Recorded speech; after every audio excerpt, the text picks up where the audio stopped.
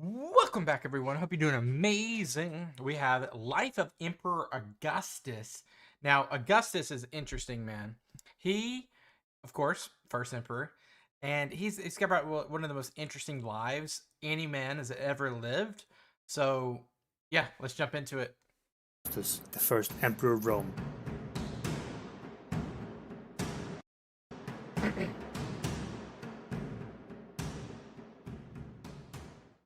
The adopted son of Julius Caesar was a rather ambiguous character. He could be wise and kind, but also ruthless and cruel when needed to be.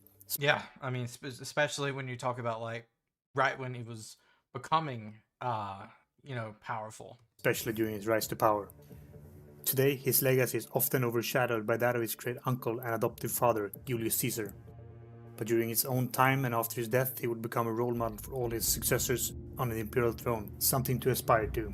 Yeah, mostly mainstream people think of Julius Caesar. Almost people say that Julius Caesar's an emperor. He never really was an emperor. De facto could have been called that, but just dictator. But at the end of the day, Augustus was like the template for a successful emperorship, or whatever you want to call it. Princeps is really what it's called. The would-be emperor of Rome was born in a fairly insignificant family, but he was, on his mother's side, a great nephew of Julius Caesar, who saw something in the boy. For when Caesar was assassinated 44 BC and his will was read, he posthumously adopted Octavian as his own son and heir. And that changed everything. It flipped everything on its head too. Like Roman society changed overnight because of that. 18-year-old Octavian was studying military tactic in Greece when he got the news. Some of the officers advised him to take refuge with the troops in Macedonia. Octavian rejected their advice and sailed straight to Italy. He landed in southern Italy and gathered military support on his march towards Rome, emphasizing his status as the heir and son to Caesar, gathering around 3,000 veterans from his uncle's many campaigns.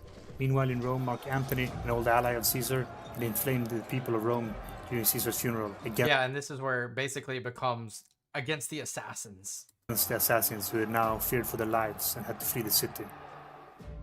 When in Rome, Octavian would try to persuade Mark Antony, who had effectively taken control in Rome, in the power vacuum after Caesar, to relinquish Caesar's money to him. Antony had taken control of Caesar's assets. Meanwhile, Octavian was still continuing recruiting a private army, completely illegally. Yeah, but like he's the heir of Caesar, so then you'll see that holds so much more weight than anything else. Mark Antony had taken control of all of Caesar's assets. He used them to further his own political career, saying, "Oh, Caesar said this before he died, or he wrote this decree." One of these decrees Mark Antony had forced through was to give him the province of Cisalpine Gaul. The province was currently held by one of Caesar's assassins. Which is so crazy to think that, and one of his good friends, Decimus, holds this. Decimus Brutus has Cisalpine Gaul, and he was literally the night before he was assassinated. He ate dinner with him. Decimus Brutus. No, not that Brutus. So he marched his army towards the province and besieged Mutina. The Senate saw young Octavian as a counterbalance to Mark Antony, who they saw as a brutish oaf. They thought they could manipulate Octavian into helping them. So they legitimized his army, giving him imperium, the right to command troops, something that only the highest officials normally had. And they also made him a senator. The Senate sent Octavian with the 2 consuls of the year to relieve Decimus Brutus in Mutina. He defeated Mark Antony, but both of the consuls died during the battle, leaving... Yeah, it's crazy, isn't it? And everyone, it was basically, Mark Antony was like the Caesar. He was the enemy of the state. The young Octavian with sole control of their armies. The Senate would reward Decimus Brutus for defeating Mark Antony, trying to give him command of the legions left by the consuls. Octavian in response demanded one of the vacant consulships be granted to him. When the Senate refused him, he marched on Rome with 8 legions. The Senate didn't have any troops to defend Rome, and when Octavian entered Rome, he was promptly elected to one of the consulships. Octavian was only a young man, but already had command of one of the biggest armies in the world, and held the highest office in the Roman Republic. There's such a crazy rise to power, isn't it? Just crazy how fast that was.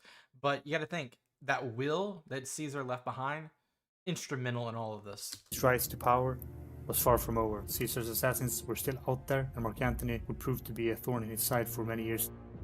Now in a position of power, Octavian formed an alliance with Mark Antony and Marcus Lepidus, a former partisan of Caesar and an able commander. They met in Bologna 43 BC, and the second triumvirate was formed.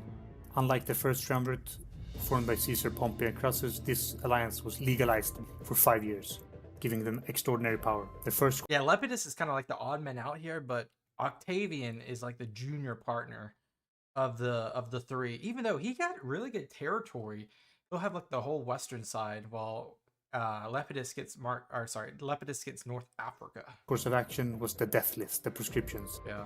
If your name was on this list, that meant you were branded an outlaw. Your Even Cicero. property was forfeit unless you managed to escape, so was your life. This move is motivated partly for monetary and for political reasons. The triumvirs needed money to fund their military campaign against Marcus Brutus, yes, that Brutus, and Crassus Longinus, the two leaders in the assassination of Caesar. Around 200 and 300 senators and 2,000 equites were branded as outlaws in these proscriptions. The famous orator Cicero was one of the names on the list. Although he had helped Octavian gain power in Rome when he first arrived, he did so at the expense of Mark Antony.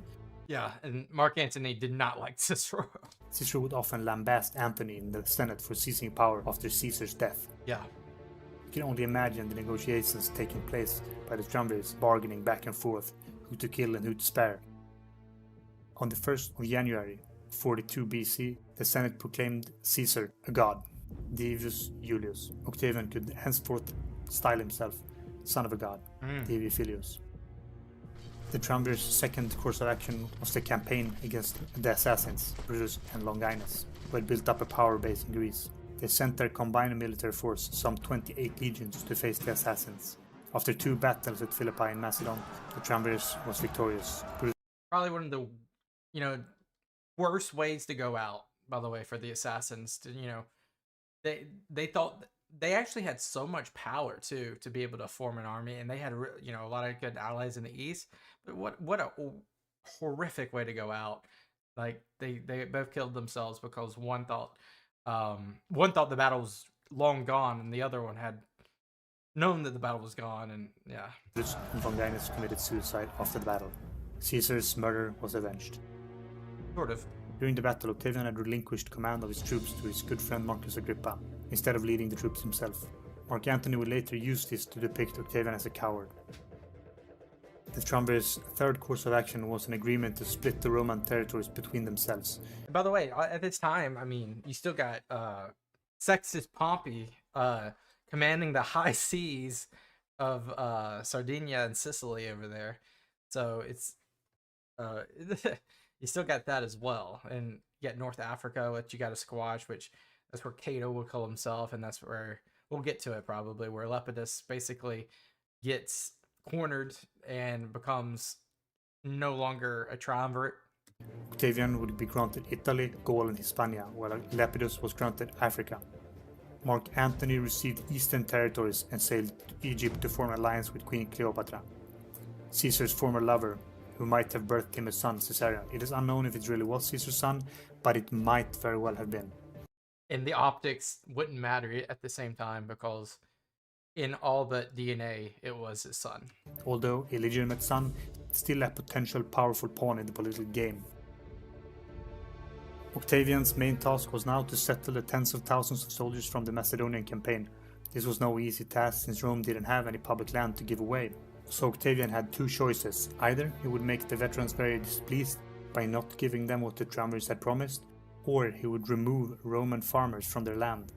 He would choose the latter, probably too fearful of the consequence of leaving tens of thousands of unpleased veterans who could easily be turned against him.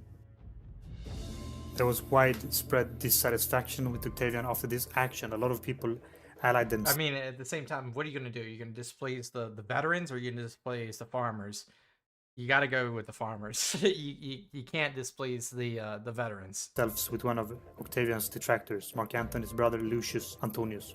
During this time, Octavian would also divorce his first wife, Claudia Pulchra, who was the daughter of Fulvia, Mark Antony's wife, from a prior marriage.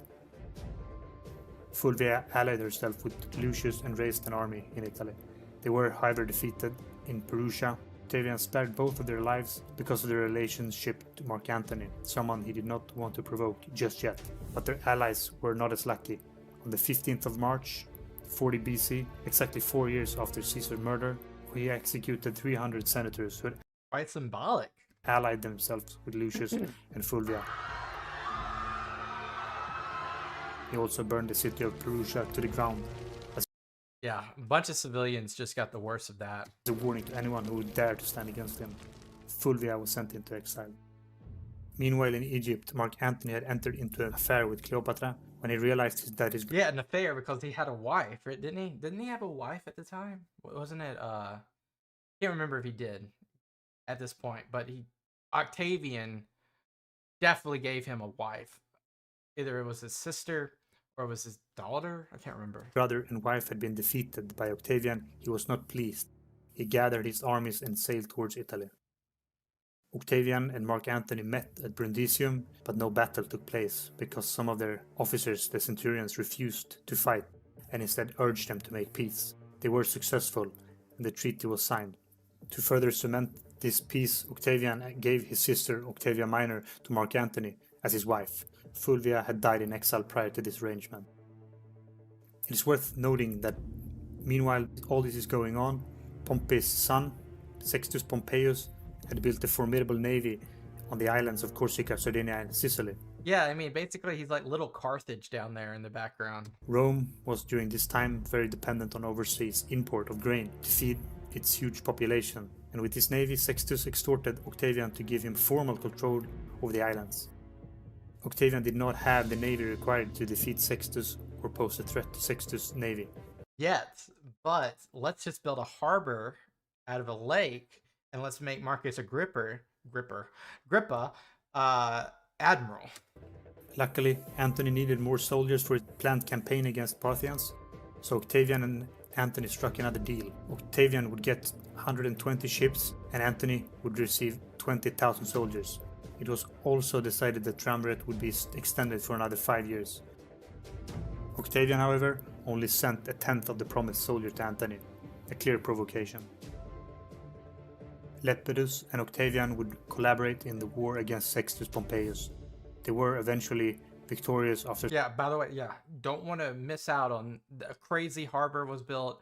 Agrippa became, an admiral overnight, it felt like.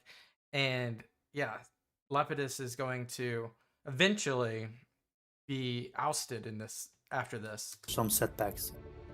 Lepidus tried to claim the islands of Corsica, Sicily, and Sardinia and ordered Octavian to leave. Lepidus' troops, however, was tired of fighting and defected to Octavian. Lepidus was kicked out from the triumvirate and his career was essentially over, although he was allowed to keep his priesthood of Pontifex Maximus and then when he dies, he'll go to Augustus until his death. Meanwhile, Antony's war against Octavian. Parthia had proved to be another catastrophe, and this diminished his reputation as a military commander. He returned to Egypt to replenish his army. Antony was furious at Octavian for only sending 2,000 troops, not the 20,000 that was promised. Antony sent back Octavia's sister. He did not need 2 wives, he already had Cleopatra. Antony had 2 daughters with Octavia Minor. Octavian saw this as an opportunity for propaganda. He claimed that Mark Antony was less of a Roman for refusing a true Roman wife in favor of his Oriental queen. True propaganda. Antony had become decadent. The Romans always depicted Eastern rulers as effeminate and decadent. Octavian demanded to be given Antony's will. Oh, and this is a very big controversy. The Vestal virgins in the Vestivia, is it Vestiva or whatnot? The will is being held here, and forcefully got it, which is kind of sacrilege. The will was stored in the Temple of Vesta in the Forum Romanum. In the will, Antony would give his territories in the east to his son, and was to build a grave in Alexandria for his son, daughter, like a bunch of people got some territories. It felt very weird to a lot of senators. Him and Cleopatra. This was the last straw. The Senate declared war against Egypt in late 32 BC and removed Antony's imperium, the right to command troops. Octavian, together with his trusted friend and commander, Marcus Agrippa, defeated Cleopatra and Antony at the naval battle of Actium on the 2nd of September 31 BC.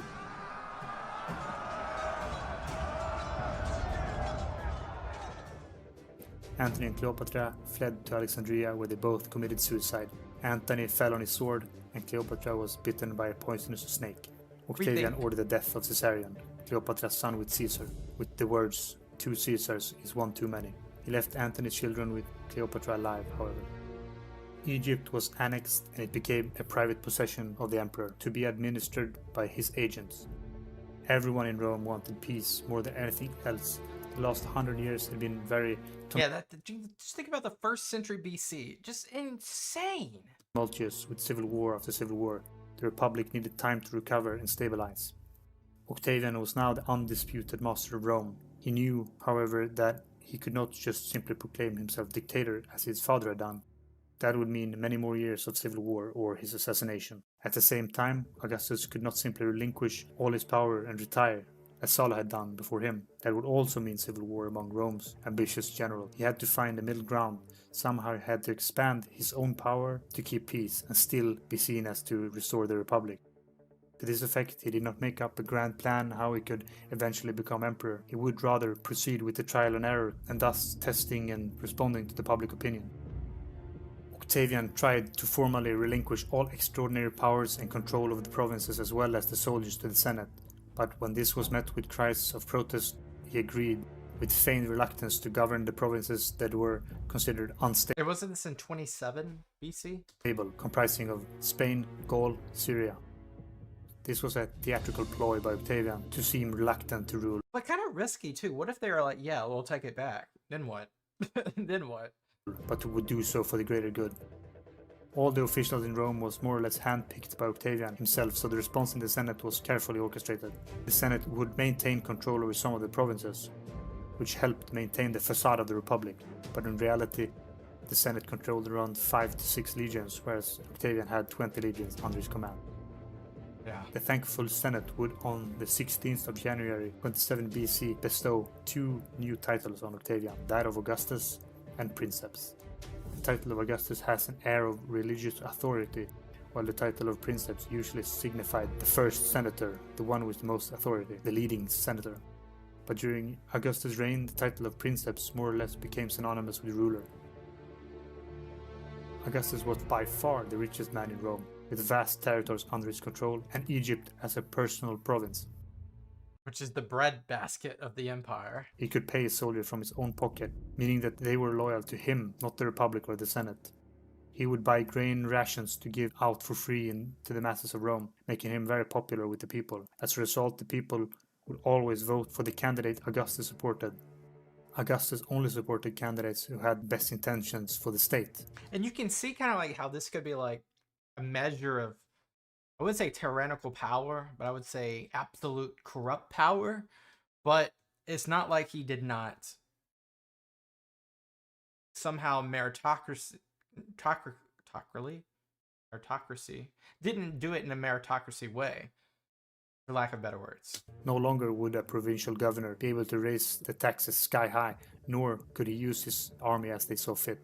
Augustus made sure that nobody could come close to his authority or renown. Augustus was very careful how he portrayed himself in public. Although he was immensely rich, he lived in a modest house, and according to the sources, he made his wife, Livia, and his daughter, Julia, weave their own clothes. Interesting. This was seen as a Roman ideal. It seems that Augustus believed that part of the reason for the last 100 years of instability was due to a moral collapse of the Romans. So he tried to portray himself and his family as a moral role models. And he also instituted new laws or harsh punishment for things such as adultery. But the reality was far from the ideal Augustus wanted to portray himself. He himself, it is said by one of the ancient sources, had a passion for deflowering young girls. I mean, power corrupts, so, and like, it's just, I wouldn't doubt it. However, Augustus had one problem. He only had his daughter Julia, and thus no male heir. In 25 BC, he therefore married away his 14-year-old daughter Julia with his nephew Marcellus. He intended to make Marcellus his heir. Augustus had been re-elected to the consulship year after year, but however the consulship could not be inherited, and in addition it seemed like a hidden dictatorship since he was re-elected to the office year after year. He therefore announced in 23 BC that he no longer intended to stand for re-election. Instead, he allowed the Senate to appoint him as Tribune of the People for life. Tribune of the People was the people's representative Is that Tribune of the plebs? active in the Senate and was able to present legislative proposals and veto other suggestions. But the same year, a catastrophe occurred. Marcellus fell ill and died. Augustus' wife Livia now saw an opportunity. He could adopt one of her two sons, Tiberius, and make him the heir. But Augustus did not like Tiberius. Instead, he married away Julia once again, this time to his old faithful And he didn't really like Tiberius based off his arrogance and his family, I believe. friend Marcus Agrippa, who thus became the natural heir. Julia and Agrippa quickly got 5 children, but in 14 BC, Agrippa suddenly died while traveling to the east. So it was like sudden. I really don't know much about the details of Agrippa's death, but that sounds very much a surprise. 50 years old. Livia How old? Agrippa suddenly died while traveling to the east, only 50 years old. Only 50? Yeah.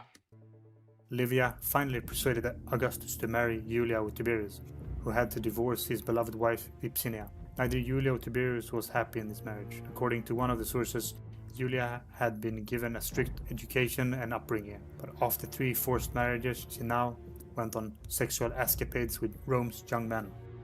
Despite the marriage, Augustus refused to make Tiberius his heir. Instead, he adopted Julia and Agrippa's 2 eldest sons, Gaius and Lucius. Tiberius left Rome and settled in Rhodes. When Augustus heard of his daughter's sexual escapades, he sent her into exile, never to see her again. Both Gaius and Lucius would die before Augustus, however, leaving Tiberius as the only viable candidate to inherit Augustus. Although reluctant, Augustus let the Senate proclaim Tiberius tribune of the people in 4 AD, and he formally adopted him as a son. Augustus died 10 years later in 14 AD. Just like his adoptive father, he was deified after his death. Dang. Hey guys, thanks for... What a great, like I said, what a great, like he lived probably one of the most insane lives ever. You know, living through the Civil War as a young man, being the adopted heir of the most powerful man in the world, living as a triumvir, being in your own civil war, and just continuously being a part of history, and then setting the stage as the princeps and creating what we talk about more than anything in history, the Roman Empire. Quite insane indeed. Let me know if there's anything this video might have missed within the life of Augustus. Thank you for being here. I hope you have a good rest of your day. Peace out and bye-bye. Welcome back, everyone. We have a new video and a new channel called Life of Emperor Tiberius. This is going to be an older video. However, it's an interesting kind of like readout of the life of Tiberius himself. Obviously, the successor from Augustus, the first emperor, who we've also see. I also saw there was a video for Augustus on this channel, so we might check that out later. But kind of like on our sequential Roman journey, this is kind of like finishing up. We have a bunch of stuff we're waiting for, like kings and generals and stuff. So this is kind of like a fill-in. Let's jump into it. Yeah, let's go. Tiberius, the second emperor of Rome. He went through many changes of fortune in his life. He was the stepson of Augustus. Yes. However, never the preferred heir for the imperial throne. No, all the others died. Born 43 BC into a very well-distinguished noble family in Rome, the A year after Caesar. Wow. Claudii. Throughout his life, he was granted many privileges by his stepfather Augustus. He accompanied him during his peace talk with the Parthians, where Augustus was able to recover the lost standards that were lost during the Battle of Carrhae by Crassus. Tiberius proved to be a very able commander himself and served with distinction in the northern frontier, and he was well liked by the soldiers. After his unsuccessful marriage with Augustus' daughter, Julia, he went into more or less self-inflicted exile on Rhodes for 8 years. Yeah, and that's kind of like Augustus was like, "What the heck, man? Like you were one of the heirs, and now I gotta like with the other guys." And then when the other guys die, they're like, "Yeah, by the way, Tiberius, you're still on the roster. Get back home." To Augustus' great annoyance. In 2 AD, he returned to Rome, not to the favor of Augustus, who forbade him from entering public life. But 2 years later, however, Gaius and Lucius The sons of Julia and Marcus Agrippa, the current favorite heirs of Augustus, both died. Yeah, what would life be like? I'm asking like it would change today. It might change today. What would have life been like back then in Rome if Tiberius was, you know, instead of him, Gaius, or like Lucius? Like, what would life be like? Augustus therefore, with reluctance, once again turned to Tiberius, who now was the first in line to succession. Tiberius was made tribune of the people and was given imperium, and was adopted by Augustus. Although Tiberius already had a son, Drusus, not together with Julia, Augustus compelled Tiberius to adopt Germanicus, who was the son of Tiberius' late brother. It would be another 10 years until Tiberius ascended to the imperial throne. During this time, Tiberius distinguished himself in the army. He crushed revolts in Illyricum and Pannonia.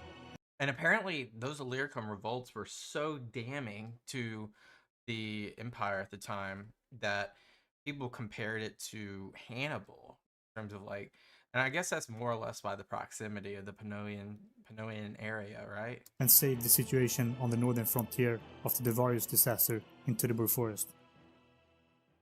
Yeah. The Battle of Teutoburg Forest. In 9 AD, Verus, a Roman commander who was in great standing at the imperial court, was in command of the newly subdued province of Germania. Verus had previously some success governing provinces in Africa, Syria and Judea, so it was believed that he would be more than capable of handling the situation in Germania. One of Varus' advisors was Arminius, who was a native German, who was brought to Rome as a young boy to keep his chieftain father in line. Arminius made a military career in Rome and became a cavalry officer. No doubt, Verus valued Arminius' advice in governing the lands of his former people. Knew the ins and outs of the Roman strategy. In the summer 9 AD, Verus was led in an ambush deep in the Germanic forest of Teutoburg by Arminius.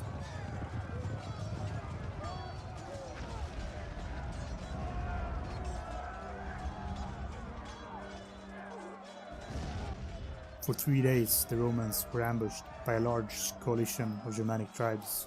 Some 20,000 Romans died. Like, that is just disastrous.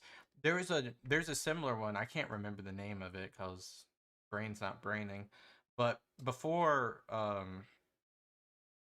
was it? Yeah, before, or either right before or right after Cannae, there was a similar, was like the northern part of Italy. Forget, there was a similar, it might have been a Celtic possible ambush that it reminds me so much of. Legions, 6 auxiliary cohorts, and 3 cavalry allies, as well as the camp followers, were slaughtered. Tiberius was sent with 2 legions and was able to reinforce the Rhine frontier and prevent the German coalition from entering Gaul.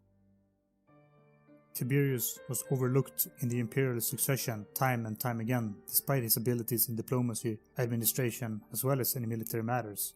So why is that? Well, there are a couple of reasons. First, he was not a blood relative to Augustus.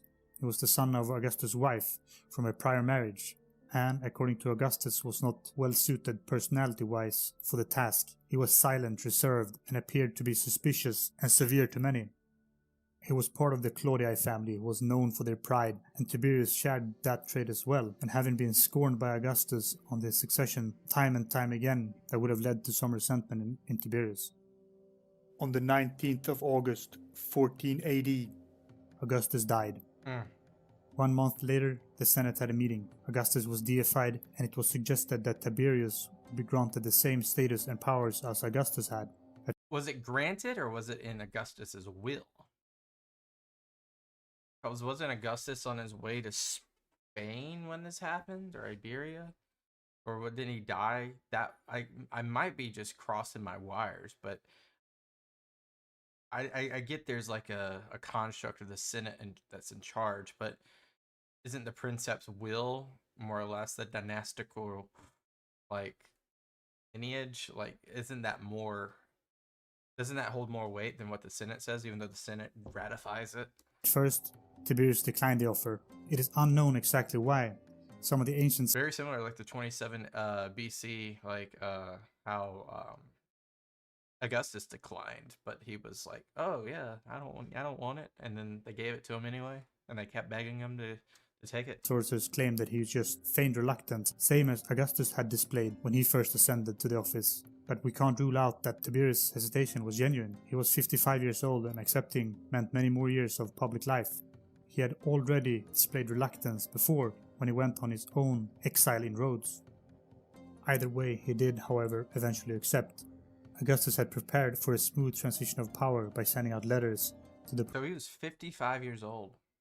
I don't know why. I guess a lot of these busts, like these statues, make them seem so much younger. Provincial governors and the military commanders right before his death. Two minor mutinies broke out around this time, although not due to Tiberius or the succession, one in Pannonia and the other along the Rhine frontier. Seems like those are the hot spots, along with Iberia, but Iberia's been pretty quiet lately. Tiberius dispatched his own son Drusus to take care of the Pannonian rebels, while Tiberius' adopted son Germanicus was governor of Gaul, so he took care of the mutiny on the Rhine. Germanicus was an honorary name given to his father for his many successes in Germania. Germanicus, perhaps thinking that a military campaign against the Germans would keep the morale high in the army, so he led his army across the Rhine. He helped many Roman-friendly tribes and fought some skirmishes. That's a crazy image right there. He went to Teutoburg Forest and buried the Roman soldiers. They did. Oh no, I went to the front. Damn it.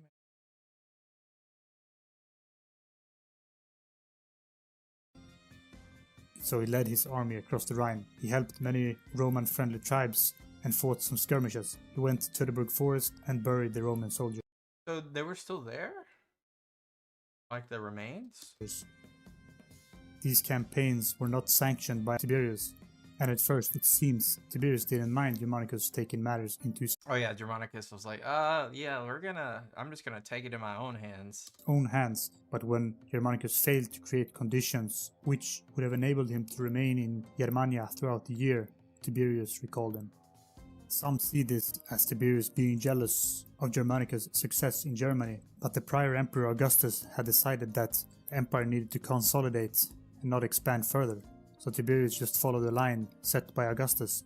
And remember, Germanicus' campaign was not... Well, he also made a lot of promises too, to him, right?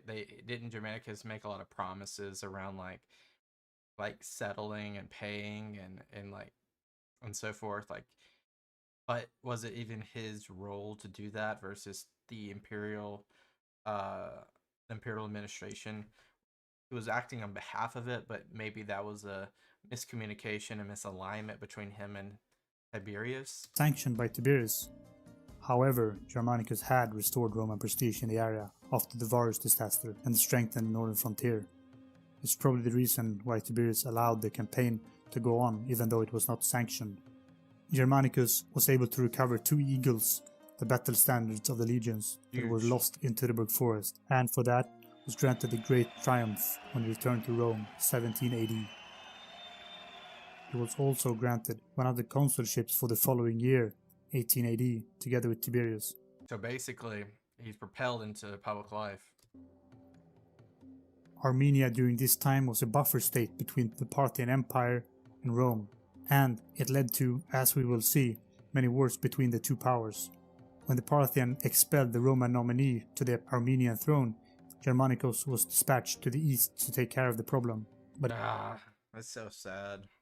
Foreshadowing. It seems that Tiberius didn't trust his hot-headed nephew, so he also sent out the new governor of the province of Syria, Cornelius Piso. Who's got his own problems too. Very much self. I mean, most people are self-ambitious, though, but he definitely was an opportunist, I would say. To keep an eye on him and prevent another war with Parthia. In the east, Germanicus incorporated 2 former client states of Rome into the empire's fold, both located in Anatolia. He also installed a new king in Armenia. Then he went on to Egypt, but Egypt was the personal province of the emperor, and no one was allowed to enter the province without his expressed permission. Yeah, and this was what I was thinking, I wonder, did Germanicus inherently know this? I mean, it makes... knowing everything so far, I feel like Germanicus definitely probably knew. How would you not know, right? something Germanicus didn't have. He did, however, relieve a famine in Alexandria by opening some of the Roman storages. When Germanicus returned to Syria, he found that Piso had tried to cancel some of his arrangements in Anatolia, and soon after Piso left Syria, Germanicus fell ill and died. Germanicus strongly believed that Piso had poisoned him. He even sent him a letter before he died, cancelling their friendship. Canceling his friendship, that's crazy. Piso soon returned to Syria, but was forced to leave by the legate. He was not allowed to re-enter the province after he had relinquished control of the province. Germanicus' wife, Agrippina, took the ashes of her dead husband to Rome, where she was met with a great procession of people wanting to say goodbye to their hero. Germanicus was adored by the people who loved him, and they saw him as a national hero. When Piso returned to Rome, he was put on trial for the murder of Germanicus and for re-entering his province of Syria. And his brothers, right? Part of his family? After relinquishing command. He was not convicted for the murder of Germanicus, but committed suicide since he knew he would be found guilty for re-entering Syria. However, the rumors in Rome said that not only did Piso murder Germanicus, he did so at the order of Tiberius, and Tiberius had forced him to the conspiracy. kill himself in prison, apparently because Tiberius wanted his own son Drusus to succeed him, and Germanicus was growing too popular, and he often acted without sanction from Tiberius. If the rumors are true or not, we don't know. Either way, this diminished Tiberius' reputation, for the people in Rome believed he did. Tiberius' own son Drusus was now the undisputed heir apparent. Agrippina, Germanicus' wife, entered into a feud with Tiberius for the death of her husband. Agrippina was the daughter of Marcus Agrippa and Julia, Augustus' Runs deep. daughter. Agrippina and Germanicus had 6 children, one of them a boy named Gaius Caesar, named after his famous relative Gaius Julius Caesar. He would, however, get the nickname Caligula. What's his nickname? Caligula. Ah. Augustus had established the Praetorian Guard as a personal bodyguard for himself. The current prefect of the guard was a man called Sejanus, who had befriended Tiberius. Sejanus' influence increased when he was allowed to move the guard inside the city. The Praetorian Guard was the only ones allowed to carry weapons inside the Pomerium, the I think this part of the video is like stuff that's new to me now. sacred city line. However, Tiberius' son Drusus and Sejanus did not get along. It is said that Drusus on one occasion struck Sejanus right How do you say his name? Janus? Just Janus? in the face. Sejanus had seduced It's the closed captions aren't picking it up. I really want to know. So you guys are just gonna hold on. I want to know. Drusus didn't like the Janus. That's what I'm hearing. I'll just get what is it actually? That's literally his name. Sejanus. Okay. Drusus' wife, Livilla. When Drusus died suddenly, it was suspected that she, his wife, poisoned him by the order of Sejanus. Tiberius, however, didn't suspect any foul play yet. There's a lot of internal strife here, man. Sejanus' influence over Tiberius grew steadily, and he began to secure succession for himself, now that Drusus was out of the way. Sejanus plotted against Agrippina, the widow of Germanicus, and her friends and children. He made Tiberius banish Agrippina and one of her sons, and another son was forced into a prison in Rome, where he starved to death. We're gonna back up. I think I missed. It was suspected that she, his wife, poisoned Drusus, the sacred city line. However, Tiberius' son, Drusus, and Sejanus did not get along. It is said that Drusus on one occasion struck Sejanus right in the face. Sejanus had seduced Drusus' wife, Livilla. When Drusus died suddenly, it was suspected that she, his wife, poisoned him by the order of Sejanus. Tiberius, however, didn't suspect any foul play yet. All these airs just dropping like flies, aren't they? Sejanus' influence over Tiberius grew steadily, and he began to secure succession for himself, Wow. now that Drusus was out of the way.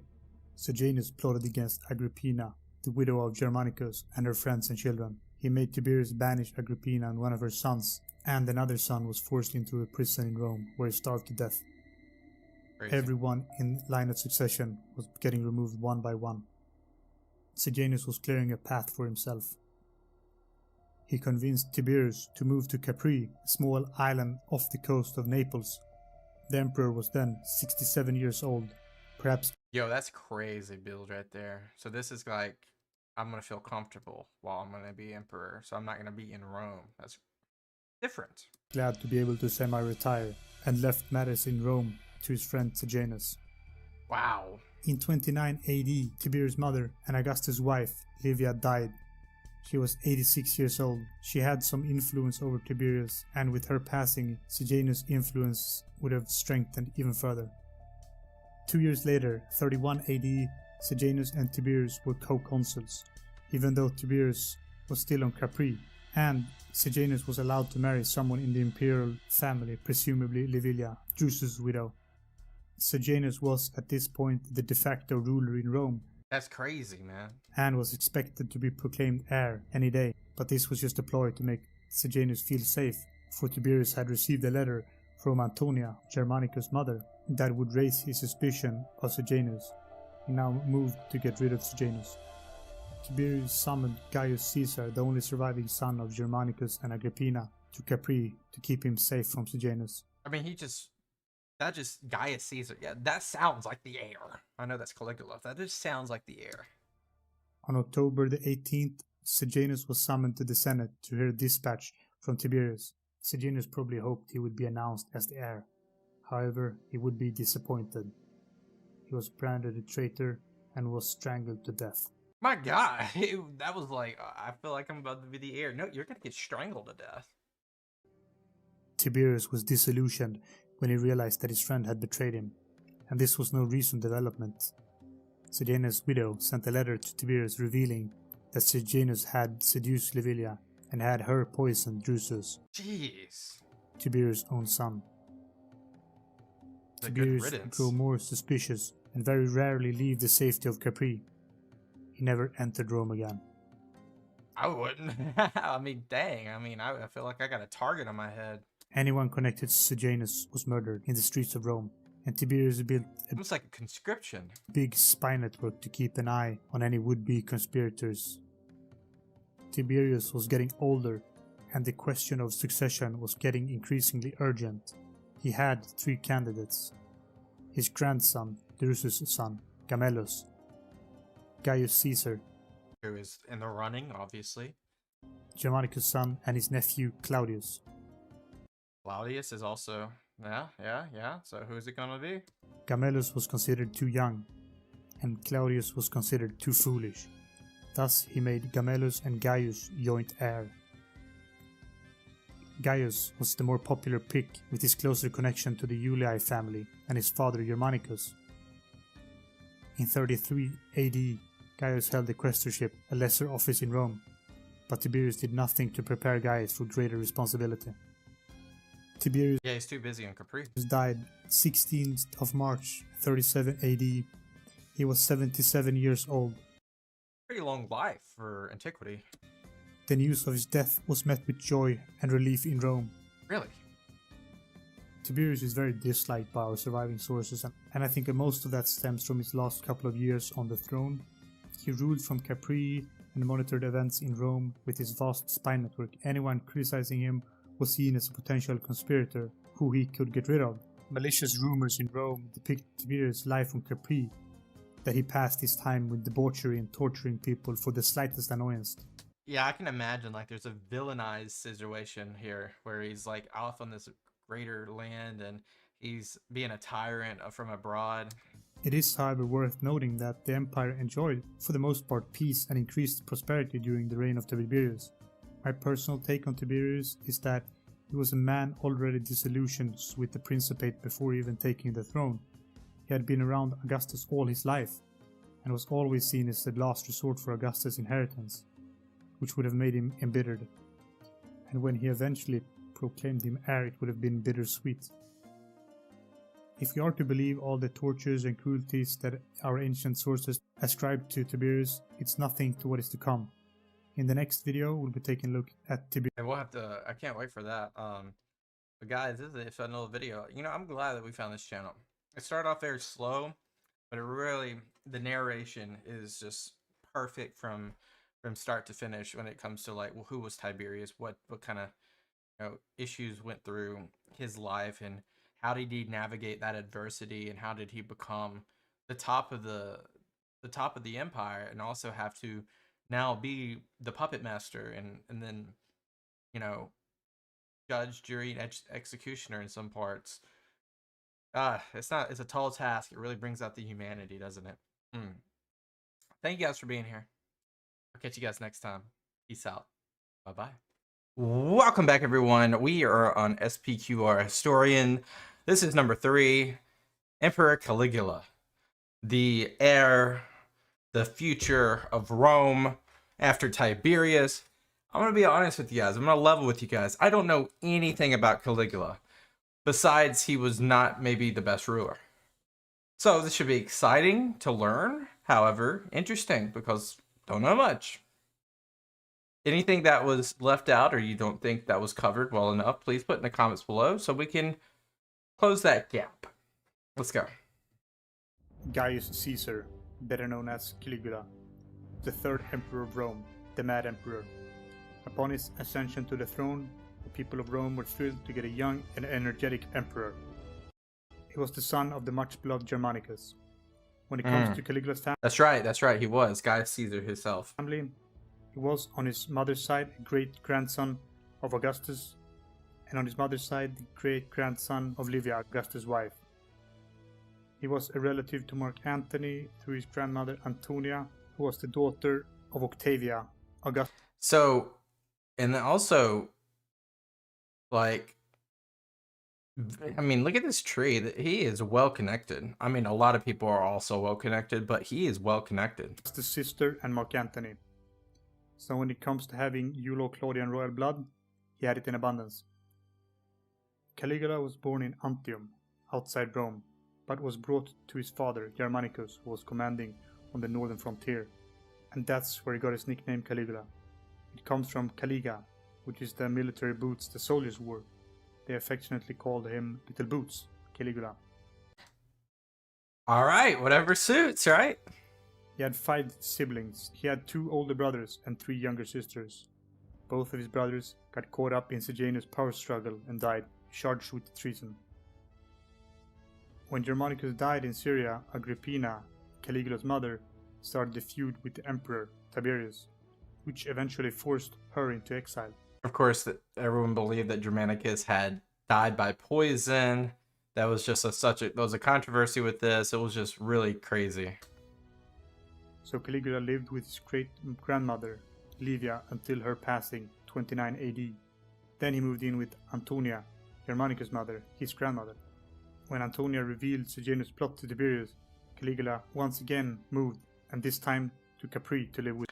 So he lived at Capri, obviously, where Tiberius was like his little island that he lived on in exile, not exile, but in absentia of Rome being the emperor.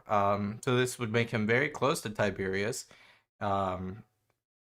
If that's a good thing, I'm not sure, but very close. His great uncle, Emperor Tiberius. Despite the fact that Tiberius, although under some influence of Sejanus, had killed or exiled Caligula's brothers as well as his mother, Caligula hid his resentment he must have felt towards Tiberius. For 6 years he lived with the old emperor, until 37 AD when Tiberius died. In Tiberius' will, Caligula was to be joint heir with Tiberius' grandson Gemellus. However, that part of Tiberius' will was nullified, and he alone ascended to the imperial throne. I love how you can just nullify a will just because, hey man, I don't feel like it.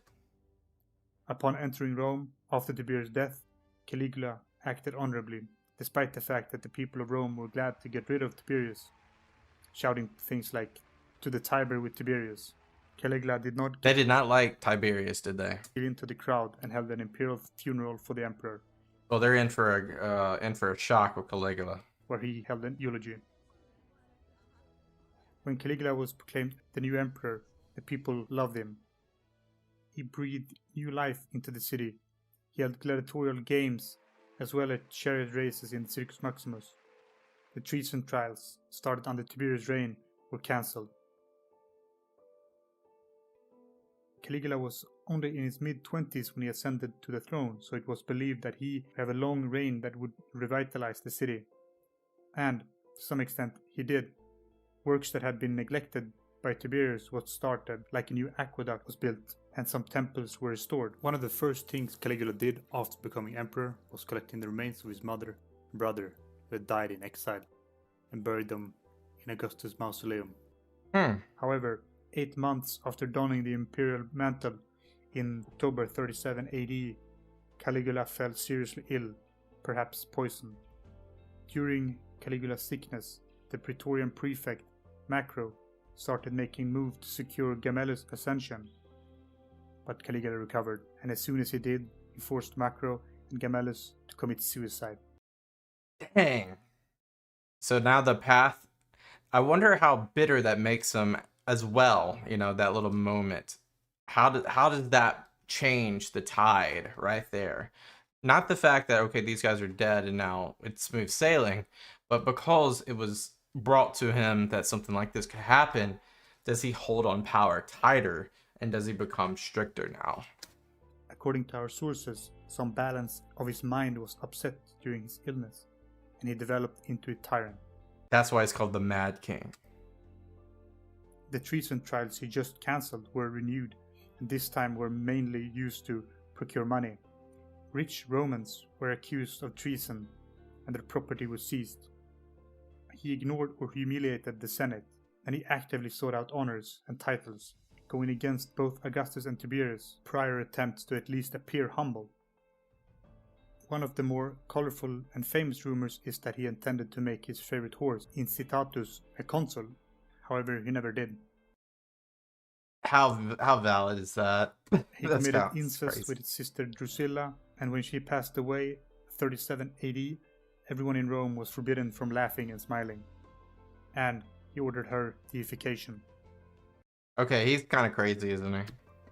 Caligula often appeared dressed as different gods and established a temple to himself. So this is the first emperor who really portrays like that I am divine status, right?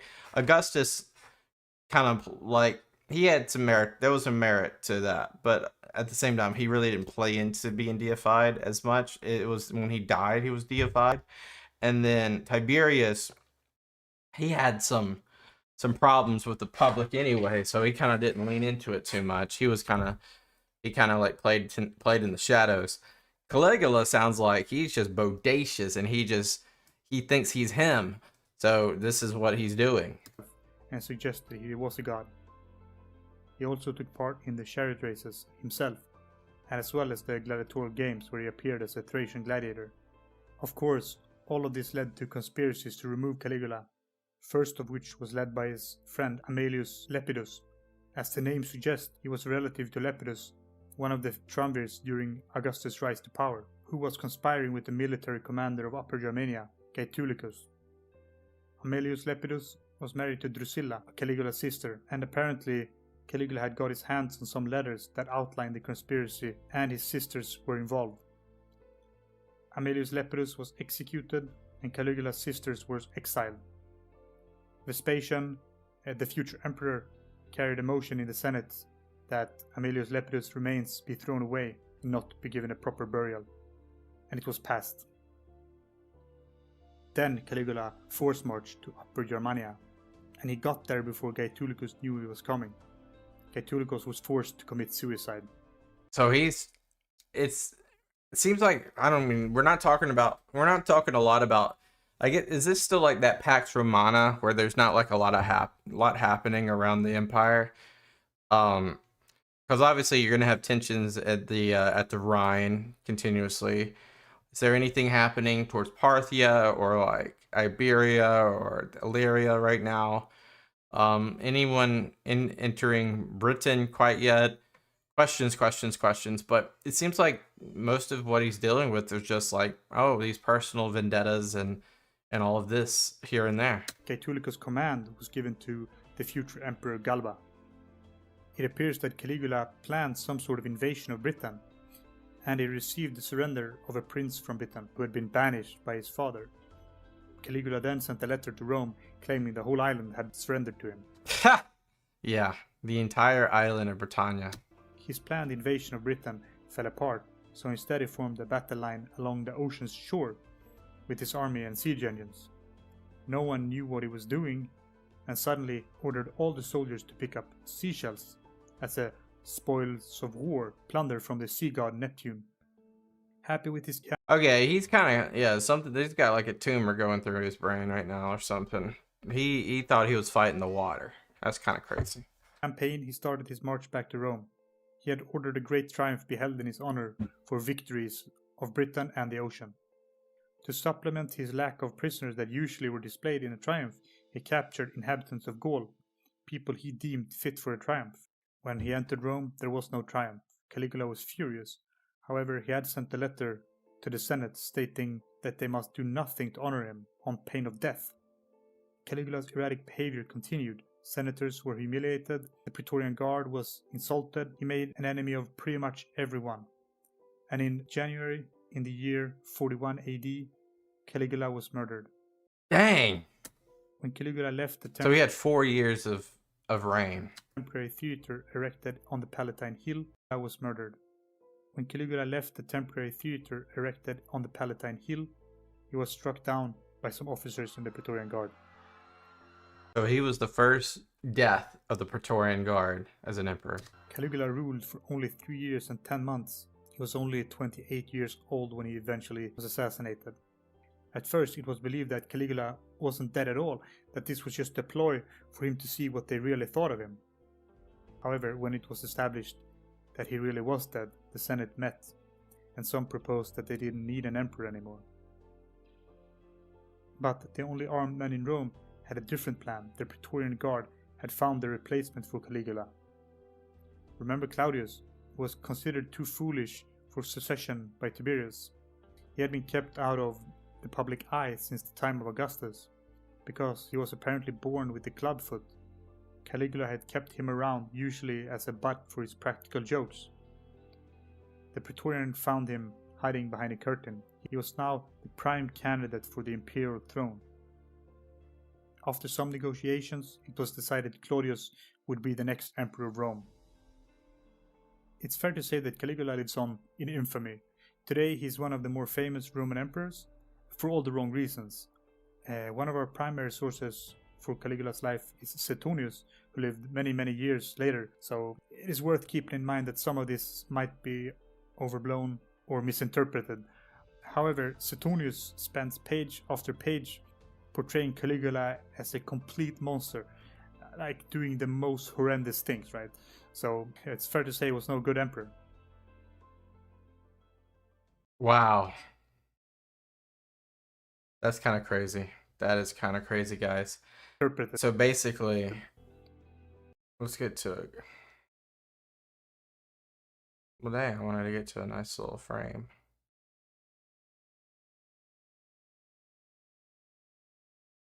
I'm not gonna get to a nice frame, am I?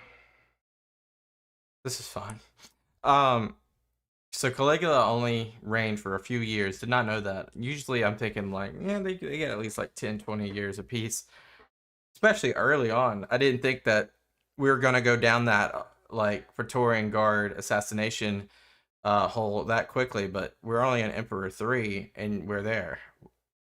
So he got sick, and when he got sick, that kind of like made his mind kind of get eluded and tampered, and who knows if that was like a infection, a bacterial infection of some sort that kind of like got into his bloodstream and his brain, or it kind of just made him bitter from that plot. And then from there he kind of just like was always paranoid, and then the only like, I guess the only military kind of like thing he partook in was when he was claiming that he was going to take the Isle of Britain, and he was at the sea. And I don't know if that was like metaphorical, or if that was actually like he actually wasted everybody's time to line up with siege engines at the water. But it just seems like part of the character. I don't even know how to describe him. More than just a zealous individual who thought too much of himself, thought himself a god, tried to live off the try to piggyback off of Augustus and Tiberius. Not a good look. So now we're going to go from Caligula to Claudius. Claudius clubfoot, which doesn't matter. Clubfoot, it was kind of like a second, like he was like, you know, he's not a primary at all when it comes to a selection. And now he's going to be the emperor, kind of selected by the Praetorian Guard. So that's interesting.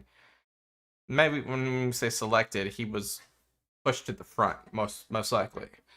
So he was pushed to the front. So we'll have Claudius as emperor number 4. This is interesting. Learning a lot here. Let me know, like I said, this was like only a few minutes. It's like a 10-minute video. So put down below any context that you can derive for Caligula. Or if you have video suggestions that would also help, put those down below. Until next time, peace out and bye-bye. Welcome back, everyone. This is Life of Emperor Claudius. This is the 4th emperor we've done on this channel, SPQR Historian.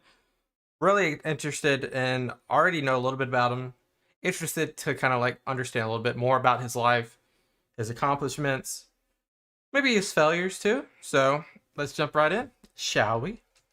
Claudius was probably the least likely male in the Claudian dynasty to become emperor of Rome.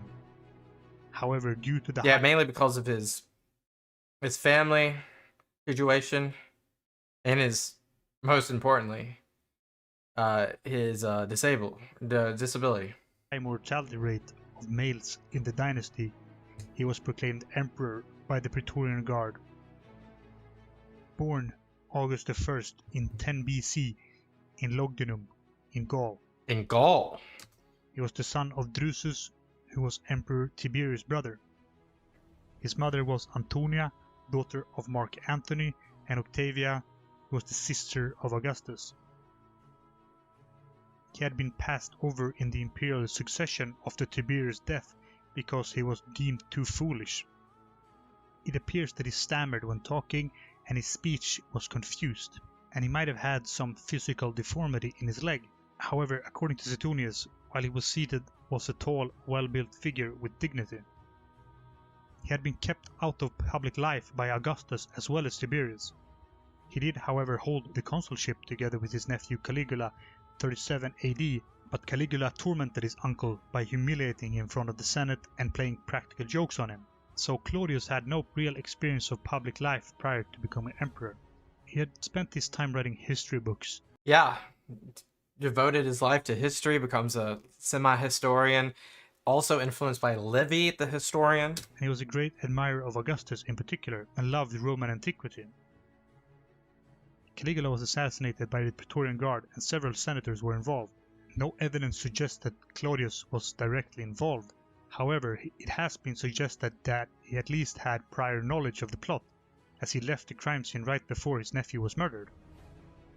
Caligula had German barbarian as his bodyguard as well, and when they realized that their emperor had been killed, they cut down several of the people involved.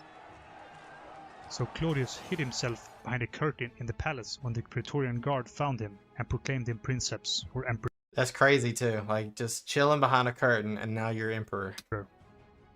He was quickly taken by the Praetorian Guard to their camp right outside Rome, where Claudius secured their loyalty, aka bribed them. Each and every Praetorian Guard was given 15,000 sesterces. This would set a precedent for coming emperors to buy the throne. So it creates a very corrupt precedent. Not great, Caligula's but really what could he do? assassination, the Senate met, and they were seriously suggesting changing back to a republic without an emperor. This was not particularly popular with the people of Rome, who often saw the emperor as a counterbalance to the power of the Senate, who usually only served their own interests. and since the Praetorian Guard had already found their replacement, there was little the Senate could do. Claudius was proclaimed emperor on the 25th of January 41 AD. Right, because they even wanted like one guy in Ilaria, right? Wasn't that the province? They wanted him to take the throne. Claudius was 50 years old at the time. Pretty old comparatively to like his younger counterparts whenever they took over. Maybe not as old as Tiberius. I can't remember what Tiberius was when he took over. Upon his ascension to the throne, Claudius made a conscious effort to cooperate with the Senate, and he wanted to rule well. Claudius tried to restore the dignity of the Senate, urging them to vote honestly, not just follow whatever he did. He didn't want yes-men, rather he encouraged debate in the Senate. Caligula's exiled sisters were allowed to return to the city, and the treason trials that Caligula had renewed were once again cancelled. Claudius also cancelled some taxes introduced by his predecessors, and nearly all of Caligula's assassins were pardoned. So very much a populist type guy. Prior emperors Augustus and Tiberius had used their own slaves and freedmen for the administration of the empire. A freedman was a former slave who had been freed by their slave owner for good and loyal services. But Claudius takes this to a next level by developing a centralized bureaucracy with departments led by freedmen. Almost like a cabinet, I would say. This imperial civil service was completely independent of the Senate, and these freedmen were often not from Rome nor Italy and were only loyal to the emperor. A poorly organized revolt broke out in Dalmatia by its governor, incited by some senators. Yeah, this is the guy, not Illyria. I guess this is Illyria, but yeah, Dalmatia is the province. Quickly proved to be doomed to fail because the soldiers did not follow the governor, which led to the suicide of the main conspirators. During Claudius' reign, the empire would once again see expansion. The provinces of Lycia in Anatolia, Noricum north of the Alps, Thrace in Balkan, as well as Judea and Mauritania were all put under Judea? I didn't realize Judea became during this time.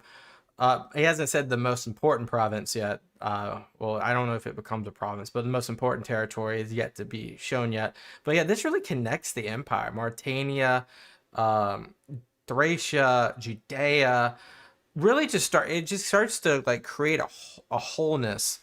And this is, this is Rome at the top of their game. I know there's a couple more emperors to go before they reach their peak in terms of territorial expansion. However, this is like, the economy's not been doing what good over the last few years, but now it's kind of stabilized. Direct Roman rule under various circumstances. However, the biggest mark left by Claudius was a Roman invasion of Britain, commanded by Aulus Plautius. The invasion of the island started 43 AD. 4 legions were sent in total. 2nd Augusta, 14th Gemina, 10th Valeria Victrix were from the Rhine frontier, and the 9th Hispania from Pannonia. The 2nd Augusta was commanded by the future Emperor Vespasian.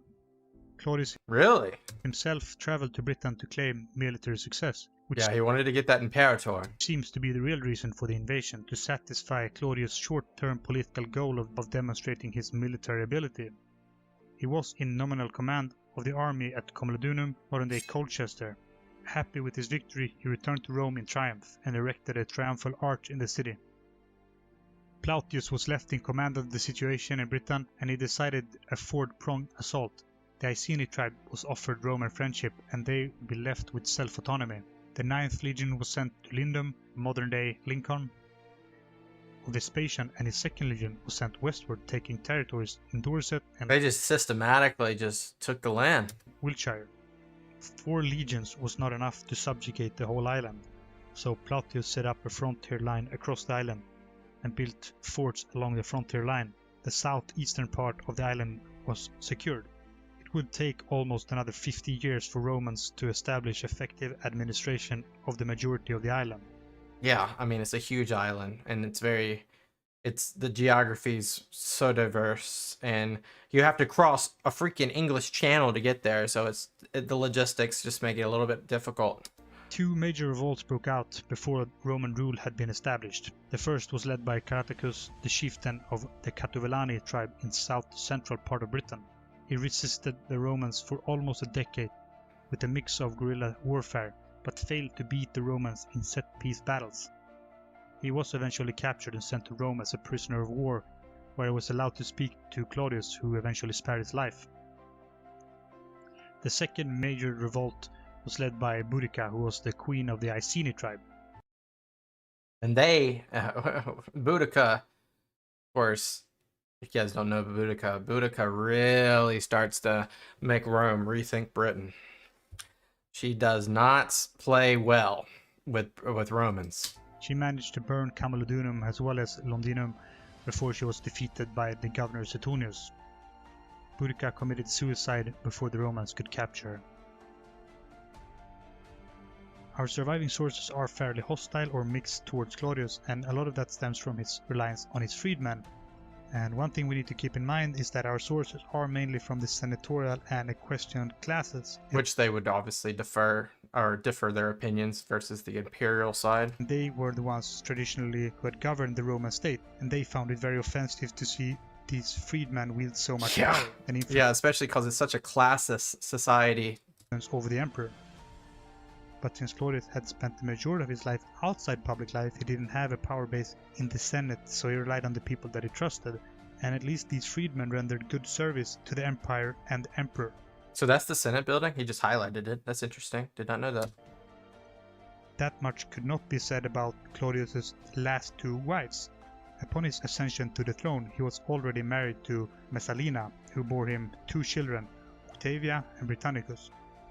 Although throughout the 40s, Claudius and Messalina grew more and more estranged from each other. Messalina had a number of lovers, and rumors suggest that she even entered a brothel, seeing if she could sleep with more men than an experienced prostitute. That's got to be propaganda. 48 AD, when Claudius was out of the city, Messalina staged a mock wedding with one of her lovers, a well-known senator and consul designate. Upon hearing this, Claudius followed the advice of his freedman Narcissus, who urged him to hurry back to Rome and execute both of them, which is exactly what he did. Behind this strange affair probably lurks treason and a greater plot to usurp Claudius. However, that information eludes us. Oh, never thought about that. At this point, the emperor needed a new wife, and once again he turned to his freedman for advice. This time Pallas suggested Agrippina the Younger, who was Claudius's niece, one of Caligula's sisters. Some believe that Pallas and Agrippina were lovers, and that she only used Pallas to get to Claudius. Agrippina and Claudius married on New Year's Day, 49 AD. Very ceremonial. Agrippina Symbolic. had a son from a prior marriage, a boy named Lucius Domitius Aenobarbus, better known to history simply as Nero. Nero was 4 years older than Claudius's own son, Britannicus. Throughout their marriage... Yeah, Britannicus, he hasn't really spoken much about him. Of course, Britannicus is like the similar namesake of like Germanicus. So Britannicus was the heir, and then his mother died. So it's kind of shaky. So now you have Britannicus and Nero kind of like the two possible heirs. Agrippina successfully influenced Claudius into adopting her son and making him a successor, despite the fact that Claudius already had a son with his prior wife Messalina. Yeah. Nero was married to his stepsister Octavia. Britannicus was sidelined and kept away from his father by Agrippina. In late 54 AD, Agrippina arranged for Claudius to be poisoned, and the emperor died. We think it was poison. It makes sense if he was poisoned. Britannicus was only 13 years old at the time, not yet a man, so Nero was proclaimed emperor to the delight of the Senate. Claudius was deified after his death, becoming the second emperor in history after Augustus afforded that honor. Oh, I thought Tiberius was deified too. I don't know. Let me know if that's different. I think Claudius was a good emperor with good intentions for the empire.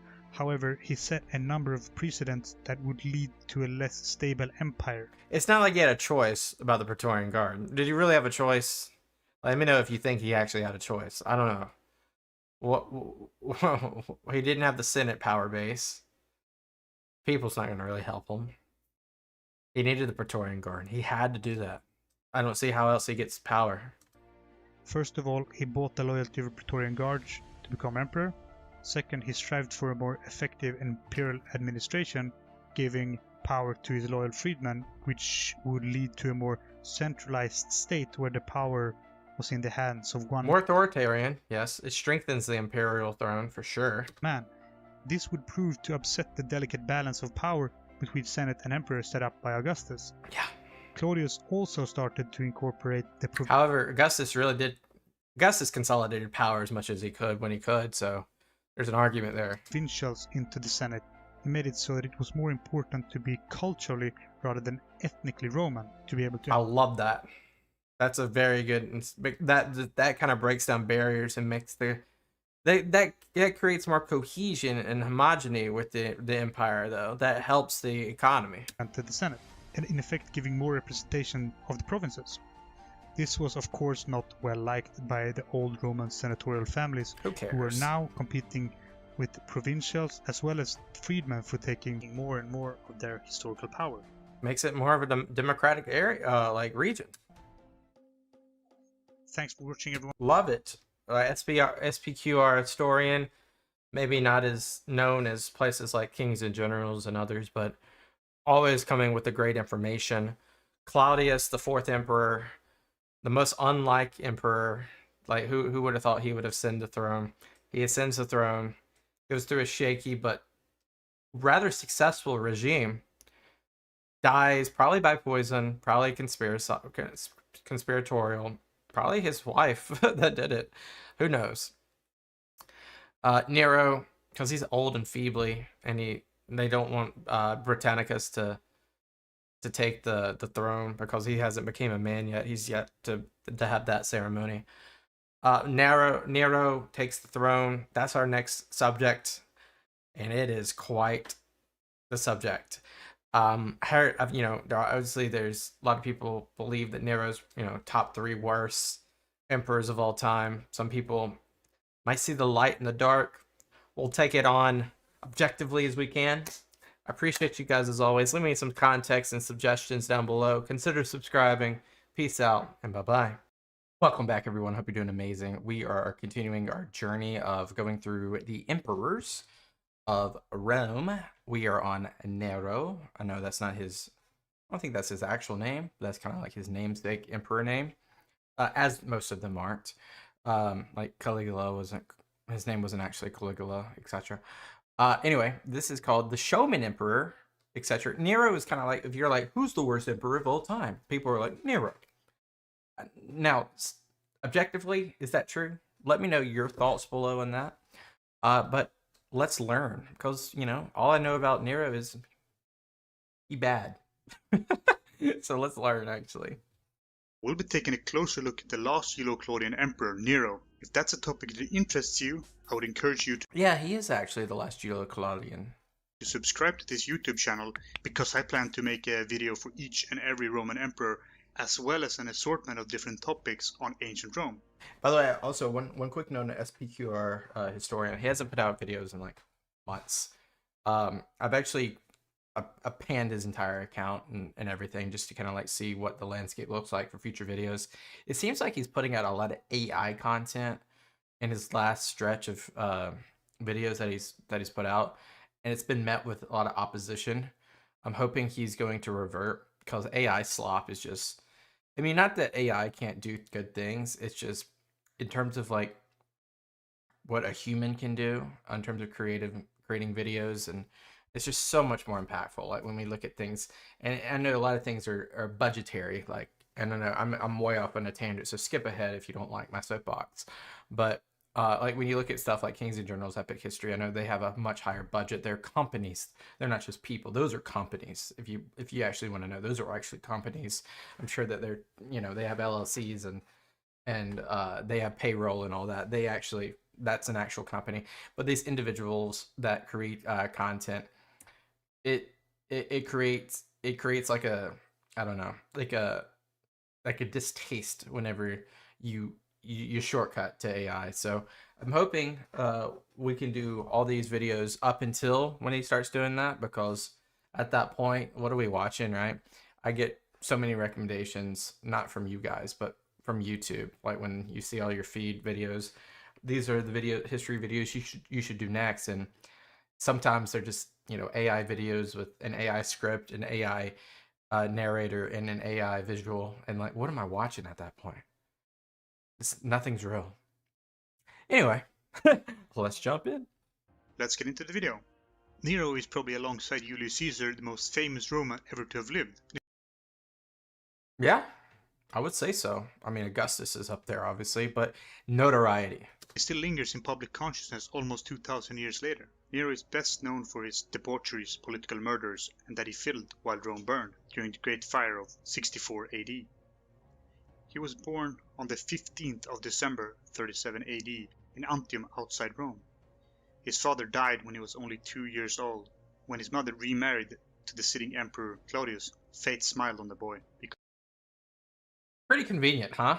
To have your mother marry the emperor? Because he was adopted by Claudius as his own son. When Nero was proclaimed emperor, he was only 16 years old. His mother Agrippina had, with unscrupulous skill, schemed and plotted her way to get him there. It is said that she got into an affair with one of Claudius's most trusted freedmen, Pallas, to get him to marry her, and once married she did everything to secure Nero as Remember freemen, like all the servants. Claudius's successor, and as soon as he did, Agrippina had the emperor poisoned. With that background, it's easy to see Agrippina as her mastermind behind the young emperor, which is exactly what she was for the first couple of years. She ruled through her son. It is said that she even accompanied him to the Senate, where she was So she's like a regent. allowed to listen in to the meetings behind the curtain. On this coin we can see both Nero and Agrippina displayed, looking at each other, almost like co-rulers. However, only her name and titles appear on the front of the coin. The emperor's name and titles are relegated to the back of the coin.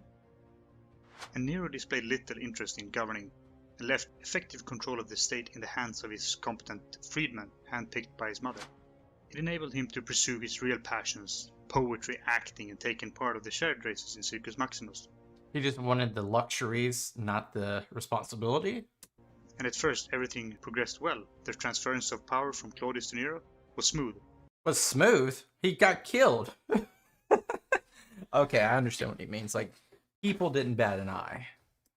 Nero was, after all, the great-great-grandson of Augustus, and he modestly refused honor. Yeah, by adoption, right? Or what was he actually? I won't combat it. Because I can't. It's Claudius. Maybe you actually. Let's keep going. Very titles bestowed by the Senate. Soon after Nero's ascension to the throne, in 54 AD, the Armenian king was deposed by the Parthian Empire, and the Parthian prince was put on the Armenian throne. Armenia was a Roman vassal state at the time, so this was a declaration of war. Yeah, this is not anything new. Parthia or Parthian. Yeah, the Parthians and the Romans. Really, Armenia is a buffer state between the two, because Parthia is a big power. It's a superpower of the East. It's probably one of the only powers that can rival Rome in battle. So Armenia is that buffer state. This is obviously going to cause an issue. But let's see how Nero, who doesn't really want responsibility, looks at this. Nero responded, probably with the guiding hands of his mother, and sent military forces to the region led by Corbulo. And by the way, the emperor does not have a lot of effect on battles. The Roman Empire is still going to operate like the Roman Empire. Same thing, like he has these freemen as like his delegates that will operate like a cabinet for him. It's like similar to the president of the United States. You have executive orders and you have executive actions, and you have like the tone, or you have the temperament that you can portray. But at the end of the day, the departments are going to operate on autopilot, really, by the heads of those departments, those heads of those delegations. So I don't imagine anything will be really different, rather than just kind of like the tone. After some back and forth, he was able to restore peace in the region, and a peace treaty was signed between Rome and Parthia. Henceforth would the king of Armenia be Parthian appointed nominee. However, he would be crowned in Rome by the emperor. That meant that the Parthian prince had to travel to Rome and kneel in front of the emperor to get his crown.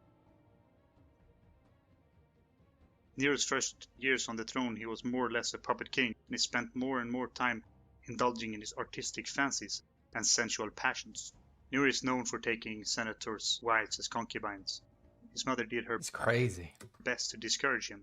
She recognized that Nero's behavior had many similarities to her brother, and she knew that this had led to his abrupt assassination. However, Foreshadow. Nero grew tired of his mother's nagging, and together with his trusted friends and advisors, Seneca, who was Nero's tutor, Really? That's a good tutor. and Verus, one of the Praetorian prefects, started to undermine Agrippina's power over Nero. They started by removing key confidants, first of which was Pallas, Claudius's freedman. He held significant power in the imperial administration, being in charge of the imperial finances. He was replaced by a man loyal to Nero. Agrippina was shamed in public. Nero was meeting with an embassy from Armenia. She tried to sit alongside him, but was denied. She was taken aback and realized her power over her son was slipping. As a last-ditch effort, she started to favor Britannicus, Claudius's biological son. This was seen as a direct threat to Nero, remembering how he got to the throne. His mother might very well do the same to him and put Britannicus on the throne. Are we gonna see some fratricide? Realizing this, Nero had Britannicus poisoned and ordered Yep. his mother to leave the imperial palace. The struggle for regency was over. That's crazy. During this time, Nero started to fancy the wife of one of his closest friends, a girl named Poppaea. She was the wife of Otho, the future emperor. Remember, Nero already had a wife, Octavia, Claudius' daughter. However, Nero had never liked her, but she had symbolic value, with a sense of stability and continuity. Yeah, it's just a facade. Despite the fact that Agrippina was in exile, Nero still feared his mother and decided to get rid of her once and for all. Together with his advisors, decided a plot to kill his mother. You can just see like the mindset of this guy. His own brother dead. His own adopted father dead. His mother. I'm gonna kill her. It's just it's very volatile. Like this is a volatile moment for the empire, because who is sitting at the top of the empire? It's this guy.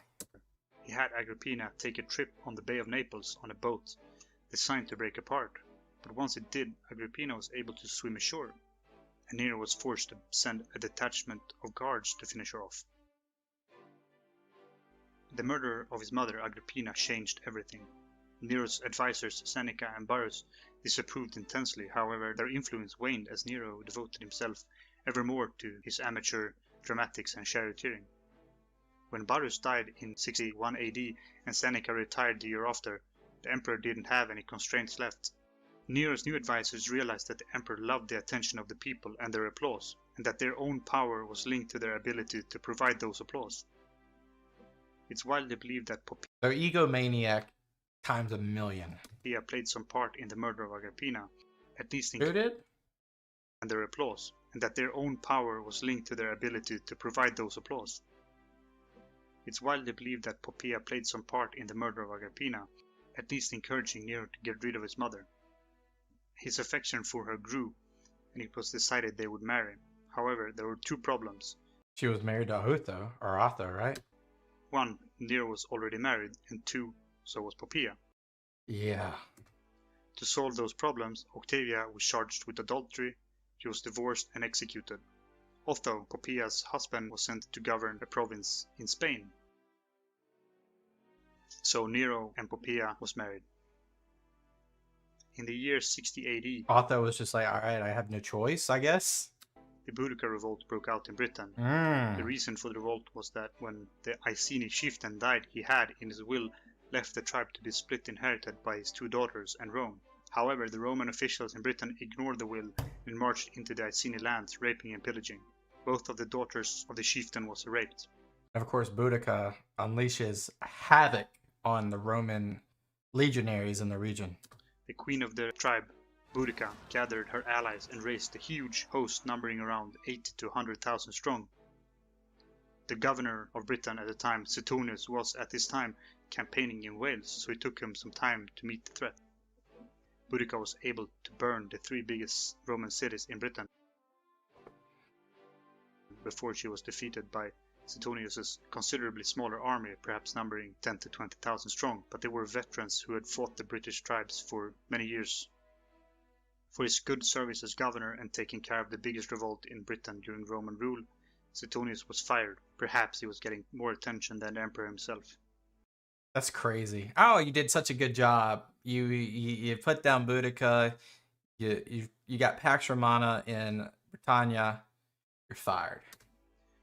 Though the emperor was vain, vicious, and cruel, that affected the provinces very little, so Boudica's revolt had very little or anything to do with the emperor himself, rather a reaction to local Roman rule. Nero spent his time improving his singing voice, playing the harp, and he would appear in private performances as an actor. In our modern sensibility, that doesn't sound so bad, but for a Roman, let alone the emperor, this was seen as extremely shameful. Acting or any sort of performance was often seen as the same as a prostitute. The old Roman virtues valued so much by the Senate, like dignitas, severitas, piestas, honestas, was trampled underfoot by the head of state himself. That's crazy. 4 years after Boudica's revolt in Britain, the year 64 AD, disaster struck closer to home when a great fire broke out in Rome, in the merchant stalls in Circus Maximus. The fire destroyed 2/3 of the city. It would take 6 days to get the fire under control, however, it soon reignited and burned for another 3 days. So, the great mystery, who started the fire? Well, if we ignore the fact that fires were a common occurrence in ancient Rome, and several fires broke out every day, and most of the houses in Rome used a lot of wood in its construction, there are 2 different suspects. For the past 2,000 years, it's been widely believed that Nero started the Great Fire. I mean, probably not. And fiddled while Rome burned. Probably not. Well, at least one of those myths can be dispelled right away. The fiddle wouldn't exist for another 1,500 years. If he played any instrument, it would probably have been the harp. And Nero wasn't even in the city when the fire broke out, and only returned to Rome when he realized that his own property was in danger. The night when the fire started, there was a full moon, so it would have been a very bad night to choose if he wanted to keep his men hidden in the night. Nero, however, doesn't really have a clear motive to start the fire. Some claim it was because he wanted to rebuild Rome in his own image. However, construction works he himself had started in the city was damaged in the fire. And where Nero would start his building projects after the fire is nowhere near where the fire actually started, so it makes little sense. The second suspect of the Great Fire of 64 AD was the Christians, a small extremist faction from Judea. This is just a waste of time, honestly, because I appreciate it, but obviously it was probably just it was an accident. The conspiratorialness is just insane, and it's crazy how so many people probably believe, and it's also so crazy how far a lie can go. But it probably just happened chance, especially with the before mentioned fires happened so often, and most of the building materials were flammable. I mean, think about it. This is akin to like the Great Fire of London, and was it like 1667 or 1666? It's akin to that because, I mean, to have a culprit like at such a magnitude of the emperor or a religion, it's 100% propaganda. Christian tradition, Nero is often depicted as the Antichrist, almost the devil himself. However, the Bible itself often refers to fire and brimstone raining down on unbelievers. Perhaps some Christians took that literally and took matters into their own hands. No. We simply do not know, and we probably never will. Well, we're not going to take part of the conspiracy. It probably just happened and it spread. I mean, look how Rome is notorious of tight.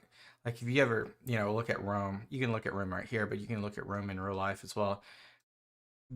It was that most buildings were that close together. I mean, you had to fit like 1 million people-ish in a confined space of what we're looking at. Like, how do you reconcile that without having close urban quarters? And because of that, and because of the flammable materials, and because of, there's fires that happen pretty commonly, because guess what? Electricity doesn't exist. So we have to use flame for light. It's obvious that it just happened, and they scapegoated one of the two former mentioned, either Christians or Nero, because Nero's an unpopular guy. Let's tarnish him. Nero, however, used the Christians as a scapegoat, and the first Roman persecutions of the Christians had started. Love that. Love that. No, actually. What I love though is how stupid he is. Oh, poor choice of words when I say love that, but you know what I mean. I love how stupid Nero is. And according to tradition, this is where St. Peter and St. Paul were both killed. Where the Vatican stands today was a great circus where Nero held public executions of these Christians. Yep. Some were burned, punishment fit for the crime, and some were thrown to the beasts. The city had up until this point grown more or less organically on an ad hoc basis. What's that place in this image? If you know, let me know. The top right, the obvious villa-looking palace place. What is that? Many streets had been narrow, winding, and very tight alleyways. This disaster did present Nero with a unique opportunity to rebuild Rome in his own image, and he started construction of a huge palace, Domus Aurea, the Golden House, where the Colosseum stands today, where he erected a 35-meter high statue of himself. That's in fact where we got the modern name Colosseum, from the colossal statue outside the amphitheater. Rebuilding the city required money, so Nero imposed forced contributions from the provinces. Everyone had to pitch in to help the rebuilding efforts of the capital. He confiscated land, and he even debased the currency to raise the funds necessary. The debasing of currency would set a bad precedent for the future. All these measures, of course, did nothing for his popularity. His popularity was... Dang, if Augustus is turning in his grave over his family's doings. The Senate was already at an all-time low. Nero relied on his freedmen for the administration of the empire, and he even put a freedman as prefect of Egypt, which was the empire's richest province. The first conspiracy against Nero was led by at least 5 senators and many equites. The plan was to remove Nero and put a man named Piso on the throne.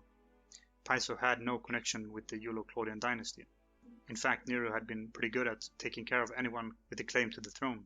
However, the plot failed, and everyone involved was either exiled or put to death. This plot made Nero very superstitious and very frightened. He employed more spies, and his trusted Praetorian prefect Tigellinus hunted all suspects. A group of Stoic philosophers led by an ex-consul were all killed for unknown reasons. However, reasons weren't always needed. Some were killed for, quote, conduct unbecoming of a loyal subject. Nero's new wife Poppaea quarreled with him for spending so much time at the races, and one day in a fit of rage, Nero kicked his then pregnant wife to death. She died 65 AD, and her death sent Nero into deep mourning. And I guess obviously the emperor has, complete, what do you call it? Where you have where you can't get tried, where you cannot commit a crime. That's, for lack of a better word. Nero was planning a trip to Greece where he would tour all the great festivals and take part in all the games. The Olympic Games had to be delayed so it would coincide with his arrival. He was in Greece for a year and managed to win 1800's first prizes, an impressive feat considering he didn't even compete in that many games. Nero was a true Philhellene, a lover of everything Greek, and to finish off his tour of Greece, he proclaimed Greece was free once again. They no longer had to pay any taxes to Rome. It's believed that Nero planned a visit to Egypt as well, however, too fearful of being away much longer, returned to Rome. The risk of another plot was too great. In 66 AD, a huge revolt broke out in Judea. The reasons are complex. In Judea? Tensions were high between Greeks and Jews, as well as Christians and Jews, and the province was destabilizing quickly. The high priest of the Jews had refused to sacrifice to the emperor, and riots had broken out in Caesarea. The Roman garrison in the region had been massacred, some 3,000 men. When the legion in Syria had moved to crush the revolt, they were ambushed by the Jewish rebels and killed, and their Aquila was taken. In response, Nero sent Vespasian to the region. Titus, Vespasian's son, was appointed second in command. Vespasian had been doing fairly well during Nero's reign, despite the fact that he had a tendency of falling asleep during Nero's performances. However, he was a very capable commander with experience from the German frontier as well as the rough fighting in Britain. Vespasian was granted So he's been around. 4 legions for the task of subduing the province. In 67 AD, he marched into the region and captured town after town, leaving Roman troops as garrison, while avoiding attacking the reinforced city of Jerusalem itself. Within the city, it was close to anarchy anyway. Different factions were vying for power. Due to Vespasian's success, more and more refugees congregated in Jerusalem. But due to the political turmoil in Rome, the military operations came to a standstill. Nero returned to Rome early 68 AD to little fanfare. The populace was angry due to the corn shortage, and the Senate and the aristocracy hated him because of his pandering to the masses. Nero did little to deal with the problems. Instead, he went to Naples, where he got the news that the governor of Gallia Lugdunensis, Julius Vindex, was in revolt. It is unclear exactly what he wanted to achieve with this revolt. Vindex was a Romanized Gaul who perhaps wanted to free Gaul, or he merely wanted a new emperor. Vindex sent out letters to other governors for support. Servius Sulpicius Galba responded. He was the governor of Hispania Tarraconensis, and he declared for Vindex. However, not all the governors in Gaul or Germania Almost civil war. had declared for Vindex. The governor of Upper Germania marched toward Vindex and confronted him. It is unknown exactly what happened, but the result was that Vindex committed suicide, and his revolt was over. This left Galba in a precarious situation. He even Yeah, now you're kind of off on a limb, buddy. contemplated taking his own life. But Galba got the support from the Senate and from Otho, Poppaea's prior husband, Yeah, that would make sense. who was the governor of Lusitania. Meanwhile, Nero was hiding in a villa outside Rome when he got the news that the Senate had declared him enemy of the state. Realizing his time was up, he bemoaned the loss to the world. What a Didn't he kill himself? great artist the world loses in me. With those words, committed suicide with the help of his slave, who thrust the sword into the then 30 years old emperor, Only 30 years old. the last of Julio Claudians ever to sit on the imperial throne. The date was the 9th of June, 68 AD. Galba was proclaimed Emperor of Rome. Wow. Alright, What a turn of events right there. So Nero, obviously not liked. Obviously an egomaniac. Obviously a megalomaniac. Someone that pretty much did as he pleased. Did not really want to be an emperor. He wanted to have all the riches of being an emperor. He could say, yeah, go do that. Just more or less for his own security. Tried to be a builder. Didn't really, impact too much where you would imagine. And then at the finest hour, people actually stood up. Unfortunately, with this guy, what was his name? Let me see.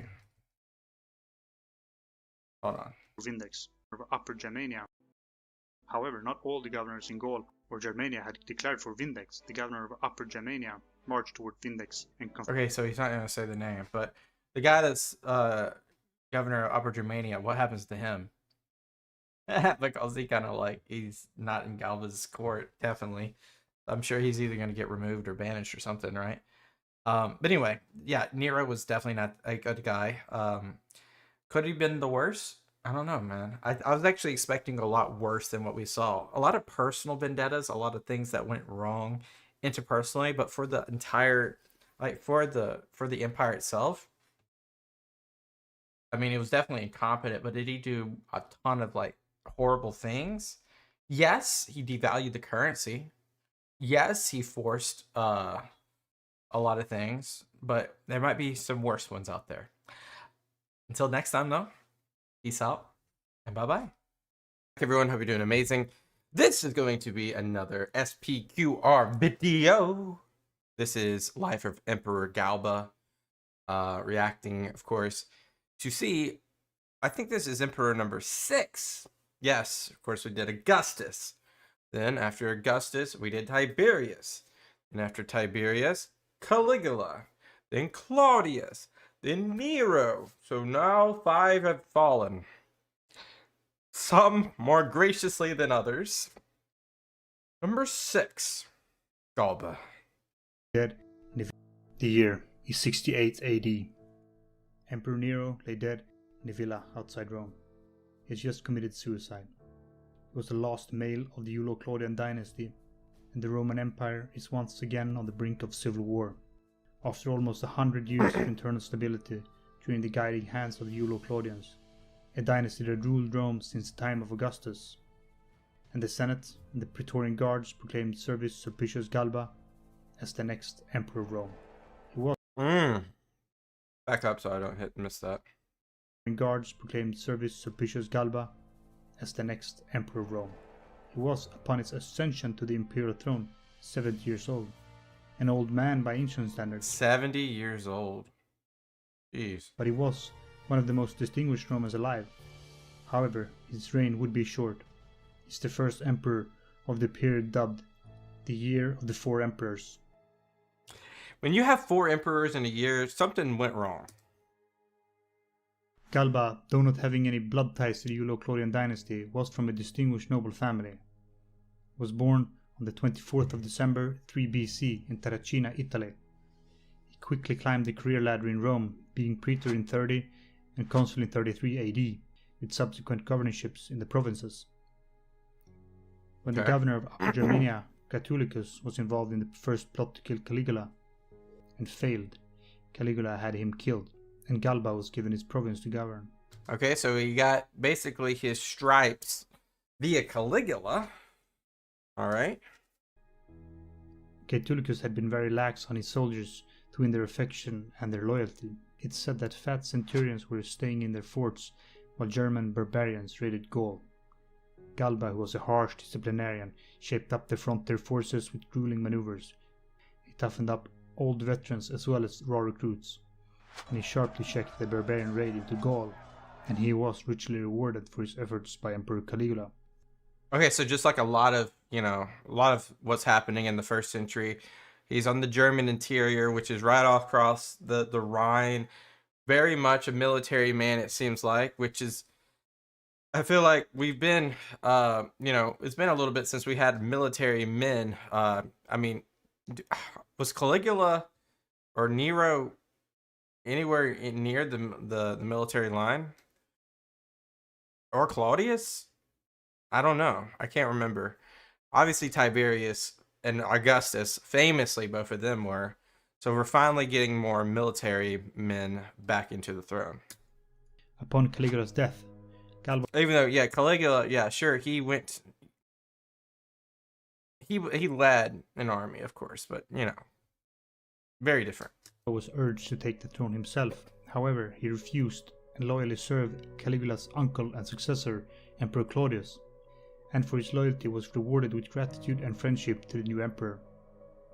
He was appointed proconsul of Africa in 44 for 2 years due to the instability of the province. Galba was trusted to stabilize the province and suppress dissonance. Okay, so he has military experience, but also has political experience because of the the positions he was given, and also not just like chill provinces, places with unrest. So that's perfect for it seems like right after Nero dies. He executed his commission ruthlessly, but showed scrupulous attention to justice, and for his many services to the state in Germany and Africa was granted triumphal decorations. No one was actually allowed to hold a triumph in Rome aside from the emperor. No, since the time of Augustus, so these triumphal decorations was like a badge that said that you've held a triumph without actually letting him hold a triumph. From then onwards, Galba lived in more or less retirement until Emperor Nero recalled him to govern Hispania Tarraconensis, which he did for 8 years. At first, with great ambition. The huge province right there. Like, look at the difference between that and like North Africa is crazy. There's, I would love to understand a little bit more the political side of like the provinces. Obviously, we understand holistically with the imperial side, but does he have any help on the province side? Like, does he have like lieutenants? Are they broken up into districts? I'm not sure. That's what I'm curious about. And enthusiasm, but perhaps being too harsh when punishing crimes. In one anecdote, a man who had killed his ward to inherit his property begged Galba for mercy, exclaiming, "He's a Roman citizen." Galba coldly responded, "Let this citizen hang higher than the rest and have his cross whitewashed." However, As time wore on, Galba grew lazy and inactive. Suetonius claims that he did so to deny Nero any pretext for disciplining him. Nero was anxious to remove anyone with distinguished birth and or noble achievements. Paranoia? And when Galba found out that Nero had plans to have him killed, he signed up with Julius Vindex, who had begun to sound out provincial governors for support for a rebellion against the tyrannical emperor. Yeah, I remember this now, yeah. Galba had joined the rebellion against the emperor, and he sent out calls for support within the province. Townships who were slow to send their levies and taxes were treated severely. Galba dismantled their walls and fortifications, and he killed not only the local administrators but their families as well. When Julius Vindex was defeated by the governor of Upper Germania, Galba was left in a precarious situation. He was gripped by despair and contemplating suicide when messengers arrived from Rome, with news that Nero was dead, and the people had proclaimed him as the new emperor. How convenient, right? Because like that could have easily gone the other way. With the assistance of Otho, who was the governor of Lusitania at the time, marched on Rome. Upon entering Italy, he was met with a strange military force, perhaps raised by Nero, on the outskirts of Rome. Galba had his infantry charge the mob, and a massacre ensued. Galba blamed the military and decimated the cohorts involved publicly for everyone to see in Rome. Well, dang. So that's interesting. I could close captions. I don't want to miss this. So he was met with a strange military force, perhaps Nero on the outskirts of Rome. That's what he's thinking. But he's dead. Nero's dead. So on behalf of Nero. Interesting. That's interesting. Decimation was an ancient punishment that involved selecting by lot 1 out of every 10 men to be beaten to death by his comrades. An unusually cruel punishment that often failed to punish the instigator of whatever offense they committed. Galba realized that, so he had the soldiers who he felt were more guilty executed anyway. When entering Rome, Galba began his reign by seizing money Nero had given to his friends and supporters. He sentenced men of all ranks to death without any trial or the scandal. So it's just getting crazy now in Rome. So we're getting revenge. We're getting we're not letting any money go to anyone that's not supposed to, which is, you know, kind of justice. But the killing without evidence is pretty bad. Pretty bad. We can't have that slippery slope. But Rome is in a very bad spot right now. Of evidence. While Nero had never been a good ruler, he did, however, share the interest of the common people. He had loved the shared races, the theatre, and the gladiatorial games. Circus and bread. And he knew how to put on a show. Galba, on the other hand, found them to be a waste of time. And more importantly, a waste of money. I mean, at this point, yeah, it's kind of a waste of money. Many of the provincial governors and commanders who failed to swear fealty immediately upon Galba's ascension to the throne was punished by having to pay punitive taxes or were killed. So it's almost like a purge is happening. Praetorian prefect named Didius had encouraged the Praetorian Guard to desert Nero for a large reward. However, Galba would never pay that promised reward and announced that it's my custom to levy troops, not to buy them. It had been a custom for prior emperors to send out large sums of money to the troops. Since like at least since Claudius. Ascending to the position of emperor, but not Galba. He would, however, reward the troops who had been loyal to Vindex, which of course angered the legions of Upper Germania, who had defeated, as they saw it, a usurper. And these legions failed to swear fealty to the emperor, and they sent a letter to the Praetorian prefects asking them to get rid of Galba. The province of Lower Germania didn't have a governor at the time, so Galba sent a man named Vitellius. Vitellius, which we'll talk about soon. He was a fat, gluttonous man without any experience of leading troops. He was presumably given the post because he didn't appear to be any threat, hoping that a weak and unstable command element would neutralize any threat from that quarter. However fat and incapable, Vitellius was extremely sociable and gregarious, and he quickly won the affection of the Rhine legions, who promptly proclaimed him emperor and started their march south towards Rome. So everyone's an emperor right now. Galba was in his 70s at the time, without any sons to inherit the throne. Many expected Galba to adopt his loyal ally and supporter Otho. Galba, however, had different plans. Otho had been very close to Nero and had been taking part in Nero's worst vices. Galba was not about to hand the throne to a man of the same disposition as the previous tyrant. Instead, he adopted a man named Piso. With no alternative and the support of the military, Otto bribed the Praetorian guards, who felt little loyalty to the new emperor, who had failed to give them the promised bonuses. They murdered both Galba and Piso in the Forum Romanum. Jeez. In the what? Forum Romanum. Is that the main forum? The date was the 15th of January, 69 AD. Galba had ruled Just a few days. for only 7 months. Just a few days into the year. Obviously, he was ruling in 68 after Nero had taken the leap into the afterlife. But only 15 days into the year of the four emperors, we have a dead emperor. And Otho was proclaimed the new emperor of Rome. So Otho is proclaimed the emperor, but Vitellius is actually, with his troops from the Rhine, are marching to Rome. The historian Tacitus wrote this of Galba: "It was everyone's opinion that he was capable of ruling the empire, until he actually ruled." And the biographer Suetonius echoes this sentiment and writes that, "Thus his popularity and prestige were greater when he won than when he ruled the empire." And it seems that Galba acted extremely tactless, perhaps feeling too confident once on the imperial throne, and failing to realize the importance of the loyalty of the troops. And the adoption of Piso was the last nail in his coffin. Galba has been called a stern, severe old man, and I think that's a description that's fairly accurate. I think that's accurate too. But also think about this: like, he took away the games, so like he didn't have the people or the troops, and he already was like on a split crowd with like a lot of the provinces because of the previous Nero usurping and all that. So like, yeah, like very unpopular, very unpopular. And then any other thing that goes wrong during his ruling, he's gonna get scapegoat because of that. So when you don't have the military or the people, you're donezo. So, well, very short and sweet. Don't know what else happened during this time. Let me know if there was something left out. Seems very short, so there's not a lot that could have happened. When I say happen, like external things happening or like big events, I have to look into the index and see what went on there. But thank you guys. I'll see you guys next time. Peace out.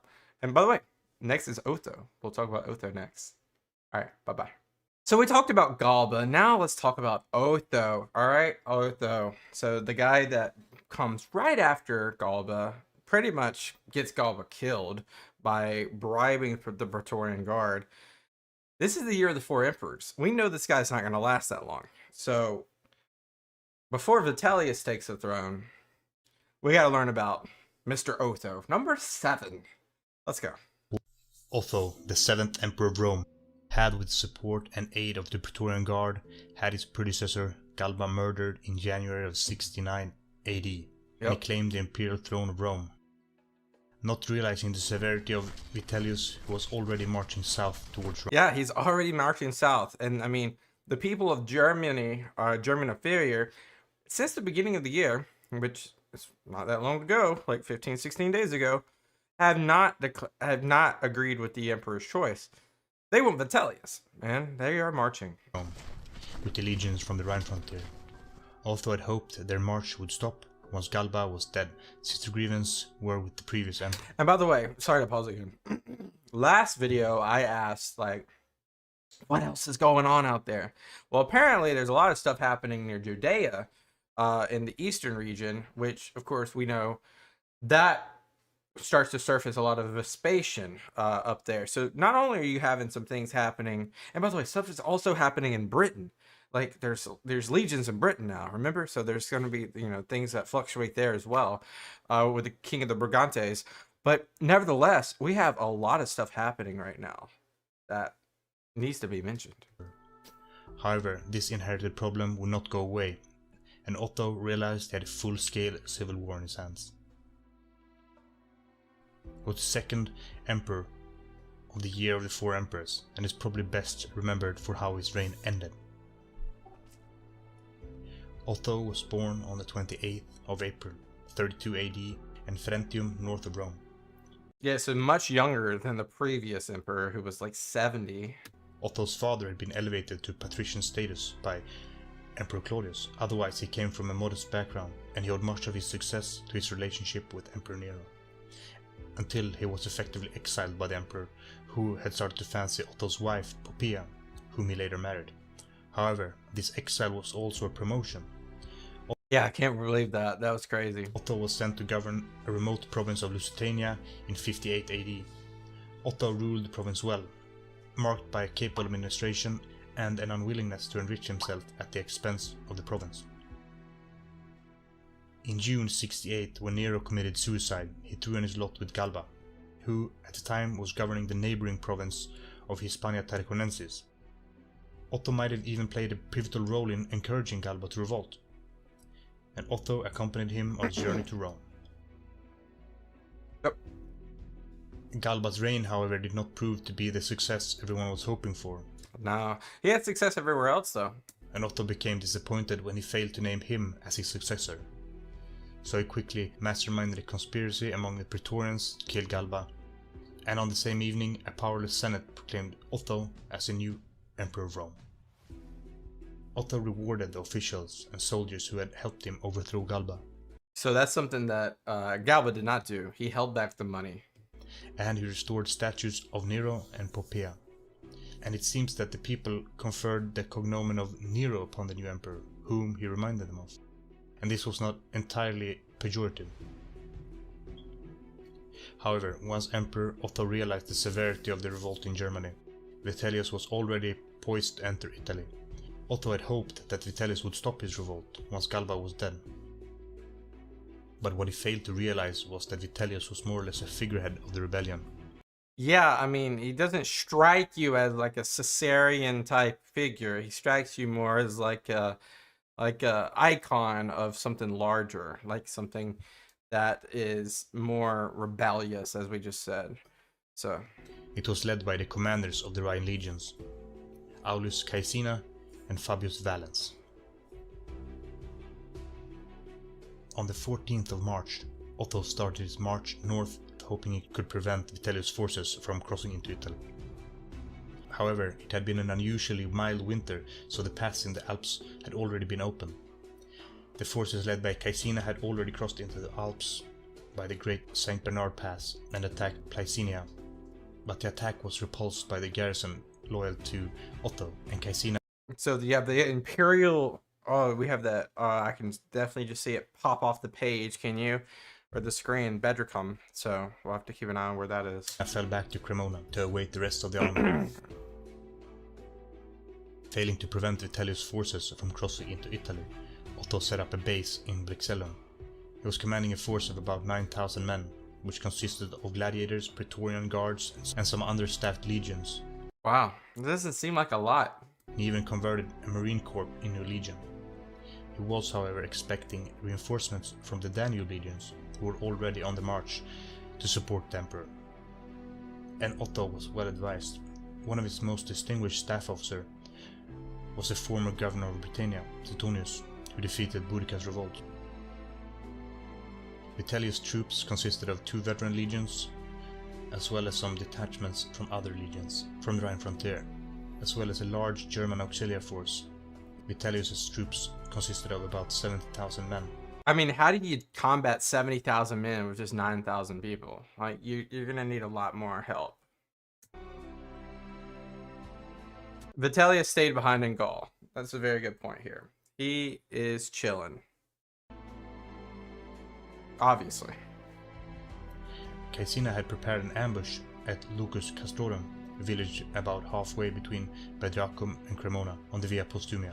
The Ottonians was warned about the ambush and had a force led by Suetonius march for Lucus Castrorum, and the Ottonians had the better of the fighting, and Caecina retreated once again back to Cremona, awaiting Valens, who had taken a longer way around the Alps through Gaul. Otho relinquished command of his forces to his brother Titianus, who decided to march on Cremona and force an engagement. That just does not look like a fair fight. Against the advice of Suetonius, who argued that it would be prudent to wait for the legions from the Danube, who would arrive in a few days. Otho remained at Brixellum to await the outcome of the battle. It was also suspected that the Othonians wanted to force a battle, because a prolonged campaign would lead to fraternizing across the battle lines, which would always was a risk in a civil war. Yeah, you could easily have defections that way. On the 14th of April, the forces met on the Via Postumia. The struggle began with the Ottonian troop repulsing the Vitellian cavalry. One of those strange misunderstandings which have sometimes contributed to, if not decided, the issue of battles. A rumor went about the Ottonian legions that their adversaries had capitulated.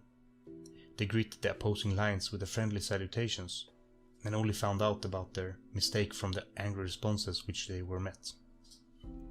The Othonians were already tired before the battle started from the long march from Bedriacum, and when the battle lines clashed, Otto's 1st Legion, Audutrix, engaged the 21st Rapax, and they were able to capture the eagle of the Rapax Legion, who fought extra hard to recover their standard, and Audutrix was forced back.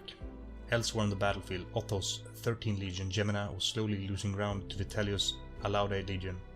The battle was decided when the 1st Legion, Audutrix, was flanked by the German auxiliary force. The Othonians fled back to Bedriacum. I'm sure they got their eagle back. The Othonians had lost the battle.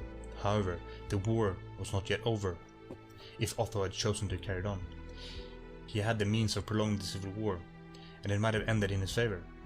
However, when news was brought to Otho in Brixellum, he was urged to fight on. Otho, however, did not want to prolong the civil war, despite the reinforcements he was expecting from Danube legions, who were now in Aquileia, and had sent a messenger in advance to announce their imminent arrival. Otho addressed his soldiers and his followers with his following speech: "I do not put so much value on my life as to make me willing to expose to further danger a spirit so noble, a courage so dauntless as yours. The greater hope you hold out for me, the more meritorious will be my death. Vitellius began this civil strife. I will at least have the credit of limiting it to a single battle. Others will have held power longer than I have done, but no one shall have left it with more distinction. I am determined that the best youth of Rome, the bravest armies of the empire, shall not be lost to it. I am content to know that you are willing to die for me." So what does this mean? Is he going to abdicate? And with those words, Otto committed suicide. Oh no! Would have been able? I guess he would. He would. There would be no way out, right? On the morning the day after. That's crazy. So that was the first battle of Bedriacum, right? Otto had Galba assassinated, hoping it would prevent a civil war, and with that failed, he had forced the engagement quickly to put an end to the civil war as soon as possible. It was a bad timing battle too. Like, it seems like he was impatient. And when that had failed, he decided to put an end to the civil war by taking his own life. A selfless act to prevent further suffering that deserved some praise. That deserves some praise. I don't know, man. It's easy to just look at things so black and white like that, but it feels like this was just a very weak attempt of trying to save face, and it failed, so then you try to save face twice. I don't know, man. I get it. I get it. Like, yeah, he saved people's lives by just taking his own, but I just don't like the construct. Like, this was this was not well organized at all. Obviously, hindsight's 2020, especially for someone in 2026 looking at this. But this just does not look pretty at all. This looks like it was kind of opportunism, flandering around in the Po Valley, which eventually just came to an utmost disastrous crash because of a untimely battle that you could have waited a little longer, possibly on. I don't know.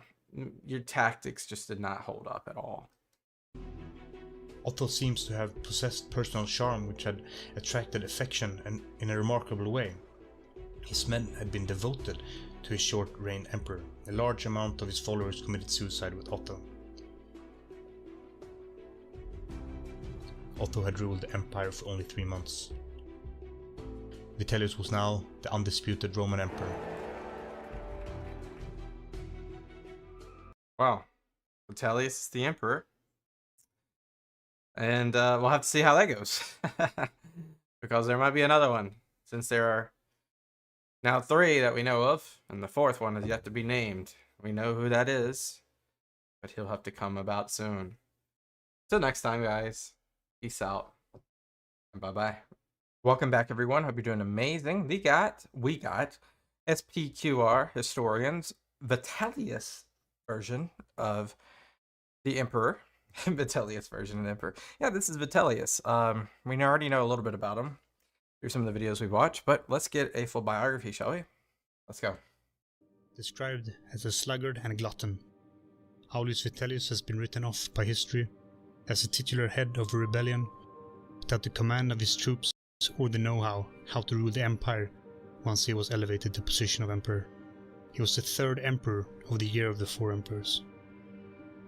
Born 15 AD, he's the first emperor not born into a senatorial family. His father became a senator only later in life, but with his amicable charm was able to ingratiate himself into aristocratic circles.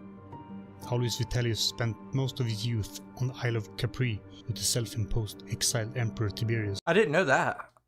So him and Caligula were in Capri. Dang, Capri's got some. Now obviously they're not from Capri, but Capri's got some. They got some sort of roster going. Where he was able to gain favor of the Emperor's Caligula because of his love of chariot racing, and later on was able to befriend Claudius for his dice playing, and lastly Nero, who appreciated both of these talents. Very much a sociable guy, it seems. Public events, Vitellius often persuaded Nero to singing and playing the lute, something Nero rarely declined. Vitellius' father seems to have been a well-respected man who was consul no less than 3 times. He was governor of Syria and was left in command of Rome when Emperor Claudius attended the invasion of Britain. Vitellius, however, inherited none of his father's better qualities, and his friendships with the emperors granted him positions elevated beyond his capabilities. But he was consul in 48 AD and proconsul of Africa in 60, where it seems he acquitted himself admirably. But Vitellius' most fortuitous moment in his political career was in his appointment as governor of Lower Germania by Emperor Galba in 68 AD. Yeah, and of course Emperor Galba, he reigns from the time that Nero takes his own life, and Vitellius is kind of like an interesting figure that in the beginning of the year 69 he's already getting a lot of support for the emperorship. And then, of course, you're going to have Otto be his competitor in all of this. He was chosen more for his lack of military experience rather than his record of service. Galba was hoping by putting Vitellius, who without military experience and his reputation for gambling and gluttony, would reduce the possibility of rebellion by the Rhine legions. Isn't that ironic? If so, it would prove to be Galba's most critical mistake. I mean, I don't know though. Like, it seems like anybody could have like been in that role. Then, if Vitellius is someone that rose to the top, you kind of think like couldn't have anyone really had done it. I'll know, Vitellius's personality and so forth probably also helped him along the way, especially with his networking. But at the end of the day, you got to imagine that really anyone could have done this. Despite his lack of military experience, Vitellius was able to win the affection of the Rhine legions. With his good nature and sociable personality. On the 1st of January 68 AD, the rebellion began with the legions of both of the Romanian provinces refusing to swear fealty to Galba. The revolt was instigated by the legates Fabius Valens and Aulus Caecina, who will lead the charge. And they soon got support from the legions from Gaul, Britain, and Rhaetia. The Vitellian forces were split into 2 different columns led by Valens and Caecina. They started their march south to dispose Galba. Vitellius, realizing his lack of military know-how, stayed behind in Gaul, mustering reinforcements, with the plan to follow on later. They were well on their way when they got news that Otho had usurped the throne. However, undeterred, they continued their march south. and Caecina's column was able to pass over the Alps sooner than expected, entering the Lombardy plains and setting up camp in Cremona, where Valens arrived soon after. See our previous video on Otho to see the situation in northern Italy in more detail. But suffice to say, Otto's considerably smaller army was defeated, despite winning a couple of initial skirmishes. And instead of prolonging the civil war, which Otto had the means of doing, he committed suicide, to prevent further suffering. And Vitellius was recognized as the new Emperor of Rome. Yep. He entered the capital in early June 69 AD. The forces who had been loyal to Otto were reassigned to distant provinces, and the Danube legions, who had thrown in their lots with Otto, were still discontent, Yeah, they're kind of like in limbo phase. but returned to their bases. Vitellius barely had time to form his own regime before news arrived from the east. Vespasian was proclaimed emperor by the troops of Egypt. Part of the British invasion in 41 AD, appointed to crush the Jewish revolt in 67 in Judea. Yeah. Soon followed by the troops in Judea, Syria, and by the Danube legions, who had marched to the aid of Otto, and now they all proclaimed Vespasian as their emperor. The Danube legions were the closest to Italy, so they once again turned towards Rome. They were led by Antoninus Pius, the commander of the legions from Pannonia, and the procurator of Illyricum. To make matters worse for Vitellius, Valens had fallen ill, and Caecina, who was now a consul, had begun collaborating with the Flavians, unbeknownst to Vitellius, who sent him north to confront Primus. Caecina had been plotting with the commander of the Roman fleet stationed at Ravenna to switch sides. However, Caecina's troops refused to follow in his lead and put him in chains. Yep. When Valens had recovered from his illness, he set out for Gaul to raise additional troops, but were caught by the Flavian forces, and he was eventually executed. Caecina's troops, now without their general leading them, advanced towards Cremona and engaged the Flavian troops led by Primus, almost at the exact same spot where they had defeated Otto Literally almost at the exact same spot as the first battle of Betricum. just a few months ago. However, this time the battle didn't turn in their favor. Vitellius' forces were soundly defeated. Yeah, and I remember watching just a second ago, actually, the Battle of Betricum, Part 2, and it's almost like the route of the Vitellius legions really came when they thought that Primus's reinforcements were on their way, because it was a night battle, and by morning it kind of like got out of hand, and yeah, they fell. Cremona was sacked by the victors. Primus continued south towards Rome, and at his last effort Vitellius tried to thwart their advance in the Apennine passes, but his forces switched sides, and Vitellius hurried back to Rome, where Vespasian's older brother, Sabinus, who was the city prefect at the time, convinced him to abdicate.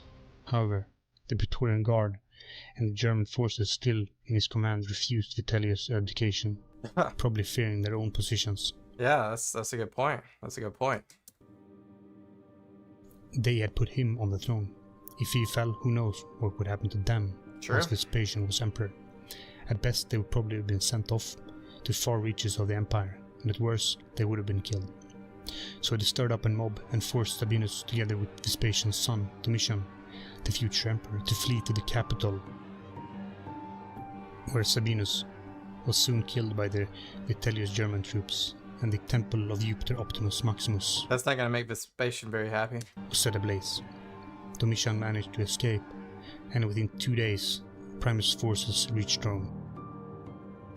In a last move to escape the inevitable, Vitellius hid in the doorkeep's quarters, piling furniture to prevent anyone from forcing the door, Was he gonna live there the rest of his life? which of course was futile. Vitellius was dragged from his hiding place and hauled around the streets half naked, tortured, and eventually killed, and thrown into the Tiber River. Vitellius was emperor for 8 months, and he spent his short time as emperor indulging in excessive drink, often eating up to 4 banquets each day, feasting on rare delicacies. Only noteworthy thing he did during his short reign was he expanded the imperial bureaucracy beyond the imperial freedmen, allowing equites to take part in the imperial civil service. Meanwhile, Vespasian was still in Egypt awaiting the outcome. His initial plan was that the governor of Syria would lead the forces into Italy, but when the Danube legions signed up, they were able to act quicker than expected. Yeah, he's got to hand it to the Danube legions here, really just taking the throne for him. It's interesting to think about what would happen if Otto had continued the civil war with Vitellius. It was the Danube legions who had eventually defeated Vitellius, and they had been on their way to support Otto, who decided to commit suicide instead of prolonging the civil war. Either way, we will never know. I mean, you're still gonna have Vespasian, so like, right? Vespasian was still going to come, right? Vespasian was now the sole emperor of the Roman Empire, and he is the last emperor of the year of the four emperors, and he will come to be the first ruler of a new dynasty in Rome, the Flavians. Well, guys. Hey guys, and once again, thanks for... Once again, you got another emperor came and went, and now we're on the fourth emperor Vespasian, which is the video we'll do next. So be sure to check that one out when it comes out. Vitellius, let's just have some closing thoughts on it. He kind of just fumbled into his position. I mean, he probably had really good delegations in politics along the way, especially being close to people like Tiberius, Caligula, and Cladius, knowing the system, knowing how to talk to people, knowing what levers to pull, not really getting involved in military matters, but being at the head of the mouthpiece of what could be. And it's unfortunate that it ended this way. It's really just sometimes how things go. Appreciate you guys as always. Peace out. Bye-bye. All right, so now we're talking about the next emperor, number 9. Can you believe we're already number 9? Let's count them up, shall we? Augustus, Tiberius, Caligula, Claudius, Nero. What comes after Nero? Galba, Otto, Vitellius, and now Vespasian. Vespasian's the 4th, and literally we're getting 4 in 1 year. This is the 4th. This is the guy that comes alive after Vitellius' demise. And yeah, let's learn a little bit more about Vespasian, shall we? Vespasian was a self-made man who was able to advance in the empire through his own skill. He started construction of Rome's most iconic monument and put... Oh really? Didn't know that. Well, I guess it's the Flavian Dynasty, so Flavian Amphitheater, that makes sense. The empire back on track after years of mismanagement under Nero and the subsequent civil war. However, when he Why even show this picture? was born, nobody would have been able to foresee his ascendance to Roman emperor. Vespasian was the last emperor of the year of the four emperors and the first emperor of the Flavian Dynasty in Rome. Alright. He was born 17 November 9 AD into what we can consider as Rome's middle class. So he was born, and he's seen 8 emperors since he was born, because he was born during Augustus. And Vespasian was reluctant to enter into public life, but was taunted by his mother to follow in his big brother's footsteps. Vespasian and his brother were the first in his family to become senators. And Vespasian was modestly successful, holding minor magistracies in his youth and climbing the Cursus Honorum. Despite the fact that Vespasian had a wife and 3 children, he also had a mistress, a woman named Antonia Canis, a freedwoman and a secretary to Antonina Minor, the grandmother to Emperor Caligula. And it's been theorized that this connection to the imperial household may have contributed to Vespasian's success in getting the praetorship in 39. And when Claudius became emperor 41 AD, Vespasian was appointed legate of the legion's second Augusta, apparently with the help of Narcissus, one of Claudius's very influential freedmen. Which is when he would go to Britain, right? And when Claudius started the invasion of Britain in 43 AD, the second Augusta was one of the legions selected to take part. Overall command of the invasion was put on Aulus Plautius, but Vespasian played a major role and was sent to secure the southern coast of the island, penetrating as far as Cornwall. He captured 20 towns and hill forts, in his time in Britain, That's a lot. That's a lot. and this earned him triumphal decorations as well as a consulship in 51, after which he retired from public life, having incurred the enmity of Claudius's wife, Agrippina, due to his apparent friendship with Narcissus, and he was awaiting a proconsular position in the provinces, which came in 63 when he was sent to Africa. The historian Tacitus writes that his rule was infamous and odious, while Suetonius claims that he was upright and highly honourable. What is known, however, is that he didn't leave richer than when he came, which suggests at least he didn't extort enormous sums of money from the province, which was almost expected from a politician to be able to pay for their earlier political career and get a good retirement fund. It is said that his economic situation was so bad that he had to sell his estates and even turned to the mule trade, granting him the nickname Mulio, or the muleteer. Interesting. So just took a step back, really. After his governorship in Africa, he accompanied Nero in his grand tour of all the games of Greece in 66. Oh, that's interesting. So he gets even closer. However, Vespasian got bored listening to Nero's singing and lyre rehearsals, and he often fell asleep, which seems to have angered the emperor, and Vespasian was dismissed from court. Because of that? And he was terrified that Nero would have him killed, so he fled to a small town to hide out. But soon he got the message from the emperor. He was to be sent to Judea to suppress the Jewish revolt in the region. Vespasian was picked for the job because Nero didn't fear him. He was of so low birth that he could never pose a threat to the emperor, and of course due to his military ability. The situation in Judea was near catastrophic. The governor had been killed, and when the governor of the neighboring province of Syria had moved in to crush the revolt, he had been ambushed with 2 legions, and one of them had lost their eagle. Interesting stuff. So a lot of things were going wrong in Judea. There was a superstition originating from Judea that the rulers of the world would come from there. That, along with religious tensions, were the spark of the revolt. Vespasian landed in April of 67 with 2 legions in Ptolemais, modern-day Acre. He was soon joined by his son Titus, along with the legion from Alexandria. He was also joined by local allies. His total force numbered around 60,000 soldiers, and he started his campaign by marching into Galilee, and many towns gave up without a fight.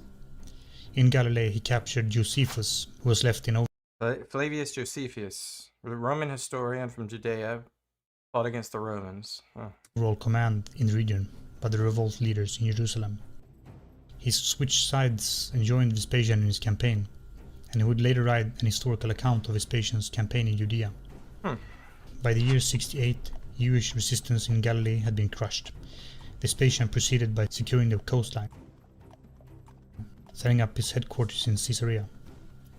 In the spring of 68, Vespasian continued his campaign in Judea proper, subduing rebel-held strongholds, progressing towards the Cimmerian highlands. However, due to the political turmoil in Rome, Vespasian left command to his son Titus, who would finish off the campaign while Vespasian went to Egypt to secure its grain supply, and effectively getting stranglehold on Italy and Rome, which were reliant on its shipments of grain. Meanwhile, in Rome, Nero had committed suicide after being declared an enemy of the state, at which point Galba had been proclaimed emperor. Galba would soon thereafter be murdered by the Praetorian guards in a plot by Otho. So Otho had been proclaimed emperor, but he only sat on the throne for 3 months, and when he was defeated by Vitellius' forces in northern Italy, he committed suicide. See the theme? So Vitellius had been proclaimed emperor of Rome. Death. However, the troops who had been loyal to Otho were still discontent, and when the troops in Egypt proclaimed Vespasian as their emperor in June 69, they were quick to sign up. The legions of Syria, Judea, Moesia, Pannonia, and Illyricum declared for Vespasian.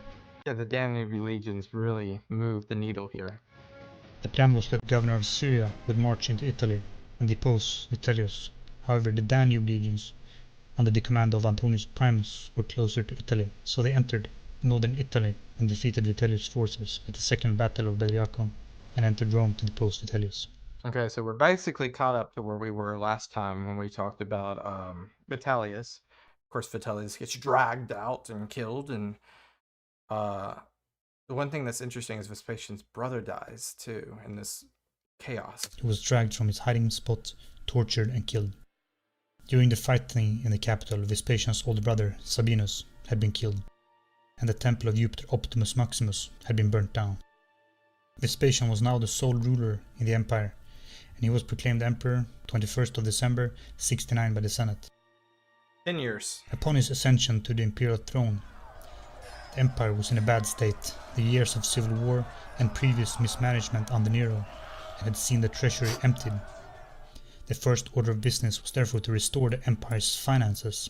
He did so by revoking the tax exemption granted to Greece by Emperor Nero after his tour in 66 to 67 AD, and introduced So Nero gave Greece a tax exemption? Under what? Why? the urine tax on public toilets.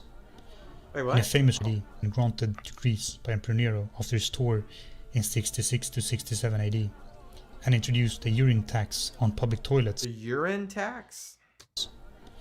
In a famous conversation Vespasian had with his son, who blamed him for taxing even urine, Vespasian responded by holding up a coin to Titus' nose, asking, "Does it smell?" Titus replied, "No." Yet Vespasian replied, "It's derived from urine. Money does not stink." So how does that work? I have to figure that one out later. If you want to let me know though. Unfortunately, much of Vespasian's rule is left a mystery. We don't know when he actually sailed to Rome. His trip had been delayed due to bad weather. He presumably entered Italy sometime during the year 70. Vespasian's rule was met with resistance almost from the start. In January of the year 70, And you would expect it from Gaul because this is where Vitellius rose from. uprising occurred in Gaul and Germany, instigated by the Batavi, a Roman subject state in Germania. Yeah, the Batavian people helped Vitellius's generals during the first battle of Bedricum. The same tribe who had assisted Vitellius in defeating Otho at the first battle of Bedriacum. That's what I just said. This rebellion was however defeated by Vespasian's brother-in-law, Quintus Vitellius, by the end of the year 70. And in the year 78 or 79, Vitellius' old general Aulus Caecina tried to murder Vespasian, the reasons for which is unknown. This guy is flippy-floppy. Well, I guess he was on the Vitellius side, but he kind of switched back to Vespasian towards the end of the Vitellius's rule. And upon his ascension to the imperial throne, Vespasian was sort of a new man in Roman politics, lacking family connections and a legacy. So to secure his rule, he embarked on a propaganda campaign to make sure he could control public opinion. He financed various writers to ensure biases against him were removed. And it's striking how favorable these sources are towards Vespasian and negative they are towards previous emperors. I mean, it makes sense then if he paid for them. Some of our main sources come from this period, like Tacitus, Suetonius, and Josephus. Okay. Meanwhile, in Judea, Titus had been successful in besieging Jerusalem, and subsequently plundered the city, the spoils of which was to be used in the construction of Rome's most iconic building, the Flavian Amphitheatre, or better known as the Colosseum. This was also probably part of Vespasian's propaganda campaign as well. It was built on the location of Nero's Golden House, a structure for Nero's own pleasure. Meanwhile, Vespasian's monument would benefit the whole city. He also finished the temple of the deified Emperor Cladius and the Temple of Peace on the Forum. All of Vespasian's Just look at one thing you can't say enough about Rome is they used their space. Like there was not it's very different than the Greek agora, right? The forums are very different. They're denser. building projects breathed new life into Rome's economy, beautified the city, and created lots of jobs for its citizens, which also increased his popularity. After ruling the empire for 10 years, putting the empire back on track after Nero's disastrous reign and the subsequent civil war, Vespasian died from sickness in his bed, a rare feat for a Roman emperor. Feeling Wow. death Haven't seen that since Tiberius. coming on, Well, we don't know. But Tiberius could have. Well, I don't know. Like, didn't Tiberius die of? We don't even know like about Augustus. Like, right? Did Tiberius kill Augustus? We don't know. We don't know. Domitian called out, "Dear me, I think I'm becoming a god." His last words as an emperor were, "An emperor ought to die standing." And while struggling to get up from his sickbed, he died in the arms of his attendants. At the age of 69 years old, he died 24th of June, 79 AD. I'll be honest with you guys, I do not know who comes next. I cannot remember who comes next. And he's the first Roman emperor to be succeeded by his own biological son, Is this Domitian? Titus. Oh. Oh, okay, now it makes sense. Why did I say Domitian? I don't know. Hey guys, and thanks for watching the Wow.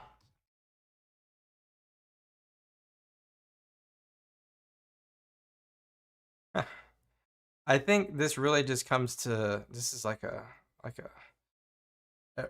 this is funny. This picture is like everything at once.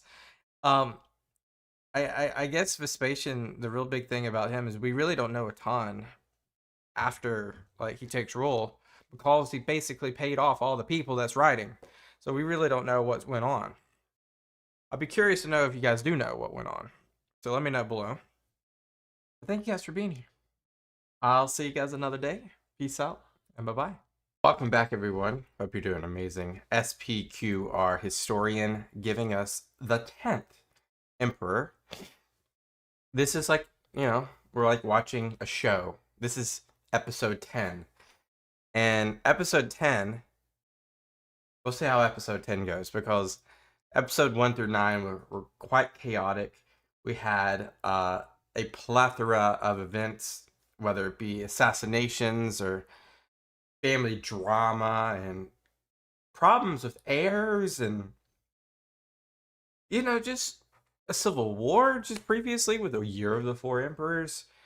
But Vespasian will fall after like a relative quiet 10-year period, it seemed. And yeah, we have Emperor Titus, known as the Good Emperor. We'll see what that means. Despite that, the Roman state had been ruled by emperors for over 100 years. Despite that, Titus was the first to succeed his father on the post, and he did so with bravado. His short reign, His real father, not adopted father, so real dynastics. Okay. is best remembered for the opening of the Flavian Amphitheatre in Rome and the eruption of Mount Vesuvius, which led to the devastation of the Bay of Naples. Titus So the Flavian Dynasty Part 2. was born in 39 during the reign of Caligula, and when his father Vespasian was sent to Britain, Titus was brought to the imperial court of the Emperor Claudius, where he would get a court education, and during his time at court, he would also become close friend with Claudius' own son, Britannicus. Titus was even present when young Britannicus was poisoned, a death arranged by Claudius' scheming wife, Agrippina, to secure her own son, Nero's ascendance to the throne. Just like I said, crazy stuff happening. And it is said that Titus even drank from the same cup as Britannicus out of sympathy. Wouldn't, no. And he would become violently sick for some time, but he What? survived. Out of sympathy? That's stupid. When Titus had finished his education, he served as a military tribune in Germany in 57 to 59. He also served in Britain in 60, probably arrived with reinforcements after Boudicca's revolt. And it turned out that Titus had a natural aptitude in the art of war. It's good. The fortune for him and his family really turned when his father Vespasian was appointed to put down the rebellion in Judea in 67. And Titus was put in command of one of the legions to take part in the campaign. Yep. And Vespasian executed his appointment very effectively. Is there anything else related to this, the province of Judea during the revolt that we need to look at? Because we kind of briefly just went right over that. I wonder if there's something more granular. However, the campaign came to an abrupt halt when news arrived from Rome. The Emperor Nero was dead. And almost immediately afterwards, the governor of Hispania Tarraconensis, Galba, was proclaimed as the new Emperor of Rome. And Titus was dispatched to Rome to greet and congratulate the new emperor. Diplomatic.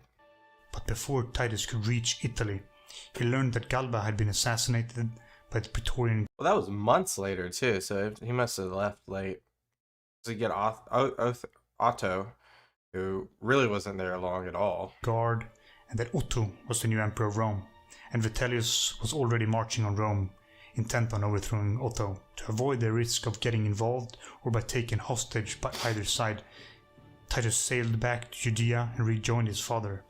And upon his return to Judea, Otho had been defeated by Vitellius and committed suicide. So while he was going back and forth, both emperors died. That's a crazy. That's a crazy. What do you call it? Man, I don't even know. That news reached the armies of Egypt and Judea. They quickly proclaimed Vespasian as their emperor instead of Vitellius. Might as well. Everyone's becoming emperor. And Vespasian accepted this nomination, and he left command of the campaign in Judea to Titus, while he sailed for Alexandria to secure the grain supply and getting a stranglehold over Italy and Rome. Vitellius was soon defeated by the Danube legions, who had declared for Vespasian. And so, Vespasian was proclaimed as the new emperor by December in 69 by the Senate in Rome. Meanwhile, the tensions in Judea were still very high, and the most fortified city, Jerusalem, was still in the hands of the rebels. The city had split into different factions, all vying for control. To crush the revolt, Titus realized he had to capture the city. On the 14th of April, in the year 70, the siege of Jerusalem began. After almost 5 months into the siege, Jerusalem finally fell. So Titus is getting some excellent experience and accolades by doing this. In September 8th of the year 17. The casualties of the siege had been enormous. Josephus, who was present at the siege, claimed that 1 million people died during the fighting in the streets and the subsequent sacking of the city. The number is ridiculously huge, and it's been dismissed by modern scholars. It's estimated the whole province of Judea numbered around 1 million inhabitants during this time. But the devastation to the city was enormous, and around 100,000 people were enslaved. And the temple was set ablaze, and large parts of the city burnt down. Only part of the support structure of the temple survived. That's crazy, and that's the Wailing Wall. To this day. But today, it's called the Wailing Wall. Yeah, it's crazy. While the sack of Jerusalem didn't see the end of the rebellion, the major threat to the province had been crushed. So Titus delegated the final subjugation of the province to his subordinates, while he planned to go back to Rome. But Titus was unable to sail during the winter, so he stayed in the east celebrating games at Caesarea and traveling to Seugma on the Euphrates, where he met with the king of Parthia. Ooh, the frontier of the east is, I don't know what's more scary. What do you guys think? The frontier of Germania or the frontier of Syria? Honestly, I'd probably say Germany, just because you got more brush to hide in. But still, I wouldn't want to be on either frontier zone. Presented Titus with a crown. While on his way to Alexandria to sail back to Rome, he stopped by in Memphis to consecrate the Apis bull. The ceremony required Titus to wear a diadem, a symbol the Romans associated with monarchy, and rumors went about the legion that he would rebel against his father. To assuage any suspicions about his conduct, Titus quickly returned to Rome in the year 71, and upon his arrival, there's so many conspiracies and rumors that start the worst stuff here. He was awarded the Triumph, and he rode into the city accompanied by his father and Triumph for the Jerusalem sacking? His brother Domitian, and all the spoils of war taken from Jerusalem. it's crazy that, I mean, they were rebels, but that was a Roman city. So it's kind of crazy how the goalposts have. I guess yeah. Triumph for this is deserved, but it's just you look deeper and you're like, these were our people, sort of, right? He was enthusiastically saluted by the people of Rome, and a great triumphal arch was constructed in honor of Titus campaigning That's it. Judea on one end of the Roman Forum. So It there. can still be seen today, Wow. although in a heavily renovated state. Still As cool. the son of the emperor, Titus and his brother were granted extraordinary powers by the Senate. They were both granted tribunicial powers along with their father, and Titus would often appear in the Senate on Vespasian's behalf. And both Titus and Domitian were granted the title of Caesar. What had been abundantly clear to Vespasian, learning from previous emperors, was the need to keep the Praetorian Guard loyal. As long as the Guard was loyal, it was very hard for a conspiracy to succeed. He appointed Titus to Praetorian Prefect to ensure their loyalty, and Titus served his father loyally, being a sort of a strong man behind the throne. And in his capacity as Prefect of the Guard, he achieved considerable notoriety for his violent actions, such as ordering executions on the spot for suspected traitors. But it's clear that Vespasian trusted Titus, for he held the consulship no less than 7 times during his father's 10-year reign. Wow. That reminds me of somebody else that held it 7 times. During his time in Judea, Titus had begun a love affair with Bernice, who was the sister of Agrippa II, the client king in Judea. Titus had brought her back to Rome and lived with her in the palace. Romans were always suspicious about royalty, and especially Eastern queens. The people disapproved and eventually caved in Especially Eastern queens. What rings a bell there? Oh, Cleopatra. to the pressure, and he sent her away. Wow. His notoriety for his violent actions and his love affair with an Eastern queen made people very wary of him. However, when Vespasian died in 79, Titus was immediately declared Emperor of Rome. People feared he would be another Nero, but against these expectations, he proved to be an effective ruler and was loved by the people of Rome. His first act as an emperor was to cancel the treason trials, which had been ongoing on and off since Emperor Tiberius. Dang, can you imagine? That's just like a whole part of the infrastructure at that point. Without these treason trials, that meant that people could speak more freely, and the network of informants and spies was reduced. Not a single senator was put to death during Titus' reign. However, disaster struck after 4 months on the throne. On October the 24th, Mount Vesuvius erupted. Yeah, and anyone that was emperor, this was going to happen, right? Nature is unstoppable. So, you can't really prepare for something like this. Really? You can't.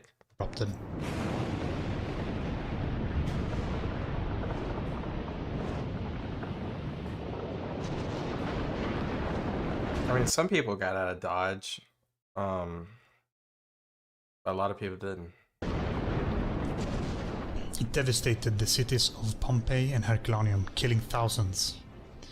Titus handled the situation as best he could. He appointed 2 ex-consuls to organize the relief efforts and donated a large amounts of his own money to the victim, and he personally went to the area twice. Very progressive and modern how, you don't think of natural disasters in a ancient sense of like, how does the humanitarian relief force look like? But this is quite a modernity version of that. Just because, let me rephrase. That is akin to how we would see that in modernity, because you would have the leader of the country go visit, pay tribute, so forth.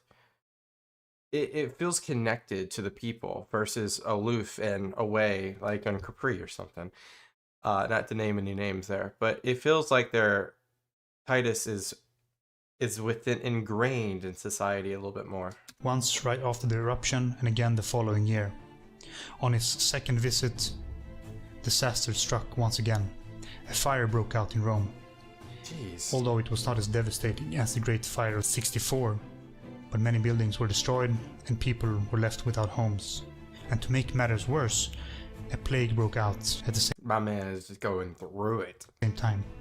Once again, Titus personally compensated the families affected and restored the damaged buildings. Thank God there's no external factors. It's all internal. This is the perfect time for, I don't know, Parthia to strike or someone. And during this time, Titus discovered that his younger brother, Domitian, was plotting against him. However, Titus refused to banish him or have him executed, a mistake that might prove to be critical for Titus.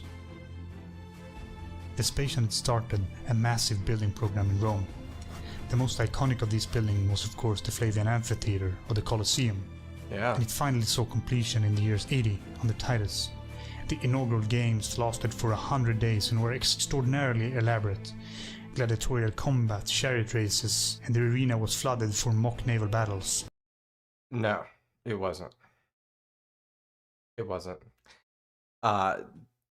Unfortunately, SPQR, it was not. There's just no way it could have been flooded. Can't believe he said that. I think it's just perceived that it was, and how do I know it wasn't? I've seen so many different places where we haven't seen the evidence where it would, how the water would have worked, and it's much a smaller amphitheater. Like this is a much smaller place than like the Circus Maximus. I can't remember what it's called, but there was supposedly a man-made lake nearby. Might have been during the time of Augustus that this occurred, but that is where this would have happened. I've heard this claim so many times, and I've believed it so many times, but I've seen so much evidence against it. And it's just a small, like if you ever look at the Colosseum and like the bones and underneath, it just would not make sense for water. And I don't even know if there was, the piping, and it just, I don't think the infrastructure would have made sense for this to have been real. Let me know if you disagree, and tell me why.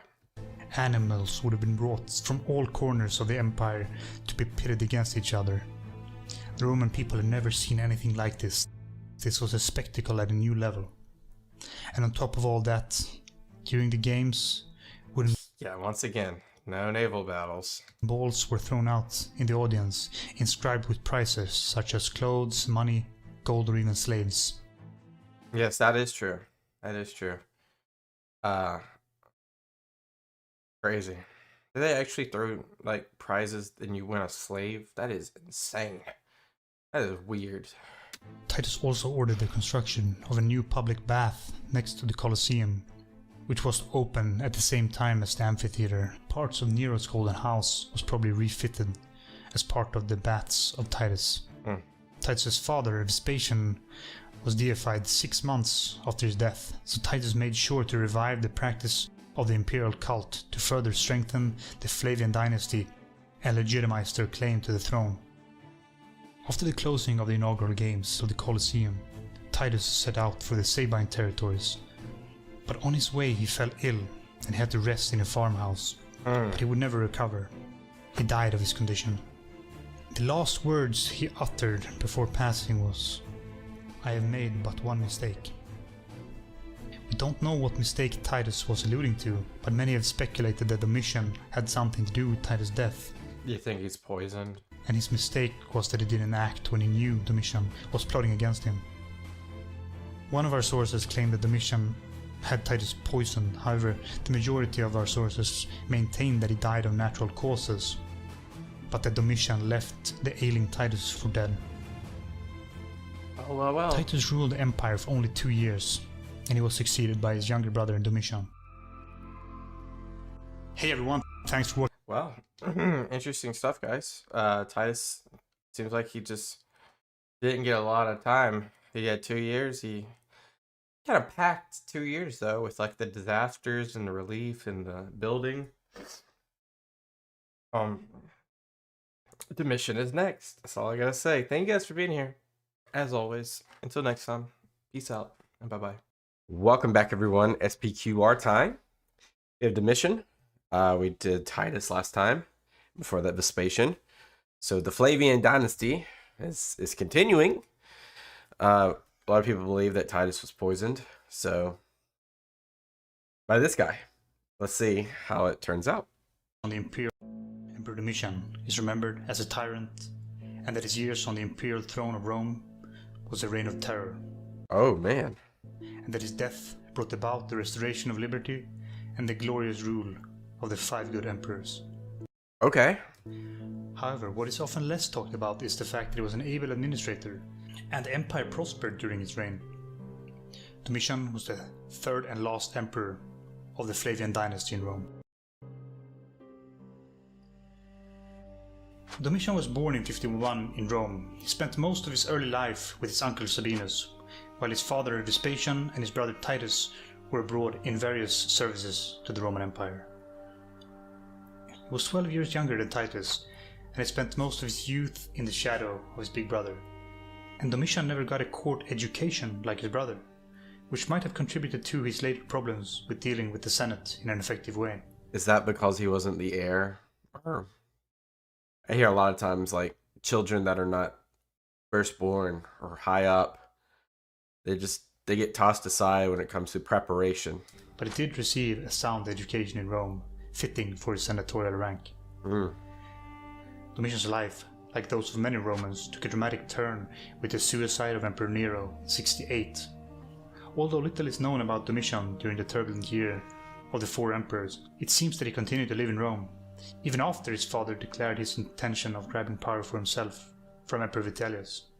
That must have been crazy. This guy, can you imagine seeing, the status quo die and 4 emperors, and then the 4th emperor is your dad, and then your dad has a 10-year reign, and then it's your older brother. God, that's crazy. When the Vitellian forces had been crushed at the Second Battle of Bedriacum by the Flavian forces led by Primus, they were now marching on Rome. Domitian and his uncle Sabinus, who was city prefect at the time, had to flee the Capitol Hill to avoid Vitellius' soldiers. They tried to negotiate Vitellius' abdication from the throne, and Vitellius realized his days on the throne were numbered. The Danube legions were only days away from Rome, and the Syrian legions were closing quickly. So Vitellius agreed to step down. But his soldiers did not accept his abdication, and they ran rampant in the city. Sabinus was killed in the fighting, but when the Flavian forces led by Primus entered Rome, Vitellius was dragged from his hiding spot, tortured and killed. But the Syrian forces led by Licinius Mucianus soon arrived and set about restoring order in Rome. And Domitian presented himself to the troops, and they hailed him as Caesar, and he moved into the imperial residence. And Domitian, together with Lucius Mucianus, who was one of his father's chief advisors, represented Vespasian in the Senate before his father had a chance to arrive from the east. It was very clear that Vespasian was grooming. So they treat, is it fair to say they treat the imperial family the same as they would treat the emperor? Titus to become his successor. He was given more and more responsibilities and power, while Domitian only held various priesthoods and held the lesser prestigious suffect consulship. Titus was consul no less than 7 times during his father's reign, while Domitian was suffect consul only 6 times. And very little changed during Titus' short reign. Domitian had very little practical experience and was not prepared to rule the empire when Titus lay dying from an apparent fever. Which we are, assuming it could have been poison. Domitian eagerly hastened to Rome to have himself declared emperor by the Praetorian Guard, even before Titus had passed. The Senate, however, acted a bit slower, deciding to honor Titus before proclaiming Domitian emperor, which might have caused some enmity in Domitian towards the Senate.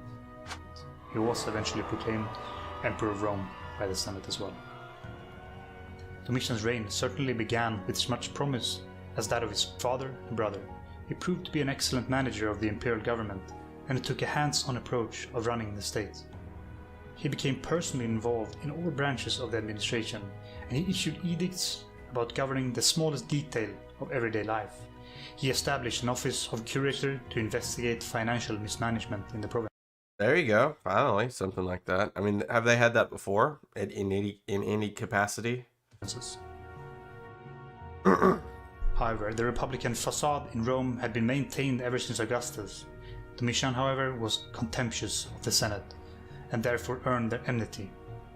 Our ancient sources are primarily from the senatorial class, so he is often described as a bloodthirsty tyrant. While some of that disdain is unwarranted, Domitian did consolidate political power in Rome to the imperial court alone. The Senate, which already had a marginal role in government, was left without any influence. And Domitian come to style himself as a lord and god instead of the modest princeps, the first citizen. Domitian's court consisted of freedmen, equestrians, and some notable senators like Nerva and Trajan. During Titus' reign, a fire had damaged large parts of the city, which left Rome with plenty of opportunities for improvement. Domitian implemented a very ambitious building program that restored and completed some 50 structures in Rome. Okay, so he's a builder. Some of the most notable of these works are the restored Temple of Jupiter Optimus Maximus of the capital, a new palace on the Palatine Hill. I like that reconstruction. That's interesting. A new forum in the center. The forum would later be named after Domitian's successor, Forum of Nerva. All of the restored buildings bore Domitian's name alone, and the original builder's name was removed. He built more than any other emperor before him, save for perhaps Augustus. That, along with the frequent and elaborate public games he held, made him very popular with the general public in Rome. Isn't it awesome that they still have that right there? Oh my god, that's so cool. What circus was that? So cool. While Domitian's father and brother's military ability is beyond dispute, Domitian struggled, but he was desperate to win military glory. So he was really good administratively, but military-wise, he lacked. Early on in his reign, Domitian went to Gaul, pretending to make a census, but he suddenly turned on the Chatti tribe in spring of 83, and by the end of that year, he celebrated a triumph in Rome. Oh, we're in the 80s. Oh, we're about to be in Scotland. However, this is illusory. The war was not to be concluded for some time, and Domitian's efforts largely consisted of building roads and fortifications. He's a builder. That didn't stop Domitian from claiming the title Germanicus for his achievement. Love that picture, by the way, of the layers. It just shows you how it just shows you how interesting Roman roads really were in terms of their engineering. Fortifications. That didn't stop Domitian from claiming the title Germanicus for his achievement. And Tacitus wrote this about Domitian. Domitian knew in his heart that this recent counterfeit triumph over the Germans made him a laughingstock. Meanwhile, the Roman commander Agricola had penetrated far into Scotland, conquering everything but the highlands. Perhaps jealous of Agricola's success, Domitian ordered him to retreat back further south, and troops were ordered to move from Britain to secure the Danube frontier, which was facing massive threat from the Usiges, Roxolani, Macromani, and the Quadi tribes, as well as the Dacians. While Agricola was offered triumphal rewards, his relegation into obscurity and the lack of further posts fueled speculation that Domitian was either jealous or mistrustful of Agricola. That's what we've seen before. People get sidelined because of glory. Agricola's son-in-law was the historian Tacitus, so it's important to note that some of the hostility from Tacitus toward Domitian can perhaps be accredited to Domitian's treatment of... That's interesting. That's such an interesting, just like trivia right there. Agricola. At the end of 85, the Dacian king ordered his troops to cross the Danube and attack the Roman province of Moesia. So Dacia's getting active. And then it seems that the Roman governor was caught by surprise. He, together with the legion, was destroyed in the attack. Domitian personally hurried to the province to shore up the situation and remove any invader. When order once again had been restored in the province, Domitian left the Praetorian prefect Cornelius Fuscus in command of the situation, while Domitian went back to Rome to celebrate another premature triumph. In 86, Fuscus took 6 legions and marched into Dacia. Oh, so now it's an offensive. And forced them back. However, this was just a ruse. At Tappei, the legions were ambushed. We've seen that so many times. Fuscus was killed in the battle, and at least one legionary standard was lost to the enemy. And the remainder of the Roman army had to limp back to Roman territory. And Dacia will say that's a victory all day. By virtue of this great victory, of the Romans, Elagabalus was named King of all Dacia. Domitian understood the severity of the situation and once again returned to restore order. Moesia was reorganized into 2 provinces, which allowed more legions under separate commanders.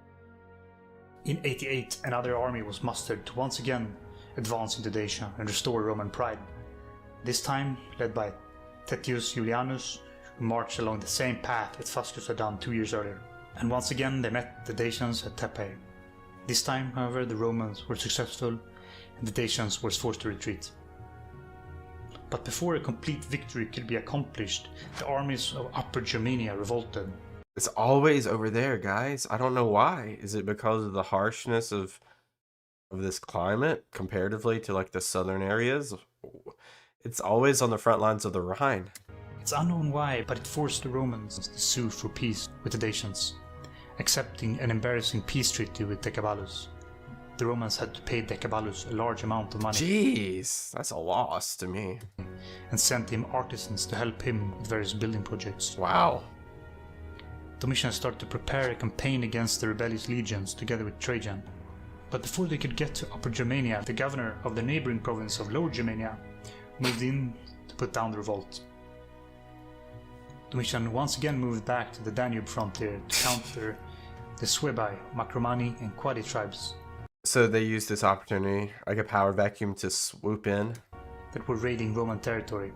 It's theorized that maybe these tribes had a pact with Elagabalus to disrupt the Roman provinces. Maybe. However, by the end of the year 89, an agreement was eventually reached, and for a time the frontier was quiet. But this was just a secession in hostility. The tribes hadn't been brought to heel. 3 years later, these same tribes were once again raiding Roman territory, and now they were joined by the Sarmatians. Dacia was nominally I haven't heard about the Sarmatians before. a Roman client state and let the Roman troops pass through Dacian lands to attack the Sarmatian heartland. Very little is known about this campaign, but another secession in hostilities was established, and Domitian returned to Rome to receive an ovation, which is a lot less prestigious than a triumph. As a what? I didn't hear that.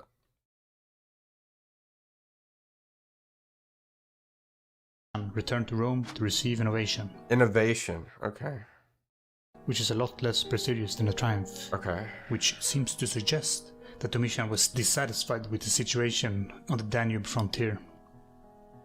Domitian has gotten a bad rap in all of our sources, even our Christian sources. They claim that he instituted a great prosecution of them. However, Persecution? Domitian just maintained a policy of taxing those who refused the Roman pantheon. He did not single out any specific religion or beliefs. This tax was designed to punish the Jewish population in Judea for the revolt in 66. Okay. And the Christians were just seen as a sect of Judaism. While Domitian has been described by many as having a streak of cruelty, there is little evidence to suggest that his cruelty was applied specifically or any more so to the Christians.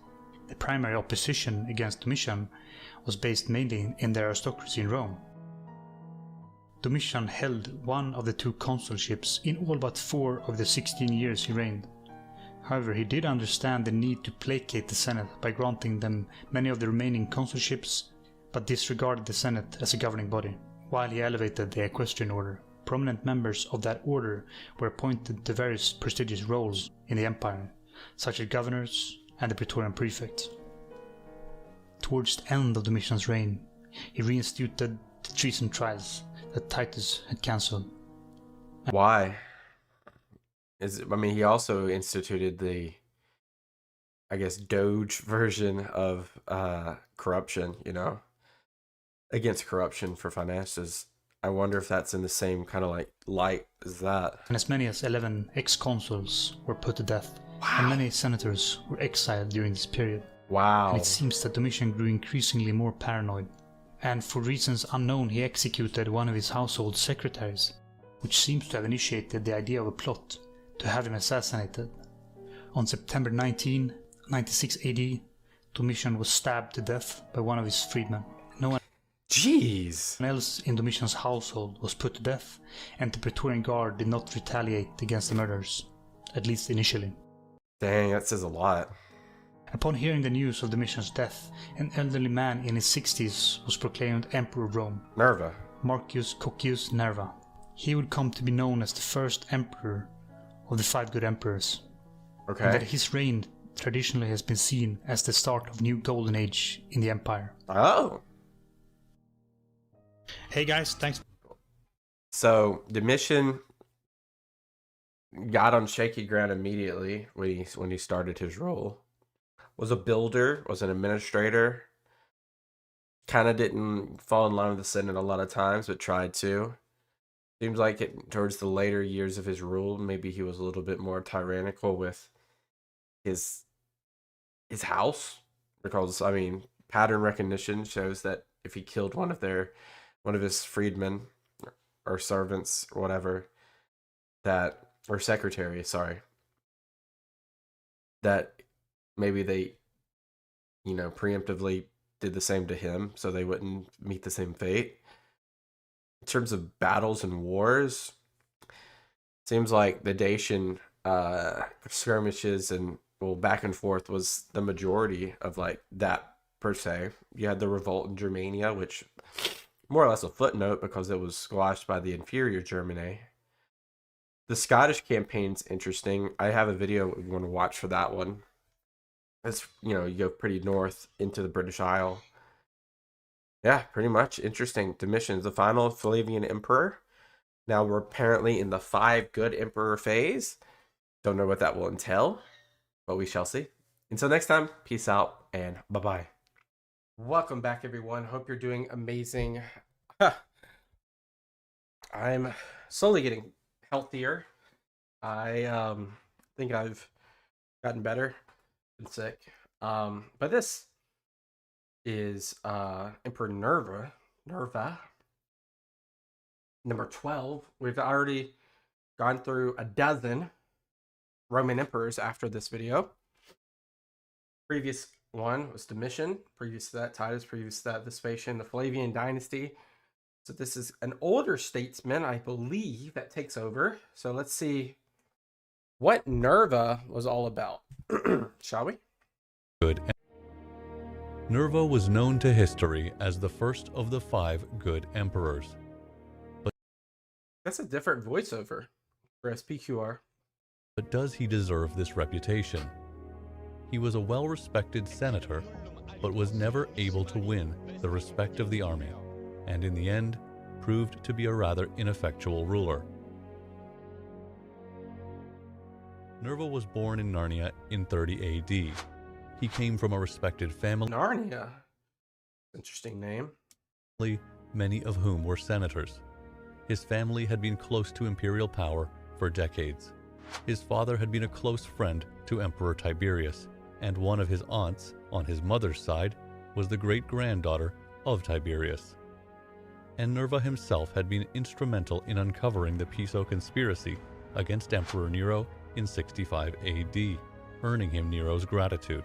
He was rewarded with a statue in the imperial palace and other significant honors. So he's very close to the imperial family by virtue and by hereditary connections.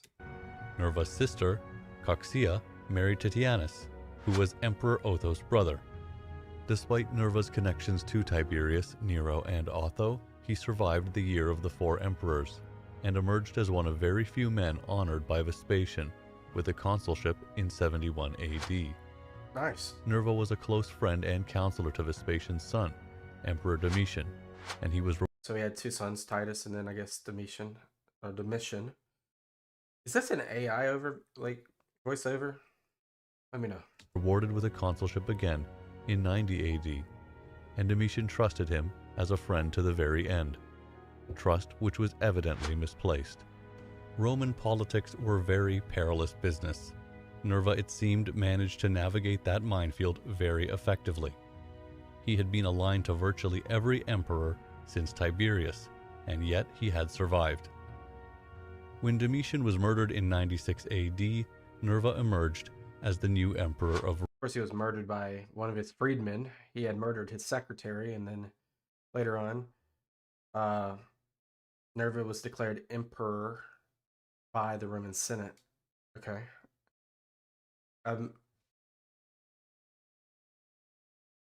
What about the guard? How fast did they say, okay, let's run with Nerva? Rome. However, he was an odd choice. He was an old man in his 60s by then, in poor health, and lacking military experience. Reminds me of Galba a little bit. In fact, he had never seen a province or an army in his life, and he didn't have any children to inherit the throne. Nerva's ascension was met with ambivalence by the general public of Rome, so he introduced a number of measures to win them over, granting citizens a handout of cash and the traditional donation to the Praetorian Guard and soldiers. Nerva even cancelled the additional taxation of the Jews, a punishment for the rebellion in 66 AD. And this is like 30 years since then now. And he cancelled the treason trials that had blackened the last years of Domitian's reign. Okay. When news of Domitian's assassination reached the Roman armies on the Danube and Rhine frontiers, there was immediate anger and tension. They had liked Domitian, and there was tension growing in the empire that perhaps another year of civil strife would follow the collapse of the Flavian dynasty, just as it had done with the fall of the Julio-Claudian dynasty in 68 AD. At that time, it was the armies of the empire who ultimately decided the new emperor. It's interesting that we did not see another civil war. Maybe there wasn't strong enough factions to oppose the Praetorian Guard and the Senate at this point. And Nerva had no military experience, so the legions disapproved of the new princeps. The armies called for Domitian's deification immediately, which never happened. The Praetorian prefect advised Nerva to give up the assassins for execution. Nerva refused. In a tactless move, the Senate decided instead to condemn Domitian's memory. His face would be removed from statues, his name would be removed from buildings and inscriptions. All efforts were made to effectively remove the memories of him from history. So contemporaries really thought he was a tyrant. The tensions erupted into a crisis in October of 97, fueled by Nerva's reluctance to deal with the conspirators and the absence of a clear successor to the elderly emperor.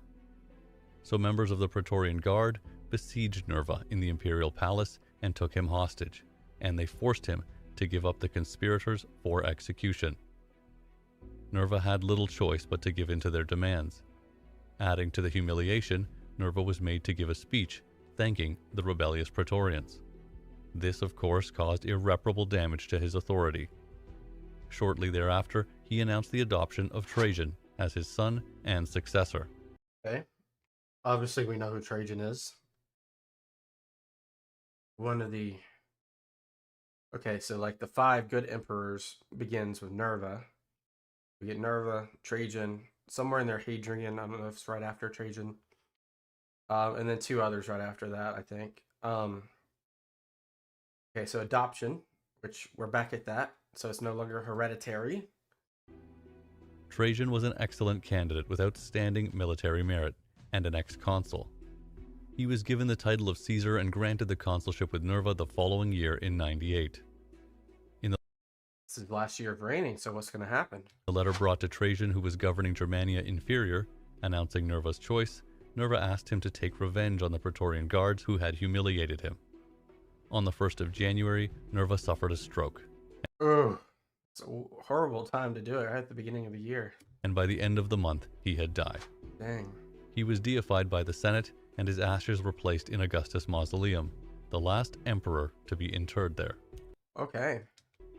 And just as the only public building named after him, the Forum of Nerva, would ultimately become known as Forum Transitorium, or Transitional Forum. So too would his reign be remembered as a transition between the Flavians and Trajan to the following century of good rule in the Roman Empire.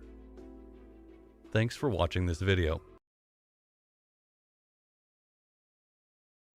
Very short video, but two things. One, yeah, I think this is an AI voiceover.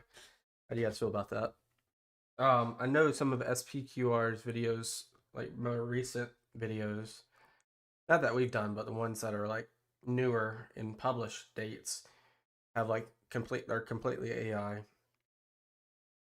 So unfortunately, we don't have an alternate, I don't think, of a emperor by emperor channel.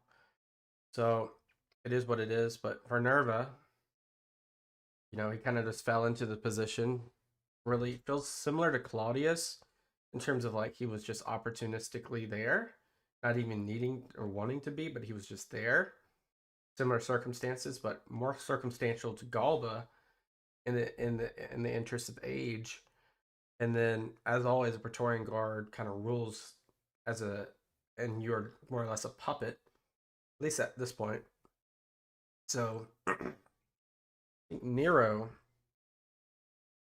had more control that I've seen since like anyone.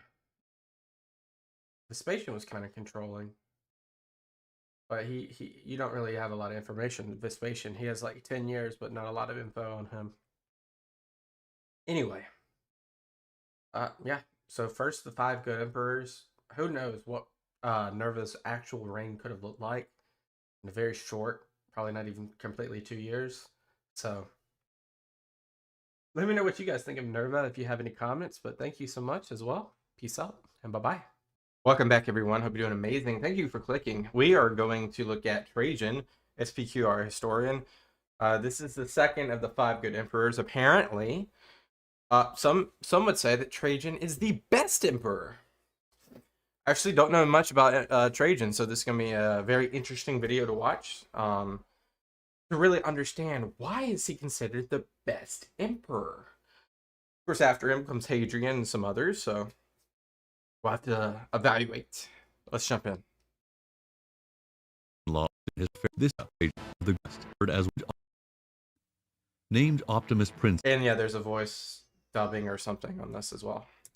or the best emperor during his time, Trajan has been remembered as one of the best Roman emperors, and he presided over a period of renewed conquest, and during his reign the empire would reach its greatest extent and a true start of the golden age of the Roman Empire. Okay, Nerva, yeah, you really didn't get much out of him. But I guess this is where you really start to see the golden age. Marcus Ulpius Traianus, now commonly referred to as Trajan, was born on September the 18th, 53 AD, in the city of Italica, a Roman colony founded after the Second Punic War in Spain.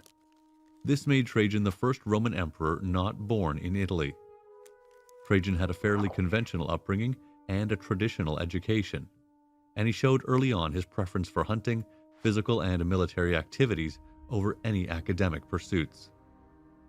He was the son of Marcia, a Roman noblewoman and sister-in-law of Emperor Titus, and Marcus Ulpius Traianus the Elder, a So imperial connections, yeah. well-respected senator who served with Vespasian in the First Jewish-Roman War in 66 AD, and supported Vespasian's bid for the imperial throne in 69 AD. And for his loyalty to the new emperor, he was granted a consulship and elevated to patrician status, and would be appointed the governor of Syria in 76 AD, where Trajan served under his father as a military tribune. Trajan would later transfer to serve as a tribune in one of the legions of the Rhine frontier. He's been all over. And it seems that he saw active combat duty during both of these commissions. He served as a military tribune far longer than was usual. He seemed to have thrived in the army. Unfortunately, much of Trajan's early career can't be reconstructed in any detail due to the lack of sources. After his time as tribune, he held various civic posts, until he was appointed as legate of the 7th Legion stationed in Hispania Tarraconensis, And in 89 AD, when the governor of Germania Superior revolted against Emperor Domitian with the aid of the Chatti tribe, Trajan was quick to respond and quickly mustered his legion and marched to defend his emperor. But the rebellious legions were defeated before Trajan could get there. It seems that the legion stayed on the Rhine frontier and even carried out some punitive raids across the Rhine and against the Chatti tribe. So he's very active. Domitian took notice of Trajan's eagerness to defend him against the rebellious governor and rewarded him with a consulship in 91 AD. After his consulship, Trajan was granted a provincial governorship on the frontier, where he would further prove his loyalty towards Domitian by defeating some German tribes raiding Roman land. Okay. When Emperor Domitian was killed in the imperial palace in 96 AD, the Senate greeted the news with joy and appointed a man from their own ranks to become the new emperor, an elderly senator by the name of Nerva. So how does he get in Nerva's good graces? Let's see. The Praetorian Guard, however, was less ecstatic about the change of emperor, and when Nerva refused to deal with Domitian's assassins, they took action into their own hands and kidnapped the new emperor and forced him to promptly order the execution of the conspirators. Right. Yep. Being an elderly man and in poor health, and without any children to inherit the throne, Nerva decided to adopt Trajan as his successor and son. Why though? Why Trajan? Is he because he was the best suited individual that was in his purview, or he really didn't connect the dots of how they're connected? The adoption of Trajan satisfied the Guard and brought a measure of stability to the political situation in Rome. Nerva sent a handwritten note announcing his decision to Trajan, and in this note he urged Trajan to take revenge against the Praetorian Guards who had humiliated him. What you mean by that? Trajan was governor of Germania Inferior at the time, when news arrived of Nerva's choice to make him his successor. News of his succession was brought to him by the future Emperor Hadrian, who was Trajan's ward. Hadrian's father was a cousin to Trajan, but when he had died in 86, Trajan became the guardian of the boy. Soon thereafter, news arrived that Nerva had passed away, after only 15 months on the throne, making Trajan the new emperor of Rome. So he was only 44, wow. Pretty young, I would say, in relative sense. The new emperor. It's unknown if Trajan knew of Nerva's plan to adopt him ahead of time, though there's always been the suspicion that the adoption was engineered by Trajan's friends in Rome, who would have put pressure on the elderly emperor. Either way, it proved to be a very good choice. Trajan really felt like a Vespasian type figure at this time, it seems like, for everyone concerned. Upon his ascension to emperor, Trajan was in no hurry to get to Rome. Instead, he inspected the Rhine and Danube frontiers to not only safeguard against the Dacians, but also to test the allegiance of the many legions still loyal to Domitian. So is it one of those things that as soon as he's dead, technically he's the emperor? Does he have to? Is there something that has to happen? And he also summoned the Praetorian Guards, who had kidnapped and extorted Nerva and had them executed. Dang. Trajan entered Rome in the latter part of 99 AD, and he did so on foot, greeting the masses who had come to meet their new emperor, and he made sure to embrace all the senators who had come to meet him. Pliny, who was an eyewitness to Trajan's entrance to Rome, wrote Pliny the Elder? this: "Neither age nor health nor sex held back those who wished to feast their eyes on the unexpected sight. Small children learnt who you were, young people gazed rapturously, the aged marveled, and the bedridden, scorning their doctor's orders, left their sickbeds as if a glimpse of you could restore their health. Among the crowds there were some who he was a celebrity for sure. said that their life was fulfilled now that they had caught a glimpse of you, while others claimed that you gave them reason for living longer. Women rejoiced in their voluptuous fecundity, as never before in the knowledge that now they brought forth citizens for a princeps to rule and soldiers for an imperator to command. All felt the same joy at your arrival, joy which increased with each step you took, your splendid physique seemingly growing with each stride." This projection of modesty was a far cry from the last days of Domitian's reign, and it would become Trajan's hallmark throughout his reign, as Trajan made sure to placate the Senate and treated them with dignity and respect, and he, like most emperors before him, promised that he would refrain from executing any senator during his reign, but unlike most emperors, Trajan actually kept his word, and no senator was put to death during his 19-year reign. That's a huge achievement, which is such a low bar. Whereas Domitian had pleased the army but not the Senate, and Nerva pleased the Senate but not the army, Trajan showed that he was the man to gratify both. But in reality, Trajan concentrated power in his own hands, just like his predecessors, but he did so with tact and flattering speeches. Trajan's popularity amongst his peers was such that the Senate bestowed upon him the honorific of Optimus, meaning the best. It was a title that had been reserved for Rome's supreme deity on the Capitoline Hill, Jupiter Optimus Maximus, Jupiter the best and greatest. The First Dacian War. All right, First Dacian War.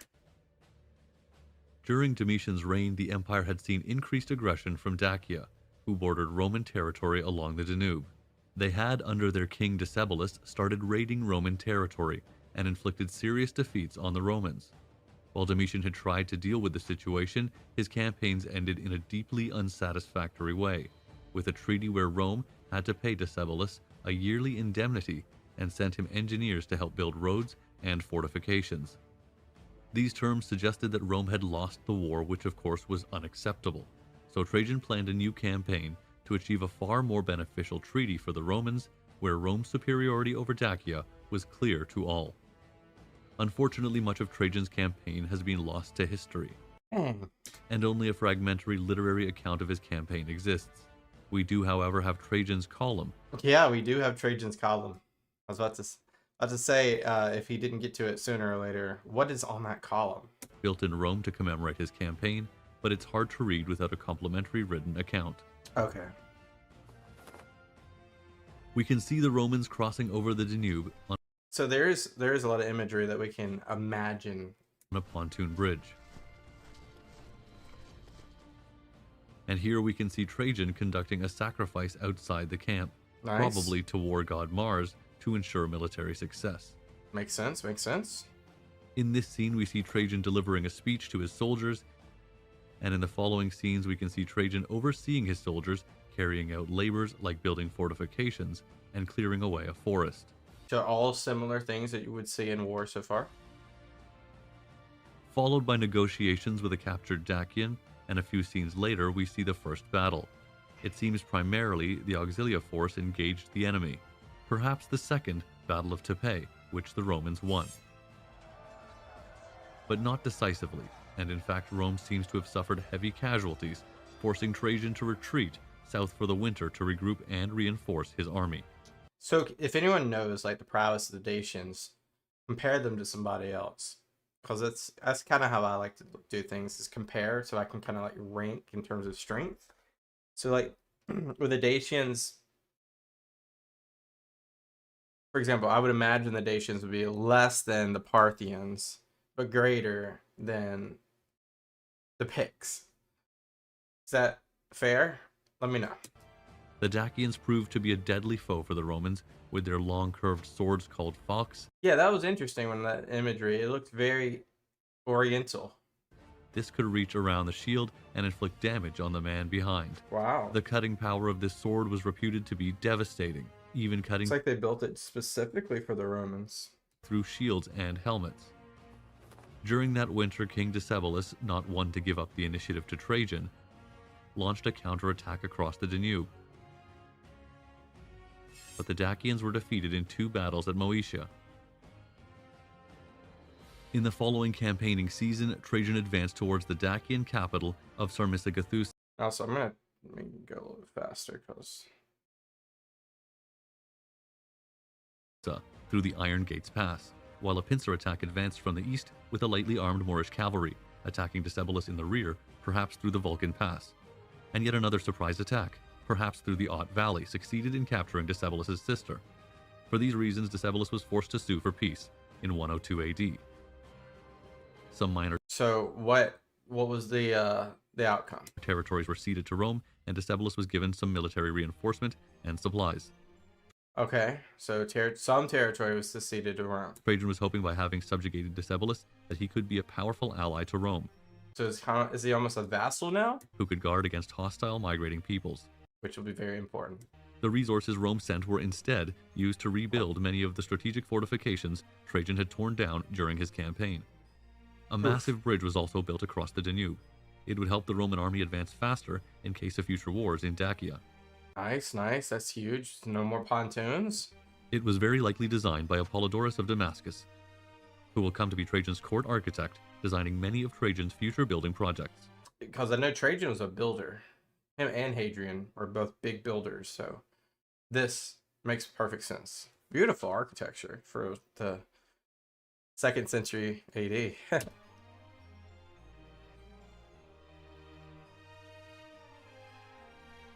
With Roman prestige restored in the area and a proper peace treaty in place, Trajan set off for Rome. And he entered the capital in triumph, and he was granted the honorary title of Dacicus. Dacicus. And in like Germanicus, Britannicus. true Republican tradition, the envoys from Decebalus were brought before the Senate to ratify the peace treaty. Celebratory games and theatrical displays were held in the capital, and a general state of celebration gripped the people of Rome. However, less than 2 years elapsed before the situation on the Danube frontier once again reached a crisis point. Okay, so here we go again. Decebalus had started to rearm and fortify his kingdom, and dispatched embassies to tribes hostile to Rome. And he had attacked Roman forces stationed in the newly occupied territories north of the Danube. Decebalus had also annexed parts of the Lusigian land to the west, as revenge for their support of Rome during the previous war. The Second Dacian War. Another very short-looking war. All right. It seems that this renewed hostility caused genuine surprise in Rome. Decebalus was declared an enemy of Rome in June 105 AD. Trajan left Rome to once again march into Dacian land. However, it was far into the campaigning season, so he could only consolidate existing position. Once again, the column is our primary source for the war that ensued.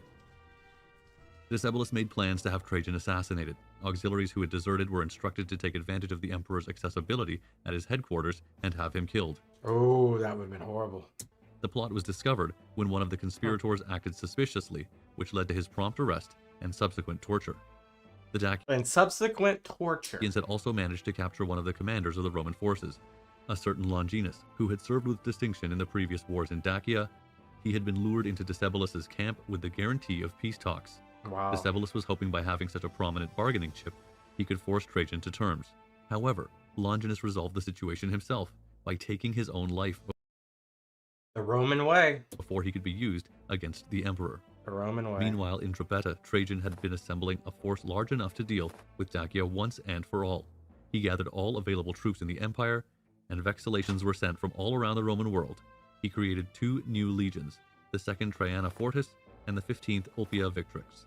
This show of Roman force caused many Dacians to desert Decebalus, who now tried to sue for peace with Trajan. The emperor demanded that Decebalus would surrender himself and all recently acquired weapons. Terms Decebalus could not accept. In the spring of 106, Trajan's campaigns into Dacia began. The goal was clear: to capture the Dacian capital of Sarmizegetusa. The Romans advanced through the Vulcan Pass, and the scene on the That's a mouthful too. Sarmizegetusa. column suggests that Rome met little resistance, instead showing the Roman army involved Oh, so this Trajan column isn't just the First Dacian War. in fieldcraft and engineering. Decebalus was outnumbered and very reluctant to face the Roman army in the field, opting for a war of attrition and ambushing detachments before fleeing back into the hill forts in the Carpathian Mountains. The systematic Dang, we gotta make it even go. Sorry, we gotta make it go even faster. production of these strongholds seems to have taken up most of the campaigning in 106. When the Roman army finally arrived at Sarmizegetusa, the city surrendered without a fight. Decebalus, however, was nowhere to be found in the city. He had fled to the mountains, determined to continue the war against Rome. But many Dacian nobles surrendered to Trajan, and I mean, if you take the capital, though, what you basically win the war, because the morale is going to just fall. disclosed the whereabouts to the royal treasury. They had diverted a river and buried the treasure in a riverbed. The emperor ordered the treasure to be recovered, and it proved to be of astonishing value, some 500,000 pounds of gold and twice as much silver. Eventually, Decebalus, who had retreated further into the more remote parts of the Carpathians, was tracked down by Roman auxiliary cavalry. But Decebalus committed suicide before he could be captured. The man who captured Decebalus was a man by the name of Tiberius Claudius Maximus, who had, after his 25 years as legionary, transferred to the auxiliary, where he eventually became the commander of the unit who captured Decebalus. Very interesting name with the Julia Claudian names. Decebalus's head was parted from his body and taken to the emperor, and On a platter. Maximus received military decorations from a grateful Trajan. Decebalus's head was paraded in front of the soldiers and then sent ahead to Rome, where it would be hurled down the stairs of the Capitoline Hill. Dacia had been utterly defeated.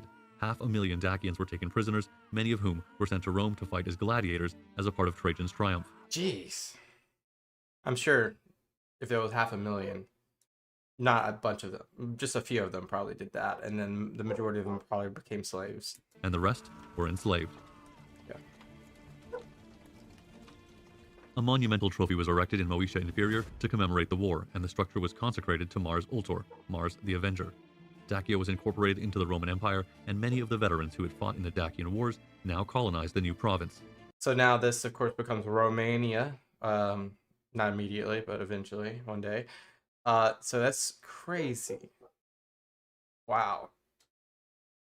So now the territory has, like, think how much territory that really is. It's a ton of territory that Trajan just got.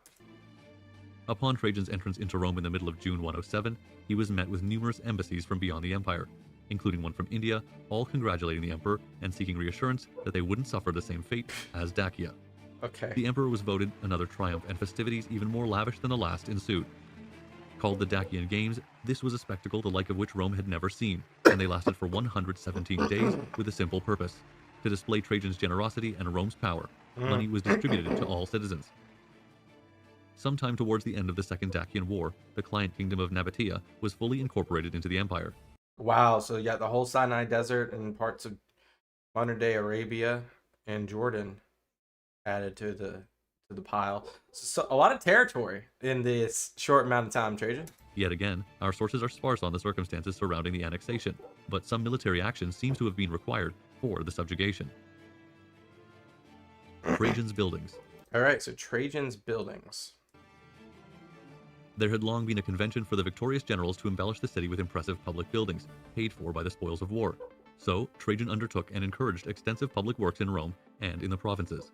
Constantine the Great would, 200 years later, call Trajan a creeper that grows on the walls, because so many buildings all around the empire bore his name. He built roads, bridges, and even new ports. He oversaw the construction of a new port in Ostia so as to be better able to satisfy the increased need for grain in Rome. The imperial capital was a huge metropolis at this time, which needed to import enormous amounts of grain. And naturally, Yeah, how many people were living in Rome at the time? Around 1 million? Or more than 1 million? Trajan's most famous building projects were in the capital itself. A vast new forum was built, the biggest of them all, Trajan's Forum, that included a basilica, 2 libraries, a new market, and crowning the new forum was Trajan's Column, an innovative spiral relief illustrating Trajan's conquest of Dacia. In front of the column, a temple was erected. Trajan failed to dedicate this temple to any deity, but it would be a temple to Trajan after his death. Wow. The Romans But I guess he would be deified? could not accept a living emperor dedicating a temple to his own honor Yeah, that's very much kingship. while he was still alive. He also constructed a massive public bath complex right Wow. above the one built by Titus, That's huge. and it would come to dwarf the earlier bath. An aqueduct was built to bring more water into the capital and to help supply his new bath. The brain behind many of these projects was a I wonder how people thought about these aqueducts. Did they think they were eyesores or did they think they were marvelous? We obviously think they're marvelous in today's time. But that's because it's built of the old and we only build of the new. But I wonder how they thought about aqueducts back then. Because it just creates a interest, but it's very functional more than anything. So I don't know. It'd be interesting if we ever had like an anecdotal account. Apollodorus of Damascus, originally a military engineer from the Greek-speaking eastern provinces, and his designs incorporate a mix of Roman, Greek, and even elements of the Near East. The variety in design could symbolize the massive size of the empire. Internal affairs. Trajan's internal affairs. Trajan married a woman from southern Gaul, Plotina. While they never had any children of their own, they seem to have been very happy together. Trajan's friend Pliny wrote this about Plotina. She was an exemplary model of the ancient wifely virtues, obedient to her husband in a spirit of reciprocal understanding and consistently faithful to the habits he inculcated in her. Demure and unassuming in her attire and entourage, she even accompanied Trajan on foot, whenever custom allowed, revealing an unswerving devotion to him and not his position. Plotina and Marciana, Trajan's older sister, were both granted the title of Augusta. Marciana was close to her brother and often traveled with him and assisted him in decision-making. Marciana's grandchild, Vibia Sabina, would later marry the future emperor Hadrian. Trajan made efforts to help the poor, specifically children in Italy, by setting aside public money to provide for their upkeep, a sort of rudimentary welfare scheme. This system would last for almost 200 years. While Trajan Wow. did many good things, he was not perfect. Uh-oh. One of our sources claims that Trajan was too fond of boys and wine, and that he took too much pleasure in war. But his fellow soldiers liked him. Trajan often shared his soldiers' hardship in campaign, walking on foot and fording rivers with his army. Pliny would later publish I have no idea what he meant by that first part. I'm gonna back it up just like that. perfect. One of our sources claims that Trajan was too fond of boys and wine. Okay, well, we can't really create any substance there unless there was more, but not a good look, but can't really, there's just one source. I don't know, we'll just keep an eye on you, Trajan. Pliny would later publish many of his personal letters. Some of them still survive to this day. One correspondence with Trajan is of particular interest. Pliny had been sent out to govern Bithynia in Asia Minor because there seems to have been some inconsistencies in the financial reporting. Pliny sent a letter to Trajan asking for advice on how to deal with the growing Christian population in the province, and this is how Trajan responded. You have followed the right course of procedure, my dear Pliny. In your examination of the cases of persons charged with being Christians, for it is impossible Yeah, because it's a heretic thing to do at this point. to lay down a general rule to a fixed formula. These people must not be hunted out. If they are brought before you and the charge against them is proved, they must be punished. Ooh. But in the case of one who denies that he is Christian and makes it clear that he is not by offering prayers to our gods, he is to be pardoned as a result of this repentance, however suspect his past conduct may be. But pamphlets circulated anonymously must play no part in any accusation. They create the worst sort of precedent and are quite out of keeping with the spirit of our age. Okay, well, at least that's great, because a little less big brother there. Pliny's letter shows the extent of Christianity's spread in the empire and the decentralized nature of the ancient world. It also exemplifies Trajan's personal attitude towards legal matters. Trajan's response is blunt and uncompromising concerning the matter of the law, but emphasized magnanimity where possible. The Parthian Campaign. The Parthian campaign. Hadrian had been sent to the eastern provinces, probably as the governor of Syria, to make preparations for an impending campaign against Rome's greatest enemy, the Parthian Empire. The pretext for the war seems to have been Rome's relation with the Armenian king. A new king had been installed with the Parthian crown. Always. The treaty between Rome and Parthia had ever since Nero stated that the Armenian king would be a man from Parthia, but he would be crowned by Rome. So that's very much a a marriage of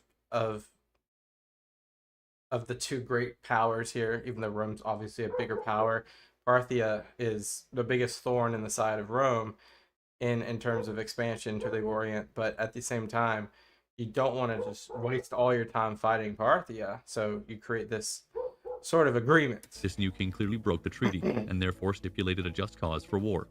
Even though the Parthians had backed off, Trajan refused any terms. He wanted war. The peace with Parthia had always been uneasy. All other tribes and kingdoms neighboring Roman territory were reduced to subservient client states. Parthia, however, had always remained fully independent and strong. For years, Rome had amassed supplies in the east in preparation for this war. In 114, Trajan started his campaign by going into Armenia and reducing it to a Roman province. And in successive years, he would conquer Mesopotamia, most of the Parthian heartland, and its capital, Ctesiphon. My God. Trajan penetrated as far as the Persian Gulf. The Senate in Rome awarded him the title of Parthicus, and said that he could hold as many triumphs as he wanted to. That's crazy. Parthia had put up little resistance to Trajan's advance. They were embroiled in a civil war at the time, so could put up little coordinated resistance. While besieging the city of Hatra, Trajan was almost struck by a missile shot from a wall. A cavalryman and his escort was hit and killed. The emperor was not wearing any symbols of rank, hoping not to stand out. But Trajan was in his 60s at the time of this, so he's old. seniority was clear to all, and Hatra would prove too difficult to siege in the desert sun, so the Roman army was forced to withdraw.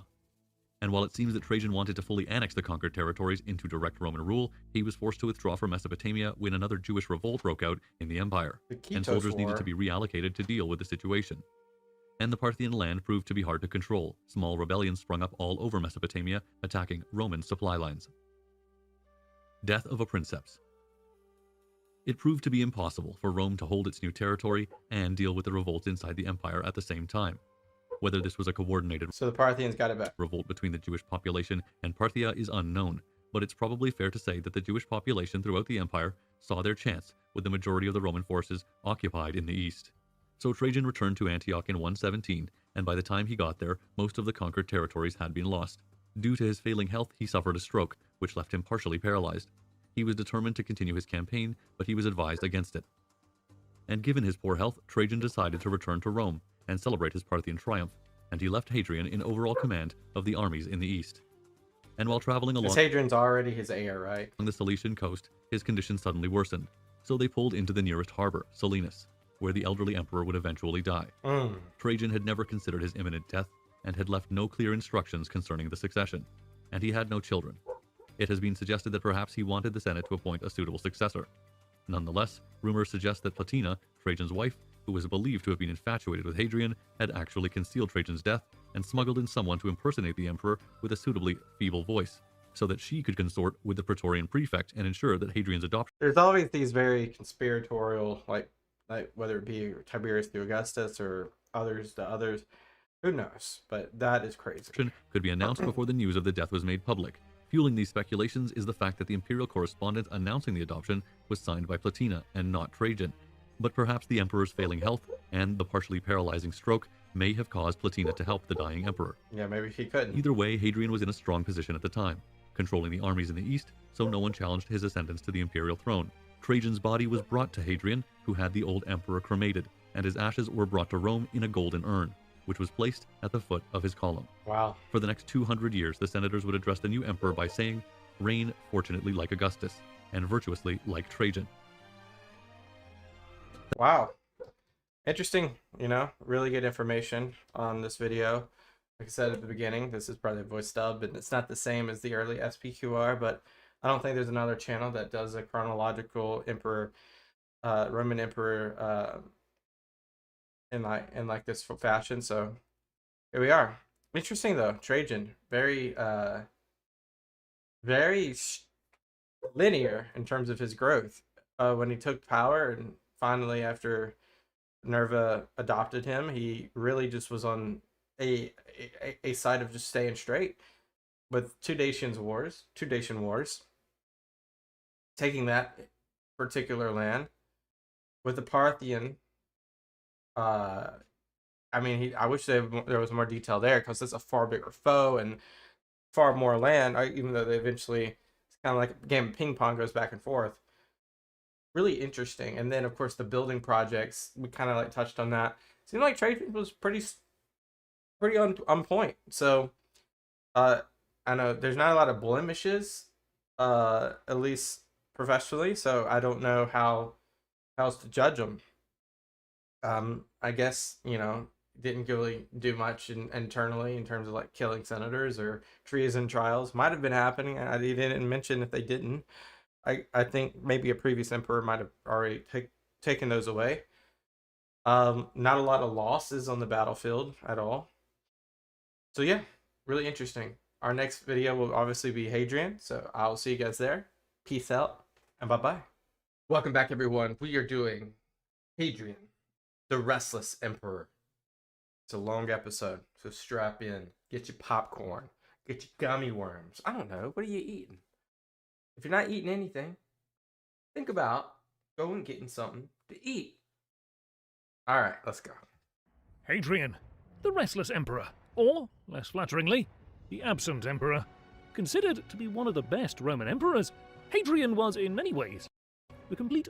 By the way, this is the third of the 5 good emperors.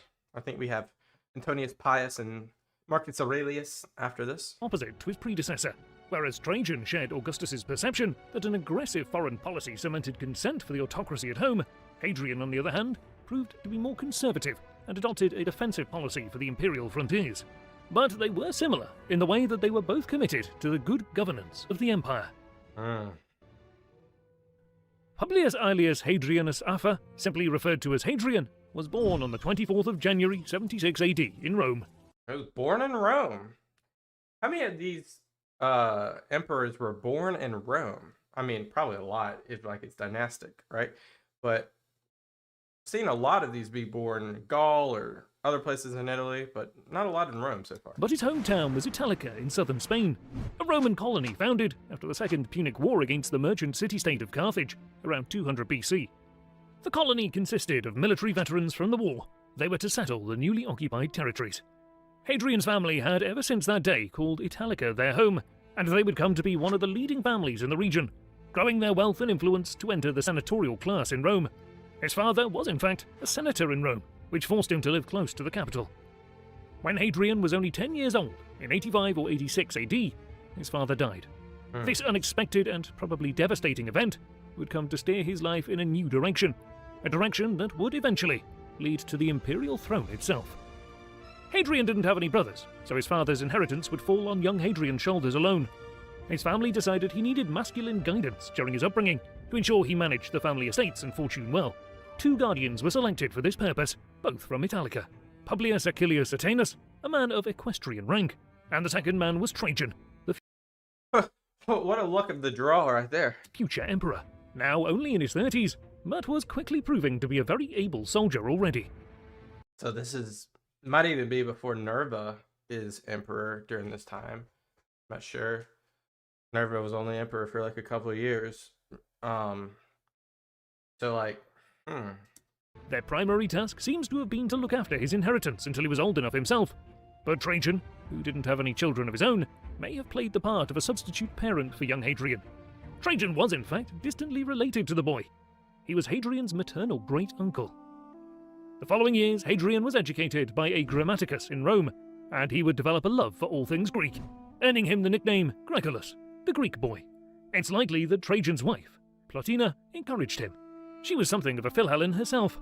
Although well-educated Romans spoke Greek and could cite the Iliad and Odyssey out of memory, Hadrian took his love of Greece too far. Well, a lot of Romans believe they are from Greece, right? Because of the story of, you know, what comes after Troy and the Aeneid and all that. They believe they are Greek in legacy. According to his contemporaries, his nickname was certainly a form of mild mockery for his obsession. Oh. Toga Virilis.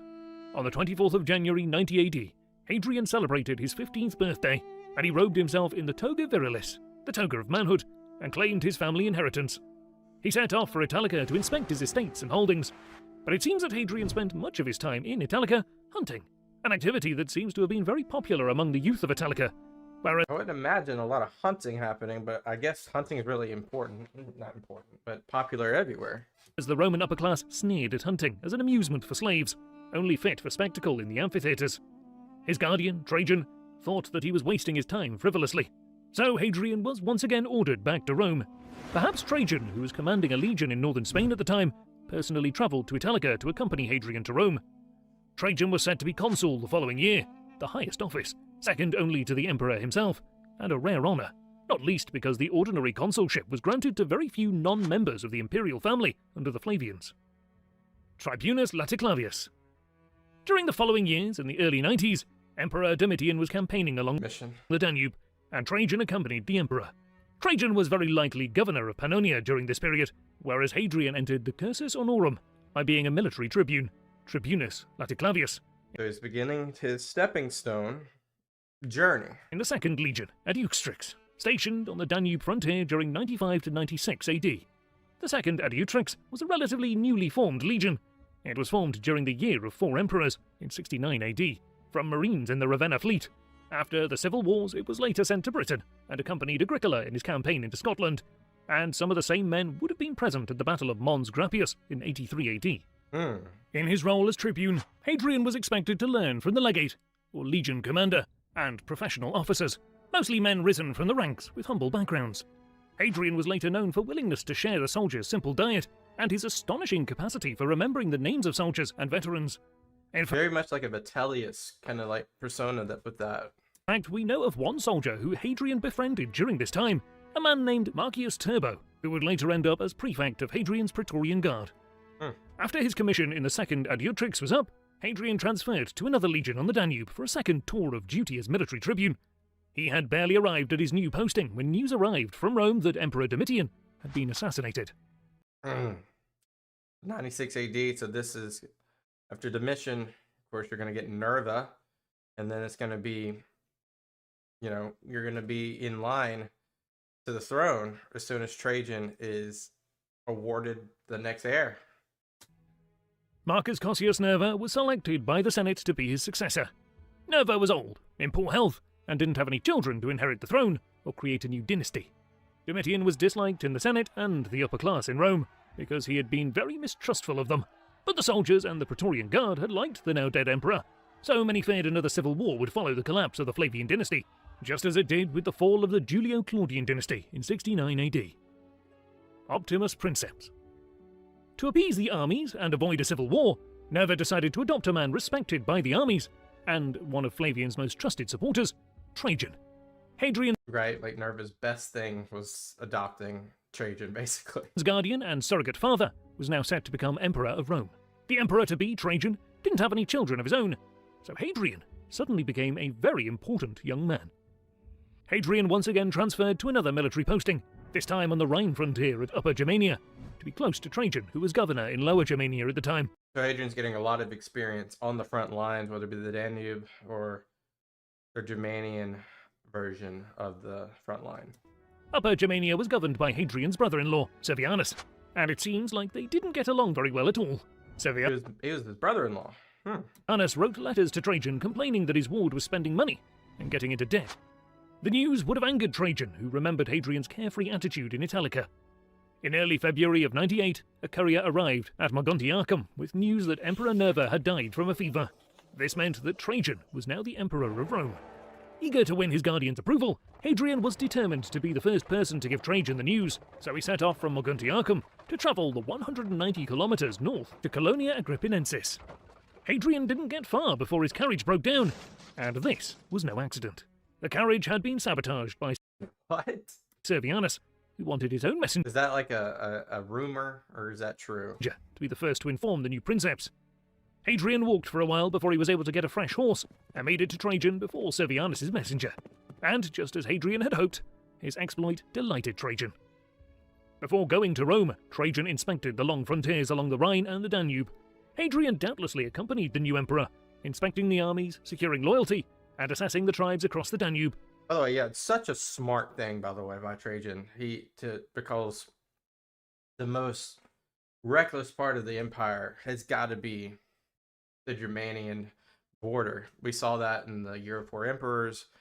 We saw that after that. I mean, obviously, this is the place to make sure everything's good. The Dacians and Sarmatians had caused repeated problems for Rome in the past decade. Hadrian returned to Rome in the imperial entourage in 99 AD. Shortly thereafter, Hadrian had some sort of problem with Trajan's court attendants.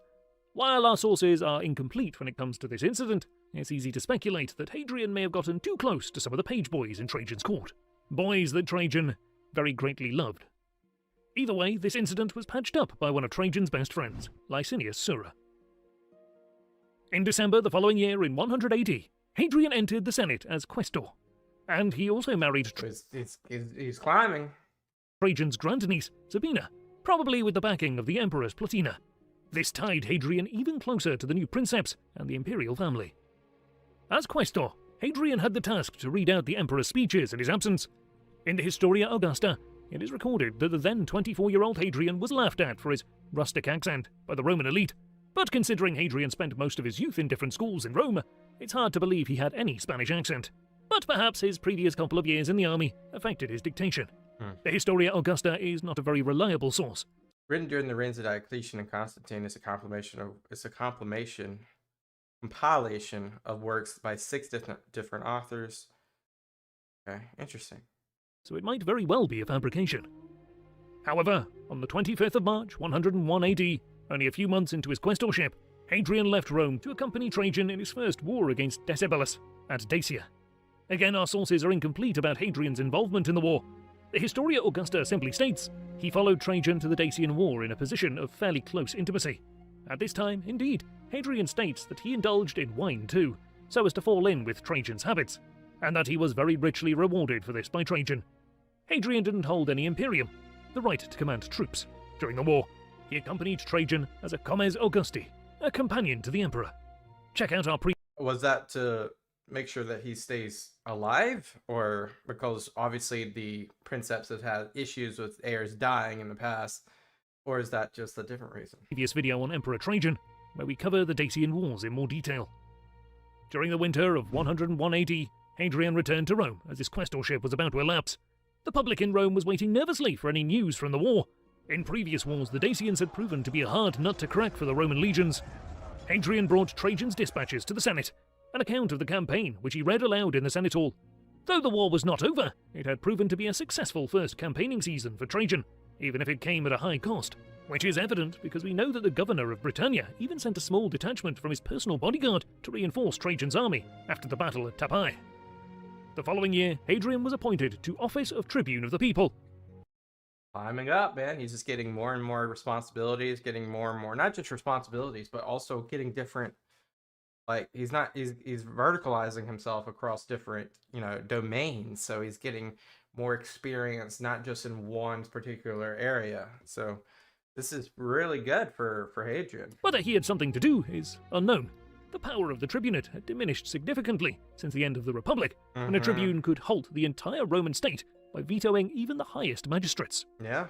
Hadrian would have stayed in Rome, waiting for news from the emperor, who launched a new campaign into Dacia. Hadrian committed to his artistic pursuits, like poetry and writing. News soon arrived that Trajan proved to be successful in subduing Elagabalus and undoing the humiliating peace treaty signed by Domitian a few years earlier. Trajan entered the capital in triumph, and lavish festivities and games were held in celebration. Right, that's from the Trajan column. Hadrian was a rising star in Rome, and in 104 AD, he secured the election as praetor for the following year. The main duties for a praetor concerned the administration of justice, in both civil and criminal law. But his new office was cut short. After 5 months into his praetorship, Trajan once again declared war on Elagabalus in Dacia. Yeah, couldn't get enough. Elagabalus had been infringing on the terms imposed on him in 102. A new campaign was prepared, and Trajan set off for the Danube frontier on June 4th, and Hadrian accompanied him. This time Hadrian was appointed legate of Legio I Nerva, a legion founded by Domitian probably in 82 AD for the campaign against the Chatti tribe, given a name that honoured Domitian's favourite deity. Hadrian's role in the war is described only briefly in the Historia Augusta. At this time, certainly, his many outstanding deeds became renowned. Is this like, no, this is from, sorry. I was like, is this from like a part where Hadrian's on the Trajan column? But this is from the previous video. There's also an inscription in Athens that details various military decorations he received during the war. But what he actually did in order to earn said decorations is unknown. Before the end of the war, the Pannonian province was divided into two, superior and inferior. Hadrian was appointed governor. Was that, I forget why they did that, but was that really to allow for more troops to be called for? Of the latter province. After having served 12 months as legate, Hadrian was commissioned to restrain... Or better governance, because it'd be, you'd have more representation. Dalmatians. Pannonia Inferior faced the Lasiges tribe on the Hungarian plain. Though they had helped Rome during the First War, it seems that they needed to be restrained by Hadrian, perhaps from grabbing land from Dacia during the Second Dacian War. The province had one legion stationed in it, Legio II Adiutrix, the same legion he served as military tribune in a few years before. It seems that he acquitted himself well. He preserved military discipline and checked the procurators who were overstepping the mark. We don't know much more than that, but it's safe to say that a governorship was a great way for Hadrian to win friends in Rome. Hadrian would have received a number of letters of recommendations from fellow senators, putting forth their own candidate, perhaps a member or a protege, to the various postings in the legion and the civic offices in the province. Appointment to an imperial province would almost guarantee you a consulship, and after only 2 years, Hadrian was granted a suffect consulship, probably in the year 108. What's that? What's a suffect consul? A suffect consulship was not as prestigious as the 2 ordinary consuls, who launched the year in January and gave their names to that year. Officially, years were referred to as during the consulship of consul so-and-so, whereas the suffect consuls were replacements for the ordinary. Okay, I got it.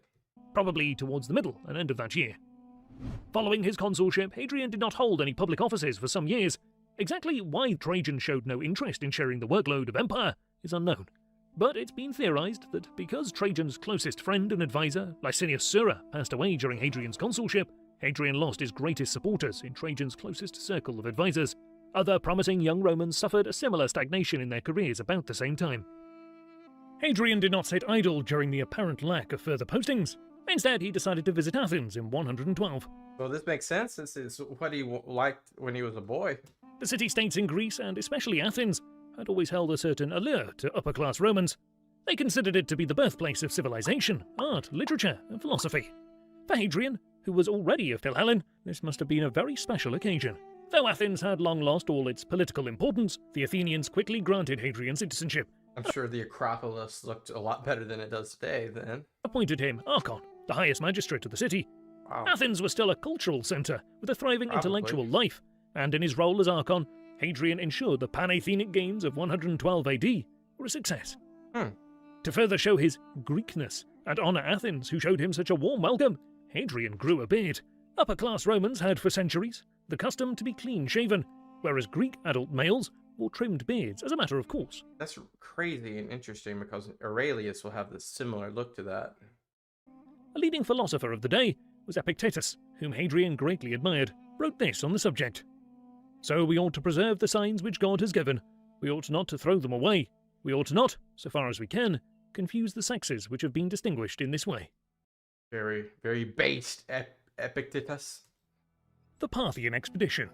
After years of peace in the empire and good governance of Trajan, war was once again looming in the distance, this time against Rome's rival in the east.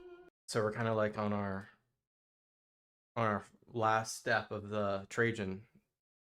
The Parthian Empire. The pretext for the war seems to have been the disputed succession of Armenia, a state that Always. neighboured both powers and both considered to be part of their separate sphere of influence. An arrangement had been struck decades earlier, where Parthia would nominate a candidate to the throne of Armenia, but the Romans confirmed the choice and conducted the coronation in Rome.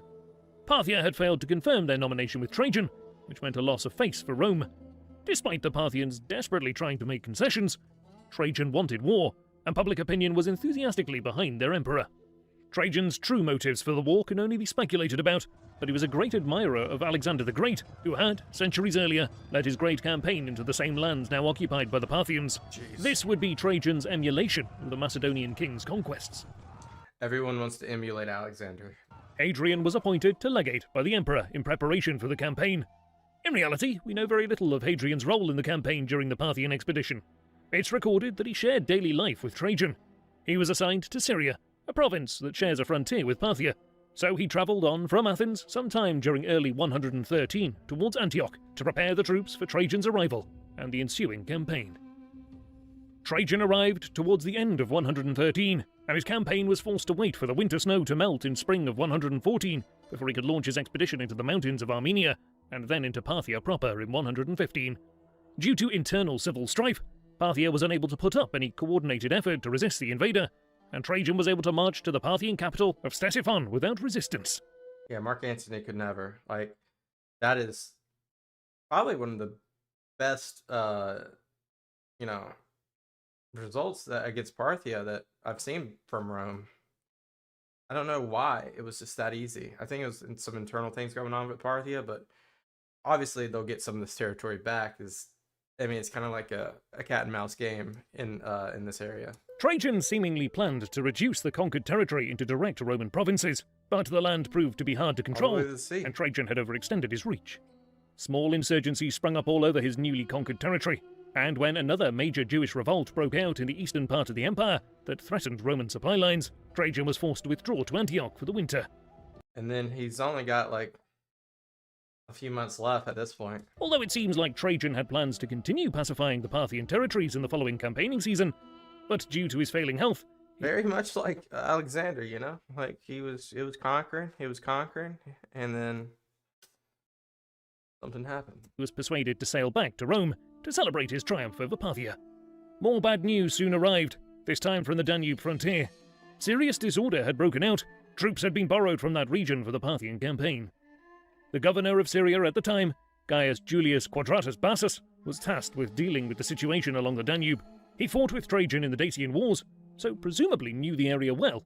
Hadrian was given Bassus's previous post as governor of Syria and was promised the consulship of 118 AD. While the sick emperor sailed the southern coast of Anatolia towards the Italian peninsula, his health kept deteriorating, and his entourage was forced to dock in Selinus, hoping the elderly emperor would get better. But Trajan would never recover, but his death seems to have been kept a secret for some time to ensure a smooth succession of imperial power. The new emperor. Many rumors surrounded Trajan's death.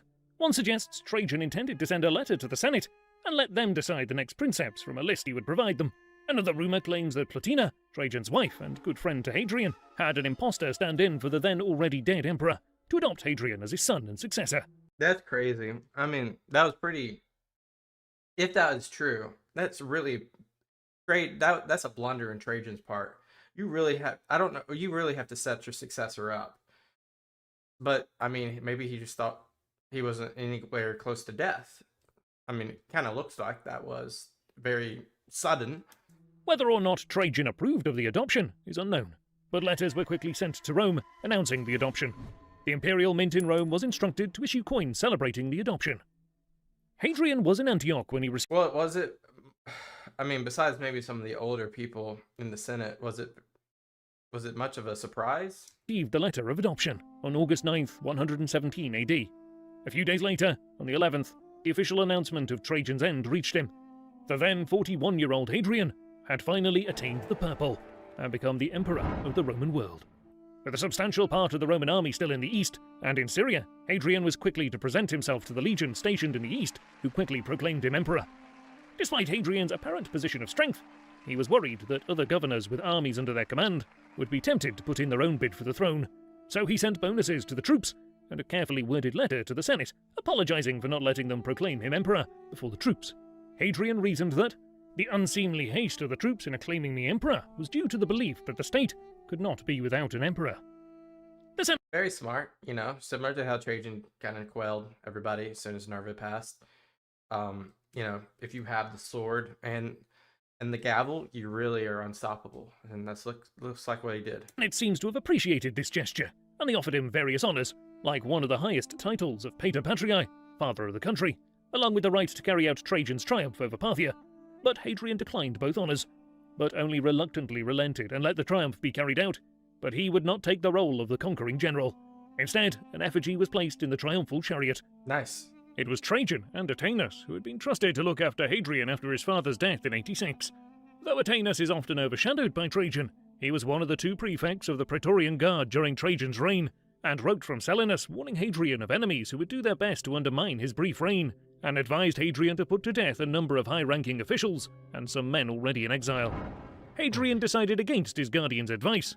This was not the time to start killing prominent citizens. No, it's time for unity, right? Instead, he swore an oath that no senators would be put to death during his rule. Antoninus and Trajan's wife, Plotina, boarded a ship from Selinus with Trajan's body and set sail to Antioch, where Hadrian came to meet them and inspected the remains. These were cremated and brought to Rome and placed beneath his column. Just a few years earlier, the empire had been stronger than ever, but Trajan's Parthian expedition and sudden death proved to be too much for the empire to manage. In the Historia Augusta, it's recorded, the nations that Trajan had conquered began to revolt. The Moors, too, were on the attack, and the Sarmatians were waging war. The Britons were running out of Roman control. Egypt was hard-pressed by riots, and finally Libya and Palestine were showing the spirit of rebellion. So much going on, my gosh. So basically, I don't know if they're opportunists because of the power vacuum that has kind of shrunk a little bit without Trajan, or it's just because there is, you know, you're taking resources away for like the Parthian campaign and other things, that these other regions that were volatile are now cracking. In other words, the situation was tenuous for the Roman Empire. Its long frontiers required a massive standing army. The cost for maintaining that army was the state's largest expense. So the empire had the smallest military they considered safe for the maintenance of the borders. Naturally, when troops had to be relocated for an impending war, that left holes in the defenses. Aggressive wars proved to be dangerous for imperial stability, even when successful. Most of the land bordering Roman territory did not pass the cost-benefit analysis. So it is getting decision time. Where do we send the troops? Apart from Parthia and Dacia. A contemporary historian, Appian, wrote this on the subject. The Romans have aimed to preserve their empire by the exercise of prudence, rather than extend their dominion indefinitely over poverty-stricken and profitless tribes of barbarians. Hadrian was now responsible for the unenviable task of saving the empire that was cracking at the seams. Yeah, like, it's been going so good. How do you keep it from falling? He started by abandoning Trajan's new provinces in Armenia, Assyria, and Mesopotamia, and all troops to regroup on the Euphrates, Rome's traditional border. He also considered withdrawing from Dacia, but ultimately decided against it. Hadrian's new policy of consolidation, rather than expansion, was deeply despised by his contemporaries. I mean, yeah, because you're probably like, I mean, everything was moving in one direction, you're kind of like halting it, and now you're going the other direction. Everyone that was a part of that's going to be feeling betrayed. Who saw it as defeatism. What it actually showed is Hadrian's clear-sightedness and his willingness to take rational measures to secure a critical situation, Yeah. despite going against Rome's conventional view. The 4 ex-consuls. The 4 ex-consuls. Early on in Hadrian's reign in 118, some sort of conspiracy seems to have occurred that would forever taint his relationship with the senatorial class. 4 ex-consuls, Macrinus, Palma, Celsus, and Lucius Quietus, were the leaders of this supposed conspiracy. Is it because of the consolidation? All had grounds for resentment, and they all had been close to Trajan. Macrinus had been removed from his post as governor of Dacia. Celsus and Palma had been involved in some sort of court intrigue, and had fallen from grace at the end of Trajan's reign, and were sent into exile. Lucius Quietus had been close to Trajan throughout his reign, but had been dismissed by Hadrian from his posting in Judea, so he presumably harboured resentment towards the new emperor.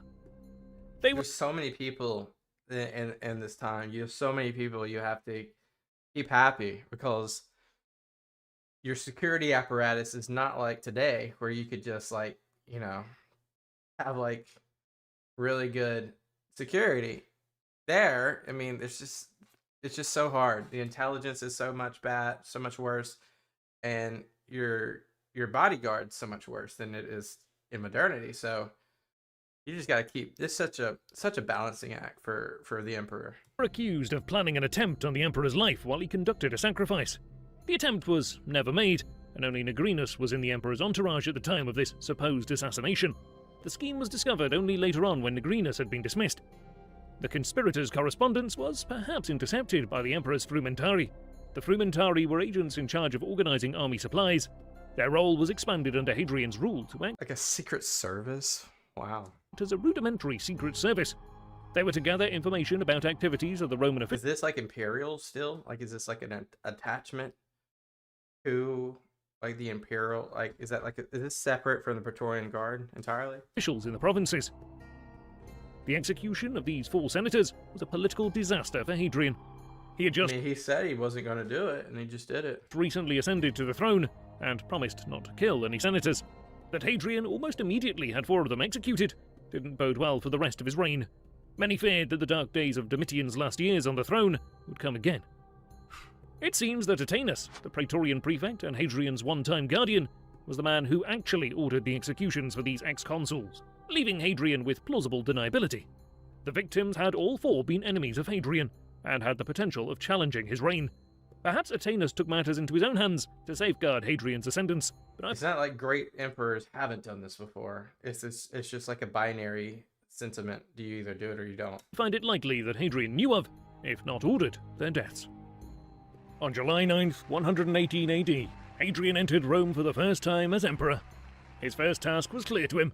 He must repair the trust with the Senate, and establish a reign with their consent, and establish a reputation as a man of peace and legality. Though his reign had started with violence, he did not intend to stay on that path. While in the Senate, Hadrian swore that he had not ordered the deaths of the 4 ex-consuls. Hadrian wanted to put the blame on Antoninus, but did not want to fire him from his post as Praetorian prefect. That might upset the guard.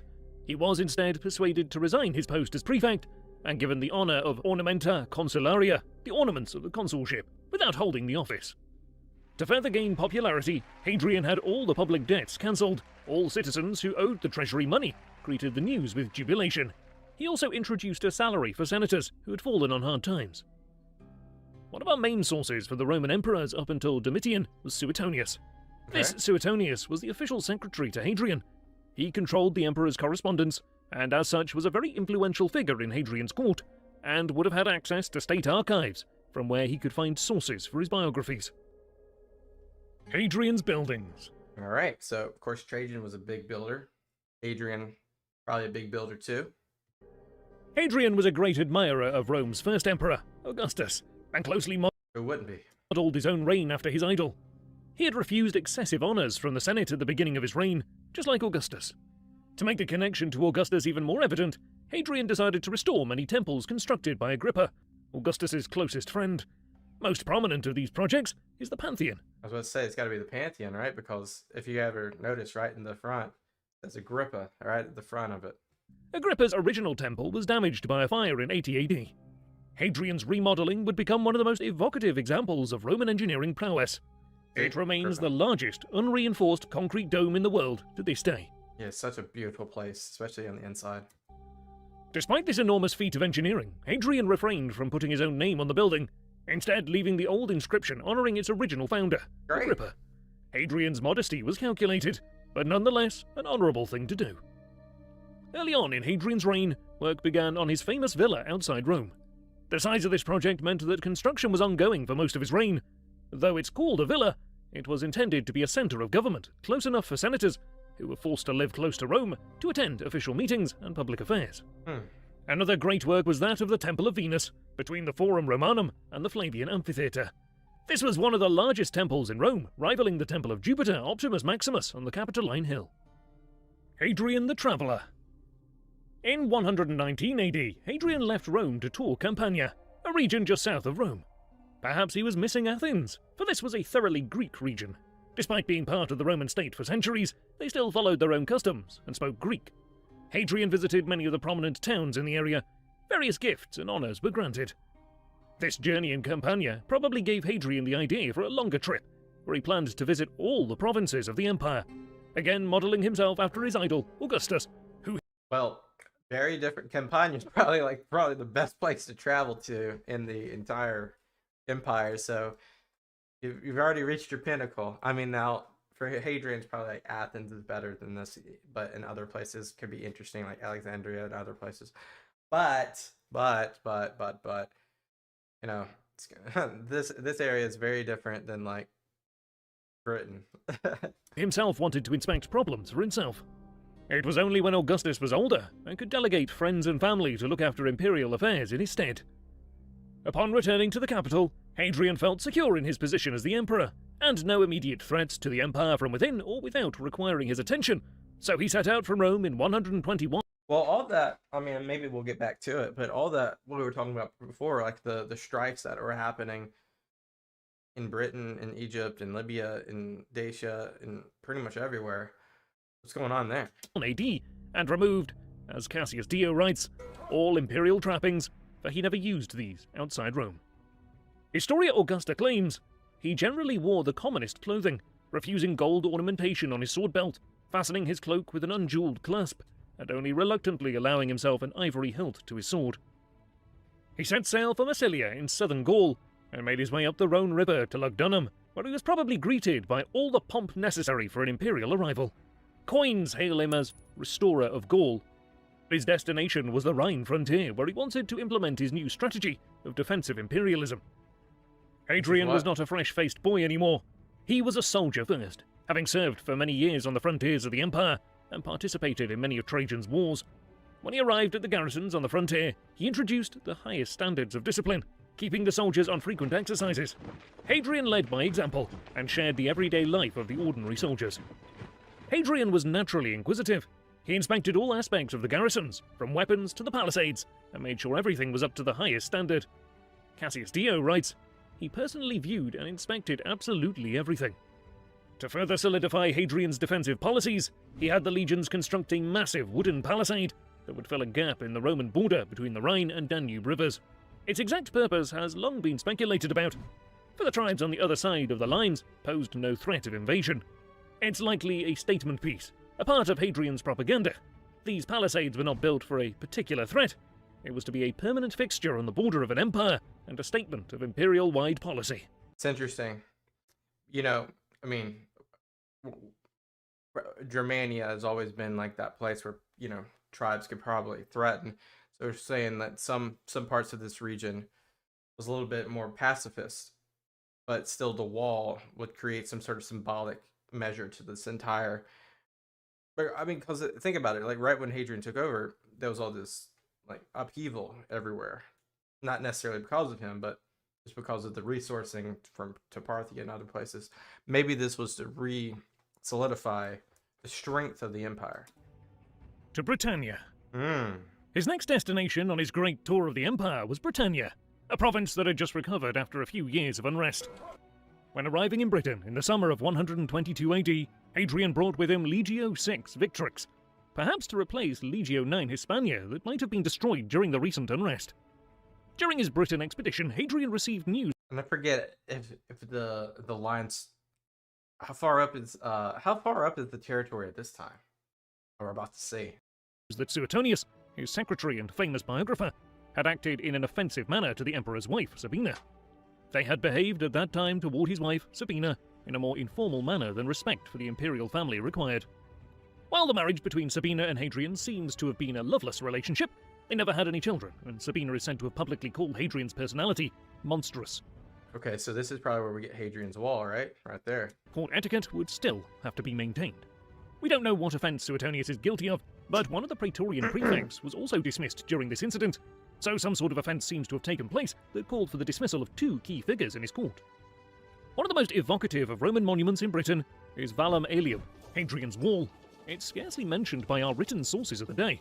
The Historia Augusta simply states, the first to construct a wall 80 miles long, which was to separate the barbarians from the Romans. The barbarians. Inscriptions on the wall suggest that construction began before Hadrian got to Britain, probably sometime in 118.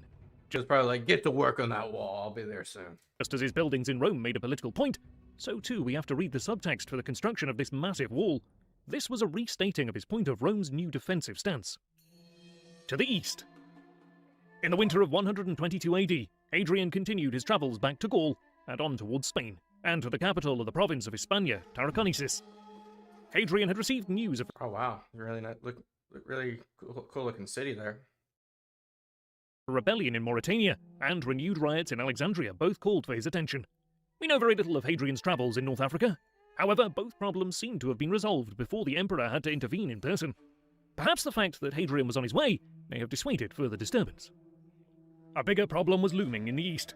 Parthia was once again causing disturbances in the east. Hadrian had to put his tour of North Africa on hold for now, and set sail for Syria, where he arrived in June 123. The Historia Augusta simply claims that the war with the Parthians had not at that time passed beyond the preparatory stage, and Hadrian... So, literally, he's just building a wall, solidifying the boundaries. That's all he's doing at this point. I'm not saying that's all he's doing, but that's what he's doing. He's really just, like, creating these boundaries to solidify power. Checked it by a personal conference. Parthia was in no shape to conduct a large-scale military invasion into Roman territory. They had not fully recovered from civil strife and the devastation of Trajan's campaign 6 years earlier. They were probably seeking the return of some hostages, and perhaps even some monetary reparations. Whatever the deal, war was averted. Again, modelling after his idol, Augustus, who also negotiated with the Parthians instead of waging war. After having dealt with the Parthian problem, Hadrian's entourage continued north, touring the border against Armenia. They were headed towards Trapezius, a Greek colony on the Black Sea coast, made famous by Xenophon in his epic tale of the 10,000 mercenary hoplites who got stranded in Persian territory after their employer died in a failed attempt to wrestle the throne from his brother. The 10,000 were continually harassed and attacked on their march back to Greek territory. Trapezius was the first Greek city they reached after their grueling march, where they sacrificed to Zeus and Heracles. Hadrian, it seems, followed this example. So very much, once again, very much, going back to his Greek interest here. So it's probably like very much a fun hermitage for him. And a similar sacrifice took place during his stay in the city. Hadrian continued his travels westward, along the coast of the province of Pontus Bithynia, probably stopping in harbours such as Amissus, Sinope, and Heraclea Pontica. The imperial entourage wintered in Nicomedia in late 123. Imperial coinage hailed Hadrian as restorer of Nicomedia. The city had just been ravaged by an earthquake shortly before his arrival. Wherever Hadrian went... I mean, I guess some of the emperors did what he's doing, but I haven't really, thought about it that much. But he is actually, like, circumnavigating his empire. That's really admirable, actually. And he invested in urban infrastructure. He commissioned aqueducts and canals, new roads, and he paid generously for the construction of temples and other public buildings. Perhaps Hadrian met Antoninus for the first time during his stay in the region. Antoninus was born in Claudiopolis. He was a young boy who Hadrian would take great interest in. He would become something of a favourite and lover of the emperor. It's perhaps too early to infer that they were lovers at this early stage, but somehow Antoninus was taken along with the imperial entourage. Perhaps he was hired in some capacity in the imperial staff, and Hadrian took an interest only later on. Either way, in the spring of 124, Hadrian and his entourage sailed across the Sea of Marmara to Thrace before setting out for the province of Asia. Hadrian again showed his interest in the past by visiting the site of the Battle of Granicus, where Alexander the Great defeated the Persian forces for the first time in 334 BC. A curious incident occurred when Hadrian visited Pergamon. Galen records that Hadrian struck one of his attendants in the eye with a pen. When he realized that the slave had become blind in one eye as a result of this stroke, he called him to him and offered to let him ask him for any gift to make up for what he had suffered. When the victim remained silent, Hadrian again asked him to make a request of whatever he wanted. He declined to accept anything else, but asked for his eye back, for what gift could provide compensation for the loss of an eye. Jeez. A clear indication that though he saw himself as something of an intellectual, well-versed in classic philosophy, he was prone to outbursts of rage. Hadrian seems to have been a cocksure man, with above-average intelligence, with best education you could get in Rome at the time, and he did not suffer fools gladly, apparently. Another quite telling... That's an interesting little story there. Anecdote is when Hadrian was on one of his journeys, a woman stepped forward as the emperor passed by and made a request. "I haven't got the time," Hadrian said. With considerable presence of mind, she replied, "Well, stop being emperor then." This struck home. The emperor relented and gave her the hearing. It's remarkable how approachable the emperor seems to have been, if anyone can just walk up to him on the street and request a hearing. A far cry from later centuries when Well, it's not that anyone can just walk up to it, it's what she said. She humbled him. emperors carried themselves as demigods, too far removed for approach. While in Ephesus, the young men of the city sang a hymn in the theatre for the emperor, who listened to it in a gracious and friendly manner. From there he sailed to Rhodes, where he would have seen the remains of the Colossus of Rhodes, a huge statue of Helios erected in the early 3rd century BC. A 6th century writer, John Malalas, claims that Hadrian restored the Colossus, but this claim has been challenged by modern historians. Yeah, I'd be interested to know more about that. Though it would have been a typical Hadrian thing to do, no other sources corroborate the restoration. After his visit to Rhodes, Hadrian sailed towards Athens, the city that had welcomed him so warmly many years earlier. There he took part in the esoteric Eleusinian mysteries. An inscription has been found in Eleusis that refers to the emperor, Hadrian, God, and Pan-Helen. While in Athens, Hadrian noticed that merchants were marking up their prices during the busy period of the mysteries, when many travellers would come to the city to take part in the rituals. And Hadrian warned the merchants, "I want the vendors to have been stopped from their profiteering, or else a charge to be brought against them." Jeez, alright, so a man for the people out there. Then Hadrian set off for a tour of the Peloponnesos, visiting Megara, where a temple was built by the emperor. He visited Corinth, and the site of the famous battle just outside Mantinea, fought between Thebes and a Spartan-led army composed of many city-states.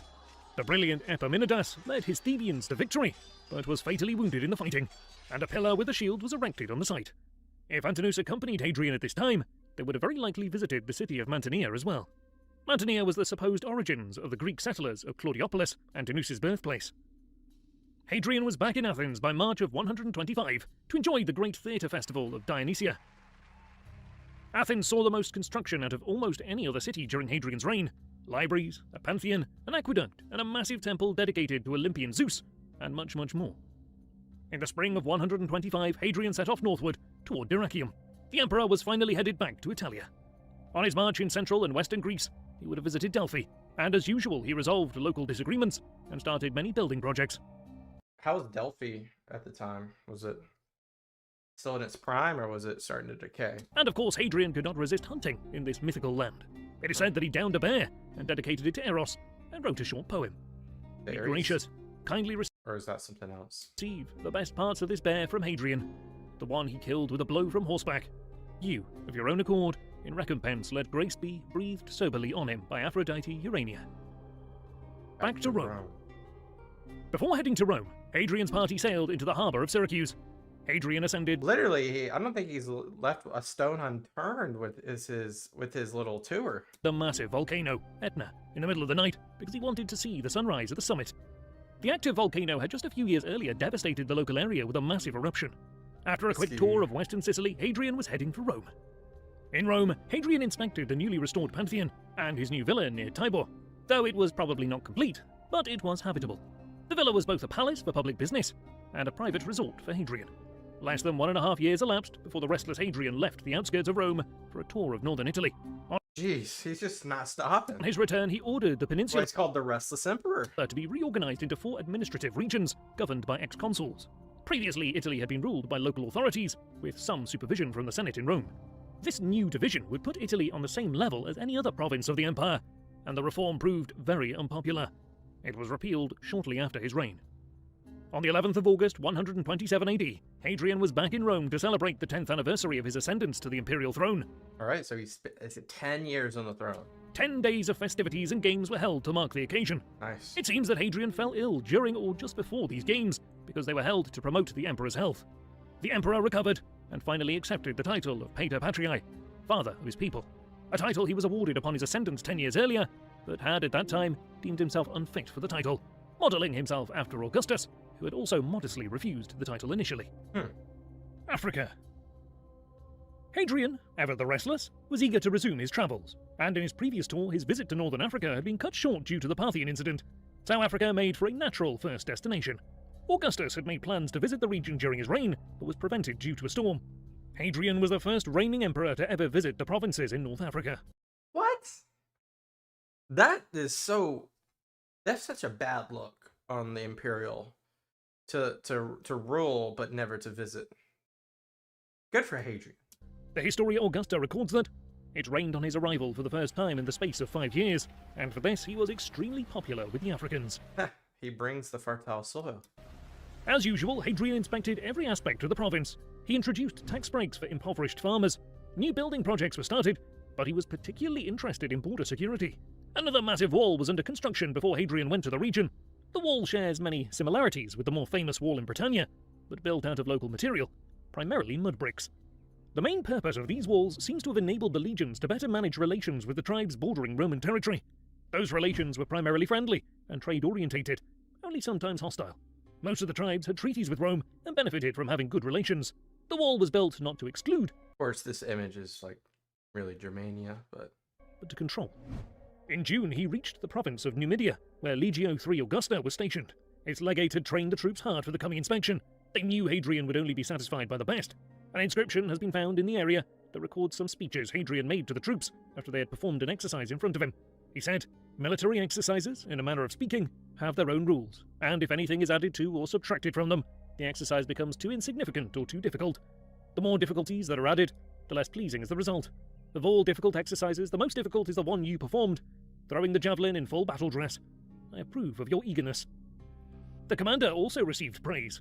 "I commend Catilinus, my legate, because he directed you to this exercise, which took on the appearance of a real battle, and which has trained you in such a way that I can also praise you. Your prefect, Cornelianus, also has performed his duties very well. However, the cavalry skirmish did not please me." The legion received praise when Hadrian always something to be added. thought it applicable, and scorn when something displeased him. He spent much of his life in military. Well, one thing that's interesting is like his travels has really created a readiness across the empire, readiness to please, readiness to be ready because of his when he's pleased, and his buildings and his monetary gifts that he's been giving really gives like the entire he could come here next and we better be ready, and that creates some security inevitably. Actually, wonder if any other emperor followed suit of Hadrian. Camps and on campaign. He knew what he was talking about, so his feedback was valid. Next on Hadrian's itinerary was Greece and Athens. Once again, he wanted to take part in the Eleusinian mysteries, but before setting out for Greece, he sailed back to Rome for a couple of weeks to deal with some crucial business. Okay. A new district in Athens was named after the emperor, Hadrianopolis, and a massive arch divided the new city quarter from the old. The inscription on the arch reads, "This is the city of Hadrian, not of Theseus." Theseus, of course, was the legendary founder of Athens. Yeah. This very brazen proclamation might not have been appreciated by the Athenians. Probably And not. just like Pericles, who was responsible for Athenian hegemony in the 5th century BC, Hadrian wanted to enact a sort of pan-Hellenic league, a sort of congress that all Greek cities could send their delegates. The centre of this pan-Hellion was, of course, Athens. Hadrian was born too late. Pericles' idea for the pan-Hellion was to better combat the threat of Persia. Exactly what Hadrian wanted to achieve is unknown. Parthia. Athens clearly meant a lot to Hadrian. It appears almost as an obsession with its glorious past. After about 6 months in Greece, the imperial entourage Hadrian was a history buff, just like we are. sailed across the Aegean Sea to Ephesus and a tour of Anatolia and Syria, where he met with foreign kings and dignitaries, though many disapproved of Rome's purchasing peace with subsidies. Not Hadrian. He boasted that he won more by doing nothing than waging war. Very true, very true. I mean, he's not doing nothing either. He's doing a lot. Jerusalem had been devastated by Titus in 70 AD. The high priestly families disappeared, the temple was in ruins, and most of the Jews in Judea were localized into villages. Hadrian deemed it was time to reoccupy Jerusalem. It was to be renamed Aila Capitolina, after his family, and the temple was to be rebuilt, but this time in honor of Jupiter. Hadrian So, how's that going to go over? himself plowed parts of the line around the city boundary. Jerusalem was dead, and Aila Capitolina was to be a new Roman colony. All right. En route So we're turning the page there. to Egypt, Hadrian stopped by in Pelusium, where Gnaeus Pompey, Julius Caesar's one-time friend turned rival, was stabbed to death by the Egyptians hoping to curry favour with Caesar. Didn't work out. Pompey's body was burned on the shore, and a small monument erected above it. Hadrian located the grave and wrote this: "How pitiful a tomb for one so rich in temples." Hadrian planned to sail up the Nile, but he had to wait until fall, when the annual flood would subside, so he travelled to Alexandria, the second largest city in the empire. For a long time, the city had suffered from occasional bouts of riots, because the Jewish and Greek population did not get along. I'm sure he really liked going here too, given like how he imagined, his Hellenistic love and also a lot of the spots that Alexander went to, he went to. So I'm imagining this was also a really big hotspot for his tour. Hadrian restored damaged buildings and enjoyed the intellectual life in the city, presumably with Antinous. A poem survives from this time that describes Hadrian and Antinous out on a hunt together. First, Hadrian, with his brass-fitted spear, wounded the beast, but did not kill him, for he purposely missed the mark, wishing to test to the full the sureness of aim of his beloved Antinous, son of the Argus slayer. Death on the Nile. When the Nile flood had subsided, the imperial barge sailed up the long river. Hadrian would have visited all the famous landmarks. They visited Memphis, the original capital of the Old Kingdom, and the pyramids, and the Sphinx. Towards the end of October of 130 AD, Antinous' lifeless body was recovered from the riverbanks. Dio Cassius writes that Antinous had been a favourite of the emperor and had died in Egypt, either by falling into the Nile, as Hadrian writes, or, as the truth is, by being offered in sacrifice. Okay, so I thought that he was the successor. Guess not. I might be thinking about something else. Okay. Whoopsie. All right. It's crazy. Hadrian, as I have stated, was always very curious and employed divinations and incantations of all kinds. The Historia Augusta writes disapprovingly that he wept for the youth like a woman. It's been suggested that Hadrian was suffering from some sort of illness and that Antinous sacrificed himself in order for the emperor to recover. But what exactly happened on that river so long ago has long been debated. But it's clear that Hadrian was What do you guys think? devastated by his loss. Antinous was deified by the emperor, and a city was built on the location of his death, Antinopolis. His cult spread quickly throughout the empire. Local elites, eager to curry favour with the princeps, built temples to honour the dead youth. Antinous came to be associated with Osiris in Egypt, Mercury in Italy, and Dionysius in Athens. This tragic death did not stop the imperial barge, and the emperor continued his tour of the Nile, after which he spent some months in Alexandria, before setting off for Syria in spring of 131 AD, and then Asia, before heading back to Athens. And in Asia. Asia being Turkey. News reached the emperor that the Jewish population had once again revolted. The Bar Kokhba Revolt. The Jews were furious that their holy city had been desecrated. The immediate cause seems to have been the collapse of King Solomon's tomb in Jerusalem during the construction of Hadrian's new city. Dio Cassius writes, "At first the Romans took no account of the rebels. Soon, however, all Judea had been stirred up, and the Jews everywhere were showing signs of disturbance, were gathering together, and giving evidence of great hostility to the Romans, partly by secret, and partly by overt acts. Many outside nations, too, were joining them through eagerness for gain, and the whole earth, one might almost say, was being stirred up over the matter. The situation was extremely precarious. The Romans stationed in Judea had been overwhelmed, and the reinforcements sent from Syria and Egypt had been crushed. Hadrian sent for his best general, Sextus Julius Severus, who was a governor of Britain at the time, so he would have to travel across the whole empire to reach the theatre of war. The leader of the revolt was a man called Bar Kokhba, a ruthless man who styled himself the Messiah. He butchered the Christian population in Judea because they were not willing to help him against the Romans and demanded that they deny Jesus as the Messiah. Wow. Hadrian's response seems to have been massive. Best guesses suggest some 13 legions took part in the war, a disproportionately huge deployment, but Hadrian left nothing up to chance. Nothing's up for chance. Oh my. Bar Kokhba and his revolt must be utterly crushed. The legions moved methodically, just like Vespasian had done, capturing every strong point and forts one after another. And at the end of 135 AD, 3 years after the revolt broke out, it was crushed. Judea was almost completely depopulated of Jews, either by death or enslavement. Judaism was to be rooted out. A statue of Hadrian was erected on the site of the Holy of Holy, and pagan shrines were built over Jewish places of worship. Hadrian seems to have accomplished his task. This was the last major Jewish revolt against Rome. Henceforth, the ancestral capital of the Jews would be called Aelia Capitolina, and Jews were forbidden to enter the city. Wow. Wow. Definitely turning the page there. Succession. Succession. Here we go. In spring of 134 AD, Hadrian returned to Rome. The emperor was sick and realized that his days were numbered, and without any children to inherit the throne, Hadrian needed to adopt someone who was fit for the throne, and who would honour the defensive policies Hadrian had enacted. Hadrian's brother-in-law, Servianus, had been one of Trajan's closest advisors, generals, and was even considered to be a strong contender for the throne upon Trajan's death. Servianus was about 90 years old at the time, so he was a strong contender for the throne upon Trajan's death. Servianus was about 90 years old at the Is he 90? Jeez. Nah, bruh. You might be fit for the US presidency at that age, but you ain't fit to be emperor. time, so he was clearly too old. Besides, Servianus and Hadrian did not get along well. Servianus had been a critic of Hadrian throughout his life, but Servianus had a grandson, Pertinax Fuchsius, who was in his late teens at the time, was the closest male family member Hadrian had. In 136, the emperor unexpectedly announced the adoption, Lucius Sionius Commodus. We don't know much about his suitability for the imperial throne. The Historia Augusta simply claims that his sole recommendation was his beauty. Disregarding his suitability, Sionius Commodus was in very poor health and would die before Hadrian. Hadrian was beginning to act erratic towards the end of his life. Longtime friends and supporters like Aulus Platorius Nepos and Quintus Marcius Turbo were both removed from Hadrian's court and held in the greatest abhorrence. Marcius Turbo had been a centurion in Hadrian's first posting as military tribune in Legio II Adiutrix, and had ever since been very close to Hadrian. Marcius Turbo had acted as Praetorian prefect since 125 AD.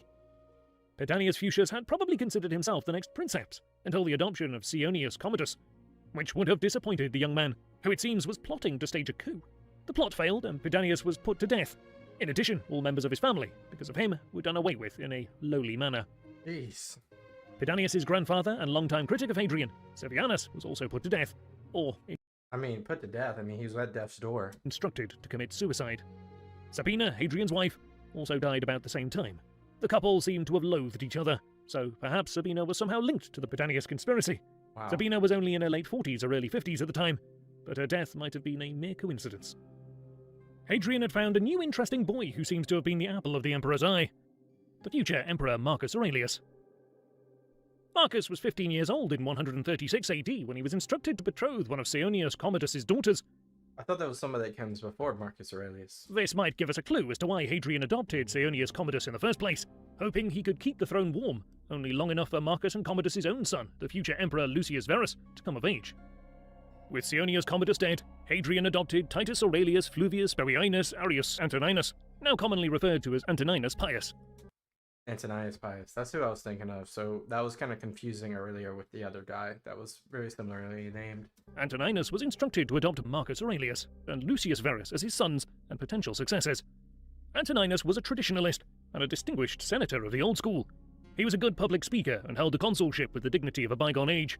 He was an assurance that Hadrian's policies would continue. Hadrian was very sick, and it seemed that he tried to commit suicide on a number of occasions because he was suffering each day from his illness. Hadrian almost succeeded by ending his own life by having one of his servants help him. Dio Cassius reports, partly by threatening him and partly by making promises, he forced the man to promise to kill him. He drew a coloured line about a spot beneath the nipple that had been shown him by Hermogenes, his physician, in order that he might be struck a fatal blow there and die without pain. Antoninus Pius was informed of the suicide attempt and begged Hadrian to endure his sickness. A fragment of Hadrian's autobiography has survived, and it reads almost as an apology to Antoninus. He writes, "I want you to know that I am being released from my life neither before my time, nor unreasonably, nor piteously, nor unexpectedly, nor with faculties impaired, even though I shall almost seem as if I have found to do injury to you who are by my side whenever I am in need of attendance, consoling and encouraging me to rest." In the summer of 138 AD, Hadrian left Rome for the last time to an imperial villa on the seaside resort of Baiae, where he abandoned all medical treatment and ate and drank whatever he wanted. On the 10th of July, Hadrian cried out, "Many doctors killed a king," and passed away shortly after. Okay. He was 62 years old and had ruled the empire for 21 years. His remains were eventually placed in the new mausoleum built outside Rome. He was deified as Divus Hadrianus. Antoninus was proclaimed emperor of Rome. He had been the de facto ruler for months anyway. Legacy. Hadrian's legacy is somewhat mixed. Objectively, he was a conscientious ruler that left the Roman state stronger than he found it, and he left many impressive monuments behind that still echo the greatness of Rome to this very day. But his contemporaries did not give him such praise. His own wife Sabina is reported saying in public that, because of his monstrous personality, she had taken pains not to become pregnant by him, for it would be to the destruction of the human race. And his inauguration was tainted by the killing of 4 ex-consuls, an act Hadrian was never truly forgiven for. I mean, they tried to kill him, though. His increasingly erratic behaviour towards the end also tainted his legacy, and there seem to have been objections to Hadrian's personality, a hard-working but cocksure man, a combination often irritating to his colleagues. Okay, so my thoughts on Hadrian. I don't think, first off, whatever, to his wife. Oh well, you know. But at the end of his life, come on, man. He was suffering. A suffering man, you can't utilize that as part of his legacy. It's not like he did anything, you know. It's not like he was like King Henry VIII when he was, you know, did the measures of what Henry did at the end of his life. So, like, I mean, this guy was right there with Trajan, I would say, because of his tour, his resortment to be present, to go places that most emperors not have gone, to reinforce the boundaries, to diplomatically solve issues without war, to build, to repair, to incite health to the people. I think he was I would even say Hadrian is like neck and neck with Trajan. I think Trajan has a little bit more legacy because of what he did in Dacia, but Hadrian seems like he was a very Pax Romana type of guy. Interesting stuff.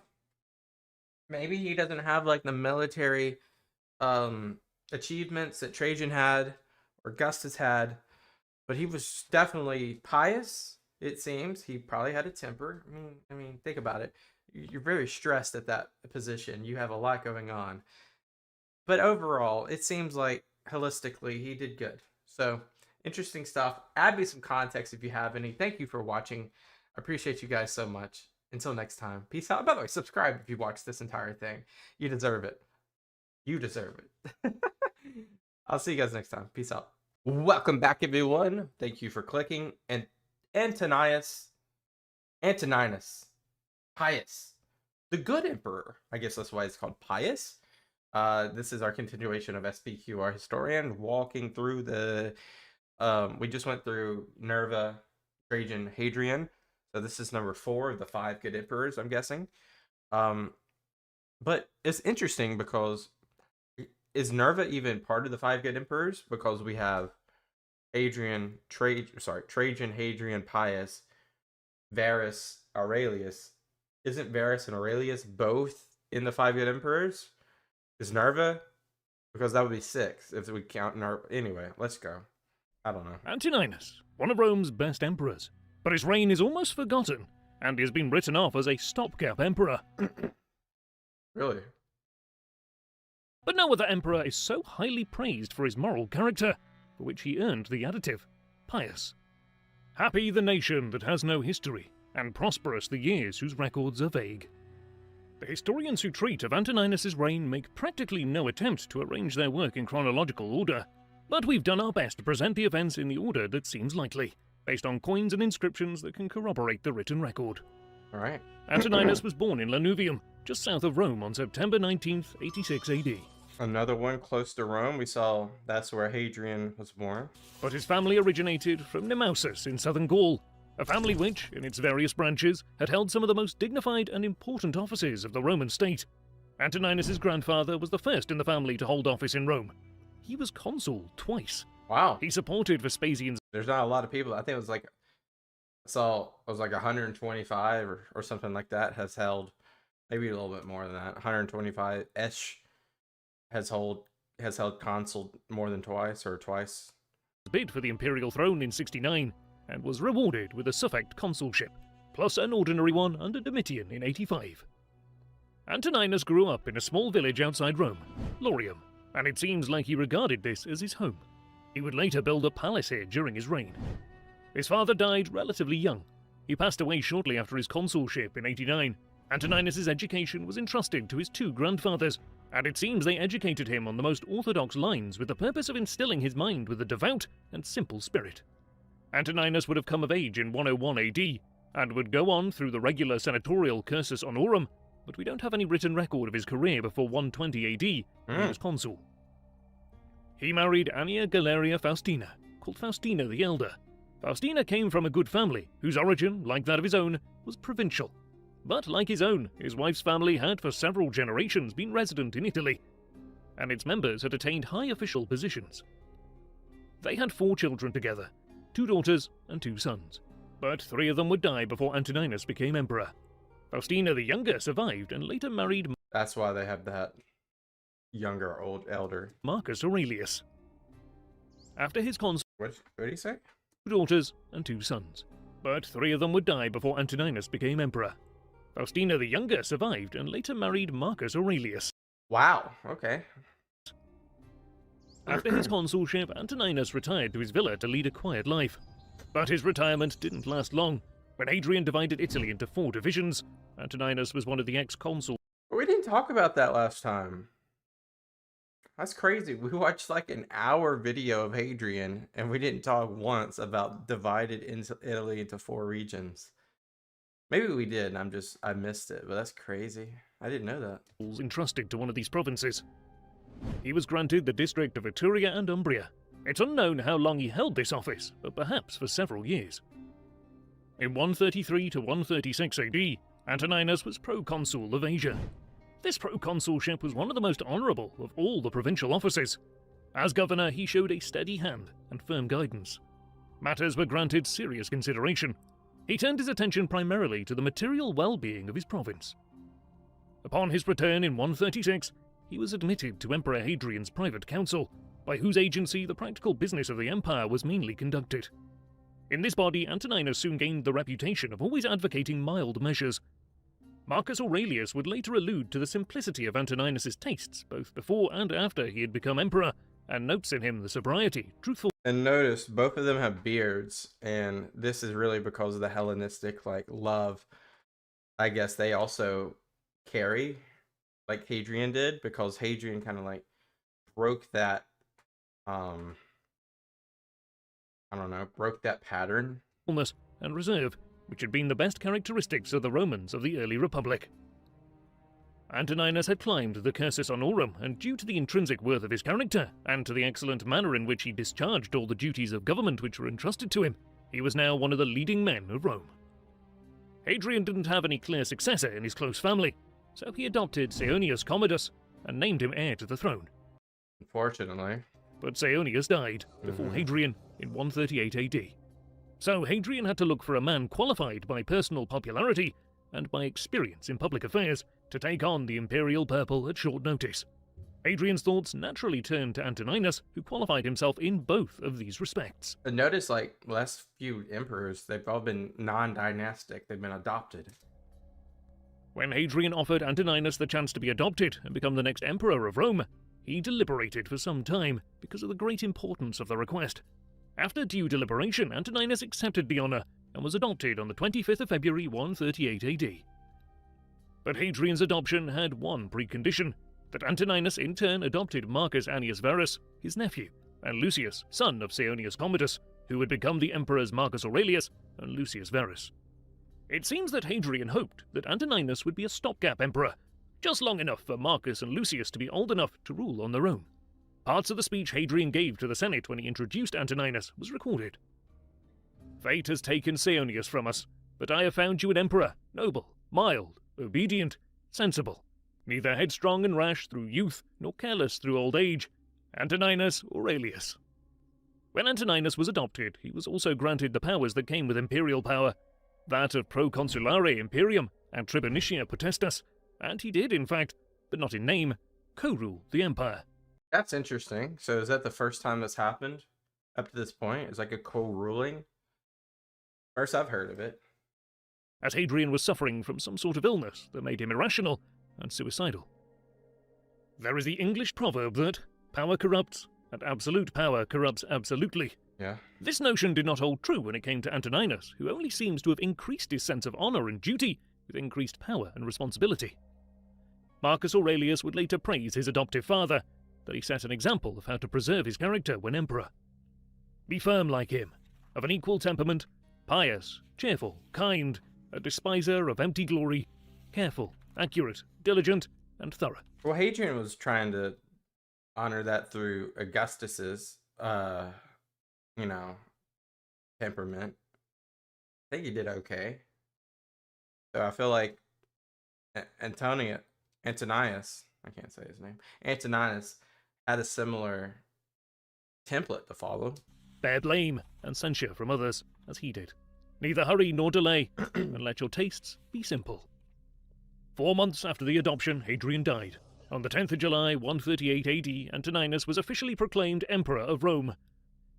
Hadrian had gained a lot of ill will in the Senate, partly due to constant travelling and focusing on the provinces rather than the imperial city, and partly because of the division of Italy, which effectively had decreased the power of the Senate. His irrational behaviour in the last few months didn't win him any friends either, but Antoninus made it his duty to restore the memory of his adoptive father. He compromised with the Senate. Many of Hadrian's acts were reversed, and senators condemned by Hadrian were pardoned. The division of Italy was abolished, and it would go back to how it had been ever since Augustus. Oh, so the divisions of Italy, it's not the division of the empire, it was the divisions of Italy. That made sense when it said one of the, okay, we're aligned. It proved hard to procure the deification of Hadrian. Antoninus entreated the Senate, and threatened to refuse to rule unless they complied. Finally, the Senate relented, partly because of the respect they had for Antoninus, and partly the fear they had for the soldiers with whom Hadrian had been very popular. Antoninus made it a policy of always consulting and deferring to the Senate as much as possible, and he governed the state in such a peaceful and holy way that he was called Pius, hence he was known as Antoninus Pius. Antoninus had begun his rule well. The Senate was happy with one of their own as emperor. He had long been one of them, and had lived among them once with no prospect of ever rising to any higher position. He could therefore fully sympathise with all their hopes and claims, and was willing to allow them not only a nominal, but even a real power. And the provinces were naturally friendly to a man chosen by Hadrian. Hadrian was, of course, well liked by the provinces. Yeah, I mean, the thing about that tour that he took, I mean, who wouldn't like someone that actually cared enough to visit? He had visited almost every part of the empire during his reign. Antoninus Pius was consul in 139 and 140 AD. In the latter year, together with his adoptive son, Marcus Aurelius, who was now 19 years old. Around this time, Marcus was betrothed to Antoninus' daughter, Faustina the Younger. Sometime in 140, some sort of disturbance occurred in Britain, yet our written sources are quiet on the matter. Pausanias, however, claims that the Brigantes tribe in Britain invaded Roman territory, and were consequently deprived of most of their land. The Brigantes was a tribe north of Hadrian's Wall, and that the Romans built a new wall of turf, the Antonine Wall. So that's the Antonine Wall. Okay. I was wondering what that wall would have been further up in Scotland. Now that makes sense. So that's the Antonine Wall. And then this is kind of like a buffer zone, probably not necessarily territorial, like cessions by the Brigantes, but more of like a, I guess you could say a neutral zone? I don't know. I guess that's what that means. Sometime during the years 140 to 145 AD, some sort of war was carried out against some German tribes along the Rhine. The nature of this disturbance is unknown, but it seems that the governor was able to deal with the Germans, with the forces stationed in the province. In his third year as emperor, Antoninus Pius lost his wife, Faustina. Antoninus was devastated at Faustina's death and took several steps to honour her memory. She was deified by the Senate, and an honorary column was constructed, the base of which has survived. On it we can see Faustina being carried by a winged figure up into the sky, symbolising her... That's crazy that survived. 1900 years old. ...apotheosis. Games were held in her honour, and a temple constructed for her worship. In 147 AD, Marcus Aurelius had his first child, a daughter, and for this he was honoured by Antoninus Pius and granted tribunicia potestas and proconsulare imperium, outside the city, effectively... So basically he had the same powers Antoninus had, so is he co-ruling with Aurelius now? ...making him co-emperor. But notably, he did not gain the title of Augustus until the year 161 AD. Okay. Marcus's wife and the daughter of Antoninus, Faustina, however, was granted the title of Augusta at this time. The year 147 AD is also notable because it marked the 900th anniversary of the foundation of the city. Alright, so I'm guessing some games are about to happen. And Antoninus Pius celebrated this occasion with all due splendour and magnificence. In the following year, 148, Antoninus celebrated his 10th year on the imperial throne. Games celebrating this occasion would have been held in the capital. Coins minted in the following years show elephants and lions that would have been exhibited during these games. These first 10 years had been marked by the quiet prosperity and relative peace throughout the empire, bar the trouble in Britannia and Germania. In 152 AD, a massive earthquake devastated western Anatolia. Smyrna, Ephesus, and as far north as Cyzicus and Bithynia were reduced to ruins, and that the whole configuration of the country was changed. Marcus Aurelius was put in charge of the restoration effort, and a few new buildings have been dated to this time, which would have been part of this restoration. Another earthquake had devastated Rhodes a few years earlier. I love how they go right to the source, you know, they don't leave it just to rot. He sends his co-ruler and he's like, hey, let's get this going. Like, really much like a humanitarian effort. The province of Mauritania had always been somewhat lawless territory, owing to its sparse population and mountainous terrain. In 152, the situation was unbearable. The roads were no longer safe. The Atlas Mountains afforded an almost impregnable refuge for the bandits. An expedition was planned to deal with the bandits and warlike nomadic tribes of the region. The Romans... Armored camels? I don't know if that's true, but if it is, that's crazy. I mean, it had to have been true, right? I don't know in you know, in totality, but that's crazy. Succeeded in pushing the Mori westward towards the Atlantic Ocean. Shortly thereafter, perhaps in 153 AD, a revolt broke out in Egypt, and the prefect had been killed in the disturbance. Two of our main sources of this period are John Malalas and Aulus Astrides. They both claim that Antoninus went to Egypt himself to deal with the situation. A common misconception about Antoninus Pius is that he never left Italy during his reign. This misunderstanding is based on the writings of Capitolinus in the Historia Augusta. The Historia Augusta is an unreliable source in the best cases, and demonstrably wrong in the worst. So we have to assume that he dealt with this disturbance in... Well, what's our contrast to that then? If that's known to be false, like, how do we know that? Is it because of, like, archaeological evidence, or is it other, like, sources? Person. It would make sense for Antoninus to go to Egypt in person. Roman emperors were hesitant to admit any Roman of rank to that province. Antoninus was able to deal with the rebellion in Egypt, and from there he travelled to Antioch, in Syria. The Parthian Empire was once again causing trouble in the east. Always. The royal throne of Parthia had been taken as plunder during Trajan's campaign decades earlier. They requested that the throne would be returned to them. Antoninus had refused, whereupon the Parthian king invaded Armenia. The Armenian king had passed away early on in Antoninus's reign, so he had crowned a new king of Armenia. When Antoninus ordered the Parthians to retreat from Armenian land, they were forced to comply, or be at war with Rome. They were not ready to contend with the Roman legions. A number of buildings in the eastern provinces date from this period. Construction likely began when Antoninus visited Dionysus temple at Heliopolis. Okay. the region. He was back in Rome in 157 AD. Shortly thereafter, a revolt took place in Dacia, though the rebellion was put down by Statius Priscus, the governor of the province. Yeah, Dacia is Roman territory now. Doesn't exist really, does it? Is it called Dacia still? Or are they going to Romify it? To this revolt, Dacia was to be reorganized into 3 new divisions. Okay. Of the remaining years of Antoninus Pius's reign, very little is known. His military activity in all parts of the empire had secured to him peace for the closing scenes of his life. His age rendered him unwilling to engage in anything more than the ordinary routine of business at home. When Antoninus Pius was 74 years old, he died on the 7th of March 161 AD, in his villa in Lorium. His reign was only surpassed in length by that of Augustus before him. If he was supposed to be a stopgap emperor to educate Marcus Aurelius and Lucius Verus, he succeeded, but probably lived longer than Hadrian had expected. But his adoptive sons were now ready for the responsibility of empire. So how does that work, right? Because, like, are they both emperors now? Like, I don't know. It's interesting. We'll have to see. So Pius, you know, we really didn't, you know. So he died. Let's see once again. Holy. He died in 161. Let's see if I can. When did he take over?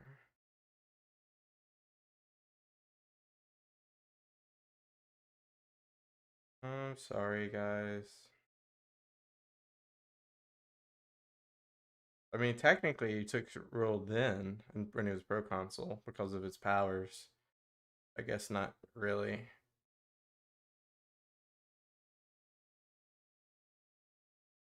Whatever. 138. There we go. So 161, 138. So yeah, like 23 years, something like that. Not bad. Not bad for an emperor. You know, we think of kings and they rule like, there's kings that have ruled like 7 decades. So like, not bad. We don't know enough about Antoninus Pius, but it seems like he did okay. You know, he prepared Verus. Was it Verus? I'm sorry, I'm very... Well, yeah, we'll like the video. Of his teen in Lorium. His reign, if he was supposed to succeeded, but Verus and Aurelius is his sons, adopted sons. So he's prepared these two. I mean, I don't really know. I would love to learn more. I mean, the Antonine Wall was pretty interesting. Maybe what happened in the Atlas Mountains would have been interesting. I don't know. I don't know, man. There's not a lot to chew right here. But I do appreciate you guys so much. Let me know if there's any context you can add from Antoninus. I appreciate you guys as always. Until next time, peace out. Welcome back. Thanks for clicking. Lucius Verus, the overlooked emperor. Of course, we are coming right off of doing one of the most one of the most interesting emperors that are overlooked with Pius. And this is interesting because I thought Aurelius would come next, but it says Verus in this order, so Aurelius is actually next. So yeah, let's Lucius Verus. Let's talk. Lucius Verus, one of the least regarded Roman emperors, he's often written off as a playboy and a party animal.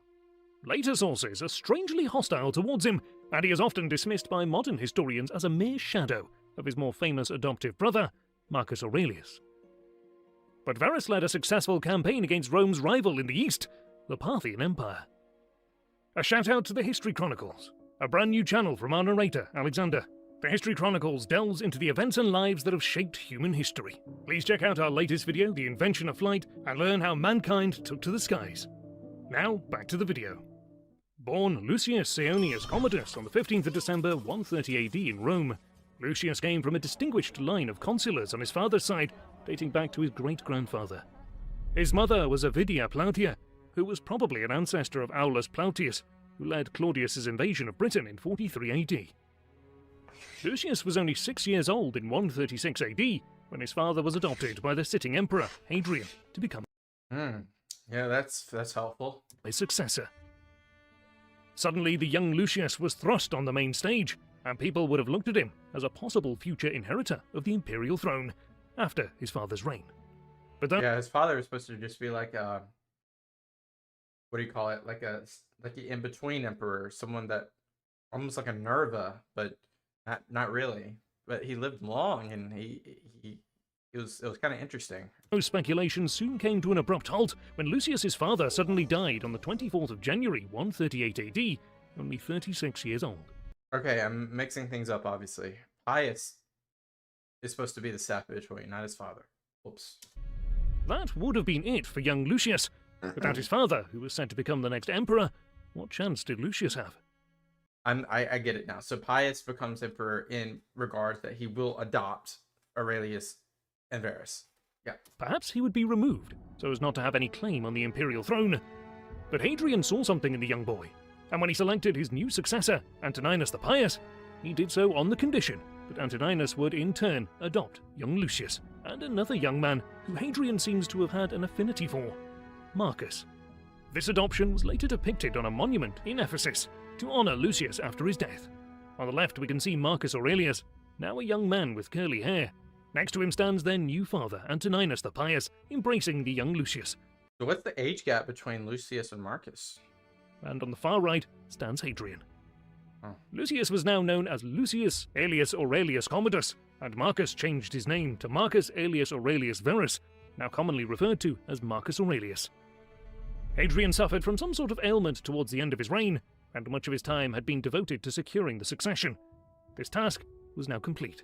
Not only did he have a reliable successor who would honor his policies in Antoninus the Pius, he also had 2 spare Caesars, if and when the empire called upon them. Yeah. The imperial throne was secure Probably the most secure it's been in a long time, too. for the foreseeable future. Was it Hadrian's intention that Lucius and Marcus should rule together? We don't know for sure, but Marcus's subsequent actions suggest it may well have been. What is clear is the fondness they seem to have for each other. Marcus, who was older, took young Lucius under his wing, Both of them had lost their father at a young age, and this probably strengthened the bond with each other. The sources suggest that Antoninus favoured Marcus over Lucius. Perhaps he found a kindred spirit in Marcus, or the boys were simply treated differently due to the age difference.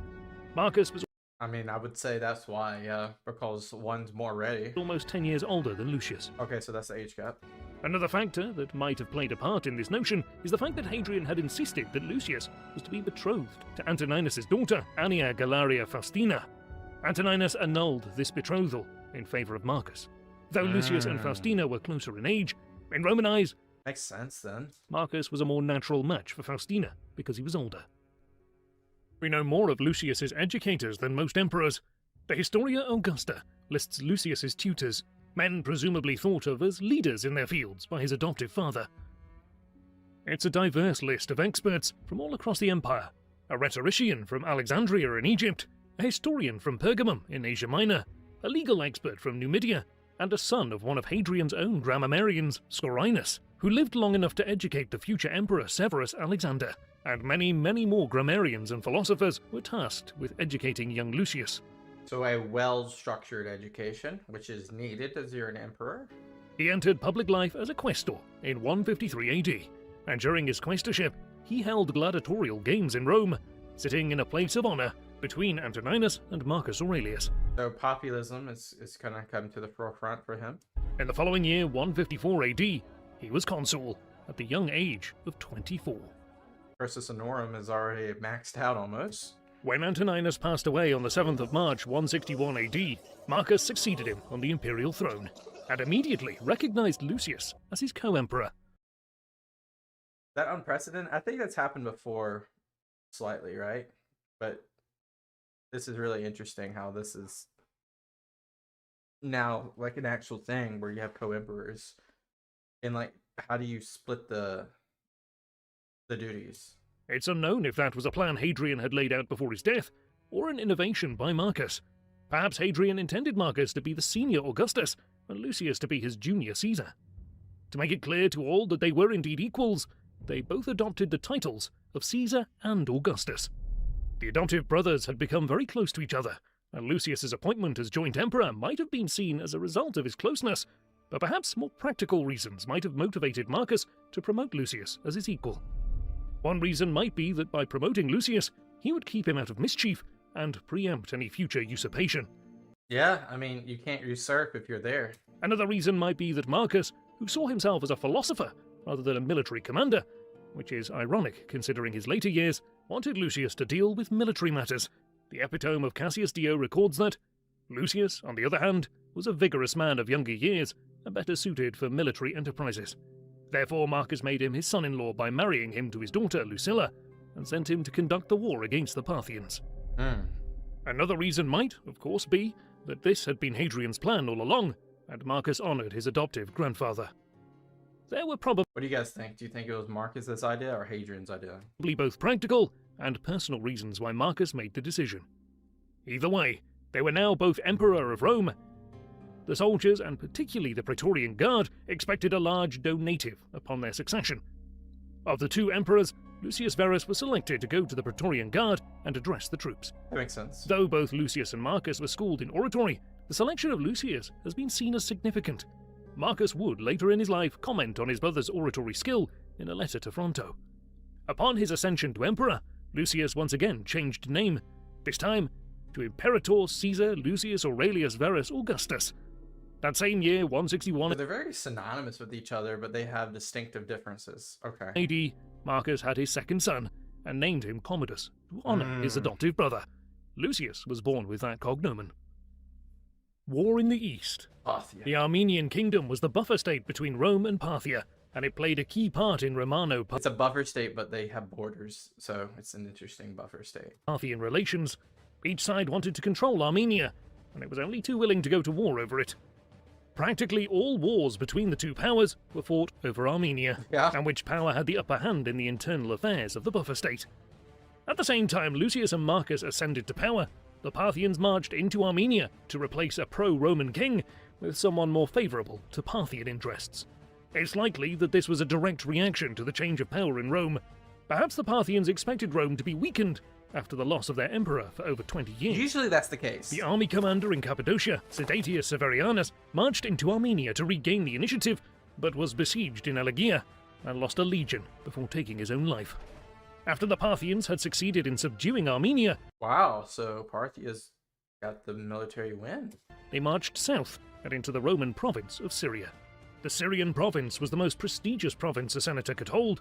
At this time, the governor was Titus Cornelianus, who marched his 2 legions to face the Parthian intrusion. Cornelianus was defeated, and the eastern part of the empire lay open for attack. News probably reached Rome in 162 AD, and Lucius was selected for the campaign.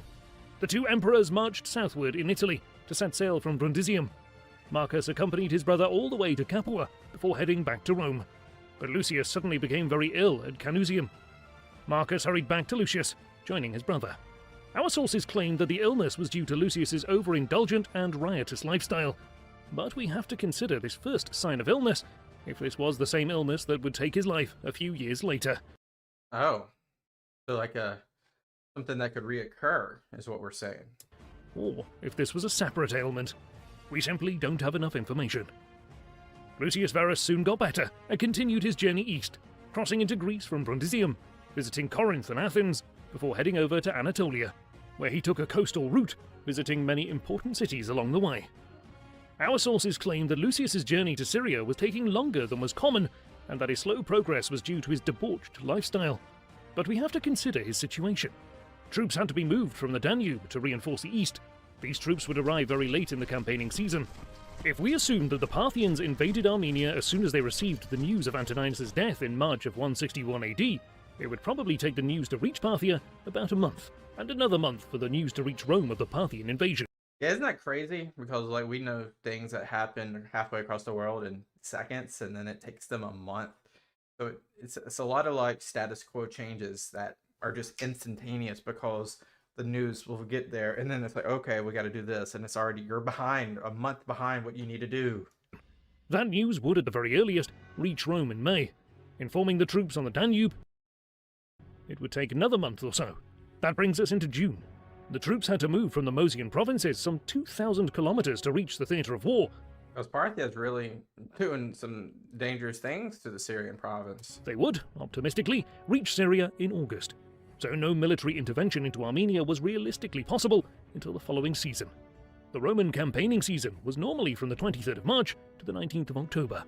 Because of, cold weather.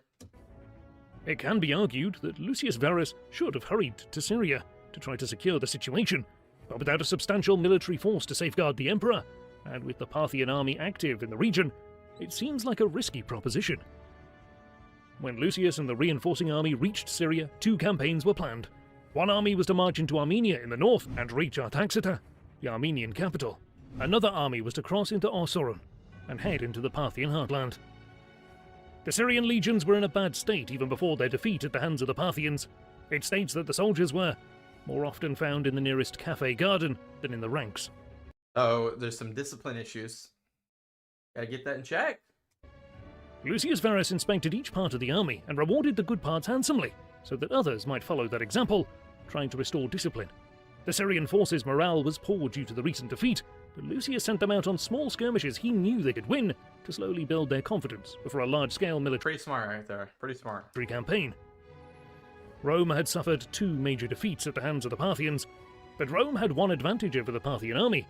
While the Parthians could field a large force, it was a feudal force, which was at its best when tackling one enemy at a time, while Rome could run several wars simultaneously due to the modular nature of the Roman command structure and the semi-professionalism of its army. A war on 2 fronts was easier for the Romans than the Parthians. Interesting. I've heard kind of conflicting conversations about the Parthian army. Like, is it professional? Is it feudal? Is it both? In 163 AD, it was time to go to war and restore Roman pride. The first phase of the campaign was aimed at restoring Roman control in Armenia. As so often is the case in ancient history, our sources on this campaign are lacking. But it's likely that the Armenian campaign set out from Cappadocia rather than Syria, aiming at retaking the Armenian capital.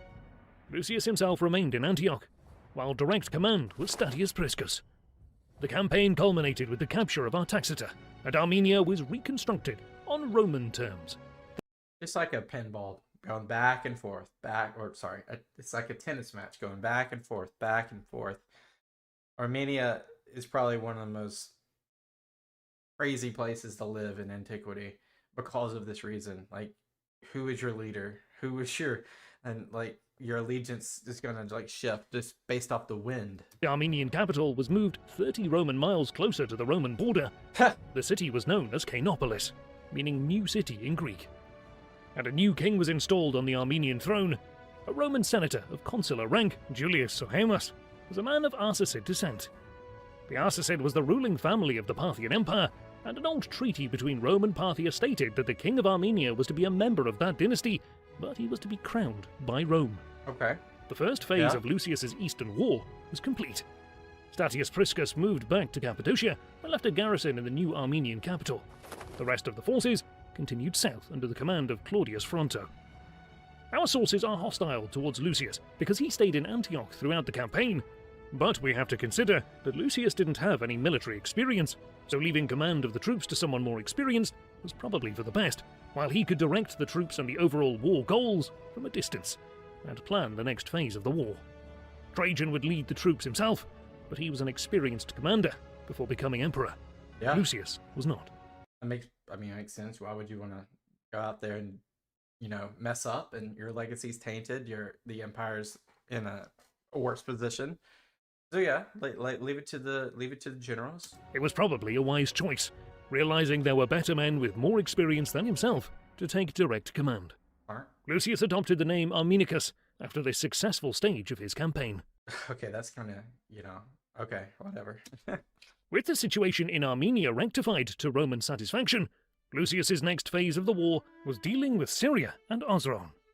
Osroene was a client kingdom to Rome, but the Parthians had now installed a Parthian-friendly king, which had to be remedied.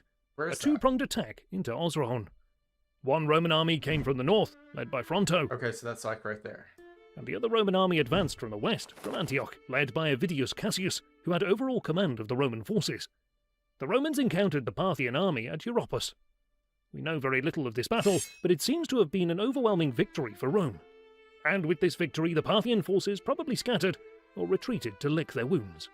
Cassius took full advantage of their weakness and marched down the Euphrates towards the capital of Ctesiphon. On their way, they burned the Hellenistic city of Seleucia to the ground. During the sacking of Seleucia, a temple of Apollo was desecrated. Apollo was a god who could bring ill health and deadly plague with his arrows. This desecration was later seen as the cause of the Antonine Plague. Okay. The army continued to Ctesiphon and took the city. So this is huge because was it Trajan? Since Trajan, this has not been at such a crazy heat between Parthia and Rome.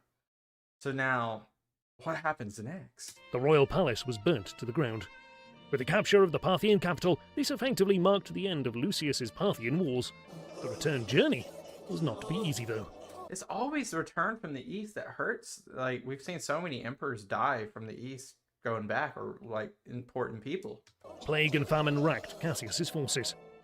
This same Cassius would, years later in 175 AD, try to make a bid for the purple upon receiving false information that Marcus Aurelius had died. His short rebellion lasted only 3 months, and he was ultimately cut down by a centurion and his head sent to Rome. This Parthian war had been a massive success for the young emperor. He had dealt with Rome's greatest foe and restored... I mean, he was there delegating. He didn't lead troops into battle, but I guess Roman pride and hegemony in the region. But without more details, it is difficult to determine just how much of a part he played in this success, or if it's all thanks to his brilliant commanders. The latter. But this war matched Trajan's finest accomplishments in the region, some 50 I don't know. Trajan was right there. years earlier.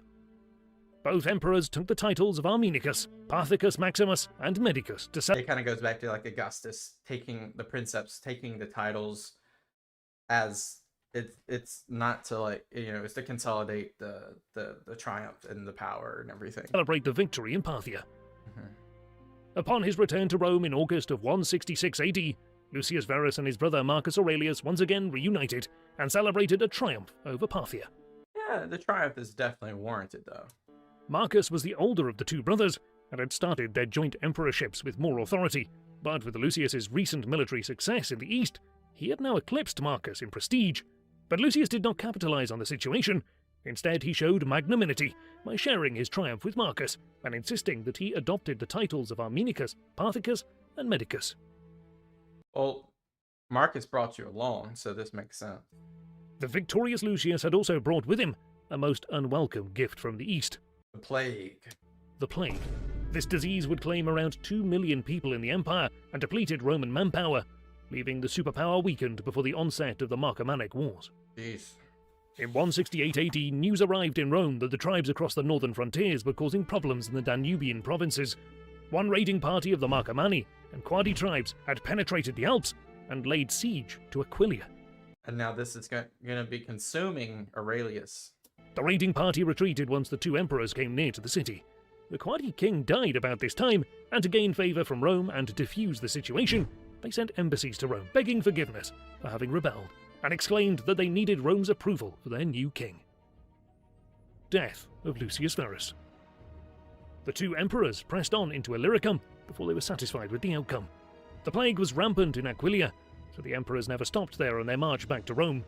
In northern Italy, Lucius was taken ill. Some sort of seizure is described in our sources, perhaps a stroke. Lucius was taken to Altinum, where he survived for another 3 days before dying. It's impossible to know what illness claimed the emperor's life, but some argue that it was the Antonine Plague. But I mean, that's what was rampant, wasn't it? this seems unlikely considering the suddenness of the ailment, and Oh. Marcus Aurelius and Lucius Verus were both travelling in the same carriage when Lucius suffered from this seizure. It's believed that the Antonine Plague was smallpox, rather than the bubonic plague. Smallpox generally begins with fever and body aches, followed by rashes on the body and blisters lasting for weeks. Symptoms Lucius Verus did not suffer from. We can't say Okay. for certain what killed the emperor, and we don't even know when exactly he died, but sometime in early 169 AD, probably January or February. Marcus Aurelius saw to his brother's deification. The same frieze that depicted Marcus and Lucius's adoption also depicts Lucius Verus's apotheosis. He is being guided by Victoria on a chariot up into the sky to join the gods. Final thoughts. There is no hint in our sources of Lucius Verus being malicious. He seems to have been a cautious individual, too fond of partying perhaps, or slanderous sources who overstate how much he actually loved to party. The Historia Augusta, which is usually very unflattering towards Lucius Verus, states that, towards Antoninus Pius, so far as it appears, Verus showed loyalty rather than affection. Pius, however, loved the frankness of his character and his unspoiled way of living, and encouraged Marcus to imitate him in these. It's worth considering our sources before passing judgment. Most contemporary sources show little sign of the more extreme character portrayal in our latter sources. Lucius's wife Makes and sense. Marcus Aurelius's daughter would later plot against Commodus, and thus Lucius was fair game by association. Many of our sources, like the Historia Augusta, were written under Commodus, and perhaps he harboured resentment towards Lucius Verus for this and other reasons. So to please the emperor, they perhaps depicted Lucius in a negative way. Lucius Verus is a character lost to history. We can't definitely say what kind of man he was. We do know that he led an effective campaign against Rome's greatest rival and delivered a smashing victory on the same scale that Trajan did 50 years earlier. Thanks for watching. Wow. So another emperor down. One that I've never heard of, but now I concretely know. Verus. And then Lucius Verus is his full name. So he was definitely overshadowed because he was co-ruling with Marcus Aurelius, the Stoic, the man who most people know, like the only bronze statue, equestrian statue that was saved in Rome from antiquity. And then like he's very close to Hadrian and Trajan, so like yeah, he's gonna be forgotten just inherently, and also he died young, which is gonna be a huge part of that. But wow, very interesting story, especially how they co-ruled and they were so close. They had like parallel lives almost, and they were just separated by 10 years. And wow, interesting stuff. Leave me some video comments down, or video suggestions down below, but also leave me some context below, stuff that maybe this video did not cover, or some interesting notes about Verus if you have them. Appreciate you guys as always. Peace out. Bye-bye. Welcome back, everyone. We have found our way into another SPQR historian video. Today, Marcus Aurelius, the philosopher, the emperor. Let's Jump right in. This video is sponsored by Ren. Marcus Aurelius is perhaps best known for his meditations on Stoic philosophy, and he has long symbolized the golden age of the Roman Empire. By the way, this is number 17, if you're counting, as it also says in the title up there. But his reign also saw the beginning of the decline of the empire. He was the last of the 5 good emperors. Climate change is the defining crisis. Alright, we're just gonna, skip right on, skip right on, skip right on, skip right on. Life. Marcus Aurelius was born in 121 AD into a family that was part of the Anii gens, which was widespread throughout Anii gens. Plebeian family. Okay. Italy and the provinces. His given name was Marcus Annius Verus. His family originated from the southern Spanish province of Baetica, from a small town just southeast of Cordoba called Ucubi. Marcus lost his father at a very young age, not long after Marcus was born, probably in 124 during his father's praetorship. Marcus was described as a solemn child from his earliest infancy. Marcus, who barely got to know his father, still had fond memories of him. He would write this of his father many years later: "From my father's reputation and from my memory of him, I learned modesty and manliness."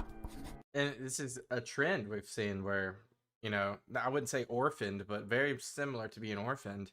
They lose their main patriarch and they have to be adopted. Due to his father's premature death, Marcus was adopted by his grandfather, who was a very distinguished man in public life in Rome at the time. He was consul no less than 3 times, an enormous mark of honor, considering the sitting emperor at the time, Hadrian himself, did not hold the office more than 3 times. Marcus remembered his grandfather later in life, and he wrote that he learned, "From my grandfather Verus, good character and avoidance of bad temper." Marcus Aurelius's grandfather was married to Rupilia Faustina, who was the daughter of Salonia Matidia, who in I don't know who that is. turn was the daughter of Trajan's sister, Ulpia Marciana, making I'm gonna be honest, I don't really know much of the exterior family, the extended family of these emperors, enough to where, a lot of this makes sense. But okay. Marcus Aurelius a great-great-great-grandson of Trajan's sister. Okay, so there's some sort of bloodline in here. It tends to happen. Hadrian himself was probably linked to the Anii, perhaps through Matida, suggesting that Marcus was part of Hadrian's dynastic plan from the start. Salonia Matida was a second cousin to Hadrian. Vibia Sabina, daughter of Salonia Matidia, was Hadrian's wife. It's likely that these family connections to the throne certainly helped Marcus get recognized by Hadrian, I mean, yeah, there's no accident either. who perhaps saw something of himself in young Marcus. Hadrian had also lost his father at a young age and was brought up by a prominent relative. In Hadrian's case, it was Trajan. Yep. So, like I said, it's a pattern. This is a pattern. It goes all the way back to what's it called? Augustus. It goes literally all the way back to Augustus. Doesn't always happen this way, but it's certainly a pattern. In his early years, Marcus would have been brought up by his mother, Lucilia Minor. The qualities in her which he remembered as influencing him were religious piety, generosity, not only refraining from wrongdoing, but even from thoughts of it, simplicity in diet, and to be far removed from the ways of the rich. That's pretty good.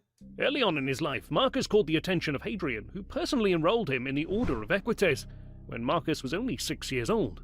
And the year after, Marcus was enrolled, again by Hadrian, into the priestly college of the Salii. It is recorded that he fulfilled the various duties.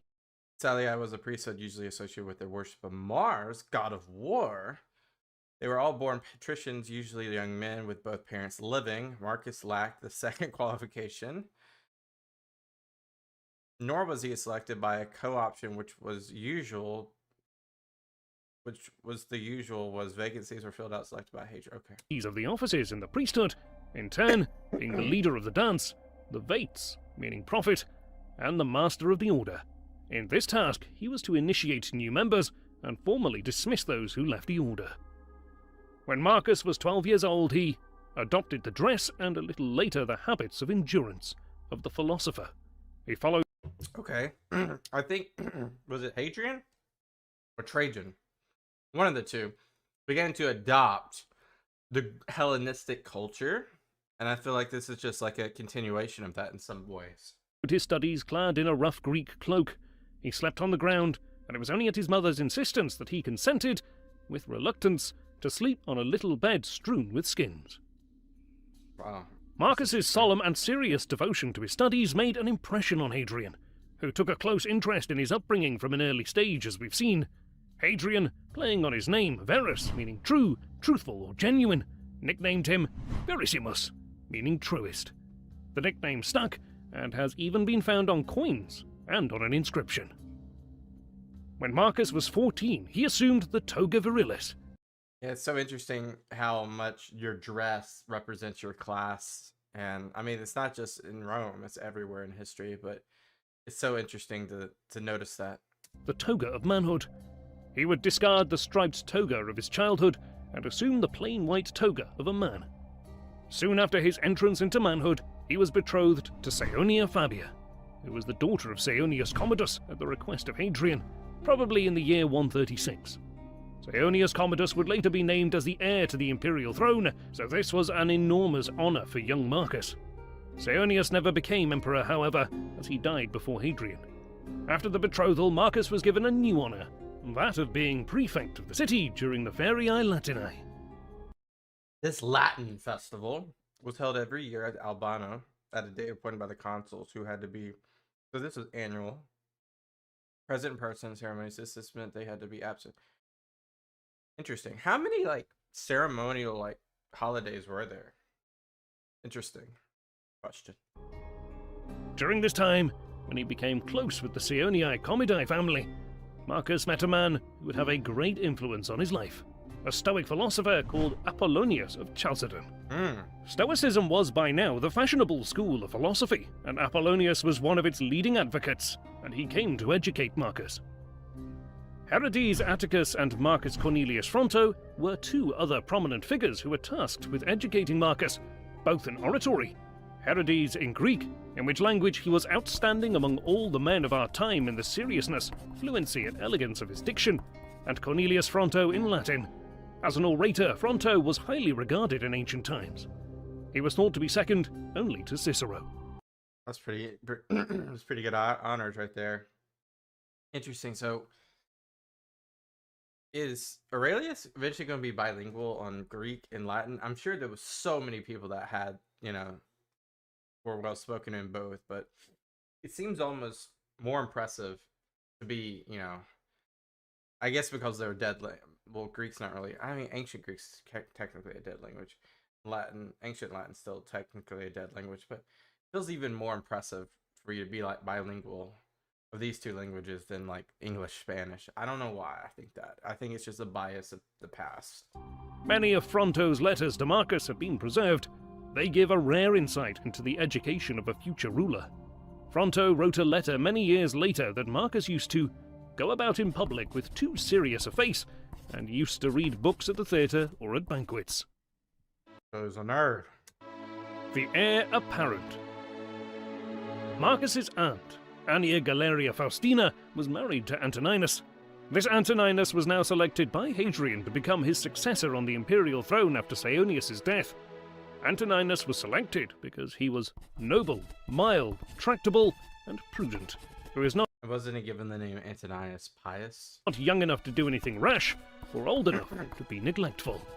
Another anecdote records that Antoninus was seen helping his old venerable father-in-law, Annius Verus, Marcus's grandfather, up the Senate steps.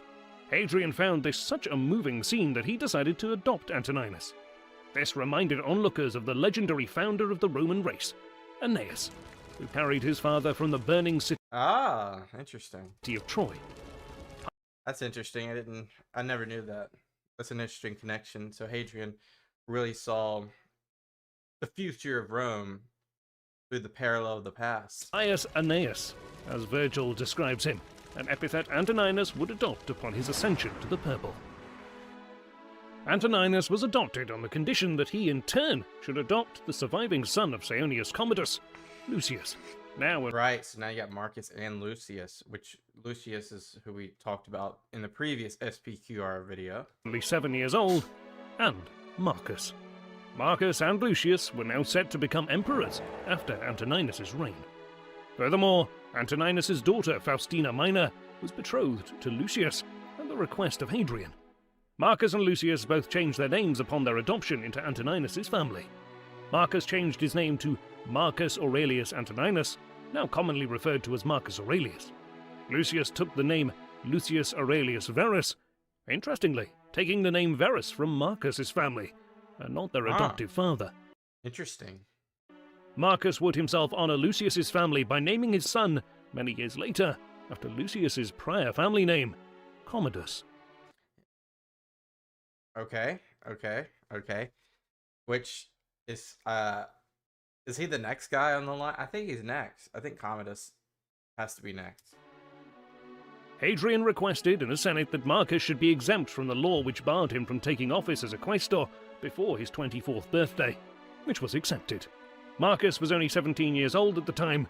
Despite all this fortune, Marcus still showed the same respect to his relations as he had when he was an ordinary citizen, and he was as thrifty and careful of his possessions as he had been when he lived in a private household, and he was willing to act, speak, and think according to the principles of his father. Hadrian died soon after the adoption.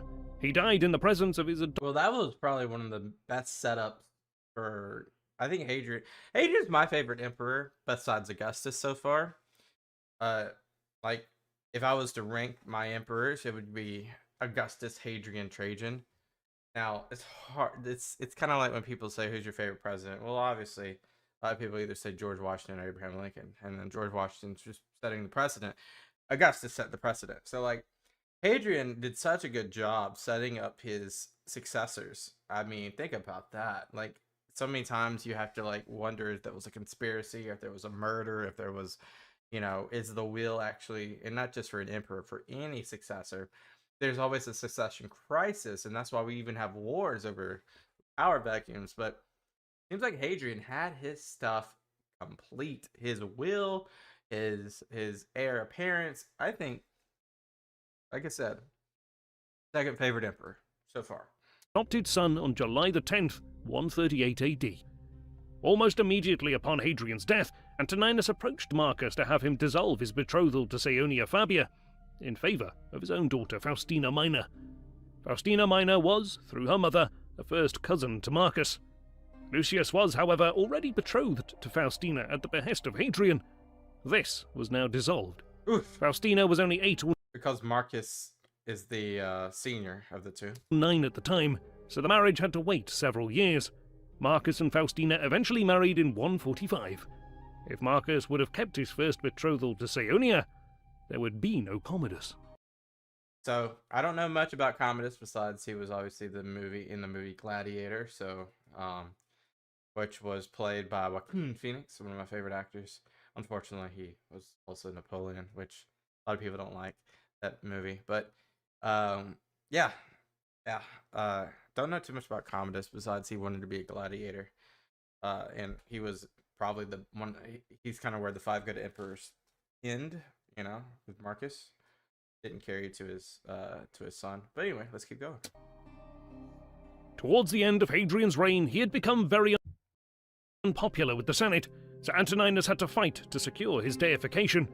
Antoninus also reverted some of Hadrian's most disliked decisions. This ascension of Antoninus was, in spite of the initial embarrassments over the treatment of Hadrian's memory, peaceful and stable. In 139, Antoninus took further steps to enhance the dignity of his nephew and elder adopted son. Marcus was designated as consul for 140, and Antoninus was to be his colleague. In 139, Marcus was already quaestor, despite his young age. He acted as the emperor's own quaestor, and he would read the letters of the emperor to the Senate when Getting them ready. Antoninus himself was not present. Marcus was the heir apparent at the time. He was head of the equestrian order, and with his consulship he also received the name Caesar. He was made a member of all 4 principal priestly colleges. An ordinary senator could not expect to belong to more than one. There were 4 chief colleges or boards or priests: the pontifices, augures, quindecimari, sacris, facundis, and epillones. Of these colleges. At this time, Marcus took up residence in the house of Tiberius. the imperial palace on the Palatine Hill.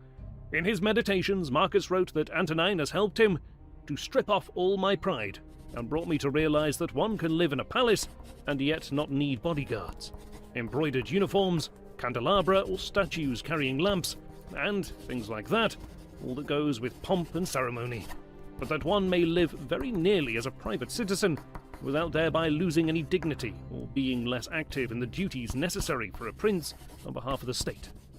His special role in Rome was evident, and the implication was clear to all: Marcus was to be the next emperor of Rome.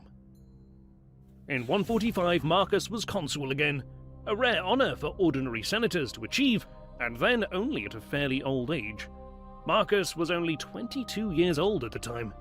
This time, I mean, he is the heir apparent, so, and we are in different times than the Republic. like the last, his colleague was the emperor himself. That same year, Marcus married Antoninus' daughter, Faustina, in April of 145. Okay. They had their first out of 14 children in 147, Wow. a daughter named Faustina, after her mother. She was born on the 30th of November, and the day after this occasion, on the 1st of December, Marcus was granted the tribunician power and imperium, or the authority over the armies and provinces of the emperor. Marcus's wife and the daughter of Antoninus, Faustina, got the title of Augusta at this time. At this point, Marcus was essentially co-ruler together with his adoptive father. Marcus was allegedly only absent from There's the coins to prove that, yeah.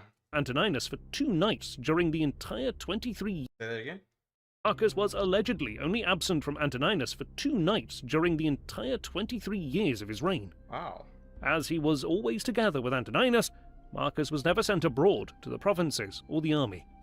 I mean, there's probably a lot of reasons for that. Trusted, loyal, also very, compared to a lot of, like, secessions that we've talked about prior, this one was a very good one from Hadrian to Antoninus. Maybe Antoninus is trying to make sure the fragility isn't creeped up. In 149, they had twin boys, but they both died in infancy. In the following years, they had another daughter and named her Annia Aurelia Galeria Lucilla. She survived and would go on to marry Marcus's adoptive brother and the future emperor, Lucius Verus. Wow. Lucius took an unashamed pleasure in the circus and the gladiatorial games, unlike Marcus, who used to take a book along to mitigate his boredom. So they're contrasting each other. Little is heard of Lucius in these early years. In fact, he does not emerge into the fullest light until after Antoninus Pius's death, when some of his correspondence with Fronto is preserved. In 156, Antoninus Pius turned 70 years old, and as the emperor got older, no doubt Marcus played an increasingly important role in the running of the empire.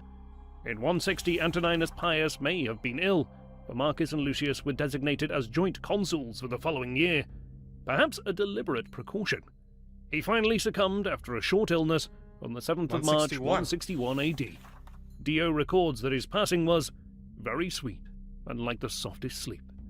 A peaceful death. We don't say that a lot for emperors, you know. We usually see tragedy or quick sickness that is questioned, but good for Antoninus. For a peaceful man. His reign was surpassed in length only by that of Augustus before him. Antoninus reigned for I wonder if Hadrian expected that, you know? 23 years. The new emperors. Marcus was now the sole ruler of the empire, but during his official recognition by the Senate, he refused to be made emperor. I mean, that's a pattern we've seen before. Unless equal powers were conferred simultaneously on his brother, Oh, that's the reason, yeah. Yeah, of course. Lucius Verus. Marcus had made some show of reluctance to assume the burdens of empire. Whether this was genuine or not is impossible to know. Marcus had been groomed for the imperial throne by Hadrian decades earlier, so must have given the idea a great deal of thought beforehand. But his appointment of Lucius as his co-ruler might have been seen as Marcus's way of lightening his own task with an imperial partner. Fronto wrote a letter to Marcus. Against your will, you must put on the purple imperial cloak, not the philosopher's woolen cape.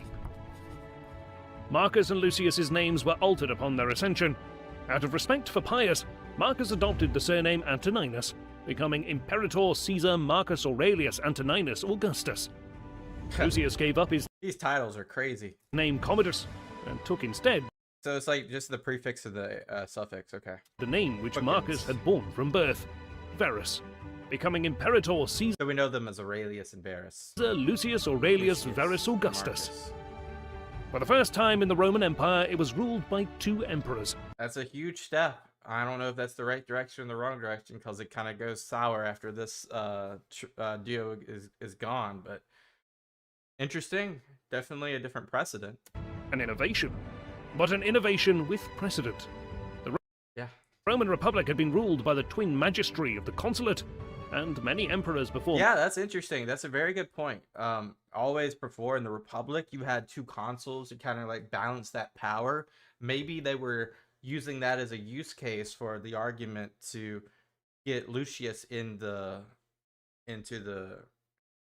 the princeps. Marcus and Lucius had shared power with a junior partner, Vespasian and Titus. And Sure. Marcus had shared much of the imperial power with Antoninus for the Yeah. last 14 years So like not official though. of his reign, but never before had there been 2 equal emperors. Yeah. Equal in all powers, but not in auctoritas. Marcus was 10 years older than Lucius, had held the consulship more times, and shared imperial power with Antoninus. So everyone knew Marcus was the guy, but they kind of have it on paper as they're both equal. There was little doubt in men's minds which emperor was the senior, Yeah. for now. The first act of the emperors, after the meeting of the Senate at which their powers and titles had been granted, was to go to the camp of the Praetorian Guard to secure their loyalty by a sizable donative. Very important. We've seen that go bad before. I forget who it was. Was it Caligula? I think it was Caligula who did not do this. I think it was Caligula. I keep thinking it's not, but I think it was Caligula. Equivalent to several years' pay. In return, the Praetorian Guard swore allegiance, binding themselves with a military oath, sacramentum. Their second act as emperors was to arrange for the deification of their adoptive father and organize his funeral. Warranted? A funeral pyre on the Campus Martius was erected, on which the body was burned in the presence of the leading dignitaries of the state. His ashes were laid to rest in Hadrian's mausoleum. A temple was built to honor the new deity on the Forum, the Temple of Antoninus and Faustina. Mm-hmm. It has survived somewhat intact as the Church of San Lorenzo in Miranda. That's what we're looking at right there. Wonder what's true and what's truly like the original. And this is different than a lot of places that's like 3,000 or 4,000 years old. This is only like probably 2,000 years old, right, at most, right? A few months after their ascension, Marcus's wife gave birth to twin boys. During her pregnancy, she dreamed that she was giving birth to 2 serpents, and that one of them was fiercer than the other. She gave birth on the 31st of August, and the boys received the names of Aurelius Fulvus Antoninus and the future emperor, Lucius Aurelius Commodus, in honor of Pius and Lucius. The omens were favorable, except that their birthday was the same as that of the unbalanced emperor, Caligula. Trouble in the east. With the changing power in Rome, the Parthian Empire to the east was emboldened and launched an attack on the buffer state of Armenia. This happens pretty much every single time, it seems like. Obviously, if you heard me say it before, Armenia is that kind of like the ping pong ball between these 2 great powers. And unfortunately, the Caucasus will be this way even to today, when you have Iran, Turkey, and Russia being the big powers. But it's never not a thing. It's Armenia, unfortunately, has that history. To depose the Roman-friendly king and install a man more favorable to Parthian interests. Vologases III, king of... I forget what the thing is. It's either like it has to be Parthian blood or heritage or something like that, and Roman appointed or vice versa. I forget what it was. Parthia installed his own nominee, Pacorus, a member of the Parthian royal family on the Armenian throne. This was a declaration of war against Rome. Dealing with trouble in Armenia always lay in the first instance with the governor of Cappadocia. At this time it was a man named Septimius Severus who decided to march into Armenia, probably ill-informed, thinking he could restore the situation alone and win military glory. As they usually do. He was trapped by the leading Parthian general, Khosroes, at Elagia, where Severianus soon realized he could not win. He committed suicide, and his legion was massacred. Parthia is not to be messed with sometimes. We've seen it happen time and time again. It's kind of like, you win some, we win some. The winter of 161 to 162, when the news from the east reached Rome, the Syrians were in a rebellious mood as their governor had been defeated by the Parthian army. Marcus and Lucius decided that one of them must go to the war in person. It was decided that Lucius would go, because he was physically robust and younger than Marcus, and better suited to military activity. You can Which we watched that entire thing, yeah, already. see our previous video on Lucius Verus to see the war in more detail. But suffice to say that Lucius was able to win the war and burn down the palace in the capital of the Parthian Empire, Yeah, very similar like Trajan's accomplishment, I would say. Ctesiphon. Lucius had stayed far from the front lines, leaving direct command of the troops to more experienced men. Smart. Other parts of the empire saw invasion at the same time. Germania. The Chatti tribe crossed the frontier, invading Upper Germania and Raetia. And another war threatened in Britain. Neither Lucius or Marcus had any previous military I experience. don't remember what's going on in Britain. A deficiency in their education, which Antoninus must be held responsible for. The war caused Marcus much anxiety at this time. He spent a 4-day holiday at Alsium on the Etrurian coast, a famous holiday resort, but he wrote to his old teacher Fronto that he was unable to relax because he was worried about the war and his brother. Fronto sent letters to Marcus full of historical analogies to show him that initial reverses in war could turn into victories. Marcus also introduced new measures to decrease corruption and inefficiency in the provinces. Many cities around the empire had a hard time filling the posts of local councils. Marcus appointed supervisors to those posts and reduced the criteria for citizens to hold those posts, increasing the imperial administration. The empire should, theoretically, run smoother. Dispatches soon arrived telling of the success in Armenia and Parthia. Meanwhile, Marcus had to deal with a legal matter pertaining to the will of his great-aunt Matida, who had just passed away. She had been enormously wealthy. This is the person we talked about in the family tree early for that connection to Trajan, right? She was a rich, childless old woman who had attracted a horde of parasites, who had persuaded her to include them in codicils to her will. This created a complication, as it meant that more than 3/4 of her estate was now willed outside the family, which broke Roman law. Ha! Interesting. But if Marcus pressed the claims of the family, he would seem greedy. Marcus was unable to make the decision, so he sent a letter to his brother and made him give the decision. In 166 AD, the Chinese annals recorded that in this year, ambassadors arrived from Rome. That's interesting. Okay. So there's these two great powers. Which dynasty are we talking about? This isn't the Han Dynasty, is it? To the Celestial Emperor and brought gifts. A gold medallion of Marcus has been found near Saigon. Although no Roman sources record this event, these ambassadors were probably not officially sanctioned by the emperors, Our privateers. but rather freelance traders from Alexandria. Okay. When the situation in the east That's was probably getting settled and a new peace treaty with Parthia established, there were further troubling signs among the Germanic tribes across the Rhine. The Chatti tribe that had invaded Roman territories had burned down at least one frontier post. Central Europe was in turmoil, and a northern war could not be delayed much longer. Lucius soon returned to Rome, and he was greeted with all the due pomp required for a conquering hero. Marcus celebrated the triumph over Parthia together with his brother, and they both changed their titulature, adopting the names Armenicus. Yeah, we've seen this before. Like Germanicus, Armenicus is a new one. Britannicus. It's kind of just like, it's like owning the name of the conquered, I guess. I forget if there was any others. But Armenicus is a new one to me. Parthicus Maximus and Medicus. Oh. They also each received the title Pater Patriae, honorific title meaning father of the fatherland. Oh.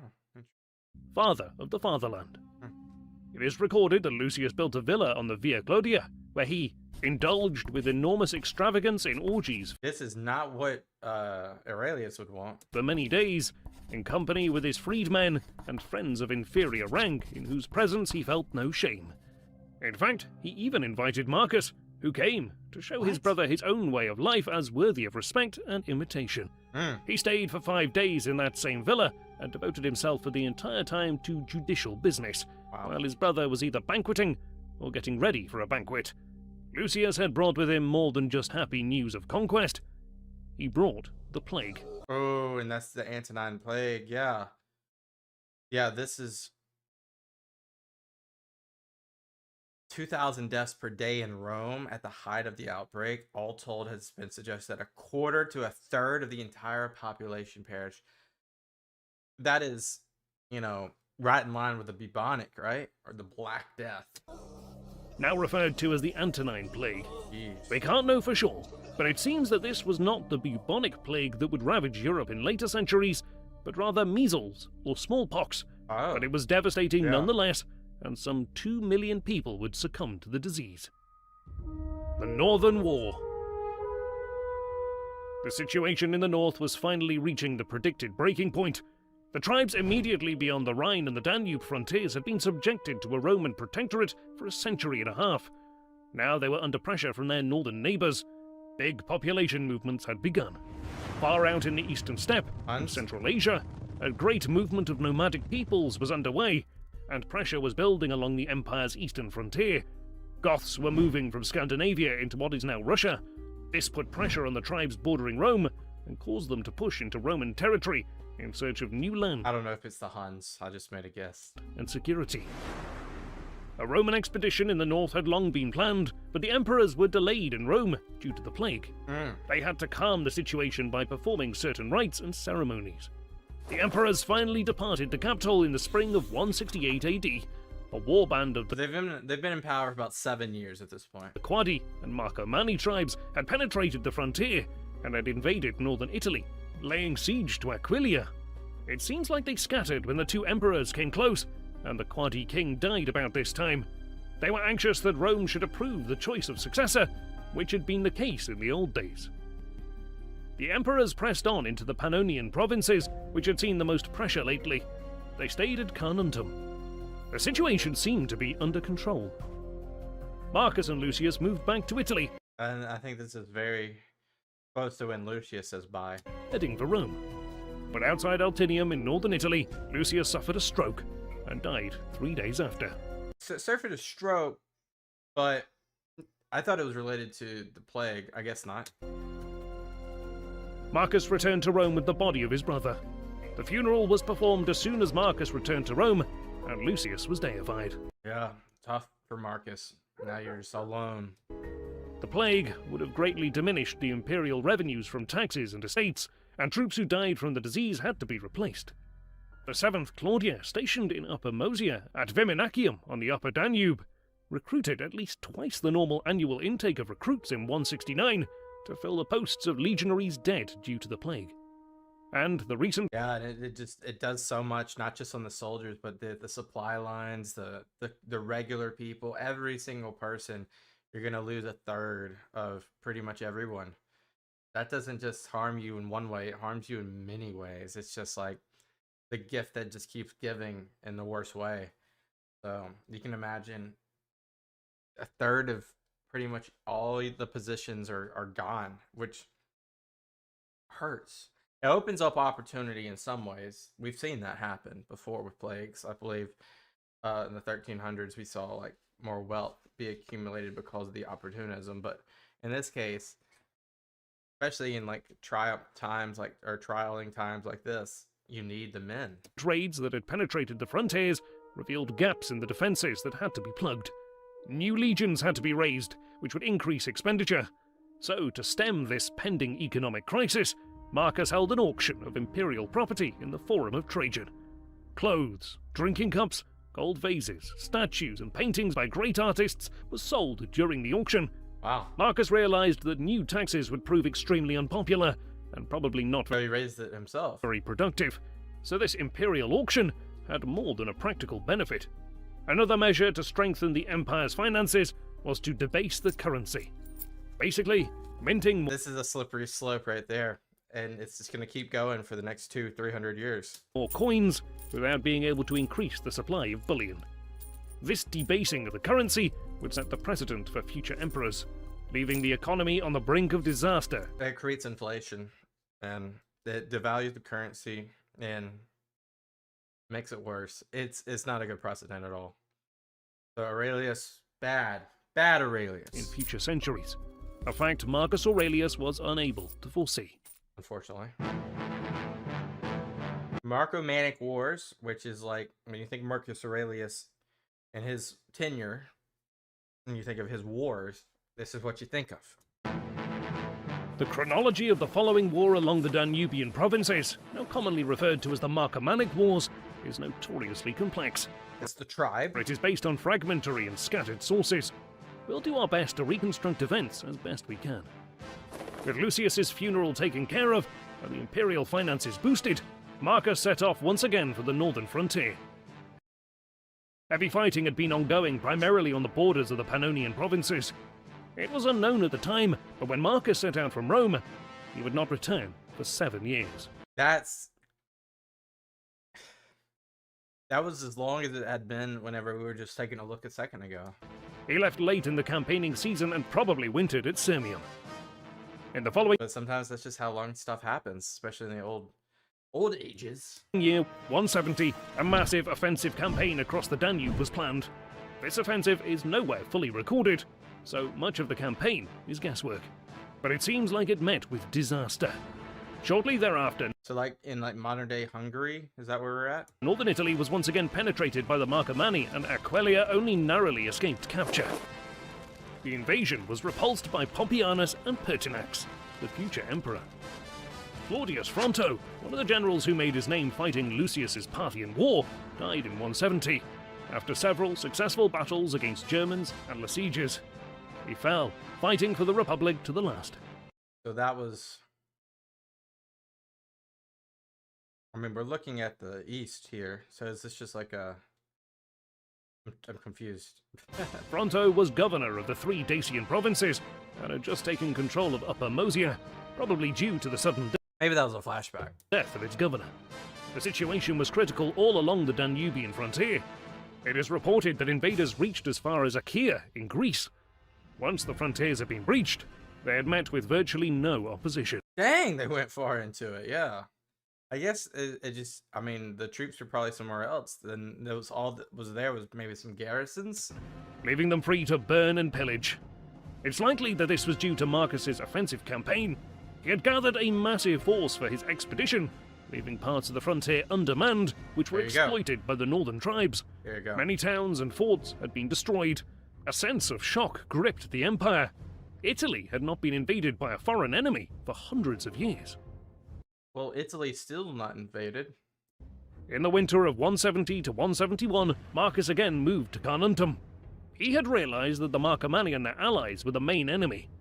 Yeah, and think about it, those the Alps right there, such a difficult place to kind of like corner anyone, right? Because anytime you're dealing with mountainous terrain, you're just going to have so much more problems in terms of military campaigns because there's more places to hide, the terrain's formidable, supply trains are going to be harder to move.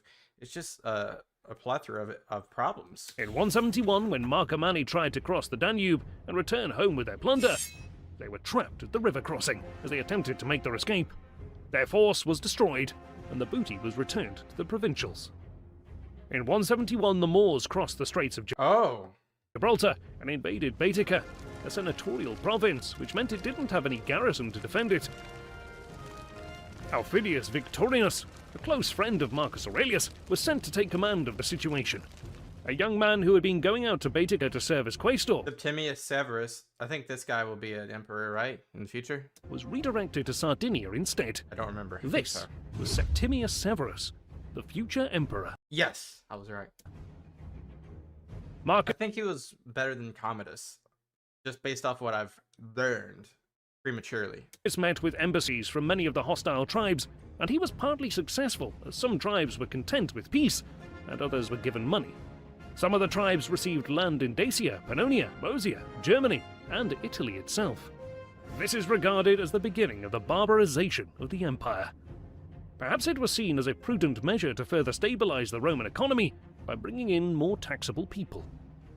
Diplomatic activity also went on in Dacia, which was also somewhat successful, neutralizing the Ostingi and Lacringes. With the situation along the border under control, another offensive campaign against the Marcomanni was planned for 172. A massive column survives in Rome depicting the war in Piazza Colonna, Nice, just like Trajan's with against the Dacians. just off the old Via Flaminia. The marble column is 100 Roman feet tall, perched atop a 40-foot pedestal, and crowned by a statue of the emperor. It's similar to Trajan's famous column, depicting his war in Dacia. Nice. We have a couple of peculiar details of this war. One recalls an event when the Romans were surrounded by the Quadi. The Quadi had surrounded them in a place favourable to themselves, and the Romans were fighting bravely with their shields fitted close together. The barbarians held back from fighting, expecting that they would easily overcome the Romans, who were worn out by the heat and by thirst. They hemmed them in on all sides, so that they could not obtain water from anywhere, for they themselves were far superior in numbers. Consequently, the Romans were in a bad way, from their exhaustion, wounds, the sun, and their thirst, and could neither fight nor retreat, but were standing in line and in their positions, scorched by the heat, when suddenly a great many clouds rolled up, Oh, come on. and a great downpour burst over them. That sounds like that's romanticizing it. There's no way this just happened. It probably progressed. Not without the assistance of the gods. In fact, there is even a story to the effect that Arnufis, an Egyptian magician who was a companion of Marcus, had invoked by enchantments A magician. various deities, in particular Hermes Arios, and by these means brought on the rain. When the rain poured down, at first all turned their faces upward and let the rain fall into their mouths. Then some held out their shields and helmets to catch it, and not only took great gulps of it themselves, but gave it to their horses to drink. When the barbarians charged them, they drank and fought at the same time. Some, already wounded, actually gulped down the blood that poured into their helmets, That's crazy, man. along with the water. In fact, most of them were so eager to drink that they would have suffered seriously from the enemy's onslaught if a violent hailstorm and several thunderbolts had not fallen on the enemy. Yeah, this is just extra personified, events. But maybe some of it happened. Maybe a storm occurred during the battle, but not in the way that like an old epic would be told. In fact, Marcus would later dedicate a temple to Hermes and depicted the god on his coin the same year. Yeah. So something to that effect might have taken place, however unlikely it seems. The so-called miracle of the rain is also depicted on Marcus Aurelius's column. The downpour is personified as a frightening and semi-human figure with a gloomy face and long beard, whose hair melts into descending streams of water. Christian writers like Tertullian would later attribute this miracle to the Christian god rather than Hermes. Well, duh. Anyone would do that. Marcus was not present at this engagement, and it is believed to have been only a minor engagement, not the full Roman force, and the Chronicle of Eusebius claims that the Roman commander was Pertinax, the future emperor. By the end of the campaigning I don't even know who that is. season of 172, victory of the Marcomanni led to Marcus imposing a treaty on the Marcomanni, with severe restrictions. Marcus and his son Commodus were given the title Germanicus as a result of this victory. But the war was not over yet. The war with the Quadi proved to be difficult. The Quadi refused to meet the Romans in a pitched battle, favouring guerrilla warfare. The legions had to adapt, and they were split up into smaller vexillations to better combat the Quadi mode of war. In the year of 173, Didius Julianus, another future emperor, repelled a Chatti invasion into Roman territories on the Rhine frontier. A massive revolt broke out in Egypt. Oh, okay. This is the first time we've seen this happen in like a long time, actually. And the Armenian king installed by Lucius Verus was expelled. Avidius Cassius, a general of Lucius's Parthian war and governor of Syria at the time, was given an extraordinary command of the east, He's got stuff happening in the top right and the bottom of him. similar to Lucius's power during the Parthian war, to deal with the trouble in the east. In the next year, 174, the Romans marched against the Quadi, whereupon the Quadi deposed their pro-Roman king, Verus, who had been installed at the onset of the war, and installed his rival, Ariogassus, in his place. Marcus Aurelius refused to recognize him, and turning back, deposed and exiled him to Alexandria. By late 174, the subjugation of the Quadi was complete, and in typical Roman fashion, they were forced to surrender hostages and provide auxiliary contingents for the Roman army, and garrisons were installed throughout their territory. All right, so they're pushing farther into Germania than they were prior, technically. We saw a Dacia, they had to come back because they just fell apart. Maybe this is a mitigation based off of what they've seen from Trajan. 20,000 men were stationed in forts in the territories of each of the Quadi and the Marcomanni. The next stage of Marcus's campaign was against the Sarmatian tribe, Asages. Asages, that's how you say it, Asages. Very little is known about this part of the campaign, but Cassius Dio reports a winter battle on the frozen Danube, which he regarded as something of a military curiosity, probably in the winter of 173 to 174. At some stage in the fighting of 174, the Asages sued for peace, but it was refused. All right, rebellion. It seems that Marcus Aurelius intended to make their land into a province, but the campaign of 175 was barely underway in early spring when news reached Marcus that Avidius Cassius had raised the standard of rebellion and had been recognized as emperor in Oh no, this is what they mean by rebellion. All right, most of the eastern provinces, all right. Let's see what happens, including Cassius. Egypt. See what happens. Cassius proclaimed himself emperor at the wish of Faustina, What? Marcus's wife, because, seeing that her husband had fallen ill and she was expecting that he would die at Oh my God, what a traitor. any moment. Cassius Dio also reports that Marcus Aurelius was so weak physically that at first he could not endure the cold and, even after the soldiers had assembled at his command, would withdraw without addressing a word to them. He ate very little food, and that always at night. He could not take anything in the daytime, except some of the medicine called theriac. This he took not so much because he was afraid of anything, but because he was suffering from a chest and stomach condition. It is said that the practice of taking this drug enabled him to endure both this and other illnesses. It was like what we call a steroid, probably. This theriac is some sort of antidote, perhaps against being poisoned, but it contained opium. It was prescribed by his court physician Galen. Even when news reached Cassius that Marcus Aurelius was still alive, he stayed the course of rebellion. Marcus was weak and sick. It was not long for this life, and Commodus was only 13 years old at the time, far too young to rule the empire. Commodus was in Rome when the news of rebellion reached the city. Oh man, this is gonna go sideways. But he was sent to his father for his protection. This is getting crazy. And he was quickly proclaimed a man and made a full Roman citizen. Marcus made it clear that Commodus was to succeed him if anything were to happen to him. Okay, Cassius so we Dio got a recorded succession a plan. speech from Marcus at this time.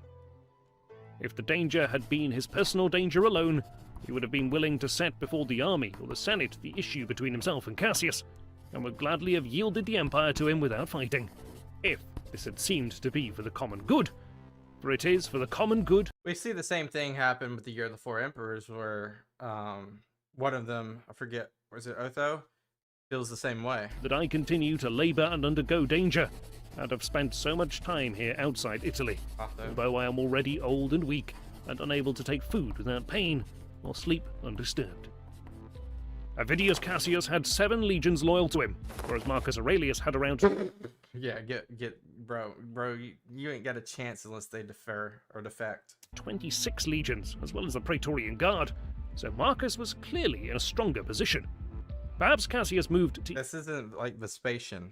Egypt to take control of the grain supply to Italy, but the civil war was averted by a centurion who cut down the usurper, and the head of Avidius Cassius was sent to Marcus Aurelius. And that's that. Marcus was probably still campaigning against the Lassiges when the news reached him. Cassius Dio records that, at the same time as news of many victories over different barbarians. Soon thereafter, Marcus was granted the title of Sarmaticus, conqueror of the Sarmatians. A practical step was now taken in the form of a decree forbidding any man to govern the province of his origin. Avidius Cassius originated from Syria, the province he governed upon his... So you have no grassroots upbringing because of populism. rebellion. Even if the civil war was averted, Marcus Aurelius decided to inspect the eastern provinces Smart. and secure their loyalty once again. Marcus chose Pertinax as a comes Augusti, friend of the emperor, to accompany him to the east. The first part of the journey would have been by boat down the Danube before taking the road south across the Balkans into Thrace and on to Byzantium.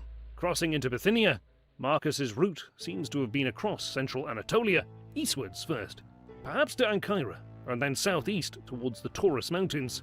In a small village called Halala in Cappadocia, Marcus Aurelius's wife, Faustina, died. Well, didn't she, like, declare his usurper, emperor? I don't know. It's kind of... I don't know, man. Maybe he loved her. Maybe he didn't. I don't know if I would at that point. Halala was renamed Faustiniopolis, and she was deified by the... I guess she did, but... It's a different time. Maybe she's thinking for the state. I don't know, man. It's just gotta put your personal feelings beside you, I guess. Senate. The emperor continued southward, but he did not stop in Antioch, where Cassius had lived for 9 years, instead continuing into Palestine and Egypt. While in Egypt, he conducted himself like a private citizen and a philosopher at all the schools and temples. In fact, everywhere. In Alexandria, he met with ambassadors of the Parthians to ratify their peace treaty. Nice. It was finally time for Marcus to return to Rome once more, but he took the route by Smyrna, in Asia Minor and Athens. Cassius Dio reports that in Athens, he bestowed honours on the Athenians, and he established teachers at Athens in every academic discipline for the benefit of mankind, and he granted them an annual salary. Marcus Aurelius was back in Rome in late autumn of 176, and a triumph was prepared for the war in the north. Commodus was given imperium to ride with his father in the procession, and he was to be consul in the following year. At what age? Then, only aged 15, the youngest consul in Rome hitherto. That's crazy. The triumph was celebrated on the 23rd of December. Only one rather odd detail is recorded. Marcus is said to have ran beside the triumphal chariot in which his son sat in the Circus Flaminius. This was to do honour to the spectators, and Commodus presumably had to stay in the chariot to Maybe it also was to destroy the rumors of a sickly man. control the horses. Still, some clearly found the scene rather striking.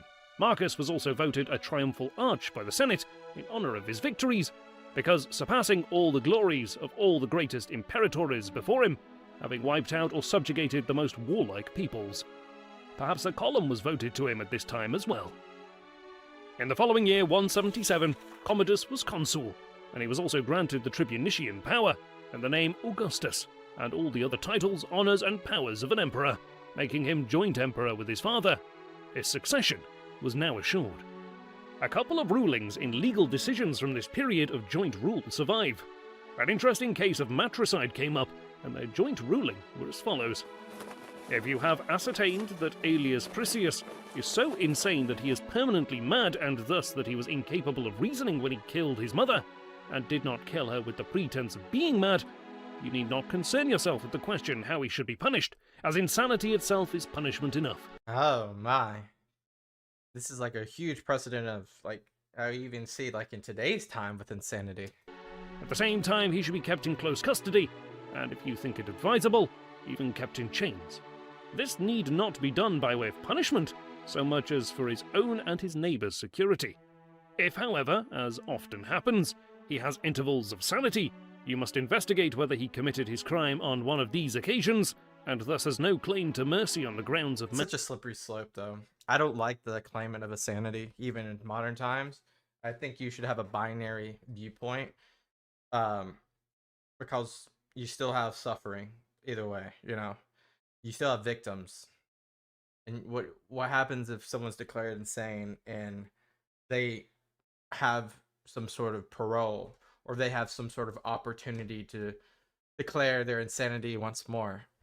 You give them, you either go life in prison or you go death penalty in the cases. I know that's a very tangent to this entire thing, but I was reminded by reading this. I don't like that at all. I just don't like that at all. Mental infirmity. If this is so, refer the case to us, so that we may consider whether he should be punished in accordance with the enormity of the crime, if he did in fact commit it, in a rational interval. But since we learn by So subjective. a letter from you that his position in respect of place and treatment is such that he is in the hands of friends, even, in fact, confined to his own house, your proper course is to summon those in charge of him at the time, and to inquire how they were so remiss, and then to pronounce on each case separately, according as to whether there is any excuse or aggravation for their negligence. The object of keepers for the insane is not merely to stop them from harming themselves, but from destroying others. And if this happens, there is some justification for casting the blame for it on those who are somewhat negligent in their duties. Okay. This decision is very well thought out and reasoned, a measured decision. Marcus Aurelius cancelled all public debts, just like Hadrian had done decades earlier. This suggests that the economy was recovering after the plague, and the Yeah, but he still already did that to the economy, which created that precedent, so I will say that. expansive war in the north. Unfortunately, at the same time as the economic position was showing signs of recovery, the situation on the Danube was deteriorating. Marcus realized his presence in the north was once again required. Jeez. Aurelius Victor describes a remarkable scene. Marcus was so outstanding for his wisdom, lenience, innocence of character, and literary attainments that when he was about to set off against the Marcomanni with his son Commodus, whom he had made Caesar, he was surrounded by a crowd of philosophers who were protesting that he should not commit himself to the expedition and to battle before he had expounded the difficulties and obscurities of the philosophical schools. Thus it was feared, from zeal for philosophy, that the uncertainties of war would affect his safety. And so greatly did the liberal arts flourish in his reign that I would think it the glory of the times. Ah, very, very interesting POV there. You know, focus on the arts and the studies. Don't focus on war. Leave that to Mars, etc. Death of the Imperator. The two emperors left Rome on August 3rd, 178 AD, for the Second German expedition. Marcus Aurelius, however, was never to return to the city. In the campaigning season of 179, supreme command in the field was assigned to Tarutianus Pertinax, one of the two praetorian prefects, and it's recorded that he won a battle that lasted for a whole day, but it's not recorded against what tribe the battle was fought. Cassius Dio records that Belasiges sent envoys and asked to be released from some of the terms they had agreed to. Some concessions were granted to them so that they should not become completely disaffected. However, neither they nor the Buri were willing to ally themselves to the Romans until they had been given assurances by Marcus that he would definitely carry the war through to its conclusion, for they were afraid that he might make a treaty with the Quadi, as he had done before. Yeah, because remember, these tribes also might not like each other. It's not like they're all in confederation against Rome. Sometimes they might be, but not always. Definitely not always. And thus leave them with enemies on their borders. The Belasiges were released from many of the harshest parts of the peace treaty from 175. There was a massive Roman garrison in the land of the Quadi and Marcomanni since the previous war. Marcus Aurelius intended to make these lands into two new Roman provinces. But early in 180, Marcus fell seriously ill, and he stopped eating.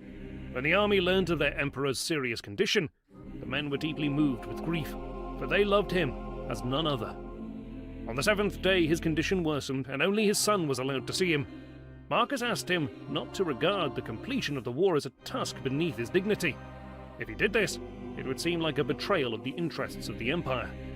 Then he sent Commodus away in fear that the disease would be passed on to him. On the eighth day, Marcus breathed his last breath.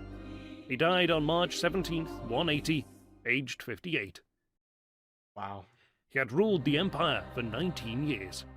The exact cause of his death is not known, but the plague seems to be a strong contender, or perhaps cancer. However, Cassius Dio records that his death was intentionally caused by his doctors, as I have been plainly told, to gain favour with Commodus, and that I don't know, man. That seems far-fetched, but maybe not. Marcus knew his son to be in some way responsible. Marcus Aurelius had been an exemplary leader. In the judgment of his contemporaries, he had been the perfect emperor. The only fault against him is his selection of his heir. Modern historians praise his character, but are far less favourable because Marcus started. It's even you can see the art that would pretty much showcase. It's such a Joaquin profile face right there of Joaquin Phoenix of the movie Gladiator. You can tell they use that as a muse. Trends that would eventually bring the empire to its knees. Firstly, his debasement of the currency, and secondly, the settlement of barbarians inside Roman territory. The debasement of the currency is pretty bad. His reign saw the beginnings of a looming threat to Rome. Far out in the eastern steppe, in Central Asia, A great movement of nomadic It peoples was inevitable. was underway, and pressure was building along the empire's eastern frontier. Inevitable, For bro. the moment, though, the problem appeared to be containable, and the empire proceeded prosperously on its way. To the dead, praise means nothing, I need not say, and what is it to the living, except for some practical purpose? In a short space of time will come for you obliviousness of everything, and everything will be oblivious of you. Marcus Aurelius. What a stoic. Thanks. What a video. You know, we've done 17 of these now. And Marcus Aurelius, is he the greatest emperor? No, but he's a top 5. He's a top 5 for sure, just because of his ability to govern with caution, with his piety, with his ability to hold off, certain, potential.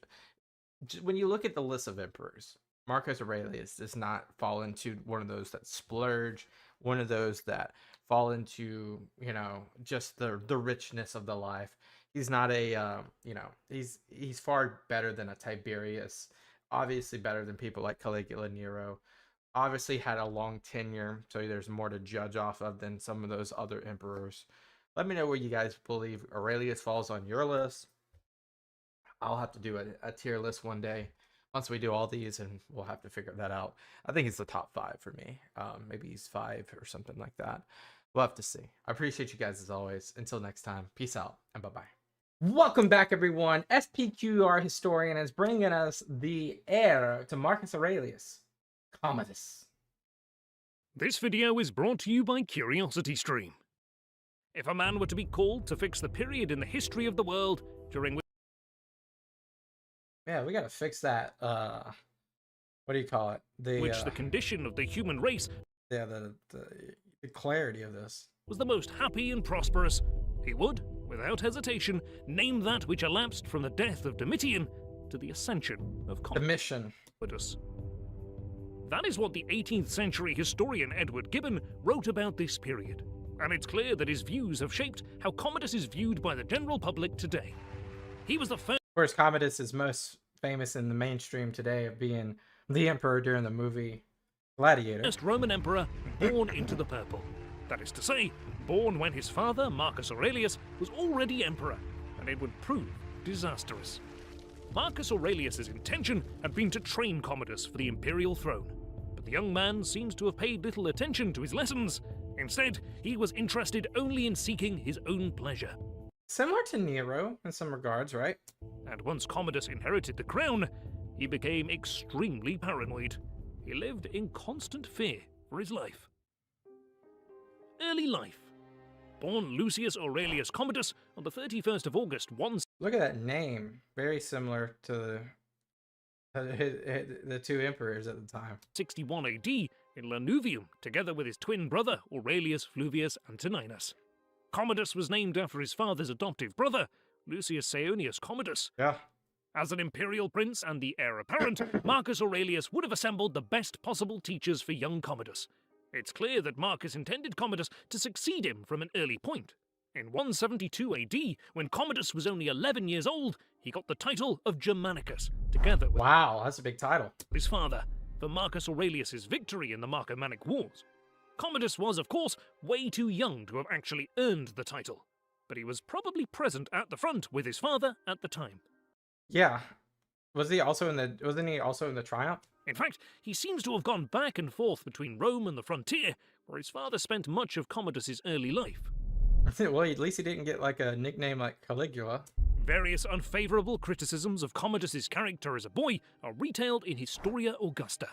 The faults criticized are described mostly in a general way, and the specific habits listed are not particularly discreditable.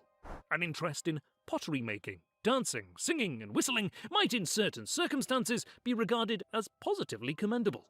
An early fondness for vulgar jokes and for performing as a gladiator may have been unfortunate tastes, but not necessarily Yeah, I'm getting so many parallels to Nero. really disastrous.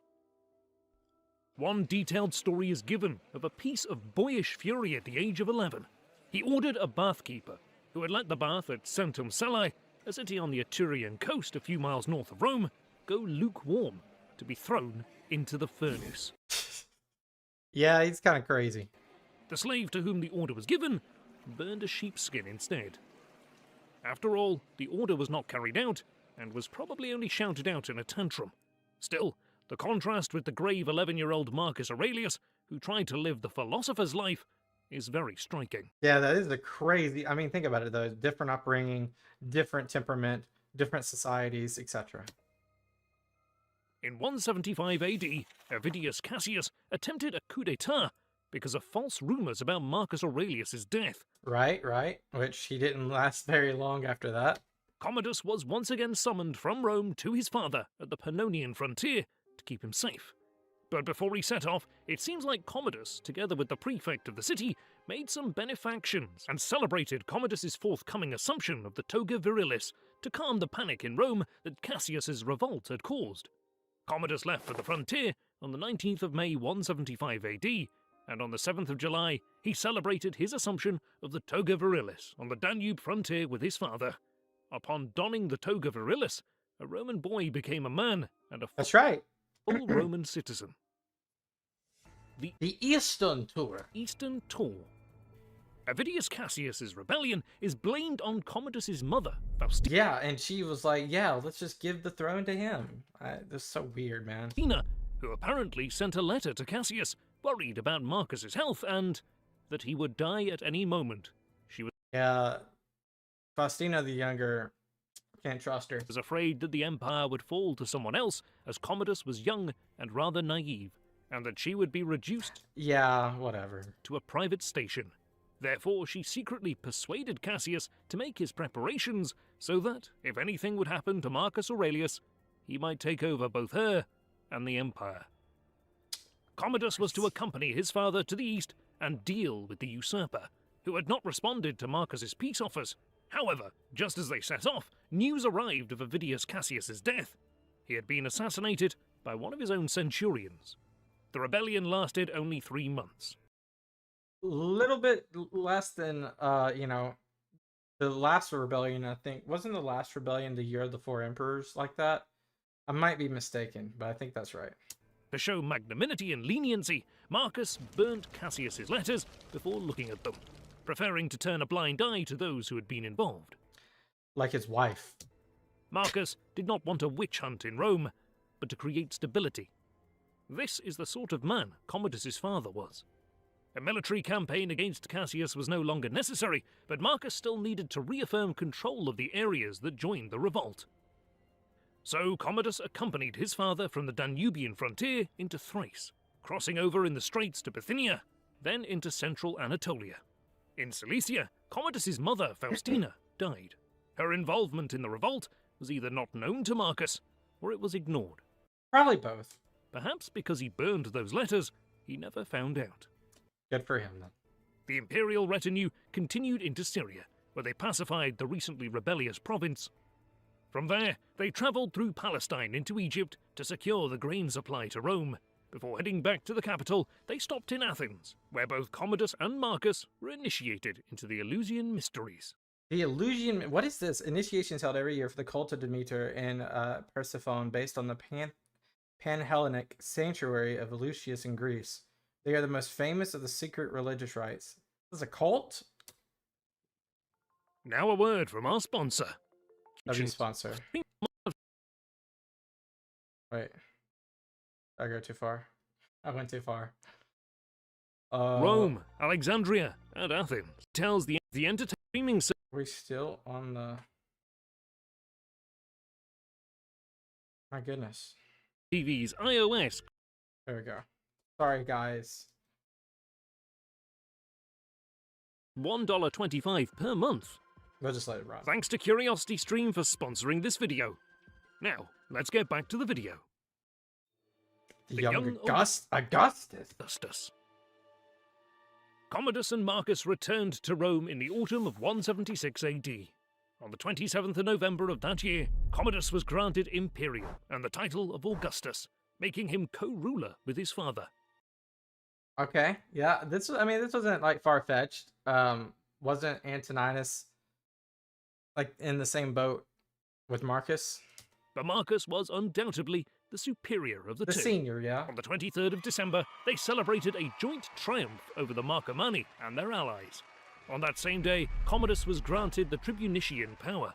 A few days later, on the Starting to consolidate a lot of the powers that Princeps holds. 1st of January 177 AD, he was consul, at the age of only 15. Youngest ever, right? The youngest Roman consul so far. Wow. With equal powers as his father, it was clear to all Commodus would be the next sole emperor if and when Marcus Aurelius died. In the summer of the Say if. You mean when? Just when. There is no if he dies. He's not immortal. following year 178, Commodus married Brutia Crispina. The actual ceremony was modest, but was commemorated on coinage, and largesse was distributed to the people. I mean, these are the celebrities of the time, and I guess the coins are the tabloid magazines. Well, graffiti's the tabloid magazines. You know what I mean. This marriage was, like most marriages of young Roman nobles, arranged by their fathers. It's reported that Commodus greatly disliked his new wife. Crispina is described as being a graceful person with a susceptible heart. Upon her marriage, she was granted the title of Augusta. In that same year of 178, Necromantic Wars coming back. Commodus accompanied his father once more to the Danubian frontier, where Marcus would pass away on the 17th of March of 180 AD. On his deathbed, he had once more recommended his son to his friends and generals with the following advice. Here is my son, who you yourself brought up, who has just reached the age of adolescence and stands in need of guides through the tempest and storm of life. You, who are many, must be fathers to him in place of me alone. You must give my son the sort of advice and remind him of what he is hearing now. In this way, you will provide yourselves and everyone else with an excellent emperor. And will you be showing your gratitude to my memory in the best of all ways? Indeed, it is the only way you can keep my memory alive forever. Herodian. So, he's beginning his reign very young. Sole reign. My father has gone up to heaven, and now sits as a companion of the gods. We must concern So they're deifying him. ourselves with human affairs, and govern the world. As Commodus had all the necessary titles and powers of an emperor already, his ascension to sole rule was quick. His first decision as sole ruler of the Roman Empire was to abandon his father's plan to expand the empire upon the completion of the war. Interesting. What does that mean? Expand by territory or adding a province? He made peace with the Marcomanni and the Quadi, after a quick expedition across the Danube to show force. The Danube was to remain the frontier of the empire. Okay. Marcus Aurelius had feared that Commodus would not complete the war.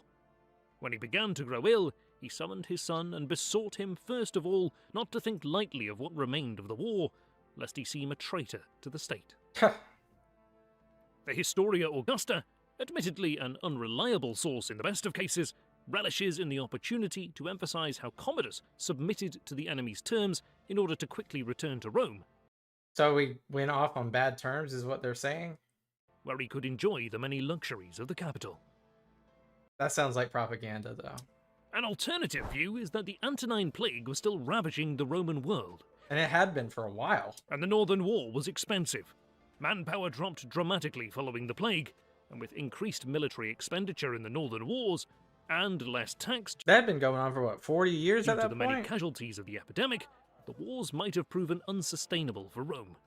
Commodus was only 19 years old when he assumed sole control of the Was he the youngest so far? empire, and he lacked military experience. He could not afford to lose a major expedition in the north. Instead, he signed a peace treaty with the Marcomanni and the Quadi. Tiberius Claudius Pompeianus was one of Marcus Aurelius's most trusted advisors and generals. He is said to have opposed Commodus's decision, but to no avail. Pompeianus was part of the imperial family. He was married to Commodus's sister Lucilla, the widow of Lucius Verus, and as such, he had the strongest claim to the throne after Commodus. That's a risk. That's a huge risk to not be friendly with that guy. Before we judge Commodus too harshly for abandoning his father's wishes, we have to evaluate the result of this settlement with the tribes. Considering no serious threat was reported from that area for the next 60 years, Might be a good, it might be a good situation. I wonder what was it really just depends on what was like the give or take. Was it like a huge bribe? What was it? It seems that it worked. And with a treaty beneficial to Rome, Commodus could style himself as a bringer of peace. Yeah. The tribes across the Danube Yeah. were probably exhausted after many years of war against Rome. Yeah, because not just like he said the Antonine Plague, not just the Antonine Plague is affecting Rome, it's probably affecting everyone. To secure his position, he left the frontier and headed for Rome. As he drew nearer to Rome, the whole Senate and population of the city were so anxious to be the first to see their new, noble emperor that they could not Yes, the honeymoon phase. restrain themselves from coming out quite a distance from the city to meet him. Herodian. The celebrity. Upon entering the city, Commodus celebrated a triumph for the Germanian victory, Their victory. Yeah. and early on in his reign, he showed moderation and even magnanimity. Avidius Cassius's former ab epistulis Latinis had been captured, a man named Manilius, though not, it seems, at the behest of Commodus, as his pursuers acted out of enthusiasm for Commodus, but without his authority or approval. When Manilius was brought before Commodus, as Cassius Dio reports, the emperor would not listen to a word from him, though he offered a great deal of information, and he burned all the conspirators' papers without reading them. Similar to Marcus, that's weird. This was, of course, very popular among the Senate. No doubt a few of them were likely linked to the conspiracy. Huh. That's interesting. He followed his father's footsteps on that. Lucilla's plot. Lucilla's plot. Sometime after Commodus had returned to the city of Rome, probably towards the end of 181 AD, the exact date cannot be determined, a plot against the emperor's life came to light. Much of the detail is shrouded in mystery. All our sources give different explanations. Perhaps, as Herodian records, Lucilla was jealous of Commodus's wife, Crispina, whose position was superior to her own as the wife of the emperor. Yeah? The Historia Augusta claims that Lucilla was motivated because Commodus desired to destroy the Senate. Dio, however, claims that Lucilla complained to her lover, a certain Numidius Quadratus, and together they convinced a member of the Senate, a man named Pompeianus Quintianus, not to be confused with Lucilla's husband, Tiberius Claudius Pompeianus, to strike down Commodus. First one seems the most likely, but interesting. The Historia Augusta just feels rooted with propaganda, though. Quintianus hid in the shadows of the entrance to the Flavian amphitheatre, drew his dagger, and sprang out at Commodus, shouting, "See, this is what the Senate sends you." What a villain type thing to say. Like, just do it, bro, and then say something. Unfortunately for the conspirators, by stating what he was about to do, Quintianus not only gave away the plot, but also allowed the emperor's bodyguards time to overcome him. Yeah, literally, you got, like, professional soldiers just waiting for something like that to happen, and you announce what you're gonna do? Stupid. Commodus's response to this plot against his life was Paranoia. initially very reasonable. Lucilla was banished to the island of Capri. Quintianus and the reported lover of Lucilla, Numidius Quadratus, together with 3 other senators, were executed. Wow! Her husband, the venerable Tiberius Claudius Pompeianus, was forced to retire from public life and Wow. withdrew from Rome to his estates in the countryside. However, to make matters more confusing, one of the 2 praetorian prefects, Tarutinus Pertinax, seems to have been involved in some way. However, not in the initial stages of the conspiracy, but later on, for he took the investigation of the plot into his own hands, but was later stripped of his prefecture and put on trial for charges of complicity in the conspiracy and attempting to prevent proper punishment of the guilty. Kind of like a treason trial. He had probably tried to shield his co-conspirators. Following Pertinax's trial, further executions followed. Many of Marcus Aurelius's friends were executed, especially senators who had held high command in the Marcomannic Wars were done away with. Wow. What is this image depicting of? Is that supposed to be Jesus? I don't know. It just feels that way with like the people on the far right and the beards. Let me know if you know. As they likely posed the greatest threat to his reign. Aftermath. The conspiracy seems to have made Commodus extremely mistrustful of the Senate and downright paranoid.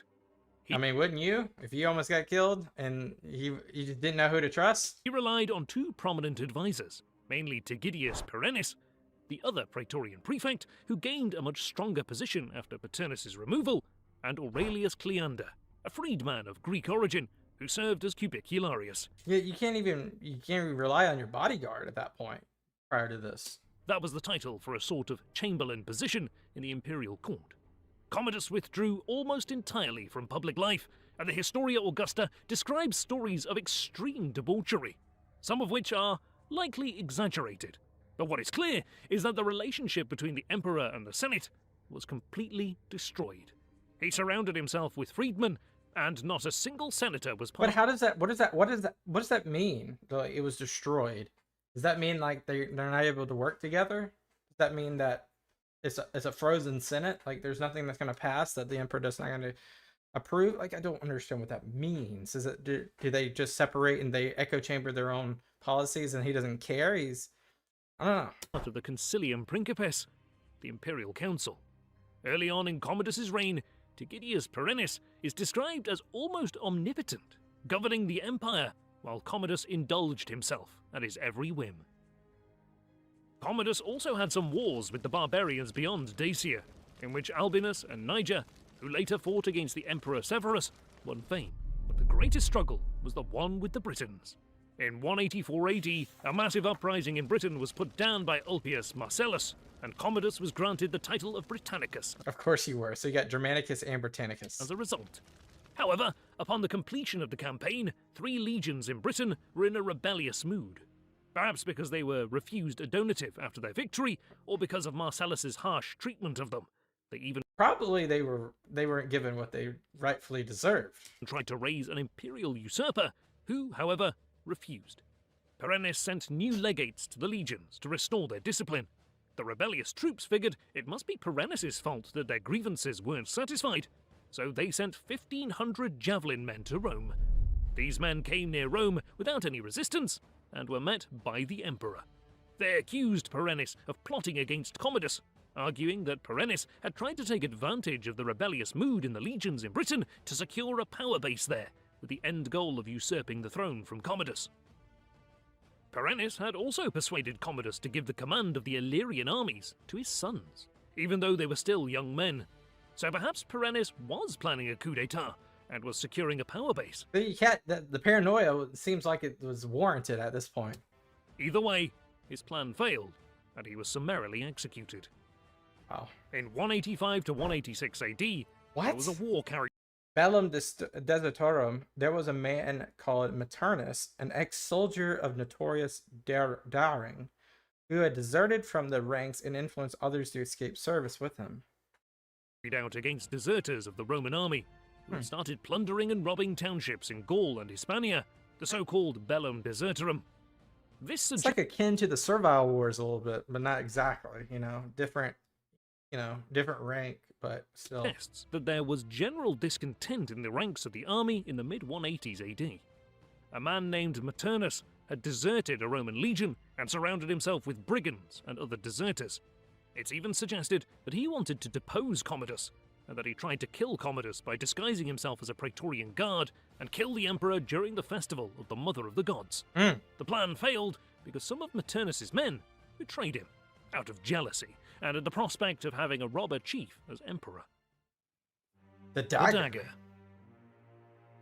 With Pertinax removed, Aurelius Cleander, Commodus's other prominent advisor, proceeded to concentrate power in his own hands and to enrich himself by becoming responsible for all public offices. He sold and bestowed entry to the Roman Senate, army commands, governorships, and increasingly, even the suffect consulships. The whole institution is just corrupt now. This would eventually culminate in 190 AD, when there were 25 consuls in 1 year. God. As a result, the Senate was flooded with new members during Commodus, perhaps to diminish its prestige. And this is how Commodus used to open his letters to the Senate. The Emperor, Caesar, Lucius, Aelius, Aurelius, Commodus, Augustus, Pius, Felix, Sarmaticus, oh my god, the titles. Germanicus, Maximus, Britannicus, Pacifier of the whole world, Invincible, the Roman Hercules, Pontifex Maximus, Holder of the Tribunician authority for the 18th time, Imperator for the 8th time, Consul for the 7th time, Father of his country, to consuls, praetors, tribunes, and the fortunate comedian senate, greeting. Oh my gosh. Just say hey. Dio Cassius records a gladiatorial event where Commodus fought himself.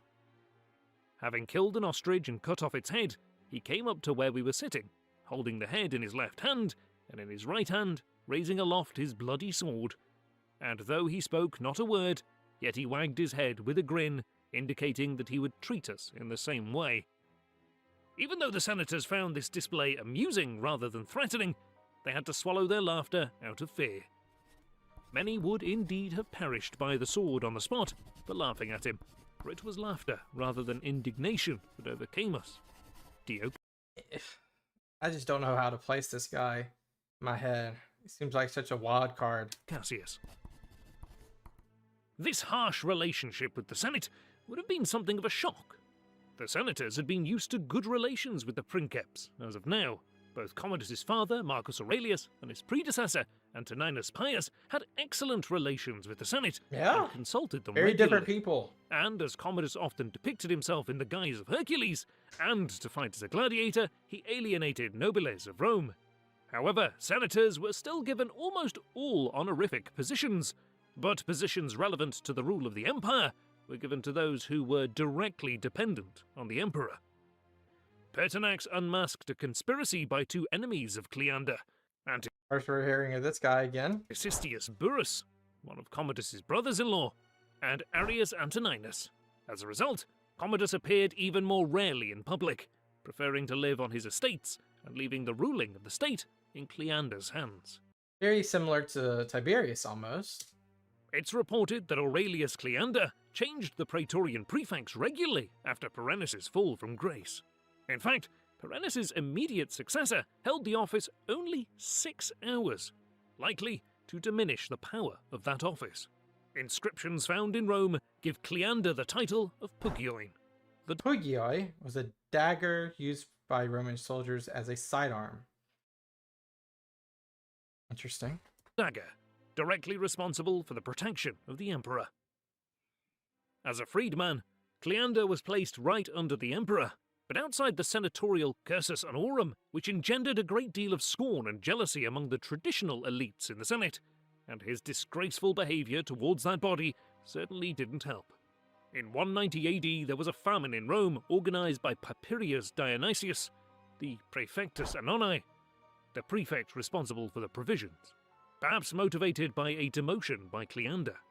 The people of Rome certainly Charged with the supervision of the grain supply, so they blamed it on him. held Cleander responsible, as the masses in the Circus Maximus were provoked to march to Commodus's villa outside of Rome, invoking many blessings on him, Commodus, and many curses on Cleander. Pertinax, who was the urban prefect at the time, was likely involved in the conspiracy to have Cleander removed, as the urban cohorts did not intervene. Herodian suggests that Cleander might have had imperial ambitions. If he first caused a shortage of supplies and then won people over by generous I get popular uprising, yeah. distributions when they were desperately in need, he would gradually gain the loyalty of the people and the soldiers. Herodian. Maybe? Cleander's soldiers tried to deter the mob. Commodus was shocked by the idea of a revolt in Rome itself and didn't want to lose popular support, so he ordered the execution of Cleander. Colonia Commodiana.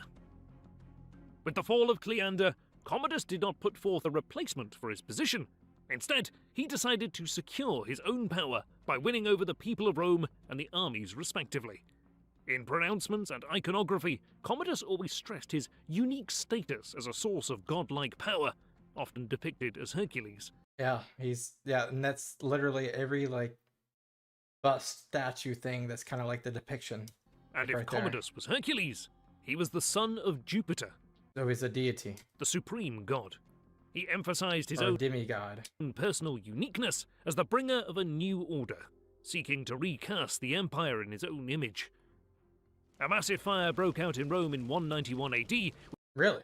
which burned buildings along the Via Sacra, including the Temple of Peace, the Temple of Vesta, and the fire reached as far as the Imperial Palace on the Palatine Hill. Another parallel to Nero.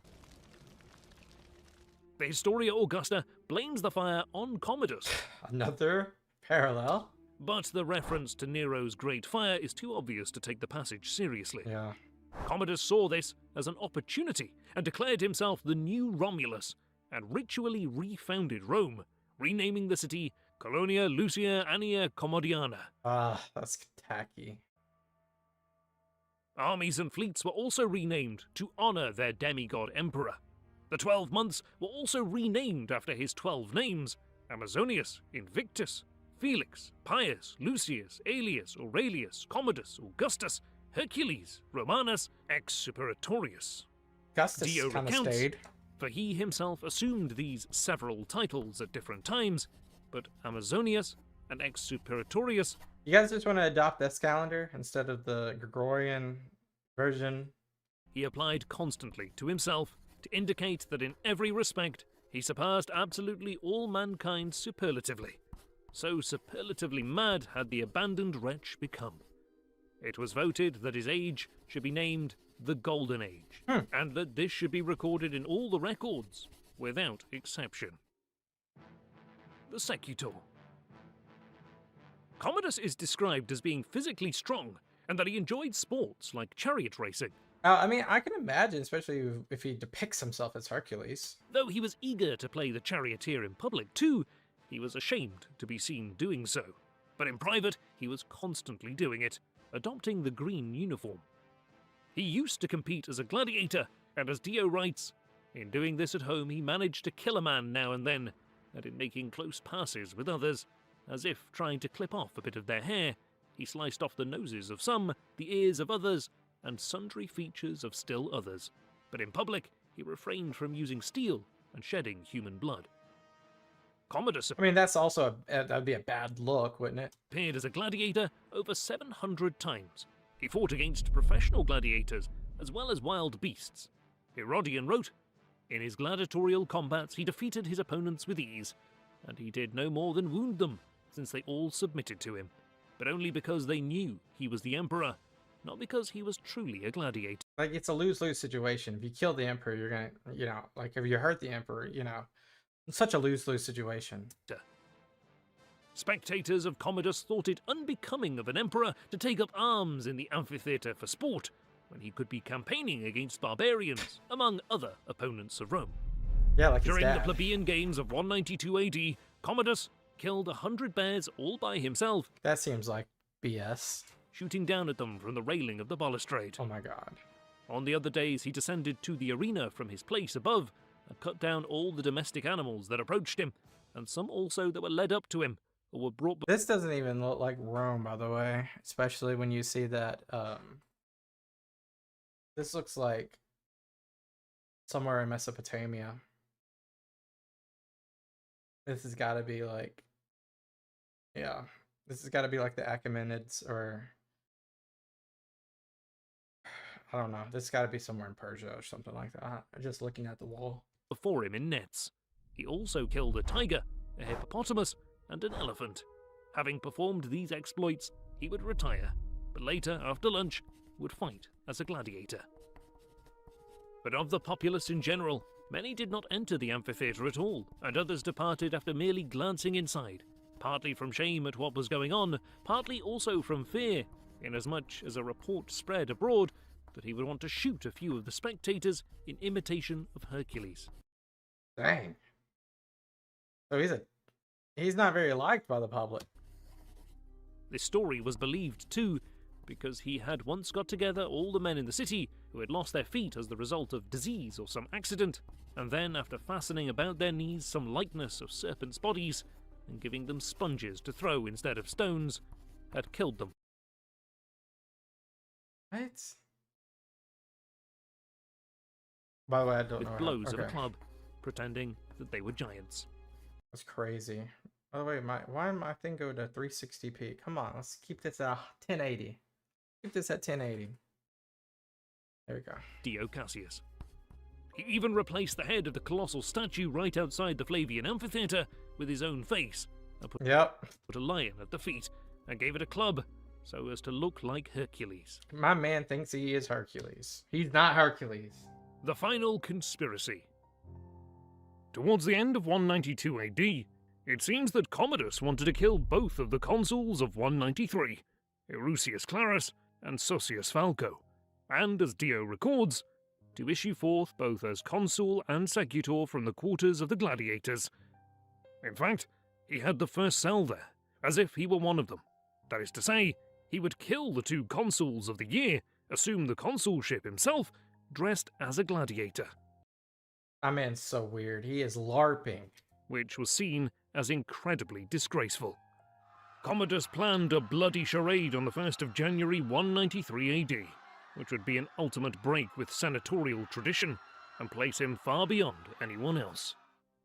So, in fear of the emperor's intentions, Clarus and Falco made Marcia, Commodus's mistress, their confidant.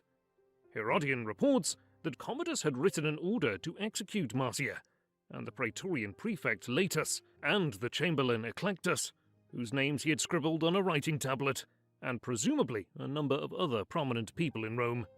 This tablet was found by Marcia after a small boy, a favourite of Commodus's, had taken it up to play with. During the New Year's Eve festivities, they, Eclectus, Latus, and Marcia, tried to have the emperor poisoned, but his excessive use of wine made him throw up the poison. So they sent in one of Commodus's wrestling partners by the name of Narcissus, who strangled him. Wow. So that's how he went. Commodus died on the 31st of December, 192 AD. Wow. Final thoughts. Commodus was 31 years old when he died. He had ruled the empire for 12 years and 9 months. He didn't have any children. It's fair to say that Commodus was megalomaniacal towards the end, changing the name of the city and the army after himself. Yeah, he's kind of crazy. He was ill-fitted to rule an empire, and he is remembered as one of the worst Roman emperors. His misrule ended 84 years of stability and prosperity within the Roman Empire. With Commodus dead, the Senate got busy erasing him from history. The changes Commodus made to the name of Rome, its institutions and its calendar, were reversed. What's more, mentions of his name, for example, where it was inscribed on temples, were erased. Wow. And any statues of Commodus were destroyed or thrown in the Tiber. Including the one by the Colosseum? And Commodus was declared an enemy of Rome by the Senate. Wow. Such was the end of Commodus, and with him the line of the genuine Aurelii ceased to rule. Dio Cassius. Thank you. Wow. I think Pertinax or Pertinax, I can't remember his name. We'll find out together in our next video, so make sure you subscribe so we react to that one. This guy was very much a megalomaniac. Holy crap, I didn't know anything about him until today. But he thought it was Hercules. He was a crazy guy. He seemed like he didn't really, he had paranoia. He had a lot of parallels to Nero, whether it be the fire, whether it be his, ambition for, just luxury versus actually being a working emperor. Wasn't a working emperor at all, it seems like. It seems like he delegated where he could, and where he couldn't, he just ignored. Think the Romans that nothing crazy went on the borders or not whatnot, or think the institutions that were set up that did not rely on the imperial administration, that it did what it needed to do. Because besides that, this could have ended really badly with somebody in charge like this.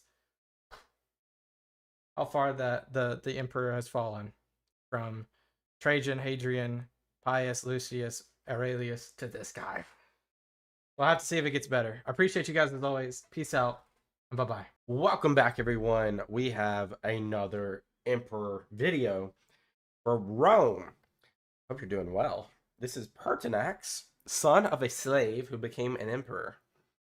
Well, that's quite a rags to riches story, isn't it? This is the 19th emperor of the Roman Empire, starting from Augustus, and now we went from Marcus Aurelius to Commodus to Pertinax. Don't know too much about Pertinax, so I'm excited to learn today. Glad you're here with me, like I said. Let's jump right in. Of a former slave, the son of a former slave, Pertinax was the emperor who proved that no matter how lowly your birth, you could rise to the very top through hard work, talent, and determination. So this is a meritocracy type client that we're working with right here. A self-made everyman, a man of principle and ambition. Cassius Dio called him an excellent and upright man. Early life. We need that after Commodus. life. Publius Helvius Pertinax was born on the 1st of August in 126 AD in Alba Pompeia, in northern Italy. His father was a manumitted slave, but by the time of Pertinax's birth, his father had progressed far from his previous bondage, being a thriving businessman in the timber trade. The Historia Augusta claims that his father selected the name Pertinax because of how he himself pursued success, with pertinacity. Okay. Interesting. He was educated in literature and Greek, and was So like some others, like Trajan and Hadrian, etc. So very Hellenistic, as we've seen prior. later educated by Sulpicius Apollinaris, where he probably met Tiberius Claudius Pompeianus. After receiving instruction from Sulpicius Apollinaris, Pertinax took up the teaching of grammar himself in the legions. But when he found limited success in this profession, he sought an appointment in the legions, Always a great place to start your career, the military. and through his father's patron, Lollianus Avitus, a former consul, he was granted a command. Avitus sponsored Pertinax's entrance into the equestrian order. To enter that order, you had to be very rich. The wealth prerequisite was 400,000 sesterces. And that's just like for voting and taxation, right? Like, what is it? I need to learn a little bit more about this class system and like, how does it like dictate everything about you? Pertinax came to serve in 2 of the corners of the empire where he was guaranteed first-hand experience of war, which also meant that he could distinguish himself and advance quickly in the ranks. During Antoninus's reign, he was prefect of a quingenariale. This was an auxiliary cavalry detachment of 480 men stationed in Syria. But because he had used the imperial courier service, the cursus publicus, without official letters of recommendation, he was forced by the governor of Syria to make his own way from Antioch to his station on foot. His unit was the 4th Galerum, a military unit with mounted Gallic shock troops. When the emperor Antoninus Pius died in 161 AD, the Parthian king invaded the Roman allied state of Armenia, Yep. and then into Roman Syria, where Pertinax was stationed. One of the 2 emperors to succeed Pius was selected to take control of the situation. Lucius Verus was sent to the region, while his adoptive brother, Marcus Aurelius, stayed in Italy. Pertinax served under Avidius Cassius during the war with Parthia. He distinguished himself due to the energy he showed and his competence. Okay, so this is where he gets his like real beginnings of his military career in the east against the Parthians, and such a crucial moment because of Armenia being kind of like that proxy state between, or buffer state between Rome and Parthia. Very fun stuff happening for Pertinax. He's getting thrown right to the wolves.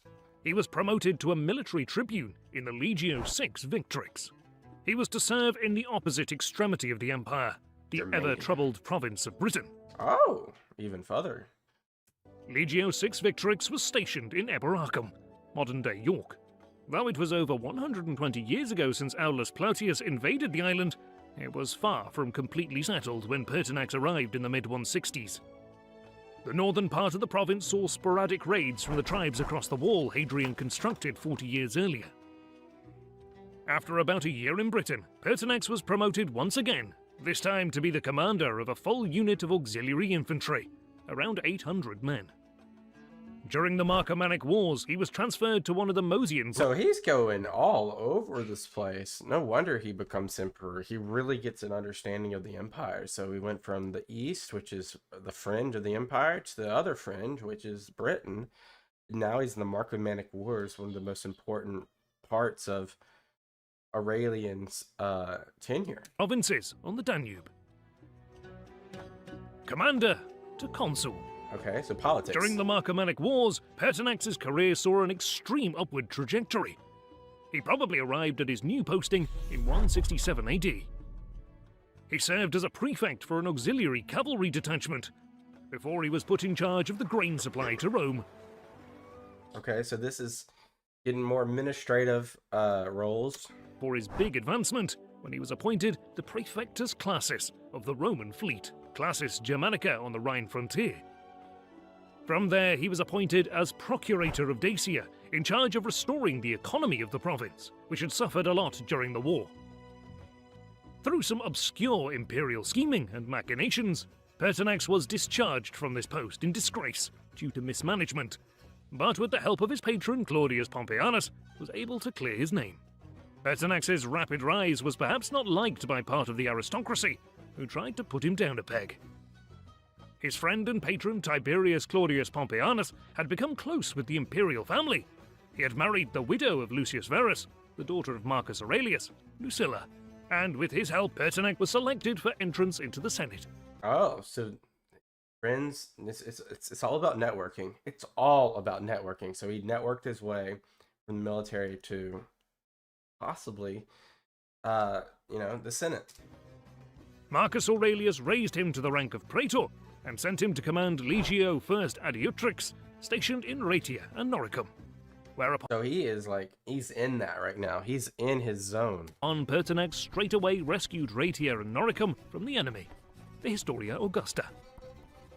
In 175 AD, Pertinax was appointed to a suffect consulship for his prowess in the campaign, So there you go, just like that, consul. where he served with his colleague Didius Julianus, a man who would play a key role in his fate. Marcus Aurelius praised Pertinax frequently, both in the assemblies of soldiers and in the Senate. In just a few years, Pertinax had gone from a squadron commander to the highest strata of Roman life. Yeah, it's Cursus Honorum knows Pertinax front to back now. Comes Augusti. In 175, Avidius Cassius rebelled when he received false news of Marcus Aurelius' death. His revolt lasted only a few months. He was cut down by one of his own centurions. But much of the eastern parts of the empire had joined him, so Marcus needed to secure loyalty in the east. So he gathered a force and set out from the Danubian frontier to tour the east. Pertinax was to accompany the emperor as a Comes Augusti, a companion to the emperor. In the following year, 176, he was governor of Moesia Inferior, and then jointly of both Mosian provinces. I try to think, Pertinax obviously wasn't ready to be emperor, or it would probably be, was it Populanius? Forget his name. One of these two people would probably have been more, in terms of meritocracy, be the next choice. But unfortunately, Commodus gets the dynastic role. Considering these provinces lay right on the frontier against the tribes Rome had just fought a massive and costly war against, an effective governor was now needed. It just shows how much trust Marcus had for Pertinax at the time. In 177, Pertinax was governor of Dacia. Very troubling place. So nice. After the eastern tour, Marcus returned to Rome and elevated his son to joint Augustus with him. But soon the situation on the Danube deteriorated once again, so a second campaign was launched in 178. In August of that year, the Romans crushed a massive Marcomanni force, and then they marched on the Quadi, who were soundly beaten at the Battle of Laugaricio in 179 AD. A new order. Commodus. Marcus Aurelius seems to have known that he was ill, and not long for this life. So to secure his son's succession, he placed the reliable and loyal protege of Claudius Pompeianus, Pertinax, in the key province of Syria, where he served as its governor from 179 to 182. This was one of the most desirable provinces in the empire. Why? It was a very rich province. That's why. In Syria, he met with Legio IV Scythia's new legate, Septimius Severus. Pertinax would become a mentor to young Septimius. Ah, a little foreshadowing right there. In March of 180, Marcus Aurelius died, leaving the empire to his then 19-year-old son, Commodus. So young. Too young. You know, his brain's not even formed yet. The new emperor I don't think his brain ever formed, honestly. quickly established peace treaties with the tribes north of the Danube and set off for Rome. After having successfully governed Syria for 3 years, Pertinax returned to Rome in 182. However, Pertinax was caught up in some intrigue with Commodus's praetorian prefect and strongman at the time, Tidius Julianus, who ordered him to retire to his father's estate in northern Italy. This is probably linked to Lucilla's conspiracy in 182. Oh, yeah, we remember that. Lucilla's conspiracy. Always a conspiracy trying to dethrone the emperor, man. Lucilla was caught plotting against her brother Commodus, and since Lucilla's husband was Claudius Pompeianus, who in turn was Pertinax's patron, his dismissal was probably just a precaution. Pompeianus was spared, but spent the remainder of Commodus's reign outside the imperial capital. During his exile, Pertinax worked on his father's estate. He bought up a great number of farms and added countless buildings to his father's shop. So now he's more of a merchant. Would you say that, or a businessman right now? In 185, when Perennis fell from grace in the imperial court, Commodus made amends with Pertinax, who was subsequently sent to become governor of the troubled province of Britain. The whole In province? 184, So Britain's one province in its existence. I think that's right. I think that's what I remember. Not saying it's not right, but I'm saying I thought it was a couple provinces, but I guess it's all one province. I never thought about that. there had been a massive raid into Roman territory from the tribes north of Hadrian's Wall.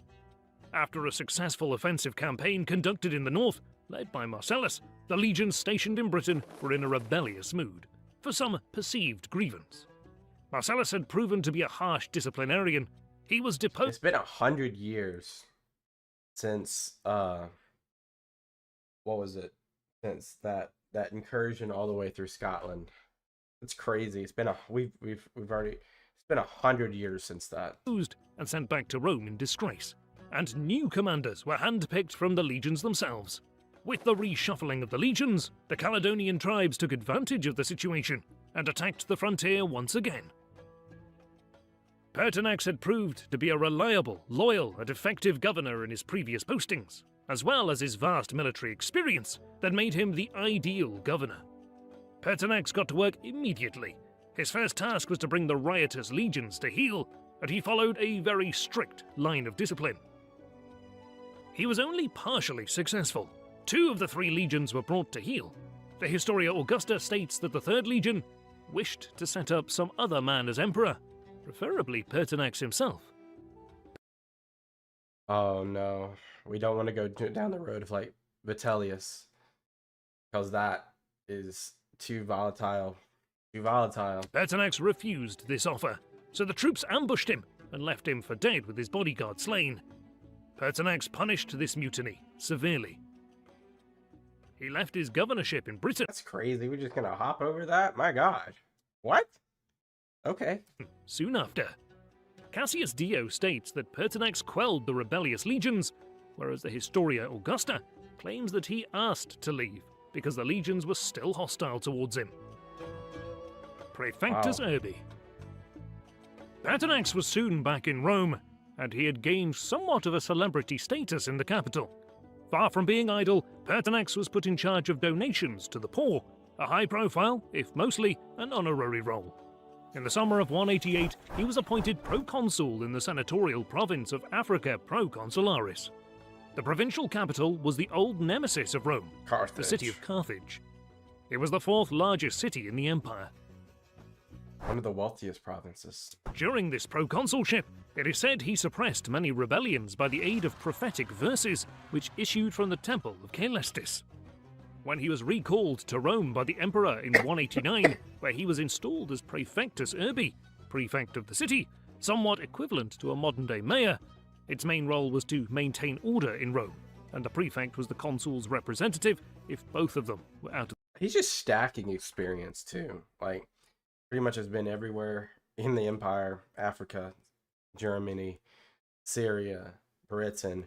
He's held proconsul roles, he's held consul roles, he's held commander roles, prefectus urbi for the urban area of Rome. Like, he is stacking his experience, which is going to be important. the city. There was no appeal against the prefect's rulings unless approved by the emperor himself. Proconsuls and governors fell under the prefect's jurisdiction in some cases. In his role as prefect, Pertinax proved himself to be exceedingly gentle and considerate, and he proved very pleasing to Commodus himself. Pertinax unmasked a conspiracy by 2 enemies of Cleander, Anticistius Verus, one of Commodus's brothers-in-law, and Arrius Antoninus.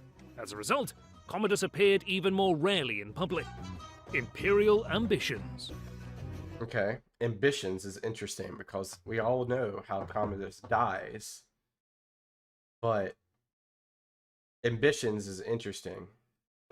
In 192, Pertinax was consul ordinarius, together with the emperor himself. With all the fortune Pertinax received during Commodus's reign, it's clear that he... Hold on. If a consul died during his term or was removed from office, another would be elected by the Comitia Centuriata to serve the remainder of the term as consul suffectus. During the imperial period, consuls rarely retained the office for a full year.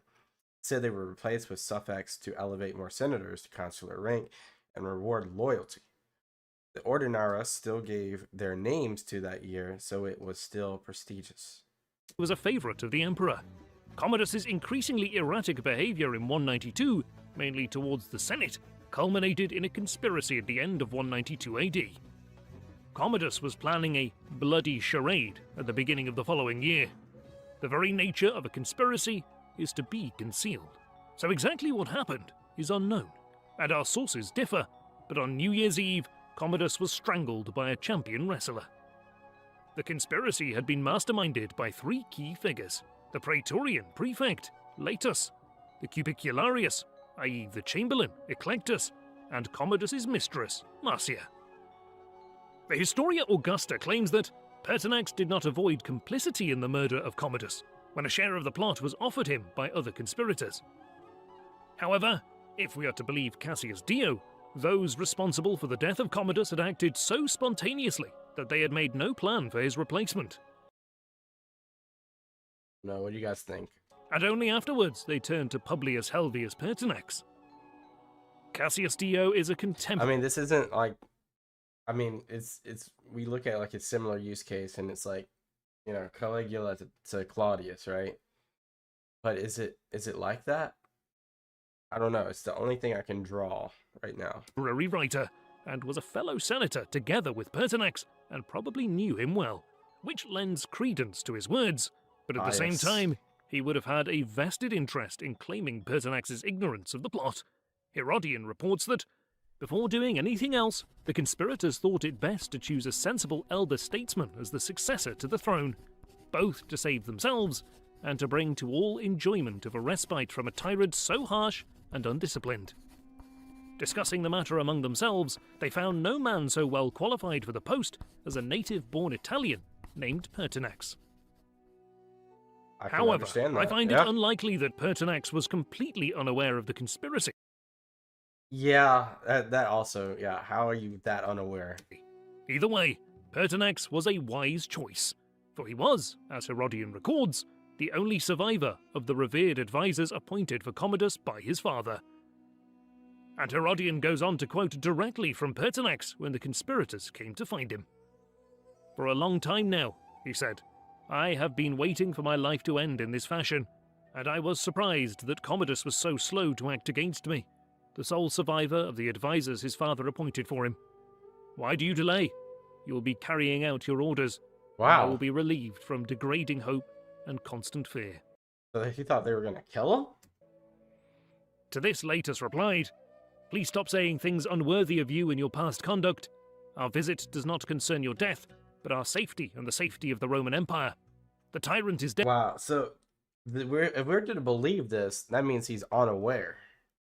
We were to believe this means like this guy is about to get like a shock. Victim of a fate he richly deserved. What he planned to do to us, we have done to him. We have come to place the empire in your hands, aware that you are not only the most distinguished senator, because of your moderate life, and have won reverence for your greatness and the dignity of your years, but you also enjoy the love and esteem of the people. All of these reasons lead us to believe that what we are doing will please the people and save our own lives. So not only is he experienced, but he should be popular. Pertinax said in reply, "Why do you mock an old man? Why do you judge me such a coward that you wish first to taunt me and then to kill me?" Wow, he's not believing it. At this point, Eclectus spoke up. "If you do not believe what we say, read this tablet. You know Commodus's handwriting. You see it regularly. From this you will see the danger we have escaped, and you will know that there is no treachery, but only truth in what we tell you." After he had read the tablet, Pertinax believed these old friends of his. Now fully understanding everything that had occurred, he placed himself at their disposal. Wow, that's crazy though. The first act of the conspirators is telling.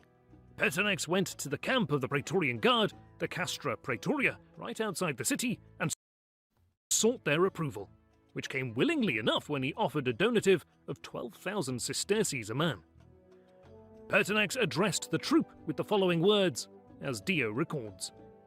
"There are many distressing circumstances, fellow soldiers, in the present situation, but the rest, with your help, shall be set right again." Some guardsmen took this to mean that Pertinax would revoke many of the privileges bestowed upon them by Commodus. Laetus had been a key figure in the killing of Commodus. He was the Praetorian prefect. He urged his supporters to shout Pertinax's name. Herodian recorded a speech of Laetus, which is what he told the guard. "We bring to you, and the whole Roman people bring to you, a man respected for his years, temperate in his way of life, and renowned for his courageous exploits. You old soldiers have taken part in his military campaigns, and the rest of you always held him in high honor and esteem during his years of service as prefect of the city." So he should be highly regarded either way. While the Praetorians were still hesitating, undecided, the people proclaimed Pertinax emperor, calling him father and shouting his praises to all. At this, the soldiers, not because they were equally enthusiastic, but because they were compelled by the great number of people Are you foreshadowing anything here? present. And so, Pertinax was declared emperor by the Praetorian Guard. Emperor. All right, this is all we've been waiting for. Now he's emperor. Now what happens? With the Praetorians on his side, he needed to secure loyalty in the Senate. So he headed to the Forum in the middle of the night. Commodus had only been dead for a few hours. On the Senate steps, he met his old patron, Tiberius Claudius Pompeianus, who, conspicuously, had decided to return to Rome after being absent the capital since Commodus's ascension, which lends credence to the idea that Pertinax was indeed well aware of the plot and had made preparations by calling on his old friend. Herodian records Pertinax's trepidation. When daylight came, he went to the Senate House, but he did not allow the sacred fire to be carried before him, nor did he permit any of the imperial tokens to be raised until he had determined how the Senate felt about the situation. A little humble, a little humble. On the 1st of January 193, the Senate met. Cassius Dio was present at this meeting, and this is what Pertinax said. "I have been named emperor by the soldiers. However, I do not want the office and shall resign it at once. It's like a peacocking almost. It's like a little ritual to always do this. Day because of my age and feeble health, and because of the distressing state of affairs. All the senators with one voice shouted his praises, calling him emperor and Augustus." Dio goes on. "He at once reduced to order everything that had previously been irregular and confused. Commodus was declared an enemy of the state, and his statues were to be overthrown or thrown into the Tiber. Pertinax himself toppled the statue of the former emperor. This caused discontent in the rank of the Praetorian Guard. They had been given free hands to bully and pillage at will during Commodus's reign." Undisciplined. But no, interesting though. So Commodus and the Praetorian Guard, those were the two. They were the closest between the two. The Historia Augusta records that they dreaded service under an emperor advanced in years. So they don't want this competency. While Pertinax had a long and distinguished career in the army, the Praetorians were not frontline soldiers who respected his ability. They wanted to return to the days of Commodus, where they were less restrained. Herodian adds, "The Praetorians were directed to return to an orderly and disciplined way of life, since they considered the mild and moderate rule of Pertinax an insult and disgrace to them, as well as a diminution of their unlimited power. They refused to tolerate his well-ordered reign. All, both publicly and privately, were pleased by the order and the moderation of his reign, but what pleased all the rest only galled the soldiers of the imperial bodyguard stationed in Rome." Herodian also records that he tried to manage everything with decency and discipline, and in his judicial duties he was mild and moderate. By his consistent and deliberate imitation of Marcus's reign, he delighted the older people and won the goodwill of the others without difficulty, released as they were from savage and oppressive tyranny. I mean, anytime you have a situation like this where you literally same thing with Aurelius to Commodus, you're gonna have such a radical change. You're gonna obviously upset people. And even in this regard where upsetting people is necessary, it's still going to cause fervor. Just a couple of days into Pertinax's reign, some rogue praetorians dragged off an elderly senator by the name of Triarius Maternus Lascivius to their camp and tried to elevate him to the imperial throne. He refused and fled. Pertinax appointed his father-in-law, Claudius Sulpicianus, to his own former office as prefect of the city. Pertinax was 66 years old, so his tenure on the imperial throne was always supposed to have been short, but he had a son by the same name and a daughter. However, Pertinax refused to give them any imperial titles, thereby protecting them initially.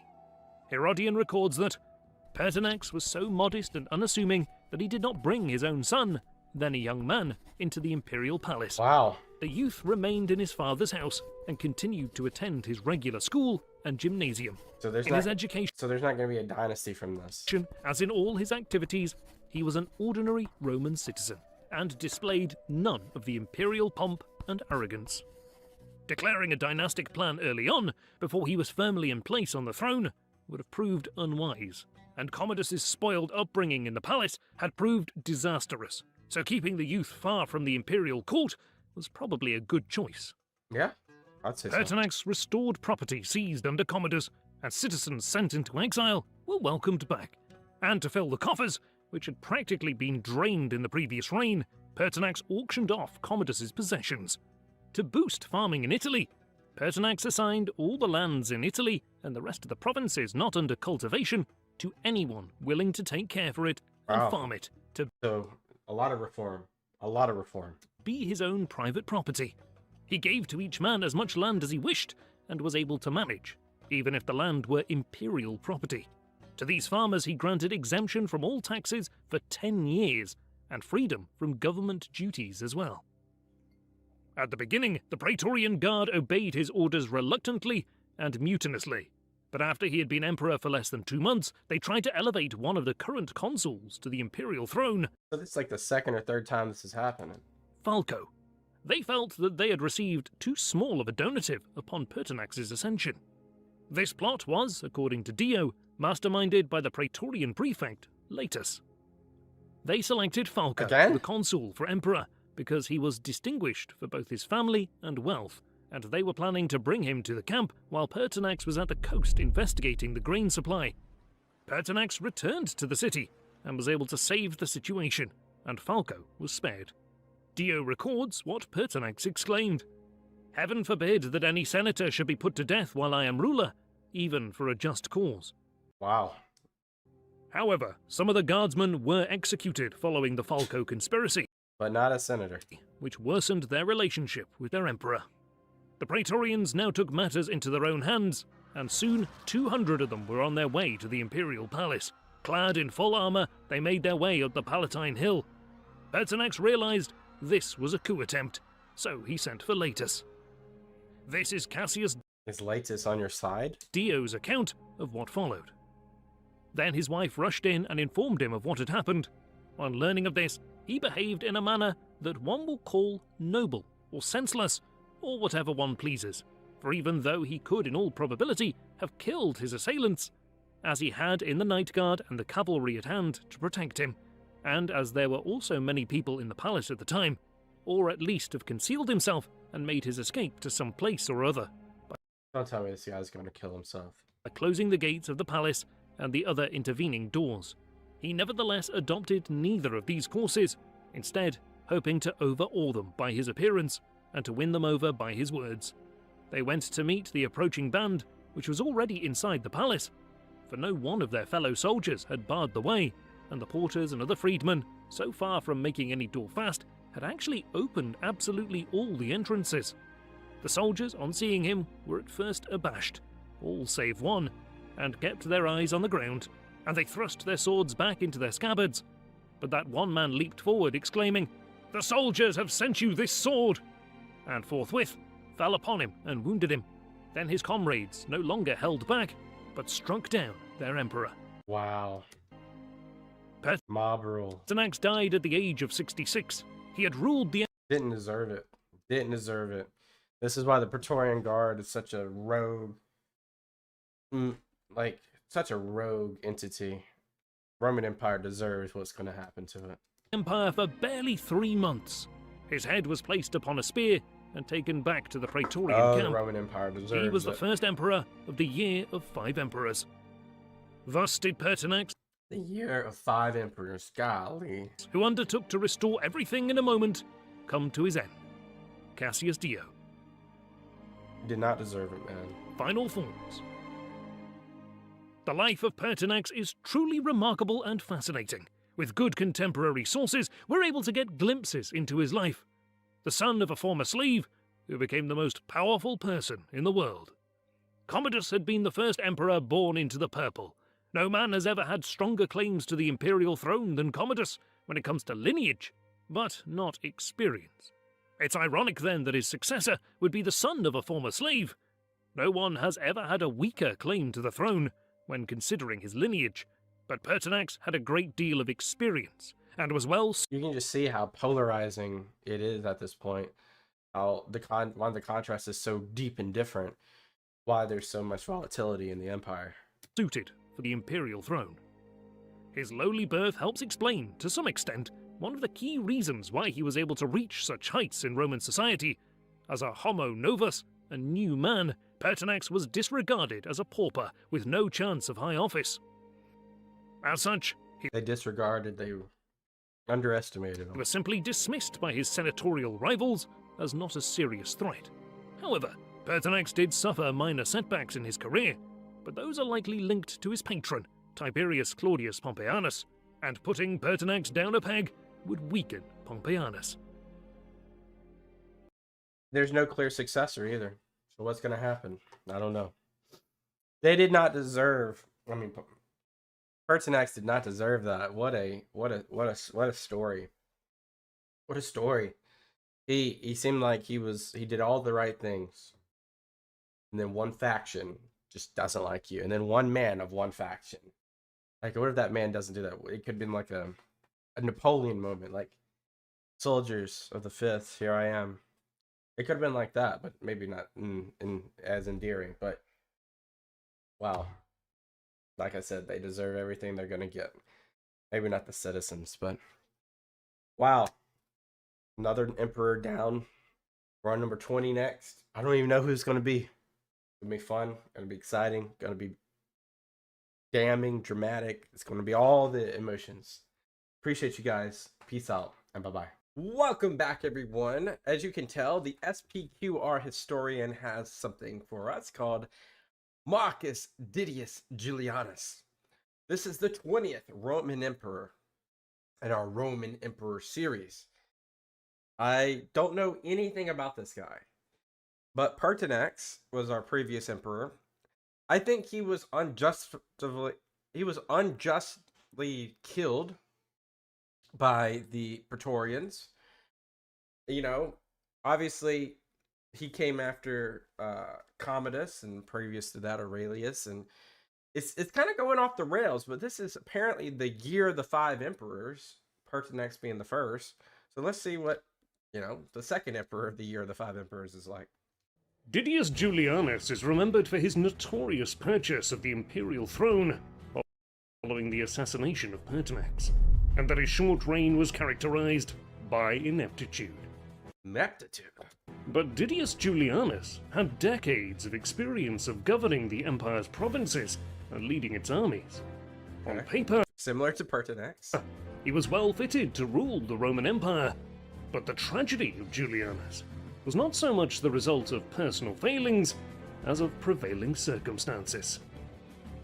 Early life and career. Okay. He was born Didius Severus Julianus on the 29th of January 133 AD into one of the most prominent families of Mediolanum. Very different from Pertinax. Remember, he was kind of like, this was like the rags to riches story, so already some big contrast there. In northern Italy. He was raised in Marcus Aurelius's mother, Domitia Lucilius's household, and during the early stages in his public career, he enjoyed considerable imperial favor.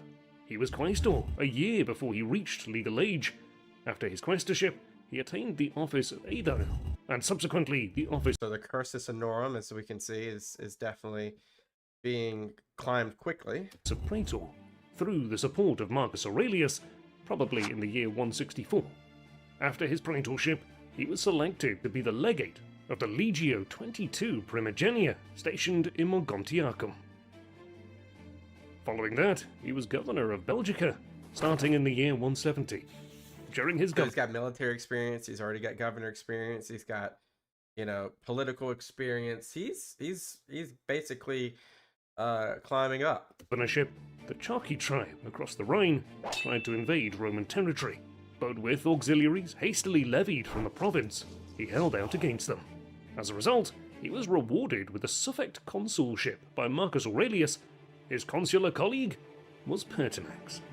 So kind of awkward in the future, but okay right now. Then he was the governor of Dalmatia, where it is said he eliminated threats from the border tribes.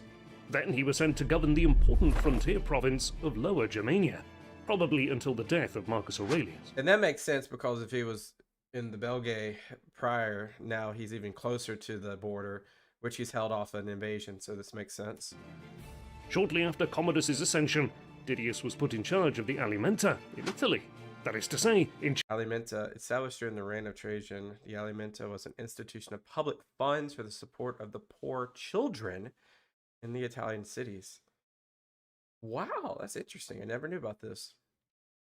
Another reason why Trajan's the GOAT. charge of donations to the poor in Italy. During this commission, one of his relatives was alleged to have been part of Lucilla's conspiracy in 182. Didius was a prominent figure in public life, so this potential connection could not be ignored. But after an investigation, he was acquitted of any charges. Okay. Nonetheless, Commodus wanted to remove Didius Julianus from the centre of politics, so he was sent into exile in his native city of Mediolanum. He was back in favour in the imperial court towards the end of Commodus's reign, and was assigned to the proconsular province of Africa in 190 AD, So many parallels between him and Pertinax. as the successor of Pertinax, who returned to Rome to serve as urban prefect. Didius Julianus was back in Rome for the festivities of New Year's Eve of 192, when Commodus was murdered by a group of conspirators seeking to end his erratic reign. He was succeeded by Pertinax, who only reigned for 3 months before being killed by his own disgruntled Praetorian Guard, And he probably would have been a great emperor. who wanted to return to the lax years of Commodus. The Auction of the Empire. That doesn't sound good. In 193, Didius Julianus was one of the leading members of the Senate at the time. His distinguished ancestry had by now been reinforced by a successful career under Marcus Aurelius, and the many governorships suggests that he was well qualified for the imperial throne. Probably rich, When too. Pertinax had been cut down by the Praetorian Guard, his father-in-law and the prefect of the city, Sulpicianus, was already in the Praetorian camp. He had been sent there by his son-in-law to set matters right in the camp. He obviously failed, but it was also an opportunity. He stayed in the camp, hoping to get himself appointed emperor. As soon as Didius Julianus heard of the murder of Pertinax, he rushed to the Praetorian camp to make his bid for the throne. Not always... Not going to be a great start when you just buy your position. This is probably the worst. The downfall of the Roman Empire may be the factionalism of the Praetorian Guard having so much power. When he came to the camp, he realized that Sulpicianus was already inside negotiating for the purple, and he was denied entrance into the camp. What followed was one of the most disgraceful episodes in Roman history. For, just as if it had been some market or auction room, both the city and its entire empire were auctioned off. The would-be buyers vied to outbid each other, one from the inside and the other from the outside of the camp. They gradually raised their bids up to 20,000 sesterces per soldier. Some of the soldiers would carry word to Julius. Big question. Just interesting alternate history thoughts here. You'd have to have like some sort of like Vespasian like character to undo this, but could you just dismantle the Praetorian Guard? It would take a civil war to do it. But if you did that, right, and you tear down you'd obviously tear down the complex, build a stadium or something like that. Whatever, build some housing. I think the Roman Empire probably would have lasted a little longer. Maybe, maybe not. Maybe the migrations would have been inevitable and there was nothing that we could have done. Like I'm a Roman, we could have done. You know what I'm saying? I don't know. It's interesting. Maybe it would have been better for the 2nd century AD and the 3rd century AD. But it seems like the Praetorian Guard is just the most poisonous vessel in this entire realm. Sulpicianus offers so much. How much more do you make it? And to Sulpicianus in turn, Julianus promises so much. How much do you raise him? Cassius Dio claims that Sulpicianus would have won the day until Julianus suddenly raised his bid by 5,000, and when he made references to the fact that Sulpicianus was the father-in-law to Pertinax, whom he might want to avenge at some point, he was welcomed into the camp. The Historia Augusta claims that Julianus wanted to restore the good name of Commodus. He won the bidding war and was proclaimed the good name of Commodus. Obviously, Commodus is only liked by the Praetorian Guard because he's obviously there's this entire different story there. But I thought he was going to say the good name of Aurelius, but he said Commodus. Emperor of Rome. Emperor. Okay. There we go. Here's your time to shine. How long? The Praetorians paraded their new emperor through the city towards the Senate House. Cassius Dio was present in the Senate that day, and he records an excerpt from the speech Julianus delivered. I see that you need a ruler, and I myself am best fitted of any to rule you. I should mention all the advantages I can offer, if you were not already familiar with them, and had not already had experience of me. Consequently, I have not even asked to be attended here by many soldiers, but have come to you alone, in order that you may ratify what has been given to me by them. Such a different relationship in the last 150 years. Dio goes on.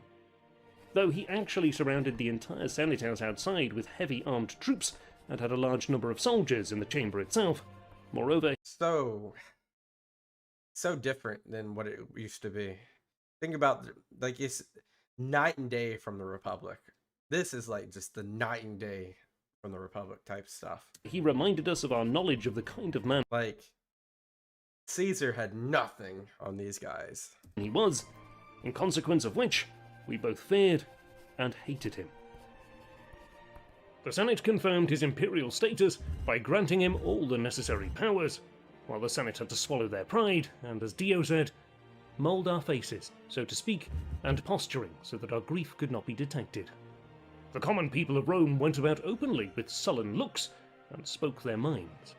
The following day, when Julianus was about to sacrifice to Janus before the entrance to the Senate, the people on the forum started shouting at him, calling him a stealer of the empire and parricide. Julianus promised them some money, which made them resentful at the implication that they could be bribed, and all cried out together, "We don't want it. We won't take it." Wow. When he heard their reply, he ordered the closest to be slain. That infuriated the populace all the more. What a tyrant. And it did not cease expressing its regret for Pertinax. And he had this is literally, like I'm telling you, the poison that we're talking about with the Praetorian Guard. Because he had a pretty honorable career up to this point. And then, the greed of the princeps allowed him to ingest that poison. Pertinax and abusing Julianus, invoking the gods and cursing the soldiers. But though many were wounded and killed in many parts of the city, they continued to resist. Finally, they seized arms and rushed together into the circus, and there spent the night and the following day without food or drink, shouting and calling upon the remainder of the soldiers, especially Pescennius Niger and his followers in Syria, to come to their aid.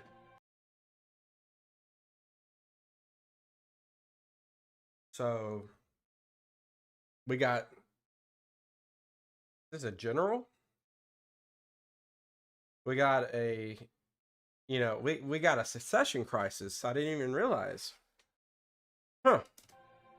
Later, exhausted by their shouting, by their fasting, and by their loss of sleep, they separated and kept quiet. awaiting the hoped-for deliverance from abroad. Dio records how Didius Julianus tried to court the favour of the Senate. Julianus managed affairs in a servile fashion, paying court to the Senate as well as to all men of any influence. Now he would make promises, now bestow favours, and he laughed and jested with anybody and everybody. He was constantly resorting to the theatres and kept getting up banquets. In fine, he left nothing undone to court our favour. The 3 revolts. That doesn't even count what we've seen so far. 3 revolts. Whether Julianus's flattery was sincere or insincere was largely rendered irrelevant by the events in the provinces, as the armies of the empire were soon informed of Pertinax's murder and Julianus's disgraceful purchase of the empire. Claudius Albinus revolted with the 3 legions in Britain. Septimius Severus revolted with the Illyrian legions. And finally, Crescentius Niger revolted with the Syrian legions. So you have 3 either combined or separate armies now that don't like you. Not good. Not good for Didius. Septimius Severus was the shrewdest of the 3 revolters, and he quickly realized that once Didius Julianus had been deposed, the would-be emperors would have to fight against each other. So, yeah, this feels so much like 69 AD? Feels like 69 AD. Severus sent a letter to Albinus, appointing him Caesar, and told him to stay put while he hastened to Rome. That's interesting. Is that a ploy, or is he sincere? Vescenius, however, was too proud of having been summoned by the people. Severus had no chance of winning him over. In the face of Severus's advance, Julianus's position in Rome was more or less hopeless from the outset. He sent one of the praetorian prefects, Tullius Crispinus, to secure the key naval base at Ravenna, while Julianus tried to fortify the city of Rome and the imperial palace. Dio found his efforts inept and laughable. Tullius Crispinus failed to prevent Ravenna from falling into Severan hands, and now Rome lay open. Didius fell back on increasingly desperate measures. Oh, he's becoming a Vitellius. He's becoming a Vitellius. Offers were made to both Severus and Marcus Aurelius's old friend, general and brother-in-law, the old venerable Tiberius Claudius Pompeianus, to share the throne. But both too late, bruh. rejected his offer. Too late. He ordered that the gladiators of Capua be armed, a sure sign of crisis. He urged the priestly colleges to set out together with the Senate to meet Severus and urge him to halt his march on Rome. The Senate, however, was by now in open contempt of their emperor, declined on the grounds that an emperor who could not defend himself by force of arms had no right to rule. Ooh, you're screwed. You know what? I'm not mad about this, right? I mean, Julianus he fell off. He let the poison, enemy number 1 is not Julianus still.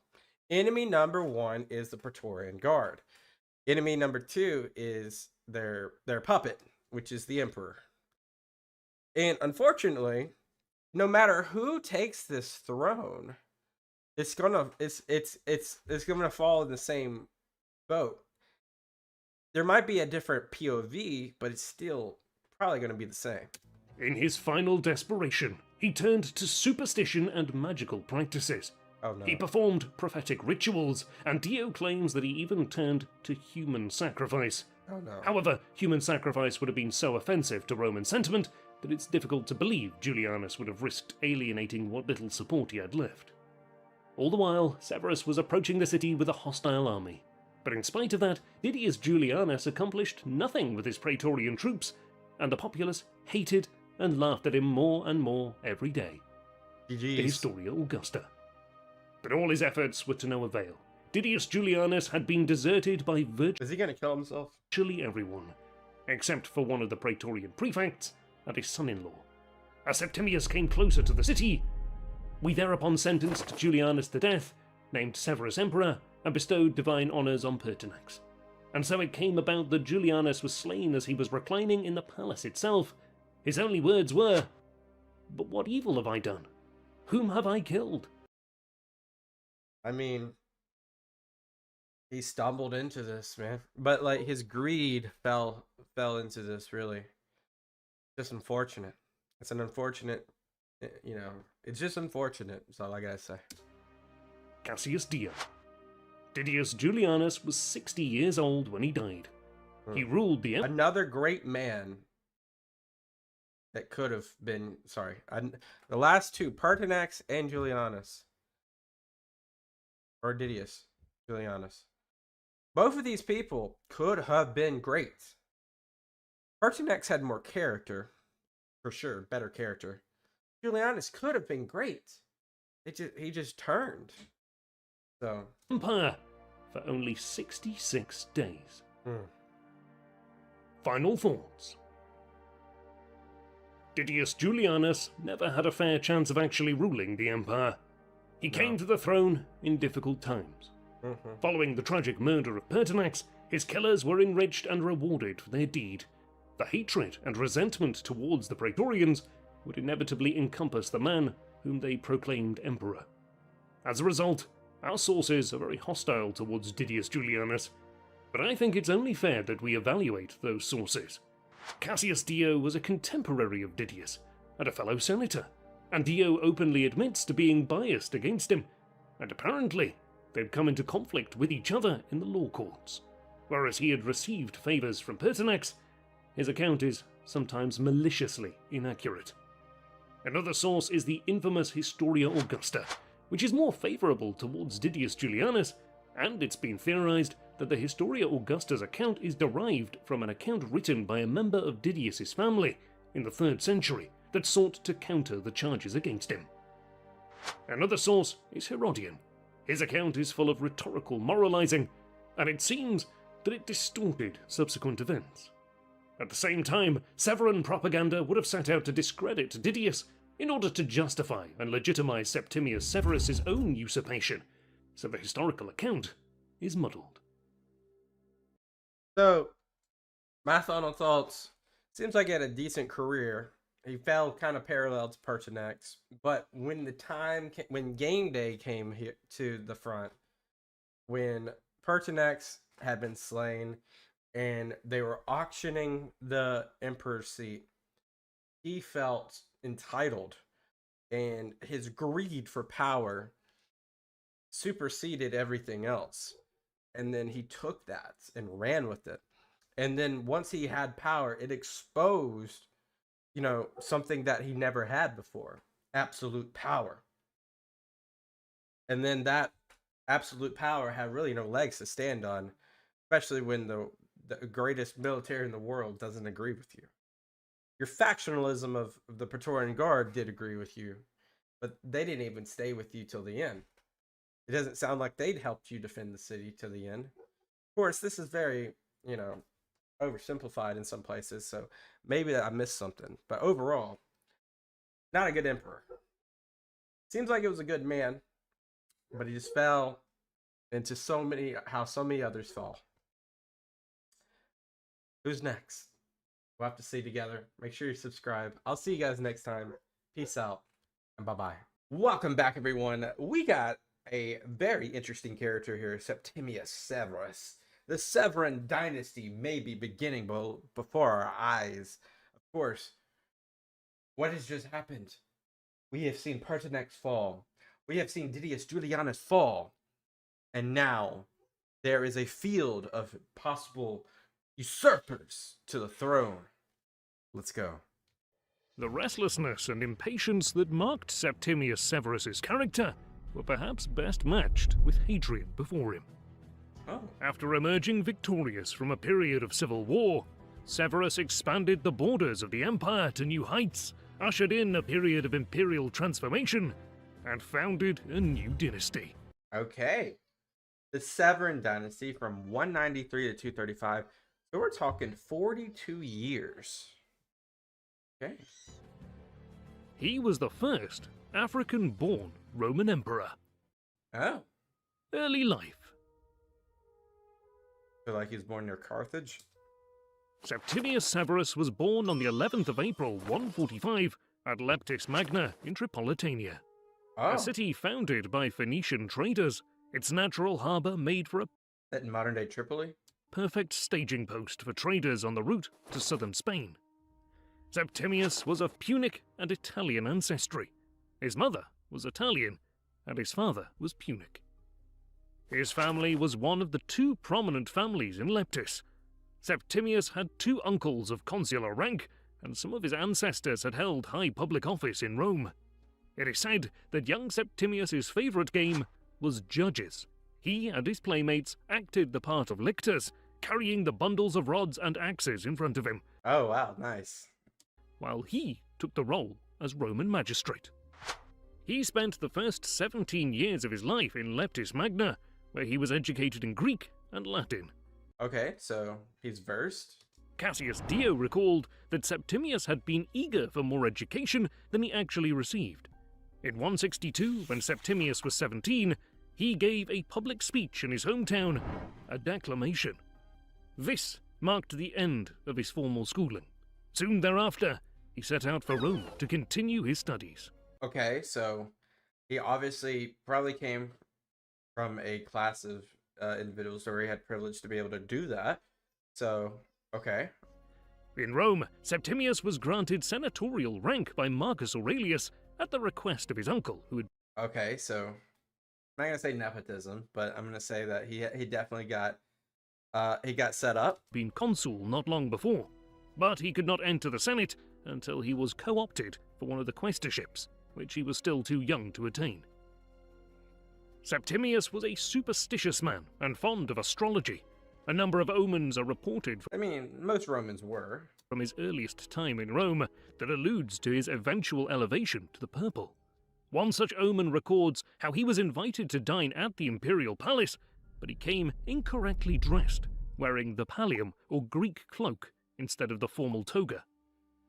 To remedy his mistake, one of the emperor's togas was given to him, and perhaps at this same banquet, one of the emperor's servants inadvertently offered the imperial chair to Septimius, who promptly sat down on it. Oh. Hold on. He was probably invited to an imperial palace with the help of his kinsman, Gaius Septimius Severus, who would help elevate him to senatorial rank. Is that his uncle? Whether the emperor was present at this banquet is unknown, but if we assume this banquet took place in 162, Lucius Verus was fighting in the east, but Marcus Aurelius could have been present. So Marcus Aurelius might be fond of Septimius Severus, right? Not knowing that this was not permitted. Oh. Quaestor. Okay. He was So the cursus honorum has begun. selected for one of the 20 quaestorships in 169 and took office on the 5th of December that year, and served for 12 months. Thus, Septimius officially entered the Senate. Interestingly, he served a second term as quaestor in the following year. This time he was to accompany one of the proconsuls to one of the 10 senatorial provinces. He was to serve in the province of Baetica in southern Spain. But before he could set off from Rome to his new province, he received news of his father's passing. So he went back to Leptis Magna to settle the affairs of the family. While he was in Africa, events prevented him from taking up his appointment. Moorish tribesmen took ship and invaded southern Spain. Wow. Okay. Okay. We really haven't talked a lot about that, like, independently from these videos. As he was unable to take up his post in Baetica due to this raid, it was decided that the imperial province of Sardinia would fall under the control of the Senate for the following year, while the problem in Spain was dealt with by Marcus Aurelius's old friend, Aufidius Victorinus. Septimius set off for his new commission in Sardinia. Okay, so he's getting a little bit of experience. In 173, one of his relatives had been selected, by lot, to be the proconsul of Africa, and Septimius was selected to be one of his legati pro praetore. We don't know what he actually did as praetor in Africa. Perhaps he served in the staff of the governor, or he might have been in charge of the legion stationed in the province, Legio III Augusta. Africa Proconsularis was the only senatorial province with a legion. Wow. Okay. Why is that? And when he was legate in Africa, he returned to his hometown preceded by his lictors, when an old acquaintance came up to him and embraced him. He had the man flogged. No plebeian was to embrace a legate of the Roman people Well, dang. in this undignified way. Okay. In the following year, 174, he was selected to become one of the tribunes of the people, a once powerful position in the Republic, which was by now more or less obsolete, as the emperor possessed the tribunician powers. When Avidius Cassius revolted in 175, upon receiving false news of Marcus Aurelius's death, there was widespread panic in Rome. Most of the Praetorian Guard and armies was at the front fighting with the emperor in the Marcomannic Wars, so Rome was vulnerable. Cassius's revolt highlighted one fact: the succession was still unclear. Yeah, obviously we know Commodus takes over, but yeah, this was that little moment in time where we didn't know what was going to happen. Verus has been dead, so Aurelius is like the sole emperor. Marcus Aurelius' son, Commodus, was still too young to rule, and had none of the powers of an emperor. This seems to have made a deep impression on Septimius, who would, in the future, secure his own son's succession by sharing imperial power at a very young age. In that same year, Pertinax was made consul with Didius Julianus as his colleague. Very interesting, because these two will be back to back after Commodus. No one objected to the appointment of Julianus, as he was a high-ranking public official. Pertinax, however, had risen from a junior officer in the armies Yeah, he was rags to riches. in just a matter of years to now the highest rank a senator could hope to attain. Legio IV Scythica. Then in 176, Septimius was praetor. As a praetor, he presided over the law courts, and perhaps because he fulfilled his duty in an exemplary way, he was sent off to his next post, his first in the emperor's service. He was to serve as legatus aeridicus in Hispania Tarraconensis, responsible for legal It's a huge province. matters across the province. By the year 180, his term was up, and he was appointed to a legionary command in Syria over Legio IV Scythica.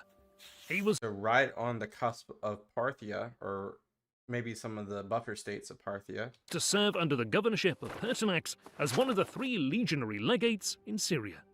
This contact was to prove fateful for Septimius's entire future. It is attractive to imagine Septimius visiting Tyre and Sidon, the old Phoenician cities from where his ancestor came during his stay in Syria. Perhaps he met his future wife, Julia Domna, at this time as well, who was a native Syrian of regal stock. Her father was a priest of Elagabal at Emesa. Her horoscope predicted that she would marry a king. Ha! We know that Septimius had the occasion to visit Emesa and met the priest during his commission. Following his departure from Syria, he went to Athens to study, and for religious purposes, and to see the monuments and antiquities. This was kind of like Hadrian, right? Where they had a favor to the Hellenistic culture, a favor to the arts, the poetry, the whole facade of old Greek life. It's been theorized that he was dismissed from his post in Syria following the Lucilla conspiracy, but he was denied further advancement for several years. In light of her brother's unstable rule, in 182, Lucilla became involved in a plot to assassinate Commodus. Yeah. But following the removal of Commodus' strongman and prefect of the Praetorian Guard, Berenice, Septimius was promoted to the governorship of Gallia Lugdunensis. Upon the closing of the Marcomannic Wars, bands of runaway slaves and deserters were roaming through Gaul, Spain, and Italy. So Septimius would have had his hands full, even though he had no military under his command except the urban cohort in Lugdunum. 500 men. Dang, that seems like a little light, but I guess this province is not that worrisome compared to like the Germanic front. During his governorship, his wife Pacia Marciana died. Virtually nothing is known of her, and they had no children together. Septimius was in his 40s by now, and anxious to remarry.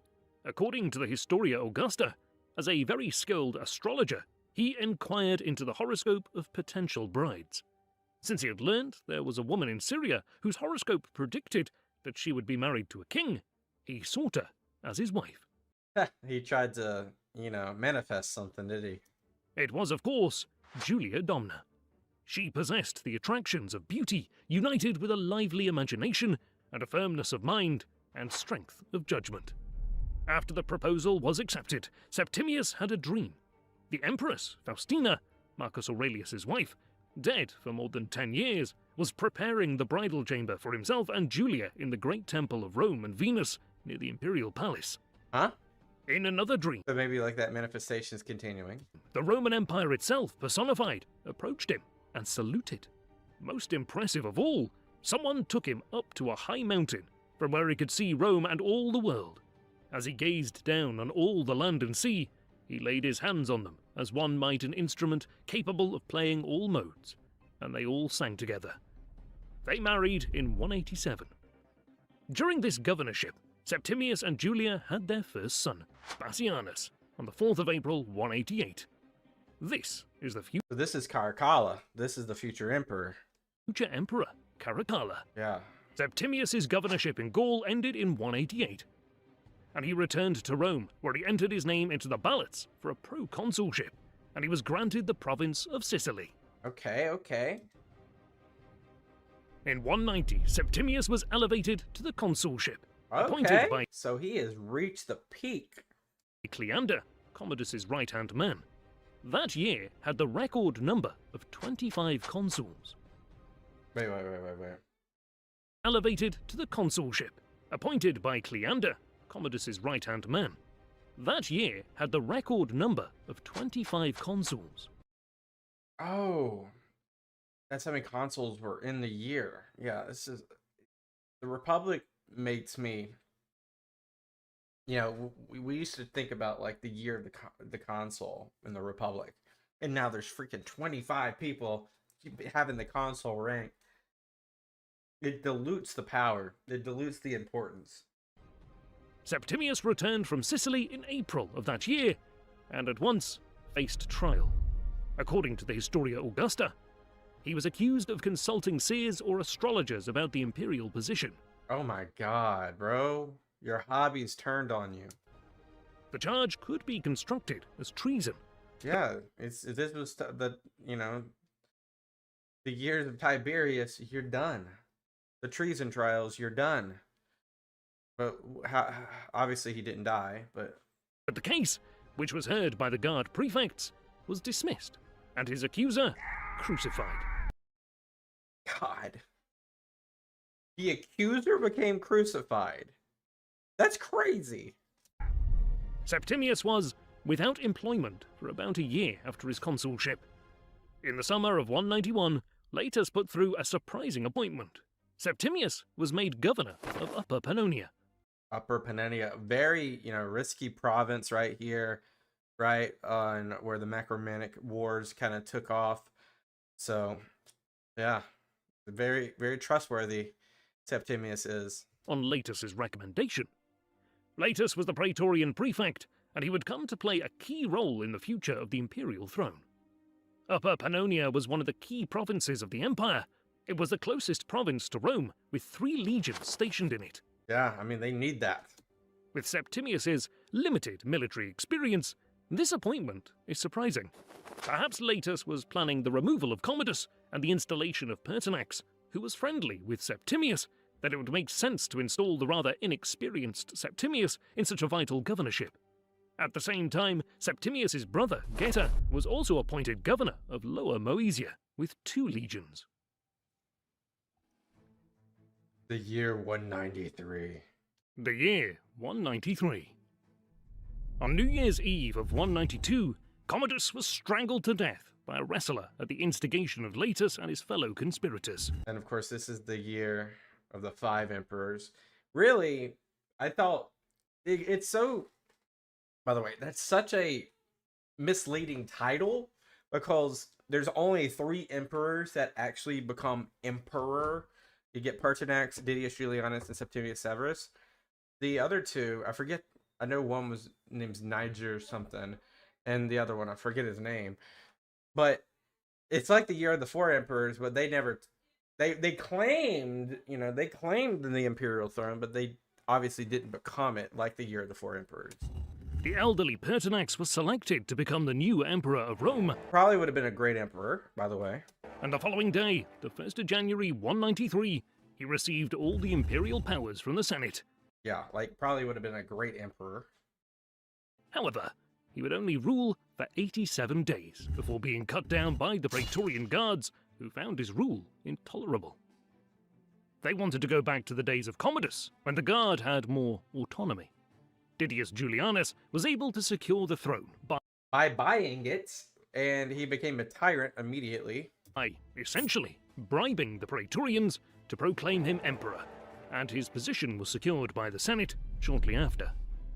However, the key provincial governors, such as Septimius and his brother Geta, were loyal to Pertinax.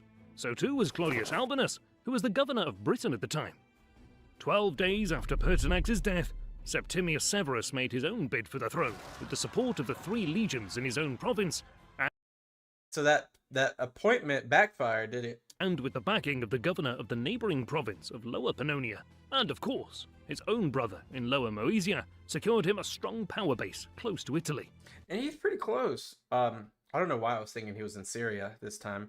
I might be conflating him with homeboy from the Year of the Four Emperors, but Vespasian. But Albinius and Niger are the other two, right? Septimius depicted himself to the troops as the avenger of Pertinax. I mean, yeah, like Pertinax did not deserve that, from what I've seen and heard. One of his 3 Upper Pannonian legions was Legio I Adiutrix, which had been commanded by Pertinax 20 years before. Some of the men in the legion would have served under Pertinax. He changed his name, adopting Pertinax's name, styling himself Imperator Caesar Lucius Septimius Severus Pertinax Augustus. Okay, my man's already the emperor. To secure his western flank, before moving on Rome, Septimius sent emissaries to Claudius Albinus, offering him the title of Caesar, which carried the prospect of succession if anything were to happen to himself. Septimius' son was only 5 years old at this point, so the offer was perhaps genuine. Albinus would remain in Britain. Okay. Soon, news arrived that Pescennius Niger proclaimed himself emperor in Antioch. He was the governor of Syria. Egypt soon swore allegiance to Niger as well. Very much like a Vespasian feel from Niger over there. Ironically, while Septimius and Niger secured the loyalty of the armies of the empire, Didius Julianus struck coins in Rome asserting the unity of the armies. I mean, maybe it's just like maybe he's trying to like set the narrative. The secret police, the Frumentari, were tasked with the assassinating of Septimius as he started his march on Rome. Septimius and his army appeared on the borders of Italy before it was known that he had been proclaimed. At all events, Julianus failed to block the passes. The best he could manage was to send one of the prefects of the guard to take command of the Ravenna fleet and lead some resistance with it. But Septimius, proceeding via Emona and Aquileia, met no resistance in taking Ravenna. Didius Julianus's preparations in Rome grew increasingly desperate as Septimius came closer to the capital. His attempts were futile and ineffective. The Praetorians loathed to undertake the kind of military engineering at which the legions were so skilled, and some of them hired substitutes to do the work for them. Senatorial envoys who went to plead with Septimius went over to his side. So he just, kind of like emulates the Rubicon March from Caesar here, just unmatched. When he drew closer to the city, Septimius sent a letter to the Praetorians to keep the murderers of Pertinax under arrest. He summoned the Senate, and Julianus was condemned to death. Septimius proclaimed emperor, and Pertinax deified. So just like that, Pertinax got the last laugh. Unfortunately, he's no longer with us, but he got the last laugh. Julianus was killed by a common soldier in the palace, having been emperor for only... Yeah, but Didius Julianus, wasn't it that everyone was like chill, but that one guy was like, nah. 66 days. All right. We got a bunch of time left in this video, and he's now emperor. Let's see what we got. Emperor. His first act as emperor was to deal with the Praetorian Guard. Yeah, like, you know what I would do? Throw him in the Tiber. Throw him in the Tiber is what I would do. But you can't do that, can you? He summoned them outside the city and told them to leave their weapons in the camp. While the camp was empty, Septimius's own soldiers seized the camp. Hey, I like Septimius right now. Okay, I like you. He addressed the Praetorians, attacking them bitterly for their betrayal of Pertinax. They were all discharged and ordered to leave Rome on pain of death. Their uniforms and ceremonial daggers were taken. Such was the end of the Praetorian Guard. Oh, let's go, Severus. What? He did that? Okay, okay. But the Guard itself was replaced with his own soldiers from the Danube. Prior to this, the Guard consisted of Italian-born members. The urban cohorts, the Vigiles, and the Guard were all considerably increased in size, and a legion was stationed at Alba, just outside Rome. This is such a... Immediately, I love this guy. He finally entered Rome dressed in the formal toga, but escorted with his troops in full battle gear. His second act was to oversee a proper imperial funeral for Pertinax in the Forum, where he held a eulogy to the dead emperor. The ceremony was an important gesture. Septimius was to model his own reign on that of Pertinax, whose own exemplar was Marcus Aurelius. Less than 30 days elapsed since his entrance into Rome before he set out to deal with the usurper Pescennius Niger, who was advancing Yeah, that guy that's out there in Syria. from the east. Niger was at this point so puffed up that, when men called him a new Alexander, he showed his pleasure, and when a man asked, "Who gave you permission to do this?" he pointed to his sword and answered, "This." Okay, so this guy isn't like Albinius that's chilling in Britain. This guy's like, nah, Severus, you ain't him. I'm him. Sit down. Niger had advanced to Byzantium, and from there advanced against Perinthus. But he was disturbed by unfavourable omens that came to his notice. For an eagle perched upon a military standard and remained there until captured, in spite of attempts to drive it away, and bees made honeycomb around the military standards, and especially around his images. For these Sounds like just like a bunch of anecdotal, just whatever. reasons, he returned to Byzantium. Septimius left for the east along the Via Flaminia. So before he can do anything as an emperor, he's got to stabilize the whole empire. The same route he had taken just a month before, opting for the land route rather than going by boat from Brundisium. Septimius made for Perinthus, his headquarters, while Niger was still in Byzantium. It seems like Niger grew desperate, and he sent envoys to Septimius, offering to share the empire. Bro. You're lucky we're sharing the same air right now, is what Severus should say. This was rejected out of hand, while Septimius offered to spare Niger's life if he submitted and went into exile. In the autumn, Claudius Candidus, one of Septimius's generals, took the Pannonian army across the Sea of Marmara, where he defeated Aemilianus, Niger's most prominent supporter, who fled to Cyzicus. But he was captured and executed by Candidus. His army fled eastwards, out of the province of Asia, into Bithynia. Candidus pursued on both land and sea. The two great Bithynian cities reacted predictably. Nicomedia responded to the Septimian victory by an immediate change of side, sending offers of support. Candidus sent his troops ahead there, outflanking the enemy. Oh no, Niger's gonna get captured. Nicomedia's rival, Nicaea, gave a welcome to Niger's army. Niger himself managed to make his way there from Byzantium to take personal command. Candidus led his troops against Nicaea from the north. The battle took place in the narrow passes west of the city, probably in December or early January of 193. Candidus had stationed his troops on the high ground, and at first they had the advantage, although the fighting was confused. Some of the enemies were shooting arrows from boats on the lake. When Niger himself appeared, the Septimians began to retreat. At this point, Candidus displayed extraordinary qualities of leadership. He seized hold of the standard bearers and forced them to turn round to face the enemy. Oh man, what does that look like? It looks like I forget, it looks like Napoleon right there, almost. You know? Maybe Napoleon was musing this.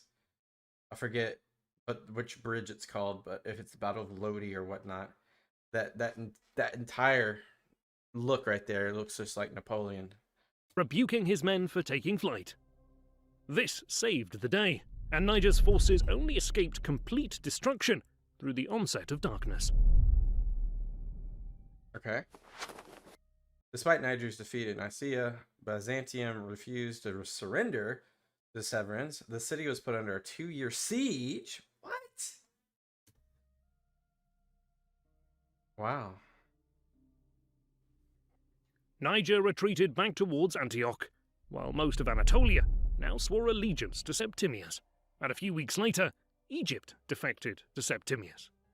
He had summoned his trusted friend, the proconsul Cornelius Anulinus, who had by now arrived and taken control of the Septimian army and its pursuit of Niger. Septimius may have remained at Perinthus, but would have followed before long. A battle took place at one of the passes Niger had fortified. The decisive battle took place close to Issus, where Alexander the Great had defeated the Persian king Darius more than 500 years before. Wow. So he's emulating Alexander? Anulinus's men were helped by a heavy thunderstorm and rain from behind them driving at the faces of the enemy. But the decisive factor was Anulinus's move in sending Valerius Valerianus around with the cavalry to take Niger's army in the rear. They were already retreating, their morale lowered by the thunderstorm, when Valerianus appeared, and they were trapped. According to Cassius Dio, they lost 20,000 men. Niger fled to Antioch. He's still alive? The city was captured, and so too was Niger, who was caught on the outskirts of the city, apparently fleeing to the Parthians. He's executed, right? He's got to be executed. Antioch was severely punished. It was deprived of its civic status and was relegated to being a parish of the new provincial capital, Laodicea. Wow. Funds were raised on a massive scale from Syria, and most of the eastern governors and legionary legates lost everything following the fall of Niger, with their property seized. Byzantium was still under siege, and even when Niger's head was presented to the city... Okay, so Niger was executed. I was about to look up myself because he didn't say it, but yeah, Niger's executed. They refused to give up. The siege would last for more than 2 years. Cassius Dio records, "The Byzantines performed many remarkable deeds, both while Niger was still living and after his death. Their city is most favourably situated in relation to the 2 continents and to the sea that lies between them, and possesses strong defences both in the lie of the land and in the nature of the Bosporus." I mean, yeah, maybe these situations also relegated a reason in the future for people to move their capital here to Constantinopolis, right? I mean, because of, examples like this of how it held out and how it can be reinforced. And it's the most strategic position ever, being right there at the Black Sea. Septimius and Julia would have toured the whole province, visiting her hometown of Emesa. She had left the city 7 years ago for Lugdunum to marry Septimius. Now she returned as Augusta. The first Eastern expedition. Various rulers in the east had shown active support to Niger, and some of the troops loyal to him had fled across the Euphrates. Nisibis, a city dependent on Rome, had been attacked by the kingdoms of Osrhoene and Adiabedi. Both of them had given aid to Niger. Much of 194 was spent planning and making preparations for an expedition into Mesopotamia. This would accomplish a few things. Legions who had fought against each other would fight side by side against a common foe, which would strengthen army unity. Yeah, that's what Didius wanted. The kingdoms who had supported Niger would be punished, and it would solidify Septimian rule by winning a war against an ancient enemy. The Parthian Empire was now weak and tied up by internal strife. In the spring of 195, Septimius crossed the frontier at Zeugma into Osro. The kingdom could put up little resistance and was subsequently annexed. Its king, Abgar, was allowed to retain his capital, Edessa, and a small territory surrounding it. So this area before Tigranocerta, that used to be the Armenian capital, right?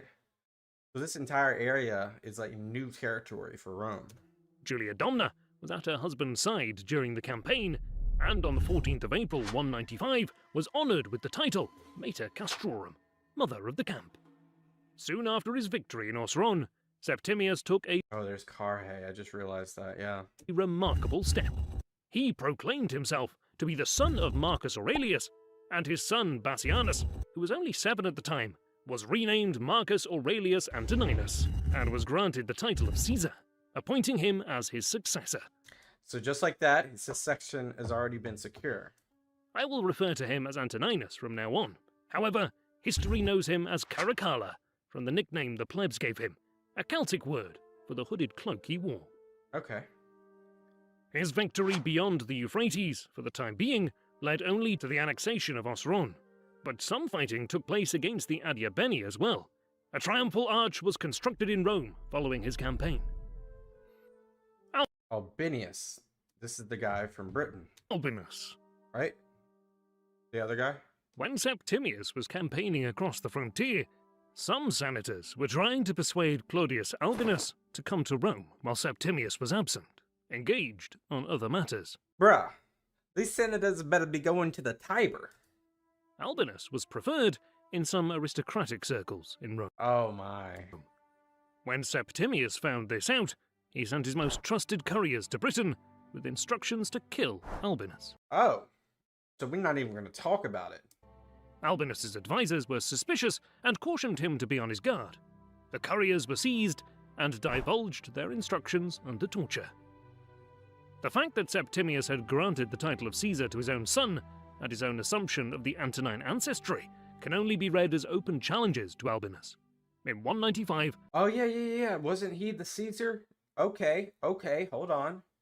Severus did kind of mess up there because he said that this guy was the successor. But now, dynastically, obviously, Antoninus and or Caracalla is going to be the preferred successor. So now Albinus is like, wait, you promised me that, but I know you're going to favor your son over me, so now we got a problem. Albinus sent armies into Gaul and proclaimed himself emperor. So now we got another emperor. Septimius had prepared for this invasion of Albinus and installed his supporters in the key provinces of the empire. Rome itself was controlled by his own kinsman, the Ruthless. He looks just like Pertinax. That's why. This statue was believed to be Pertinax for a long time, but recently scholars believe this actually depicts Fulvius Platoninus. So the whole time we were looking at Pertinax, we could have been looking at Platonius? Fulvius Plautianus. Bruh. And the successful general Candidus had begun moving his Pannonian army westward. Okay. Septimius himself stayed in the east a little longer, but was soon himself marching towards the west. During the journey westwards, Polonius Auspex, governor of Lower Moesia, greeted Septimius with a sarcastic comment on his self-adoption into the Antonine dynasty. "I congratulate you, Caesar," he said, "on finding a father." Cassius Dio records an interesting event from the war. Numerianus, a schoolmaster who taught children their letters, set out from Rome to Gaul for some reason or other, and by pretending to be a Roman senator sent by Severus to raise an army, he collected a small force at first and killed a few of Albinus's cavalry, and also performed some other daring exploits in Severus's interest. Okay. Very interesting. Severus heard of it, and believing that he was really one of the senators, sent him a message commending him and bidding him increase his force. The man did so, and among other remarkable exhibitions of his prowess, he captured and sent to Severus 70 million sesterces. Well, dang. After the latter's victory, Numerianus came to him, concealing naught, nor yet asking to be made a senator in very truth. On the contrary, though he might have been exalted to great honours and wealth, he did not choose to accept them, but spent the remainder of his life in some country place, receiving a small allowance from the emperor for his daily needs. Okay, well, he just set himself up for life for those deeds.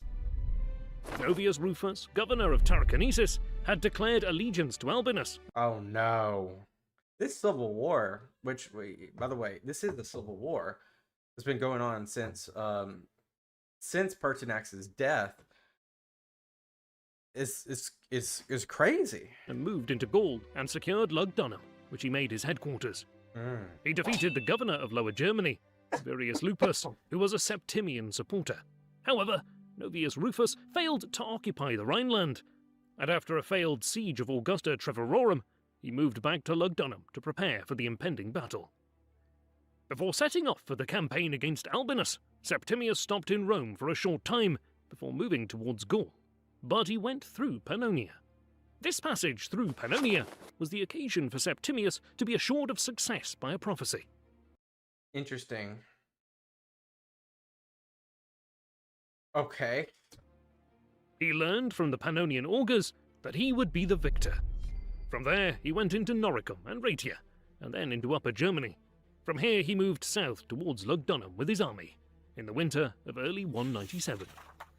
Albinus marched out of Lugdunum, and 60 miles north of the city, the first clash took place.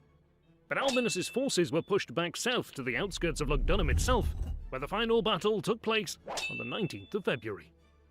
At first, Albinus's left wing was defeated, and they were pursued back to the camp. Septimius's men pursuing them burst into the camp and proceeded to slay them and plunder their tents. On the right wing, however, Albinus's forces had dug a series of concealed pits, and the Septimians were lured into them by a feigned retreat. Septimius himself came up on horseback with the Praetorians, but instead of saving the situation, got himself into extreme difficulties and was thrown from his horse. Then, tearing off his riding cloak and drawing his sword, he rushed after his retreating troops and shamed them into making a stand. Wow. That was the official version. That was the official version. According to Herodian, he simply fled with the rest and flung off the purple cloak to conceal his identity. But Well, I mean, that's a smart move. the day was won when the Septimian cavalry, led by Julius Latus, appeared and routed Albinus's troops. Okay, so GG's? Albinus's forces were pursued into Lugdunum, which was sacked and burned by the victorious army. Albinus himself committed suicide, and his body was brought to Septimius, who feasted his eyes on it. So currently there is no challenger now. The Historia Augusta adds, the corpse was, by Severus's order, laid out in front of his own home, to be exposed to view for a long time, besides which he himself rode over the body, and when the horse shied, he spoke to it and loosened the reins to make it trample boldly. Dang, he just did not like him. Septimius's trusted general, Claudius Candidus, was sent to govern Tarraconensis following the execution of Novius Rufus, and with most of the legions stationed in Britain fighting on the mainland, the island was left with a bare-bones garrison, which resulted in most of the northern parts of the province being plundered by the Dang, that's interesting. opportunistic tribes across the frontier. Yeah. Verus Lupus was made governor of that province and was sent back with the defeated British legions. Julius Latus was sent to the new province of Mesopotamia, perhaps due to renewed aggression in the region. The Senate in Rome awaited Septimius's return to the imperial capital with justifiable apprehension, for he had taken possession of Albinus's correspondence. He came to Rome filled with wrath at the people and Senate. Yeah, I mean, a lot of these senators kind of edged him on to do that. His speech in the Senate caused dismay, as he praised the severity and cruelty of Sulla, who had drafted lists of people who he had wanted to be killed, when he had been proclaimed dictator during the late Republic. Furthermore, as he now styled himself the son of Marcus Aurelius, Commodus was his brother, and therefore demanded his deification. Wow. Don't know about that, honestly. Don't know about that. The wrestler who had strangled Commodus, Narcissus, was thrown to the lions. Wow. So we have a change. Everything's changing up now. But now, yeah. A ruthless purge of the Senate was ordered, on the same line Sulla had done centuries earlier. Okay, it's kind of getting to his head now. We were doing good, Severus, but now I understand the purge and the necessity of it in your head, but now we're going down a line. Slippery slope. 29 senators were put to death and their property seized, which would lead to a substantial influx of cash to the treasury. Many were killed a year or so later for consulting astrologers about the emperor's life expectancy. Oh my. The Historia Augusta reports. That, coupled with the debasement of the currency, made it possible for Septimius to grant a major pay increase to the army, the first of its kind in over a century. Oh. And the soldiers were now allowed to marry, something that had been What? That's crazy huge now. I don't know what they'll do, but now that definitely changes a lot. forbidden since the very beginning of the empire. This, of course, solidified the loyalty of the whole imperial army to the Severan Dynasty. Yeah, he's got everybody in his grasp now. Wow, that's crazy. The Second Eastern Expansion. Ooh. While Septimius had been preoccupied with the civil war, the Parthia. Parthians had attacked the new province of Mesopotamia, laying siege to Nisibis. Cassius Dio records they had also come very near seizing Nisibis, and would have succeeded. Why is Edessa? Is Edessa under siege or something? Like, what is that? Like, why is it? Is it like a special, like, autonomous zone, or is it under siege? Had not Latus, who was besieged there, saved the place. Measures were taken to ensure the favour of the urban populace at Rome with more lavish games and further distribution of largesse before Septimius set off for the east. Embarking at Brundisium, the imperial retinue sailed directly across to Asia Minor. On arrival in Syria, Septimius mustered his forces and headed straight towards Nisibis. The Parthians retreated before he arrived. With the Parthians driven off, he moved back to Syria to prepare for a much more ambitious campaign Oh, he's going to go to Hatra, isn't he? against the Parthian heartland itself. Yep. In the late summer of 197, Septimius invaded Parthia. He was accompanied by a brother of the Parthian king. So basically doing what Trajan did. The Parthians put up minimal resistance, and before the year was up, Septimius took the Parthian capital of Ctesiphon. Ctesiphon. He permitted his soldiers to plunder the entire city. And on the 28th of January 198, Septimius proclaimed that he had conquered all of Parthia. Not really, but you go for it. An auspicious date indeed, for it was exactly a century since Trajan's ascension to the imperial throne. Trajan himself, of course, had delivered a smashing victory over the Parthians. Yeah, but then he died. Unfortunately for Septimius, he would also fail to capture Hatra, just as Trajan himself failed to seize the city 90 years earlier. Following this campaign, Septimius's eldest son, Antoninus, was proclaimed co-Augustus with his father, and his younger son, Geta, was granted the title of Caesar. Okay. But we have like a really nice succession right now. During the spring and summer of 198, Septimius devoted attention to reorganizing the eastern frontiers. He created a new province, Mesopotamia. Osrhoene was retained as a province too, with its capital now at Carrhae, which was given the rank of a Roman colony. The newly formed province of Mesopotamia was placed under an equestrian prefect with a legionary garrison of the newly formed Legio I and 3 Parthica. Yeah, the Mesopotamia province is probably going to be like the most... I mean, I would say this is the scariest province to be in at this point. With Syria strengthened behind 2 new provinces and the entire eastern frontier reorganized, Septimius set off for Alexandria. Septimius entered Egypt by land, stopping at Pelusium, Yeah, I don't think he's been to Egypt yet. where he sacrificed at the tomb of Pompey. Hadrian had rebuilt the tomb on his visit in 130 AD. The Historia Augusta records that Severus himself continually avowed that he had found this journey very enjoyable, because he had taken part in the worship of the god Serapis, had learned Serapis, the Greco-Egyptian deity of the sun. Ah, okay. learned something of antiquity, and had seen unfamiliar animals and strange places. He visited Memphis, Memnon, the pyramids, and the labyrinth, and Nice. examined them all with great care. The province of Egypt needed reform. It had supported his rival Niger, just Yeah. Crack the whip. as it had earlier backed Avidius Cassius during Marcus Aurelius's rule. During Commodus, there had been as many as 10 prefects in 13 years. The principal change Septimius enacted during his stay was to grant a senate to Alexandria, a function all cities in the empire possessed. To Italy, Africa, and back. And back. Septimius and his imperial entourage left Egypt for Syria, probably towards the end of the year 200. His precise whereabouts during the year 201 are not known, but it seems he spent most of his time in Syria. He was... I mean, makes sense, you know, got to make sure all these new provinces are under secure, make sure Parthia is not being funny. Set to be consul with his son, Antoninus, for the following year 202.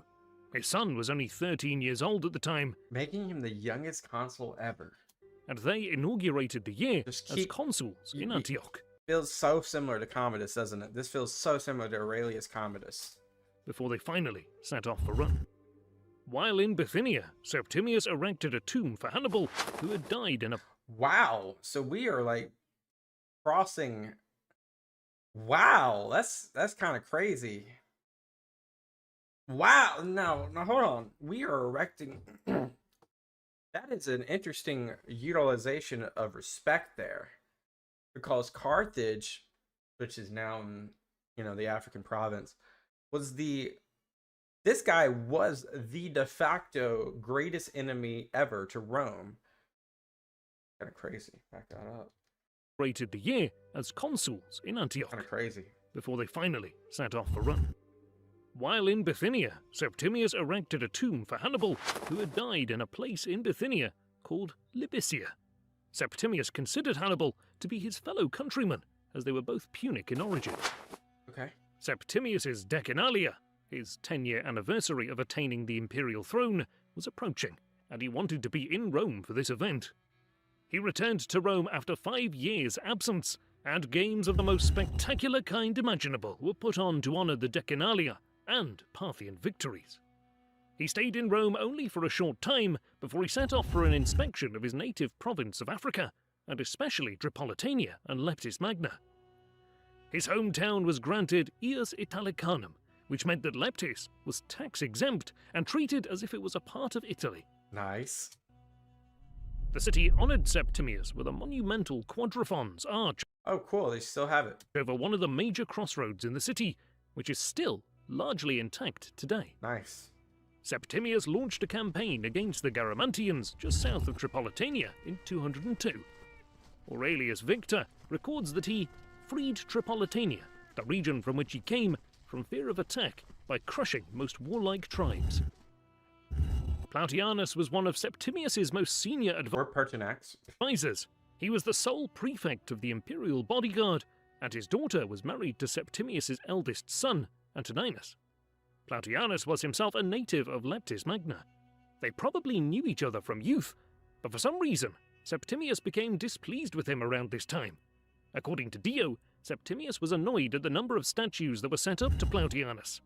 The Historia Augusta claims that Plautianus had placed his own statue among those of his kinsmen and relatives. Septimius declared him a public enemy and melted his bronze statues, but soon relented. However, some in official position else melted down some Plautianus' statues and paid a heavy price. The imperial entourage returned to Rome in 203 and probably celebrated an ovation for the campaign against the Garamantians. The triumphal arch Septimius was awarded following his first war in the east was now completed and dedicated. Nice. Is it still around? The magnificent arch still dominates the Forum in Rome today. It was dedicated on account of the restoration of the Republic and the extension of the empire of the Roman people by their outstanding virtues at home and abroad. Okay. The Septizodium was complete in 203 as well, Why do I feel like I've seen this before in some video, or is it like on the back half of the forum? resembling a nymphaeum, facing Via Appia right below the Palatine Hill. In 205, Antoninus plotted the removal of Plautianus. He enlisted 3 centurions who presented themselves to Septimius and informed him that they had been ordered by Plautianus to kill both emperors, Septimius and Antoninus. Septimius immediately summoned Plautianus. He spoke to him in a mild tone, merely asking him why he wanted to kill them. As Plautianus began to proclaim his innocence, Antoninus rushed up and seized Plautianus' sword and struck him with his fist. Dang. Okay, next what happens? He wanted to kill him with his own hands, but Septimius restrained him. Antoninus then ordered one of the attendants to strike him down. A brigand named Bulla ravaged Italy around this time. A what? Strike him down. A brigand named Brigand. Sorry, I don't know where they're from. Bulla ravaged Italy around this time. He had attracted a great number of runaway imperial freedmen. Perhaps some of these brigands were the ex-guardsmen Septimius discharged at the onset of his reign, as well as some lowly employees from the imperial estates, who now turned to brigandage. The problem was not new, but the Marcomannic Wars, the Deserters' War under Commodus, and finally the civil wars of 193 to 7 had clearly made it more serious. Expedition Britannica. Okay, so finally go into, you know, the other side of the world of the Romans. Hadrian's Wall's kind of been, people's been kind of, you know, attacking over it, is what I've understood, so trying to quell it. Expedition Britannica. Septimius saw his sons becoming undisciplined and the armies slack through idleness. He wanted to get his sons away from Rome so they would behave better, under military discipline, after being removed from the life of luxury at Rome.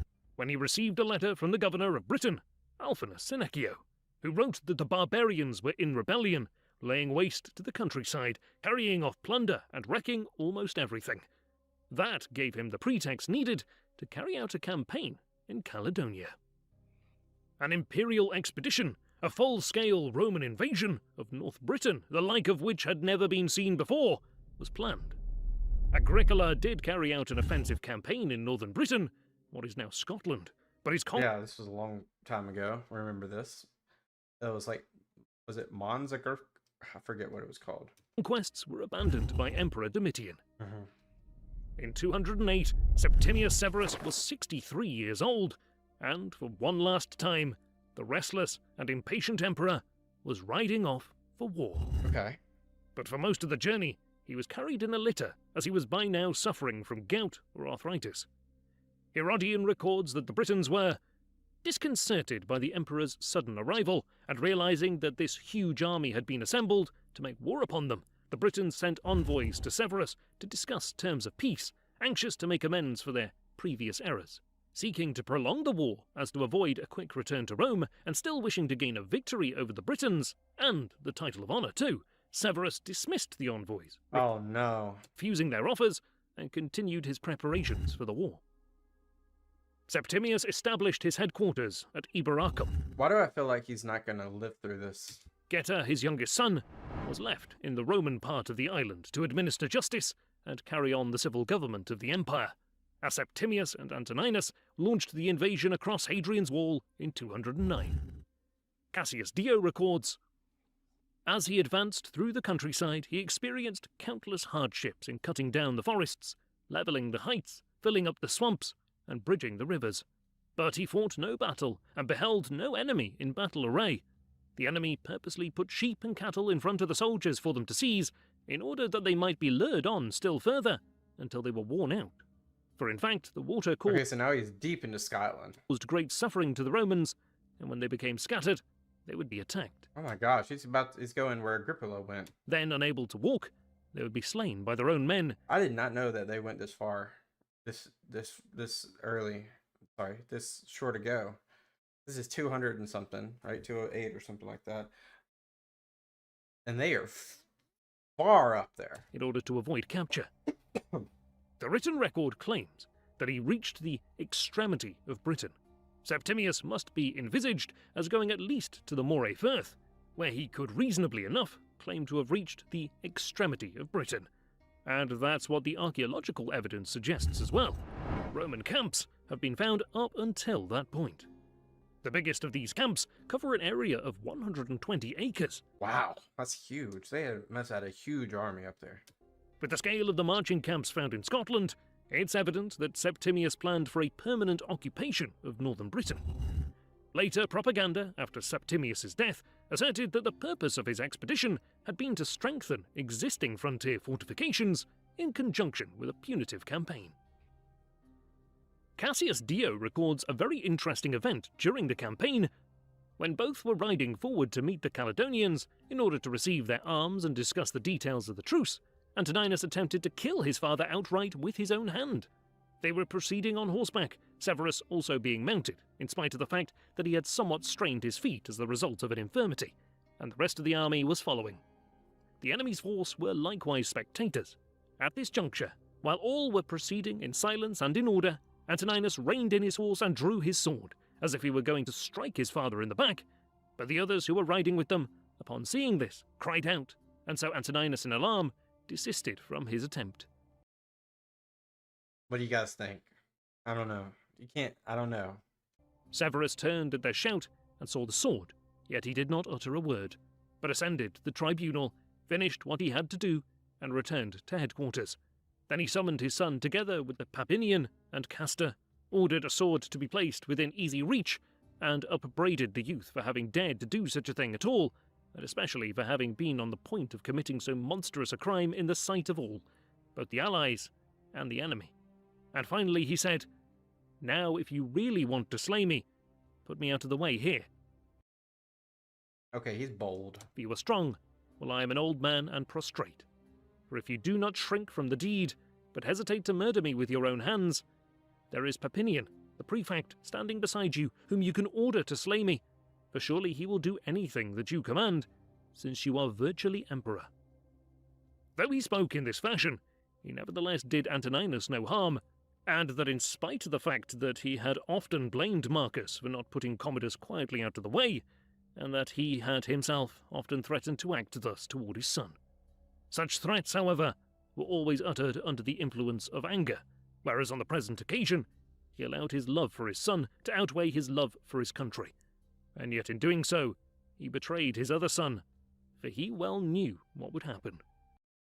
That's a very interesting story. What do you guys think? It's just hard to believe, but at the same time, you want to believe it. The Maetai and the Caledonians were the tribes that had caused the Roman frontier trouble in recent decades, and the peace Septimius had enforced on them was short-lived, as they soon reignited hostilities. Septimius decided on a punitive campaign of extermination. Quoting Homer, "Let no one escape utter destruction. Let no one escape our hands. Not even the babe in its mother's womb. If it be male, let not even this escape utter destruction." So he's trying to wipe them out. This campaign was launched in 210, ostensibly conducted by Antoninus alone, as Septimius was crippled by his illness and remained behind. Antoninus, however, paid little attention to the war, instead concentrating on winning the personal allegiance of the soldiers. So he's got bigger ambitions at this point. Before Severus died, he is reported to have spoken to his sons. Cassius Dio notes, "I give his exact words without embellishment." Septimius said, "Be harmonious, enrich the soldiers, and scorn all other men." Geta was promoted to Augustus, making him co-emperor with Septimius and Antoninus. His older brother had been emperor for 12 years. During the winter of 210 to 11, Septimius' illness got worse, and on the 4th of February 211, at Iberacum, he died. He died in Britannia. According to Dio, his sickness carried him off on the 4th of February, not without some help, they say, from Antoninus. Whether Antoninus had anything to do with his father's death is... This happens every single time we have like a son or adopted that's near the person that died. They're always like skeptical of if it was just a sickness or something. Impossible to know. He had clearly been ill for some time before his death and made preparations. Let's just say natural death. Herodian claims that Antoninus had the court doctors killed as soon as his father was dead because they had refused to obey his orders to hasten the old man's death. Oh. He showed himself to be a man of such energy that even as he expired, he gasped, "Come, give it to me, if we have anything to do." Cassius Dio. Okay. Final thoughts. Here is a single man who overthrew 3 emperors who were already in power, who gained control of the guard by a trick, who succeeded in killing Julianus, the emperor in the palace, Niger, who ruled the people of the East and had been saluted as emperor by the people of Rome, and Albinus, who had already the title and authority of a Caesar. This he did by virtue of his courage. one could not easily name his equal. Such was the verdict of Septimius's contemporary, Hadrian. His reign is marked by his many military successes and his horrific purge of the Senate, following the civil war with Albinus. But the sources are less hostile towards Septimius for this act than one might expect. But it had been worse during Commodus, and would be worse again under Caracalla, so perhaps they saw him as the lesser of two evils. In many respects, Septimius seems to have emulated Marcus Aurelius, making his empress Mater Castrorum and his young son co-emperor, adopting an expansionist policy, spending long years with the armies. Cassius Dio, who knew Septimius personally, records, "He was a small man, but physically strong, although he did become very weak from gout. His mind was extremely keen and vigorous. He did not get as much education as he wanted, and because of this, he was a man of few words, although he had plenty of ideas." He extended the frontiers of the empire. In Africa, there was a new forward line, in Mauritania, Numidia, and Tripolitania.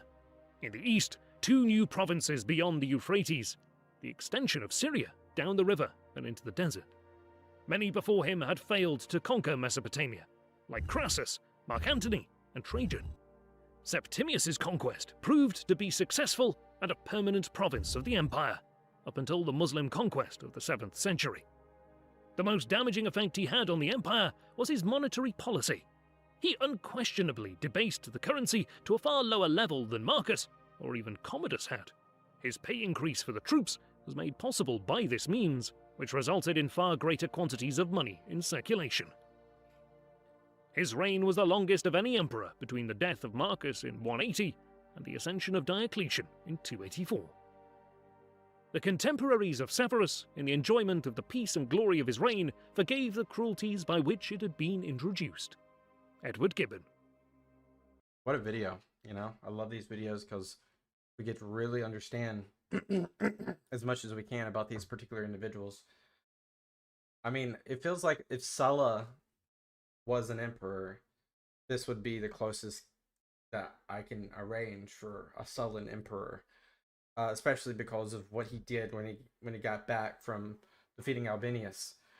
But his conquest in the East, his attention to detail on a lot of things, as well as like his ability to just adapt. And he wasn't a military man at heart, but then he became one, and then he kind of just grew from that. I don't know what else to say. Severus is quite a unique individual, especially what he did with the Praetorian Guard. That was chef's kiss. Appreciate you guys as always. I hope you have a good one. Peace out and bye-bye. Back everyone, doing great. Hope you are. We got SPQR historian bringing us Caracalla, the cruel emperor. This is number 22. So I hope Caracalla is a Taylor Swift fan, because I hope he is feeling 22. Don't get that? I don't know what to tell you. Anyway, let's jump in and see if the legacy that Septimius Severus has laid will be followed up with greatness or not so great. Sponsored by Masterworks. More on that later. Caracalla's reign was characterized by cruelty in his private life and Okay, so probably not that good. irresponsibility in his public life. He is another example in the Roman Empire of the perils of a son succeeding his father, where there is no guarantee. He has a really interesting name, though. It was like Marcus Aurelius and Antoninus or something like that. It's like a really nice name, but like Caligula, he's nicknamed Of virtue or ability. Early life. Lucius Septimius Bassianus was born at Lugdunum, while his father Septimius Severus was governor of the province of Gallia Lugdunensis on the 4th of April, 188. He took the name Bassianus from his maternal grandfather, Junius Bassianus, who was high priest in the Syrian city of Emesa. Septimius had married Julia Domna just the year before Bassianus was born, and in the following year, 189, they had another son, Geta.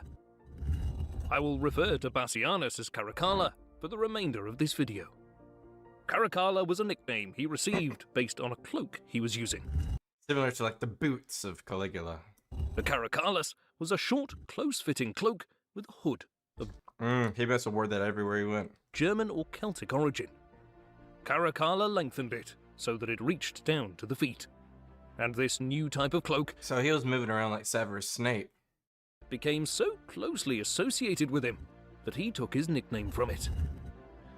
As a child, Caracalla is said to have been intelligent and sensitive, but it is clear even in his early years, and certainly by the time he reached his teens, Caracalla was caught up in jealous rivalry with I mean, anyone can imagine, getting into a rivalry whenever the prize. I mean, inherently, you are going to be the heir given your status of birth. However, it's going to be a rivalry no matter what because you're the son of the emperor. Obviously, he wasn't the son right away. Like, he was the son of a guy that was pretty well known.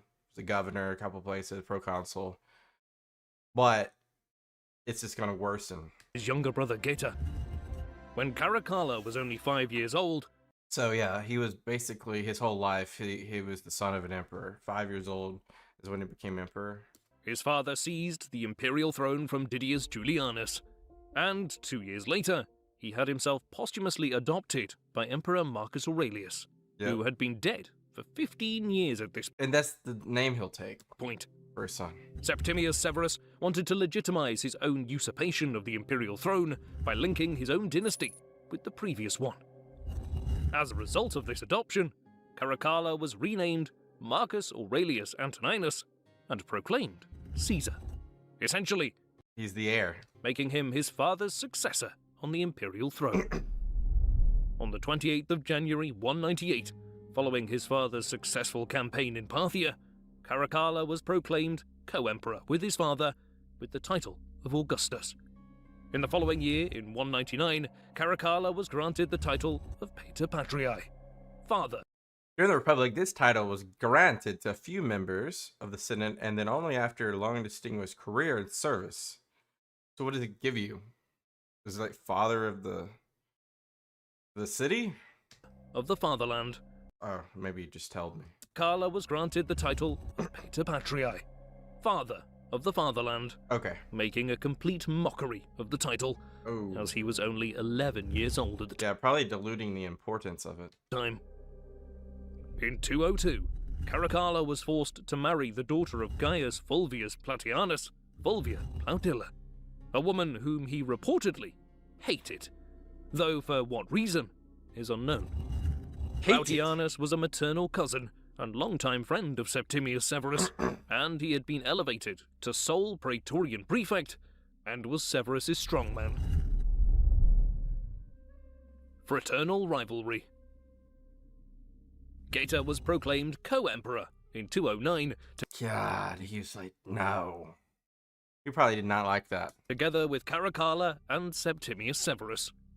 Septimius Severus and Caracalla had been campaigning across Hadrian's Wall against the Caledonian tribes. But when Septimius died on the 4th of February 211, Caracalla quickly made peace with the enemy. So we're already at that point in this video where Septimius is dead. Now what? Withdrawing from their territory and abandoning the forts. Now Hadrian's Wall had to be the frontier once more. A concerted attempt to claim that this had been Septimius's plan all along was made. As soon as Septimius Severus was dead, Caracalla began plotting to become sole emperor. what? Sole Emperor? What does that mean? Does that mean killing your brother? Fratricide? Was bribing officials and troops to win their loyalty, but he was unable to win over the soldiers' complete loyalty. The soldiers' devotion to Geta was partly inspired by his very close resemblance to his father. At Iberacum, Julia Domna made an attempt, backed by some of the imperial comites, to reconcile her sons. Caracalla made a show of agreement, and the imperial party hastily left the island. Herodian records the journey back to Rome. Septimius' sons, who were now young men, quarrelled continually on the return journey to Rome. They did not use the same lodgings, or even dine together. What? Why y'all gotta be so weird? Y'all can't rule like Verus and Aurelius? Since they were extremely suspicious of all they ate and drank. Each feared that the other would secretly get prior access to the kitchens and bribe the servants to use poison. God. Just duel at that point. Just duel. In Rome, the palace was physically divided, and after the ceremony of deification for their father, the two emperors led separate existences. They even considered splitting the empire in two. Jeez. Just duel. Caracalla was to rule in the west, and Geta in the east. This is just like, you know, what's to come, I guess. The months that followed saw a battle for support. A majority in the Senate supposedly favoured Geta, who at least gave the appearance of being a cultivated person. Caracalla adopted the role of the rough, plain soldier. One thing that attracted me to the study of ancient Rome is the many stunning W-add.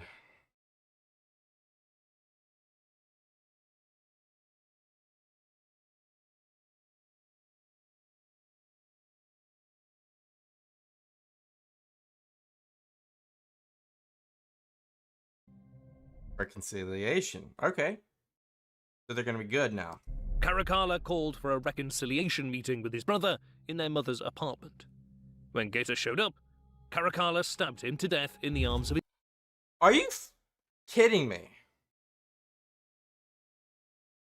What a little coward. You're such a coward, Caracalla. Coward. Oh, I hope you meet the same fate because of that. I hate you now. Like, you have no honor. No honor. People that do this, I will try to be as consistent as possible on that take. This is not just a emperor's trick. A lot of people, like the Parthians did this to Crassus.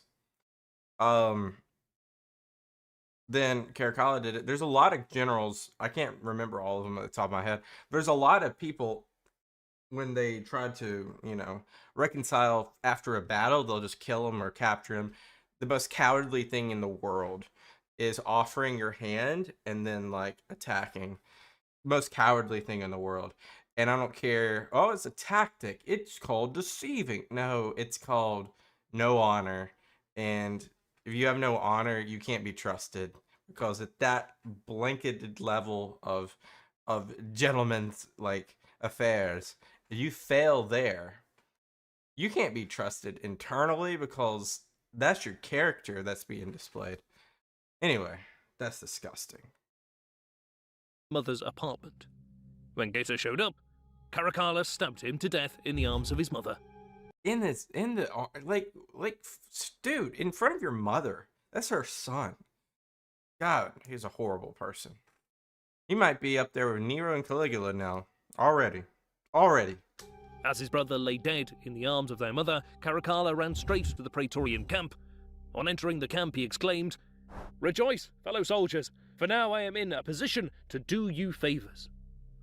He explained So we're back at Didius Julianus. that he had narrowly escaped an attempt on his life Oh my god.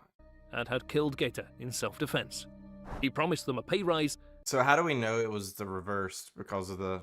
I don't know. Well, let's just go with it. Was definitely the cowardly move he did. And told them to rifle the temple treasuries for a massive donative. These bonuses and pay rise prompted him to further debase the currency. At the beginning of his reign, the denarius had a silver purity of around 55%. By the end of his reign, the purity had fallen to about 51%. So the currency's slowly going away, and inflation's... this is just the writings on the wall, right? In 215, Caracalla would introduce the Antoninus, a coin intended to serve as a double denarius. This new currency, however, had a silver purity of about 52% for the period between 215 and 217, and an actual size ratio of 1 Antoninus to 1.5 denarii. This, in effect, made the Antoninus equal to about 1.5 denarii. Caracalla eradicated all his brother's supporters. Like in conscriptions, so he's basically Sulla as well. killing a large number of people, including the Praetorian prefect, Papinianus, and orders went out all over the empire to obliterate the memory of Geta. God, he's a horrible person. His name was removed from inscriptions, portraits destroyed, and his name was removed from public documents. Mentioning his name was seen as a crime against the emperor. Geta's memory was systematically obliterated. His mother, Julia Domna, was forbidden to mourn her 22-year-old son. See, he's just an evil person. Evil. Cassius Dio records that she was not permitted to shed tears, even in private, over so great a sorrow. Right? Who has the authority to do that? Crazy man. Oh, I can't wait. Constituo. I can't wait for the final act of this video now.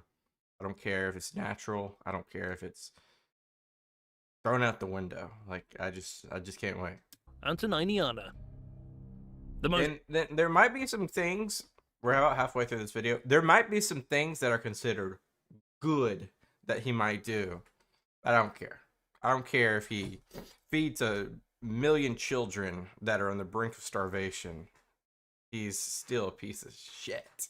famous administrative measure of Caracalla's reign was the Constitutio Antoniniana, traditionally believed to have been announced in 212. By this edict, Roman citizenship was granted to all freeborn inhabitants of the empire. The levelling effect of this edict, in theory, subjected all free peoples in the empire to Roman law, though in practice, local customs remained intact and proved difficult to eradicate. I mean, that's uniformity. More importantly, financially, it broadened the base of the inheritance tax, paid always a reason. by all citizens. One of the buildings most closely associated with Caracalla is the massive bath complex in Rome. It was Oh, yeah, that makes sense. inaugurated in 216, but the complex saw further construction and decorations during the reign of his successors, Elagabalus and Severus Alexander. Oh, so these are the followers. I mean, the followings. You know, Elagabalus. I'm not even gonna try it. Not a lot of years on that one. It's often called the Baths of Caracalla. Yeah, the Baths of Caracalla. We've seen that at least in a couple videos. I can't remember where. There must be ruins of it some in Rome. But the construction was likely initiated by his father, Septimius Severus. In 213, Caracalla left Rome. In 193. Okay. True to his father's memory, he set out for a military campaign, this time on the upper Danube. The frontier was strengthened, and a new massive turf wall might have been constructed on the Rhaetian frontier at this time. Following the closing of the Marcomannic Wars, during Marcus Aurelius's reign, the northern frontier had been mostly quiet. Yeah, the Germanic region over here has been pretty quiet. Unfortunately, we know very little about his German campaign. A number of new milestones between the Rhine and Danube rivers indicate that the network of roads was repaired. What he achieved was perhaps a preemptive strike before any trouble could develop, and it seems to have been effective since there was peace for 2 decades thereafter. Caracalla took the title Germanicus Maximus following this campaign. What did you do? In the east, All right, Parthia. Remember, they had two new provinces out there in the east. after the German campaign, he returned to Rome for a short time, where he had summoned King Adgar, whose land Septimius Severus conquered and left him with the city of Edessa. Caracalla imprisoned Adgar and seized his city, which was incorporated into the empire. Oh, so that's why Edessa was kind of like always had that circle around. It was kind of like a, it was just like surrounded this whole time. He also summoned the king of Armenia, but was less successful in taking over the kingdom and met heavy resistance from the population. With these preparations, he was ready for a tour of the east. Caracalla idolized Alexander the Great and wanted to emulate his hero with a splendid campaign in the east, Oh yeah, you want to go all the way to India? regardless of whether or not such a campaign was necessary. He went the land route eastward. He stayed in Nicomedia for the winter of 214 to 215, and to fully emulate his hero's campaign, he he raised a unit of phalangites. Okay. I mean, a little outdated at this point, right? But let's just do whatever we can to become Alexander the Great.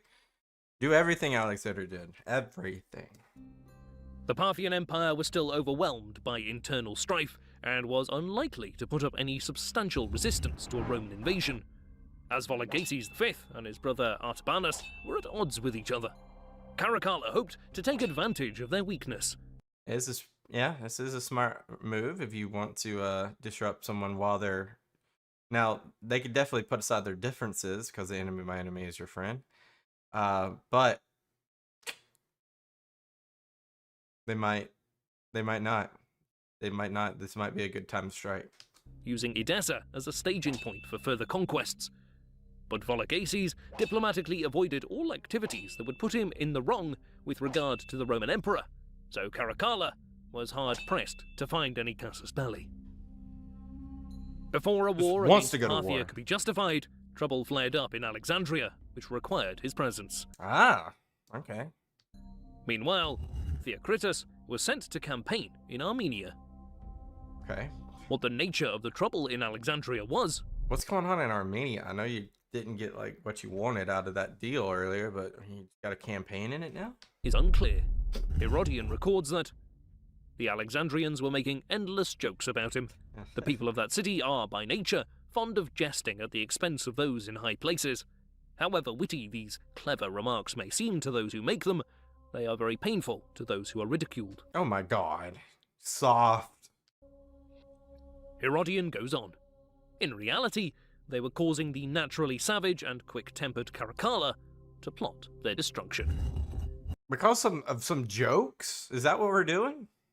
Once in Alexandria, he issued a public proclamation directing all the young men to assemble in a broad plain, saying that he wished to organize a phalanx in honor of Alexander, similar to his Macedonian and Spartan battalions. If he just kills all these people, I swear to you, I want to go back in time and just figure a way. I don't know what I'm gonna do, but I'll bring a 9 with me. This unit to bear the name of the hero. He ordered the youths to form in rows so that he might approach each one and determine whether his age, size of body, and state of health qualified him for military service. Believing him to be sincere, all the youths, quite reasonably hopeful because of the honor he had previously paid the city, assembled with their parents and brothers, who had come to celebrate the youths' expectations. Caracalla now approached them, as they were drawn up in groups, and passed among them, touching each youth, and saying a word of praise to this one and that one, until his entire army had surrounded them. The youths did not notice or suspect anything. After he had visited them all, he judged that they were now trapped in the net of steel formed by his soldiers' weapons, and left the field, accompanied by his personal bodyguard. At a given signal, the soldiers fell upon the encircled youths, attacking them and any others present.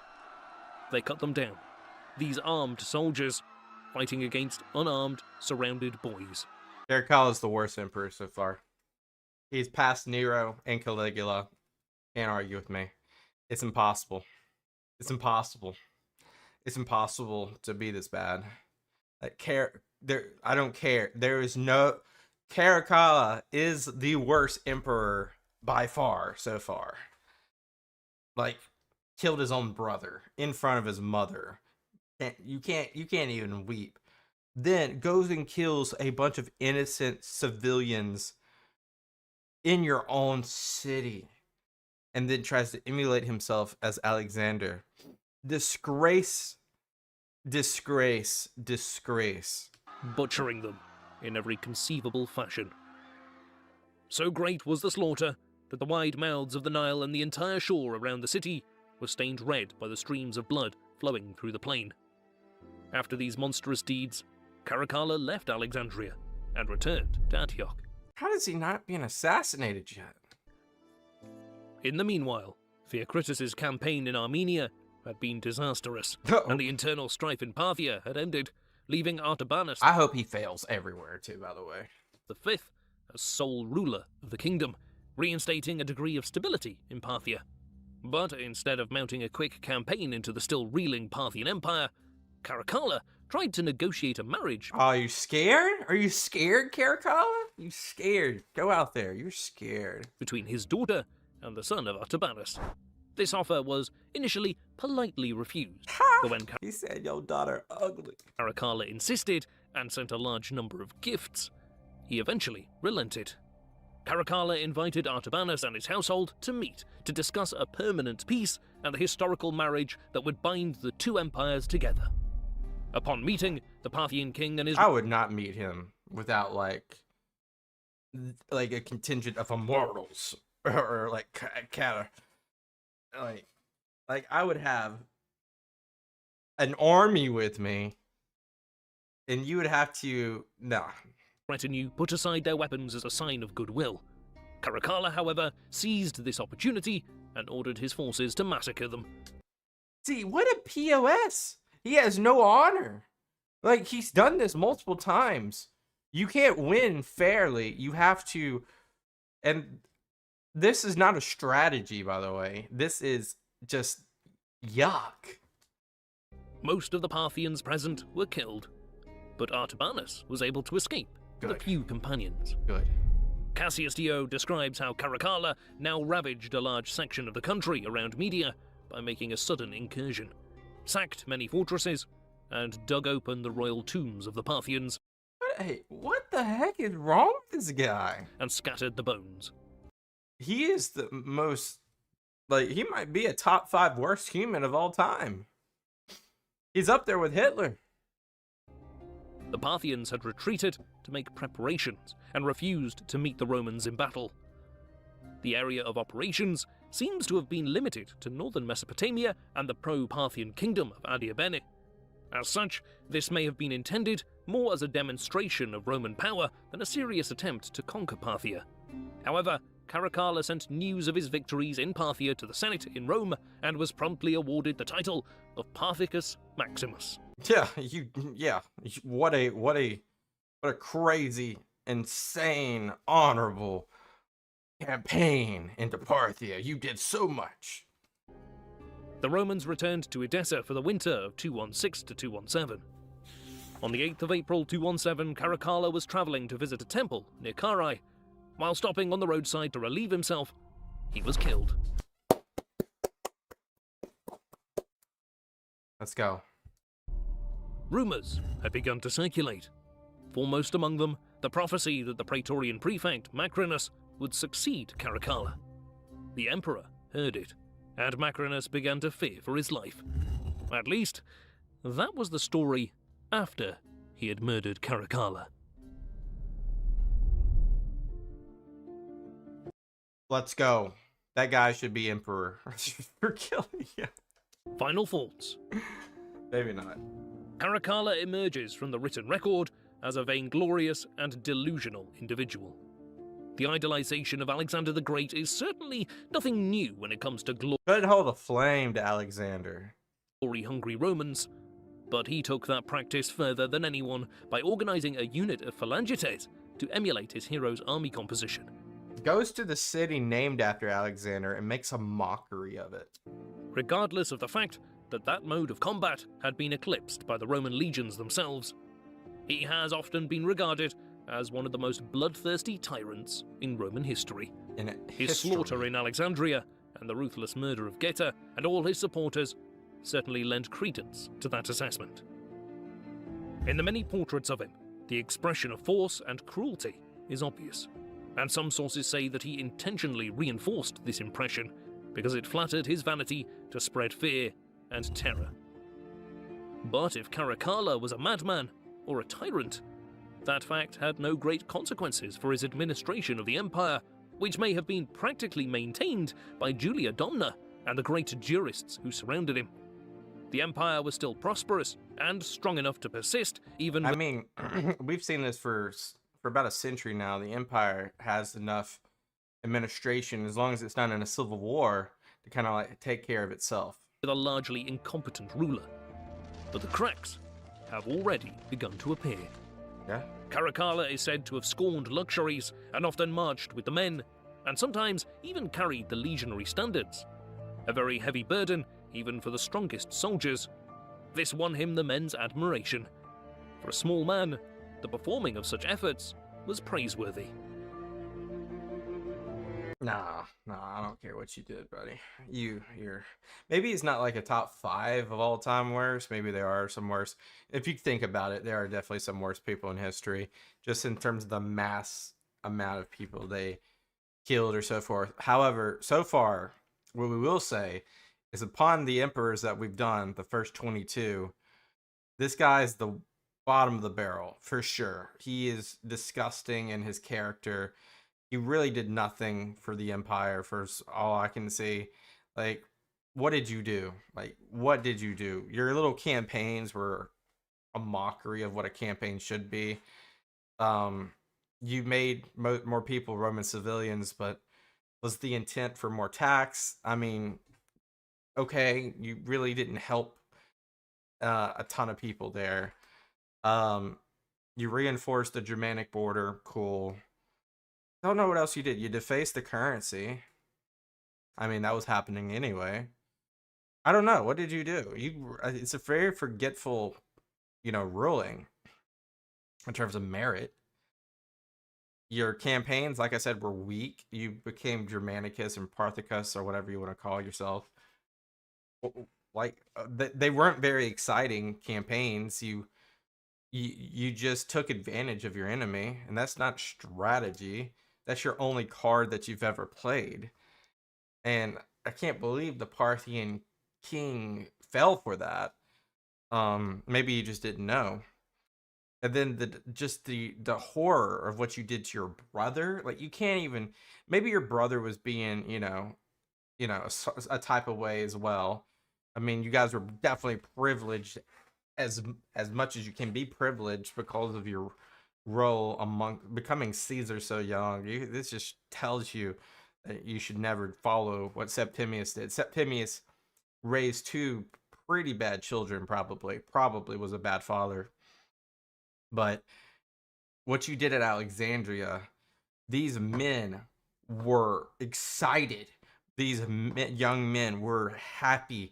They were joyful. They were going to be part of an honorary thing. They had no idea. The emperor was coming. The celebrity, the biggest name in town, came. And then you slaughter them.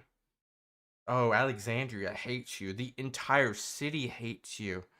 And then your own mother hates you too. Your own mother hates you. I've never been this, up in arms over a video. It's just crazy to me how someone got away with it for so long. Thank you to the guy that cut him down. Ugh. All right, well, this one's out of the way. Caracalla, horrible human being. Let me know what you guys think. There's no way you're gonna change my mind. He's the worst so far. Unless you want to remind me that Nero was worse or Caligula was worse. I don't think so. I mean, Nero is pretty bad. He almost killed his mother, right? Well, he got his mother killed. We know that. So, like, Nero's, they're right there with each other. But this guy might be worse, right? I'll see you guys next time. Peace out and bye-bye. Welcome back to an SPQR Historian reaction. Macrinus, number 23 on the Roman Emperor list. We've already gone through 23 of them after today. Wow. All right, Macrinus. He is going to be coming after, probably, like I said last time, the worst emperor I've ever reacted to. Caracalla, that horrible man. So let's jump right in, shall we? Macrinus was the first Roman emperor not of senatorial rank when Oh yeah, Pertinax. He was, because he rose. he was proclaimed. His reign was short and has been seen as a stopgap emperor between the branches of the Severan Dynasty. Okay. Early life. Born Marcus Opilius Macrinus into an equestrian family of Moorish origins, So it's not like he was poor. circa 165 in Mauritanian Caesarea. Cassius Dio claims that he was the son of the most obscure parents, but they were likely part of the local elite in Caesarea. Yeah, especially if they're equestrian class, right? Because Macrinus was able to get a good education and practice law in Rome. And while defending a friend in the law courts, he caught the eye of Plautianus, a longtime friend of Septimius Severus. And a long-time guy that we always thought was Pertinax, and they really don't know if this is Plautianus or Pertinax. If you know for sure, like I always have said, let me know. Whose daughter was married to Caracalla. In 205, Macrinus's patron fell from grace and was executed in the imperial palace following some machinations masterminded by Julia Domna and Caracalla. But Macrinus was able to survive by the intercession of a friend. He was appointed the superintendent of traffic along the Flaminian Way by Interesting. So is that just like you manage the road or the tolls, or I don't know if there are tolls? That's interesting. Septimius Severus, and was later made procurator by Caracalla, and then promoted to be prefect of the Praetorian Guard. Oh, so you're just getting types of experience. Finance, transportation, and now bodyguard, security detail? Probably following the fall of the previous prefect, Papinian, who, in 212, was killed during the purge of Geta's supporters. Cassius Dio records that he discharged the duties of this office in a most satisfactory and just manner, insofar as he was free to follow his own judgment. Okay. Ascension. Yeah. What did you do to get in the graces? This making CS have gotten into the graces of Caracalla, or at least some sort of structure. In 216, Caracalla launched a war in Parthia. The Parthians were initially forced to retreat and regroup, while Caracalla was laying waste to the countryside. The Romans wintered at Edessa. On the 8th of April 217, the imperial entourage was moving towards Carrhae, and while Caracalla was relieving himself at the roadside, he was cut down. Yay. The plot had been masterminded by Macrinus. Hold up. Wait a minute. You telling me this guy right here is our mastermind? Well, it makes sense that he usurps, basically. Okay. He had recruited a number of soldiers who had personal malice towards Caracalla. Wow. The man who actually cut him down was Julius Martialis, who, according to Dio, was angry at Caracalla because the emperor had refused to promote him to centurion. Oh. Caracalla died without a son, so there was no obvious heir. Oclantinius Adventus, Macrinus's colleague as Praetorian prefect, was offered the throne, but he decided that he was too old to hold such office and declined. Macrinus let a suitable number of days elapse before he had himself proclaimed emperor. He made the traditional... And how did the people feel about that? How did the generals feel about that? How did the Senate feel about this? show of reluctance, but eventually relented on the 11th of April, Septimius Severus's birthday. Was this the guy? Was Macrinus the most prestigious man in the land to take the job? In terms of like taking age into account, and became Emperor of Rome. Cassius Dio describes how the troops had been living in luxury during the winter of 216 and 217. As a result, they were unwilling to continue the war in Parthia. Macrinus was able to win their allegiance by assurances that he would end the war. Yeah, they didn't want to be there. He sent a letter to the Senate in Rome informing them what had happened. Cassius Dio reports what he wrote. I understand well that you, too, had agreed with the legions, since I had the consciousness of having conferred many benefits upon the state. And in this letter he subscribed himself Caesar, Imperator, and Severus, adding to the name Macrinus the titles Pius, Felix, Augustus, and Proconsul. Yeah, I was waiting for the Augustus. Without waiting for any vote on our part, as would have been fitting. He sent the letter with full Times have changed. knowledge that he had on his own responsibility assumed so many and so great titles. Cassius Dio goes on to say that they had no time to take any thought about Macrinus's humble origin and were content to accept him as emperor. The Senate does not have any power. That's not true. The Senate does not have any power compared to what they had 100 years ago. Just 100 years ago. And then it's insane 200 years ago, the power difference. And it's unbelievably insane 300 years ago, when it was the Republic, which they had most of the power, right? Besides the consuls, right? So, which inherently was part of the Senate. So, interesting. Despite being neglected in the promotion of the new emperor, the Senate was delighted. According to Herodian, they rejoiced not so much at Macrinus' succession as at their own deliverance from Caracalla. Interesting, yeah. Macrinus' son, Didius Julianus, was promoted to Caesar, nominally by the soldiers. Okay, so now we have an heir, unlike Caracalla. And his name was changed to Antoninus, the same name Caracalla was known by. This caused dismay in Rome, but delighted the soldiers, as they had always held him in high regard. Macrinus was sent to be consul for the year 218, together with his previous co-praetorian prefect, which caused alarm in Rome, as he was of even lower birth than Macrinus.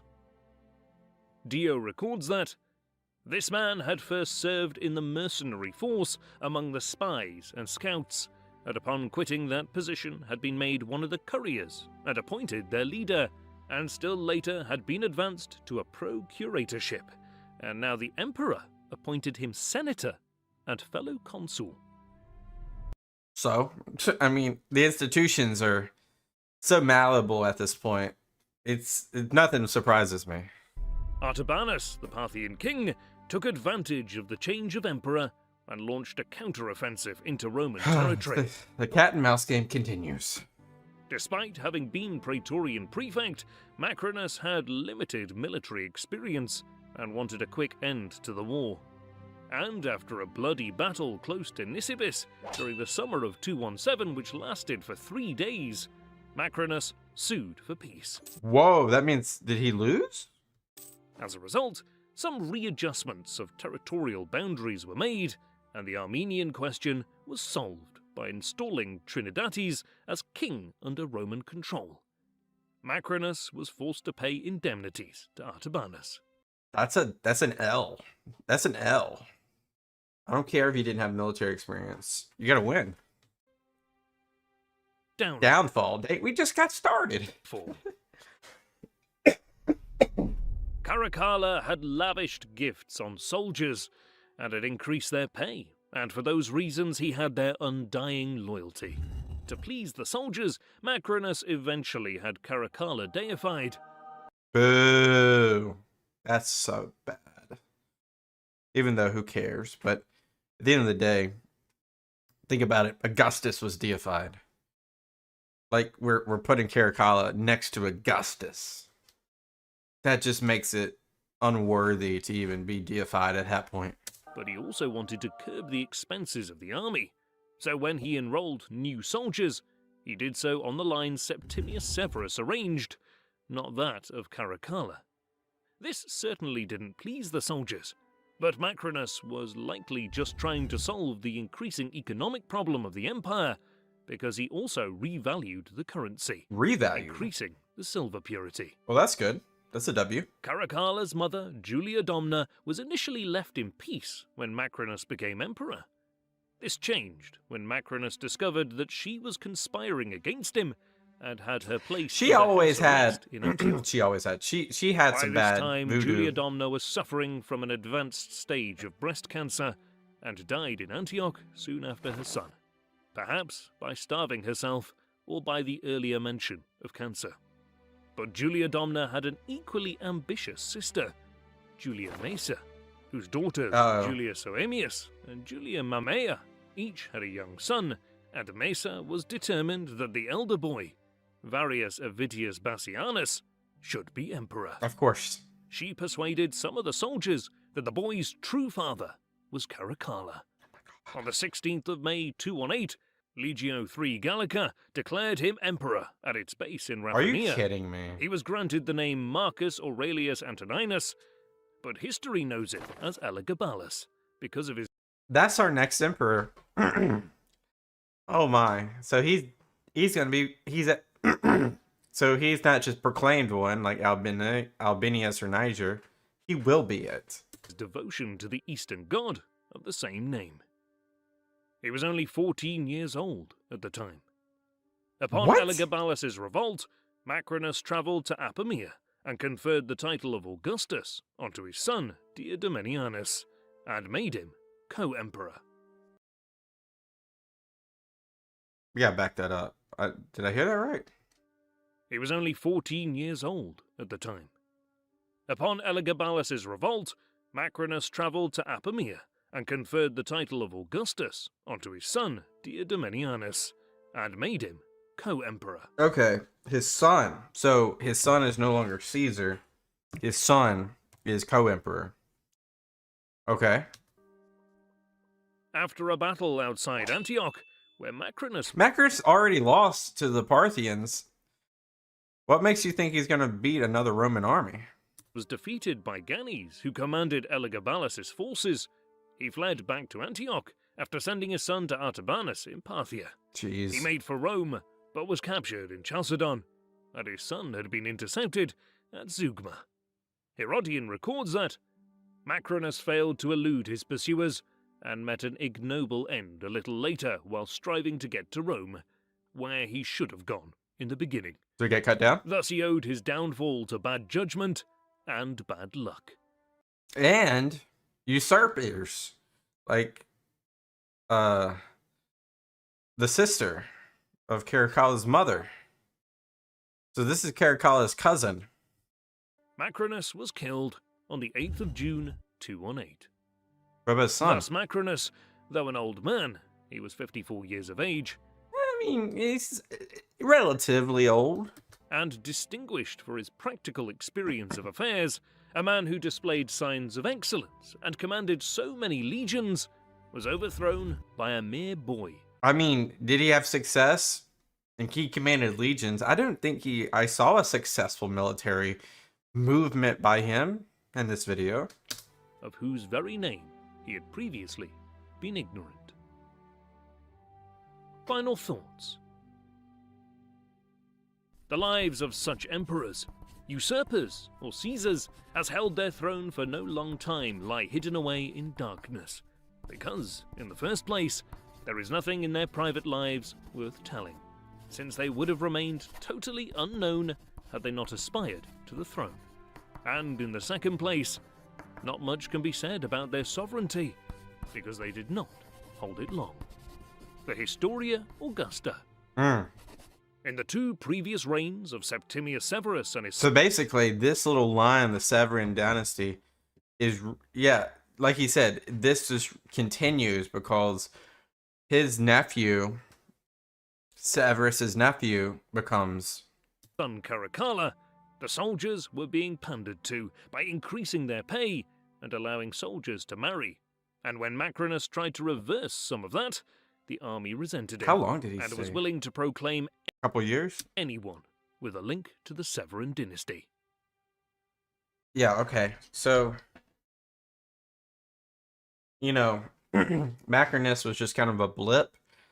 Really nothing happened. I mean, he might have valued the currency. That's literally his best quality of being emperor.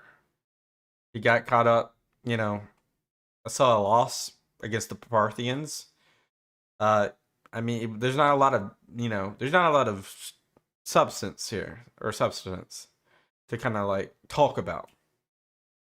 What we can say is the Severan Dynasty prevails, which is interesting, What will happen? Will this, I forget his name, Elagabalus, I think? Will he be more like his uncle, or will he be more like his cousin?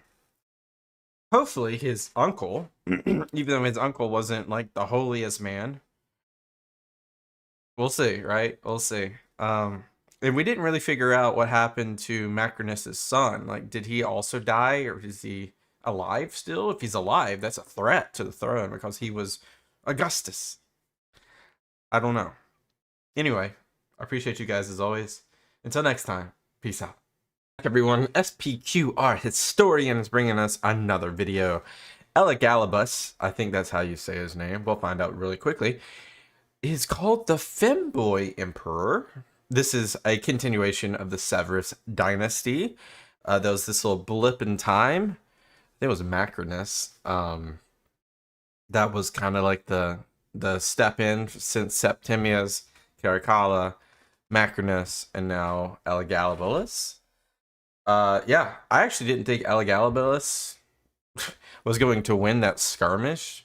I didn't think he had it in him. But his army did. Let's see what happens. Let's jump right back in. Hold on. You can't hear anything. Can't hear anything, can you? Unusual characters. Elagabalus was one of the most intriguing and unusual characters ever to occupy the imperial throne. He is not as well known as Caligula or Nero, but his reputation for luxury and licentiousness is just as extreme. He was the I've never heard of him. transgender boy emperor. He's transgender. What? Elagabalus's formal name as emperor was Marcus Aurelius Antoninus, reinforcing his spurious claim to be directly related to Caracalla and Marcus Aurelius. The young man from Emesa is generally known by a Latinized form of the name of his patron deity, Elagabalus, and that's how I will refer to him Elagabalus. in this video. Okay. Remember, he is kind of like, I think he's the nephew of Caracalla. I think so. Caracalla was slain by soldiers who were instigated by one of his praetorian prefects, Macrinus, on the 8th of April, 217. Caracalla had no male heir, so the succession to the imperial throne was up in the air. But a few days after the assassination, Macrinus was proclaimed emperor. However, his reign proved to be largely ineffective due to his uneasy relationship with the army, who had been fiercely loyal to the Severan Dynasty. Well, yeah. The people, we don't really know too much about that. Caracalla is, of course, one of the worst emperors of all time. But it's more of hindsight, I guess, because they were very, I guess maybe they liked Caracalla because of Septimius and kind of what Septimius brought to the table. And they thought there was stability and growth and the empire was as good as it could be. I don't know. Macrinus ended the conflict against the Parthian Empire that Caracalla had started with unfavorable terms for Rome. I mean, Caracalla was not a great conqueror by any means himself. I mean, remember, like, he would trick his opponent, which is no honor, no character, bad character, no honor. And I don't think you can, I mean, you could call it a tactic, but I don't think any good general can do that over and over again and be called a good general. Partly due to the pressure of the soldiers, and partly due to his lack of military experience to carry out an effective campaign against the Parthians. The Priest Emperor. Julia Maesa, the sister of Julia Domna, who was the mother of Caracalla, told the soldiers that Caracalla had slept with her daughters, and that one of her sons, Elagabalus, was actually Caracalla's bastard son. How much is that true? A rumor spread that the old lady was willing to distribute her immense wealth to the soldiers if they restored her family to power. See, that's just such a enticing thing, because you're gonna say that we're gonna have the Severan Dynasty back and we're gonna get money? And on the 16th of May 218, the soldiers of Legio III Gallica proclaimed the 14-year-old boy emperor. So young. Of Rome. According to Cassius Dio, it was Elagabalus's protector, Granny, who was a sort of foster father figure, who instigated the revolt. Either way, it seems like the revolt was supported by some local elites of Emesa and the aforementioned soldiers. Elagabalus's forces defeated Macrinus outside Antioch in Syria, And this kid's life changes so quickly. The battle was evenly matched until Macrinus lost his nerve and fled the field. He got as far as Asia Minor before a centurion, who had been sent in pursuit, caught up with him and cut off his head, making Elagabalus the youngest sole emperor of Rome up until this point. He was only 14 years old at the time. Crazy. Just crazy. Both of our main sources, Herodian and Cassius Dio, mentioned the story that Elagabalus was Caracalla's bastard son, which is almost certainly not true. Yeah, it doesn't seem like it's true at all, does it? But that story was of prime importance for his legitimization. Before his ascension to the throne, his primary occupation had been the performance of his duties as a high priest of an Amesian cult of the god Elagabal, who was worshipped in the form of an unfigured rock. Not the strongest claims to the imperial throne. I mean, we've seen worse. While Roman religious practice often accepted new gods, a great deal of the ancient testimony about his reign concerns the exoticness of the cult and the strangeness of his own behavior. It is said that he sent a huge picture painted of himself in his finery to Rome in advance of his arrival. Okay. To not shock the people of Rome upon his entrance into the city. Herodian writes, Julia Mesa was greatly disturbed and tried again and again to persuade the youth to wear Roman dress when he entered the city to visit the Senate. She was afraid that his appearance, obviously foreign and wholly barbaric, would offend those who saw him. They were not used to such garb and considered his ornaments suitable only for women. Oh. So I'm starting to understand this. Yeah, very different. In Rome, he conducted rites to Elagabal each day, sacrificing a hecatomb to the clashing of cymbals and drums. He and his female attendants wore a Phoenician dress, and he required high-ranking political and military officials to dress likewise, and to carry the entrails of their victims in golden bowls. This, naturally, caused the resentful Senate to disdain their new ruler. Elagabalus was sure that the Senate would come to love the new sun god, but it never... Oh my goodness. Yeah, traditionalism is being just thrown around here. Anyone that's pragmatic in Rome is just pissed right now. This is not going to end well for Elagabalus. He is just uprooting the traditions of Rome just for his own likeness, just for his own religious cults. Not good. Not a good start. It never occurred to him that they would despise him for forcing a local Syrian cult on them. To mitigate his conduct, his mother arranged a marriage to a high-ranking Roman woman. However, she was set aside so that Elagabalus might force a marriage with a Vestal virgin. Once again, uprooting tradition. And spitting in the face of Roman tradition. He married 5 times during his 4-year reign, twice to the same woman. Bruh, this is not a stable reign at all. At least in terms of like the traditions and the princeps. Like, that role is getting just stepped on and diluted. In 220, Elagabalus was consul together with a freedman and a former mime, Valerius Comazon. The same freedman would come to hold a lot of imperial authority, while Elagabalus engaged in his cult. What a contrast between... Okay, who cares about Macrinus? Sorry, unfortunately. I'm not going to compare Macrinus because we didn't really have enough time. We might not even have enough time with Elagabalus at the end of the day. What a contrast between him and Caracalla. What a contrast. And banquets.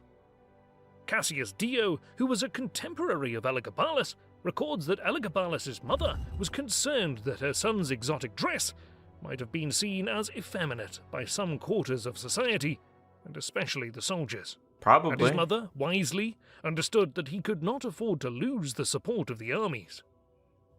Cassius Dio reports that his choice of clothes was no accident, but in part due to Elagabalus' desire not to be a man at all. Dio goes on and claims... Well, there can be no woman on the throne of the emperor.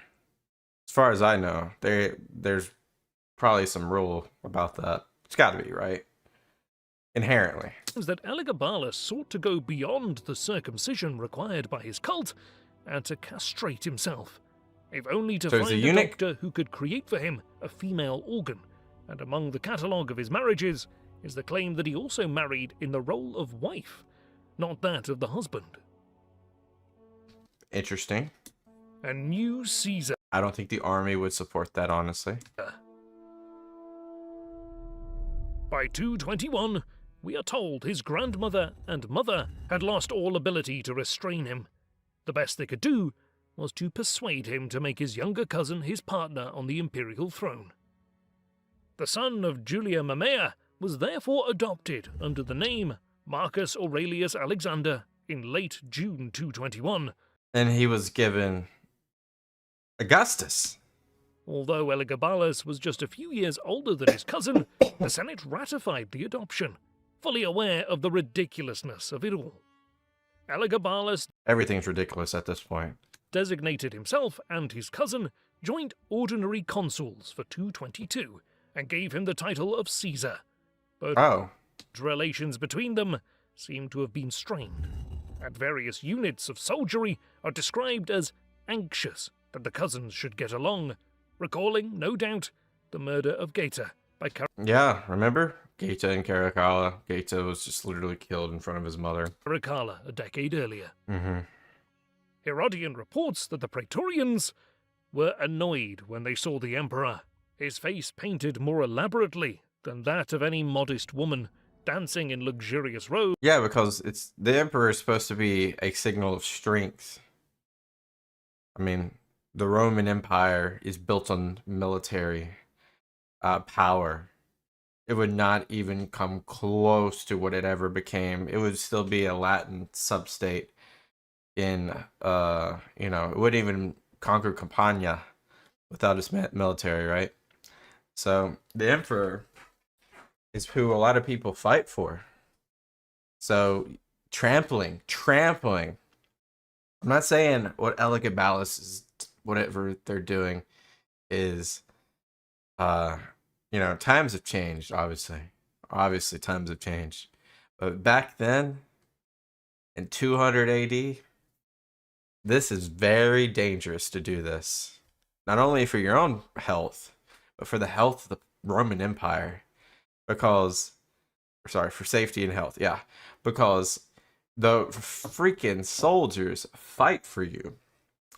They're not going to fight for you if they don't believe in you and they don't think you're a symbol of strength.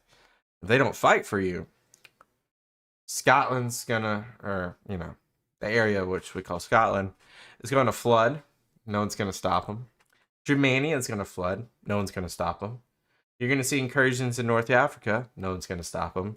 And most importantly, the East. You're going to see incursions there. No one's going to stop them.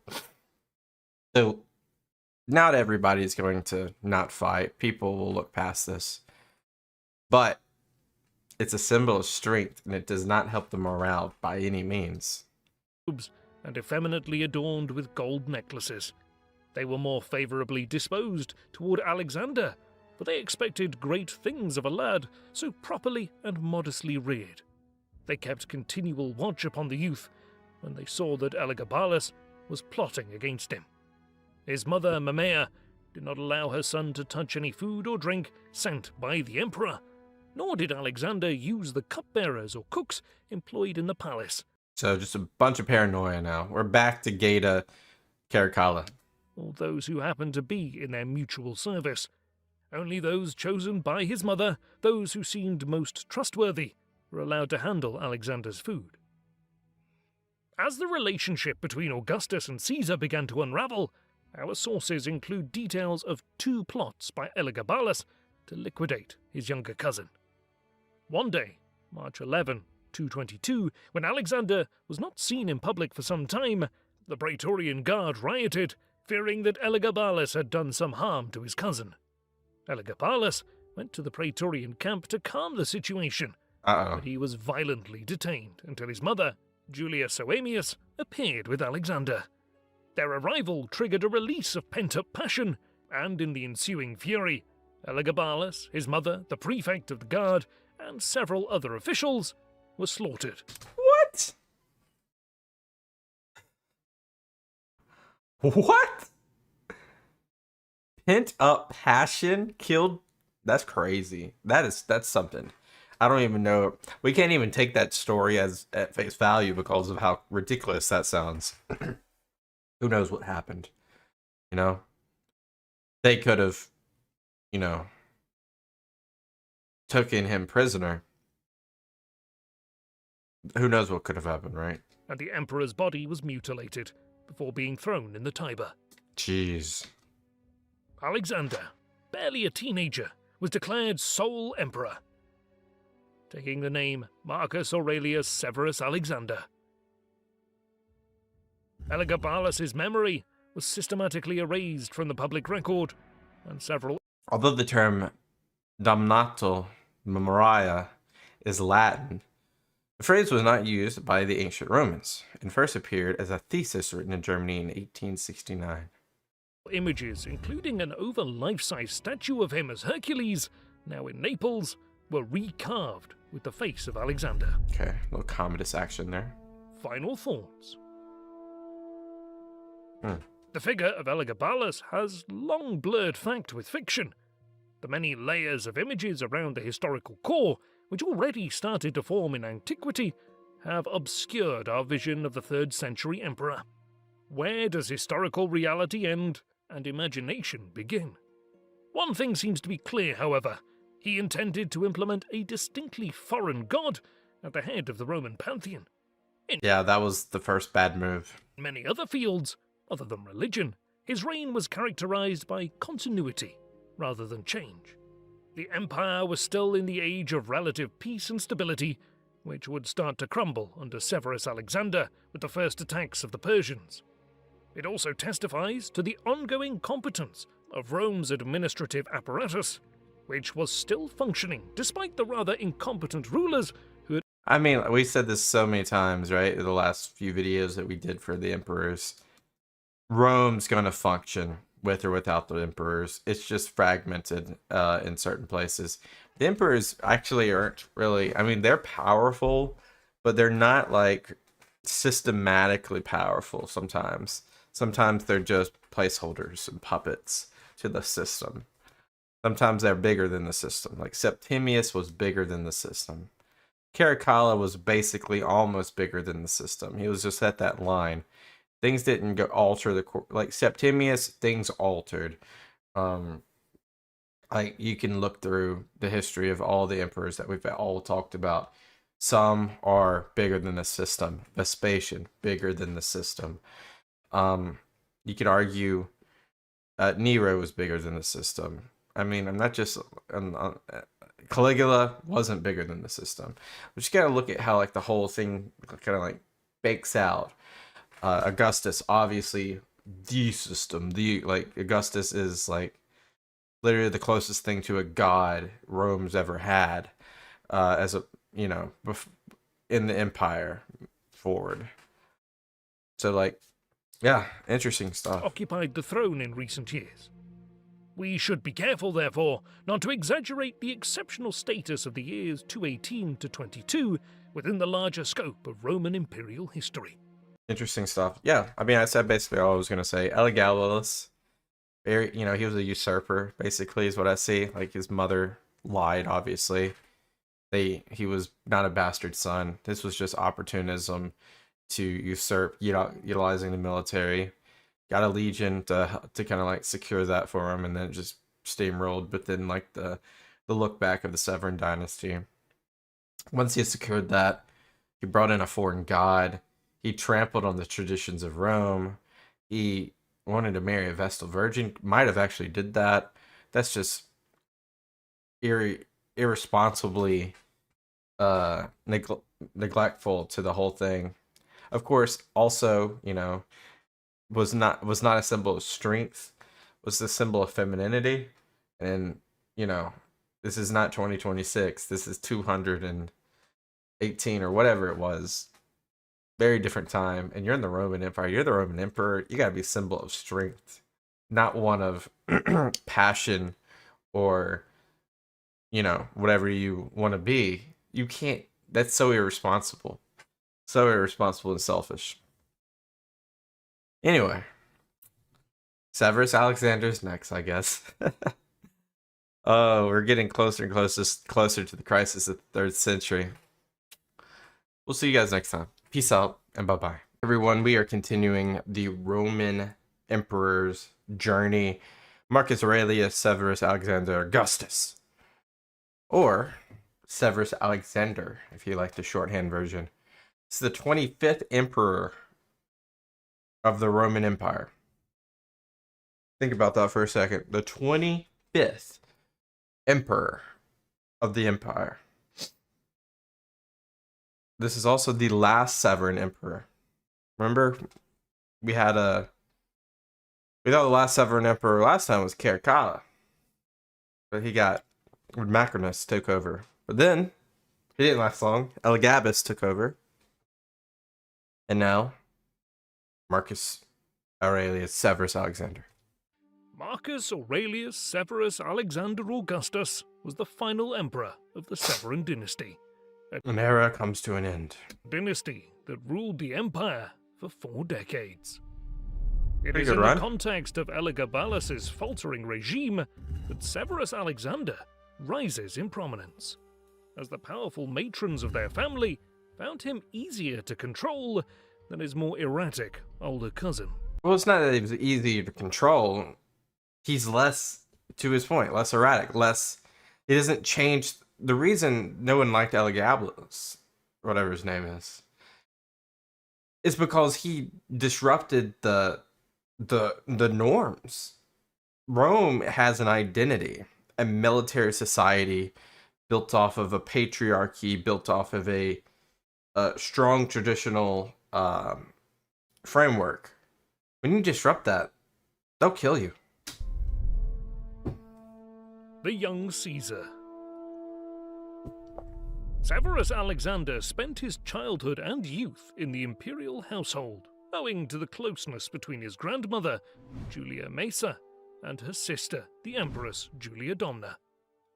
When Julia Domna's son, the Emperor Caracalla, was murdered in 217, the influential sisters were banished to their hometown of Emesa in Syria by the short-lived Emperor Macrinus, where they consolidated their power and won over the local soldiers by promising large amounts of money, and by claiming Julia Maesa's grandson was a bastard son of Caracalla, whom they promptly proclaimed emperor, and after Macrinus had been defeated in a battle outside Antioch, the 14-year-old grandson of Julia Maesa became emperor of Rome.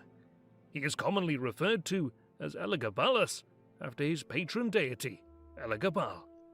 But his imperial name was officially Marcus Aurelius Antoninus, and Very, simple, holding the family name. Name he adopted to further reinforce his spurious claim to be related to Caracalla. Julia Maesa was naturally hoping to control Elagabalus to maintain her own position as the power behind the throne, but his eccentricities were alienating the Senate and the soldiers, and thereby threatening her own status.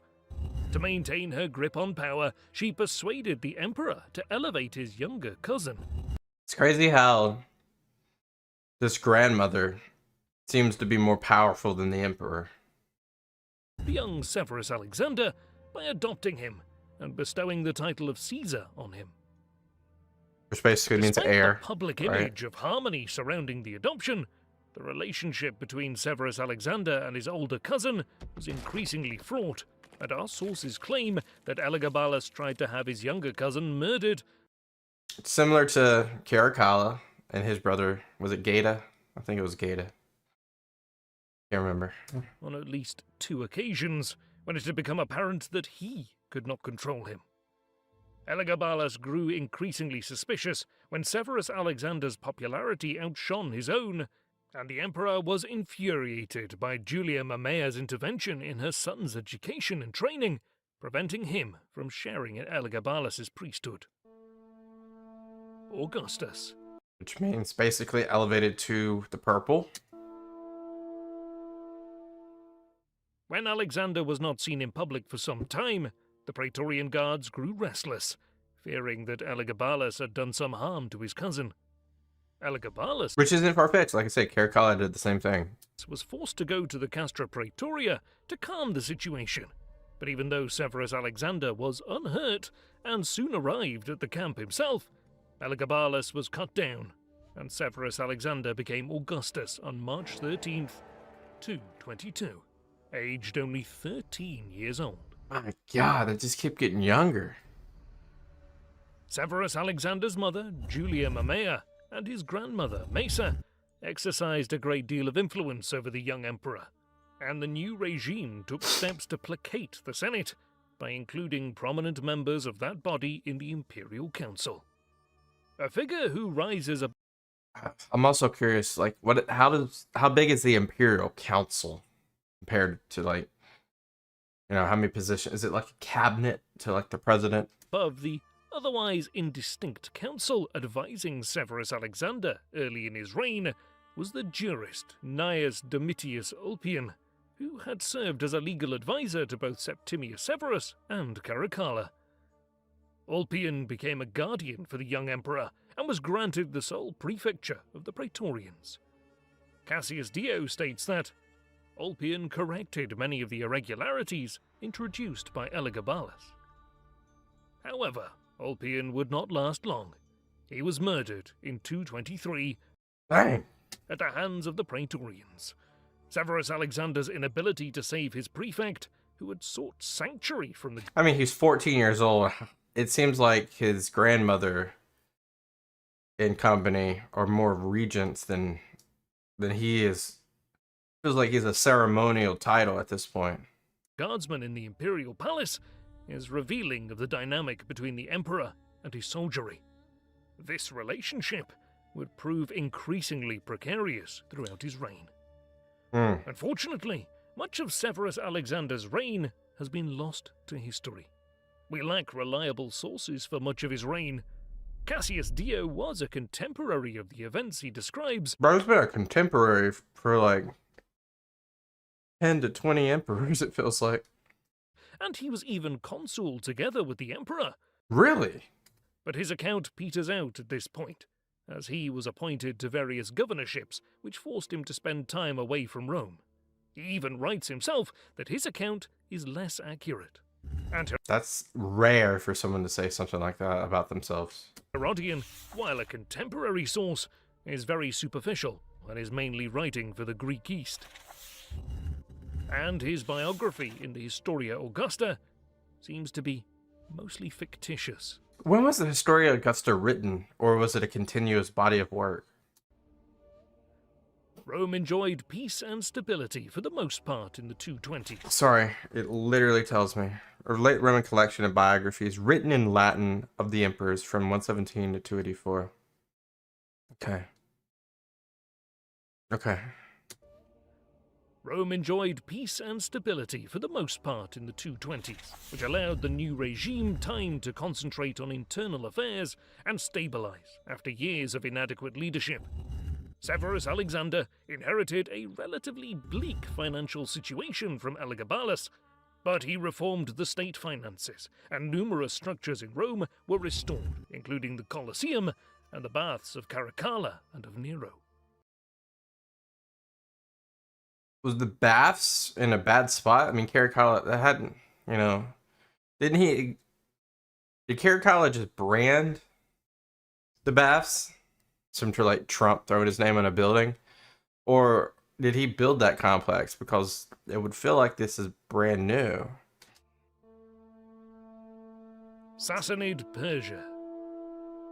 Rome's Sassanid Persia, so no longer the Parthians. rival in the east, the Parthian Empire, had long been under internal pressure with successive civil wars, and by 224 the Parthian Empire had been supplanted by a new Persian dynasty. Oh. This was the rise of Sassanid Persia, led by Ardashir the Unifier. Wow, so the Sassanids will obviously be a thing until their ultimate demise by the Arabs. Sassanid Persia would prove to be a lot more ferocious and aggressive than the Parthians had ever been. That's saying something. Ardashir had begun to expand his empire to incorporate the states around the old Parthian kingdom. This, naturally, brought him into contact with Roman frontier territories. Yeah, and obviously Armenia right there has always been like this buffer state that they've kind of played chess with. I wonder how that will go. The Persians attacked Hatra in 229, and by 230 Severus Alexander was preparing for an eastern expedition and left the following year. There seems to have been trouble in the armies of the east. The Mesopotamian legions had murdered their governor, and the legions from Egypt were restless. Coins were issued at this time proclaiming the loyalty of the army, which is often an indication of wishful thinking rather than reality. Initially, Alexander tried to reach out to the Persians by diplomatic means, but when that failed, he planned for an attack on Ardashir.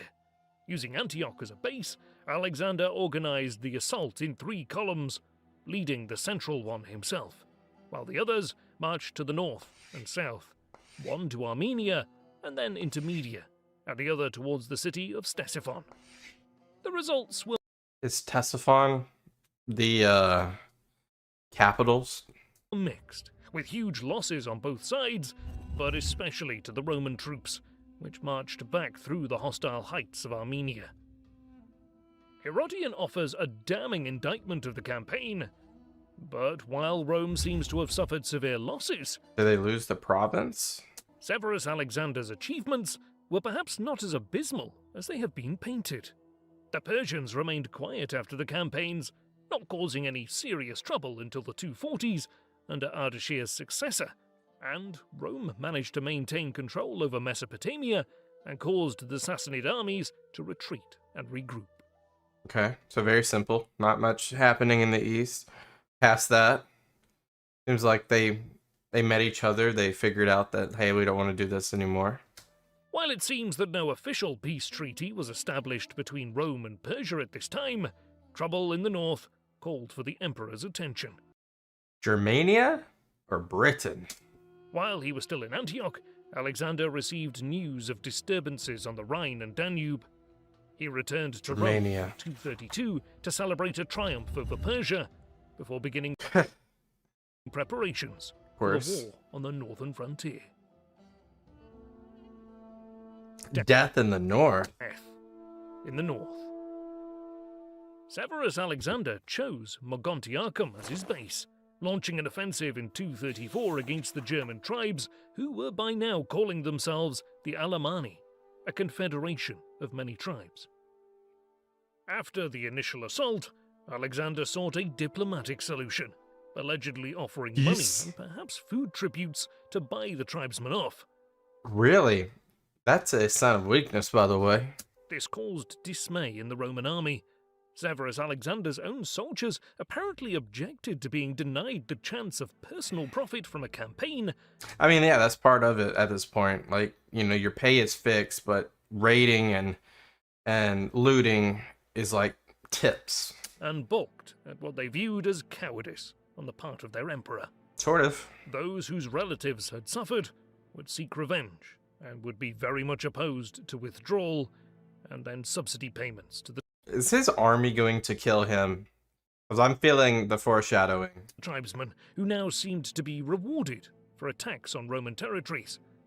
The long-standing inability of Severus Alexander to exert and maintain his authority over the soldiery finally boiled over, with the legions declaring one of their own as Augustus, Gaius Lullius Verus Maximinus, an officer who had been Maximinus Thorax.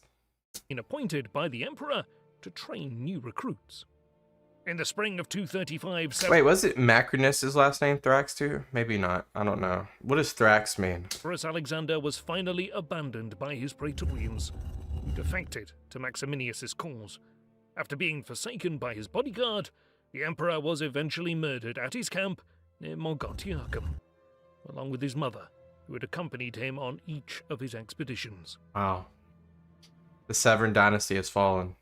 Maximinus Thrax was a Thracian who had joined the army and risen from the ranks, the first soldier to become emperor. only a few decades after Septimius Severus had opened up military careers, broadened the base of recruitment, and facilitated promotions for outstanding soldiers and junior officers. Feels very much like Macrinus. Final form. Feels like we're going through the ebbs and flows of...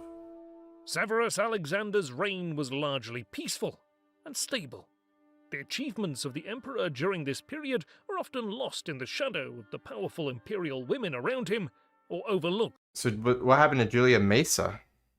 Owing to a focus Sure, on the she was military old, struggles died he in... faced toward the end of his life. In fact, there is much for which he ought to be recognized. Even Hadrian, who is usually critical of Alexander, especially of the power his mother seems to have had over him, begrudgingly sums up his reign that his rule had been faultless in nearly every way, save for the failings of his mother, whose actions incurred blame for the emperor. Thanks for watching. Wow. Do we have a year when he died? Okay, there it is. So he ruled 12, 13 years. And he was Caesar before that. So he had a decent run. More than some can say. So unfortunately, we don't have enough information about him. So let me know if you have any other context or information about Severus Alexander. Of course, I could do some reading online, but yeah, very short and simple video. Seems like the Severan Dynasty went out in a similar way that Caracalla went out.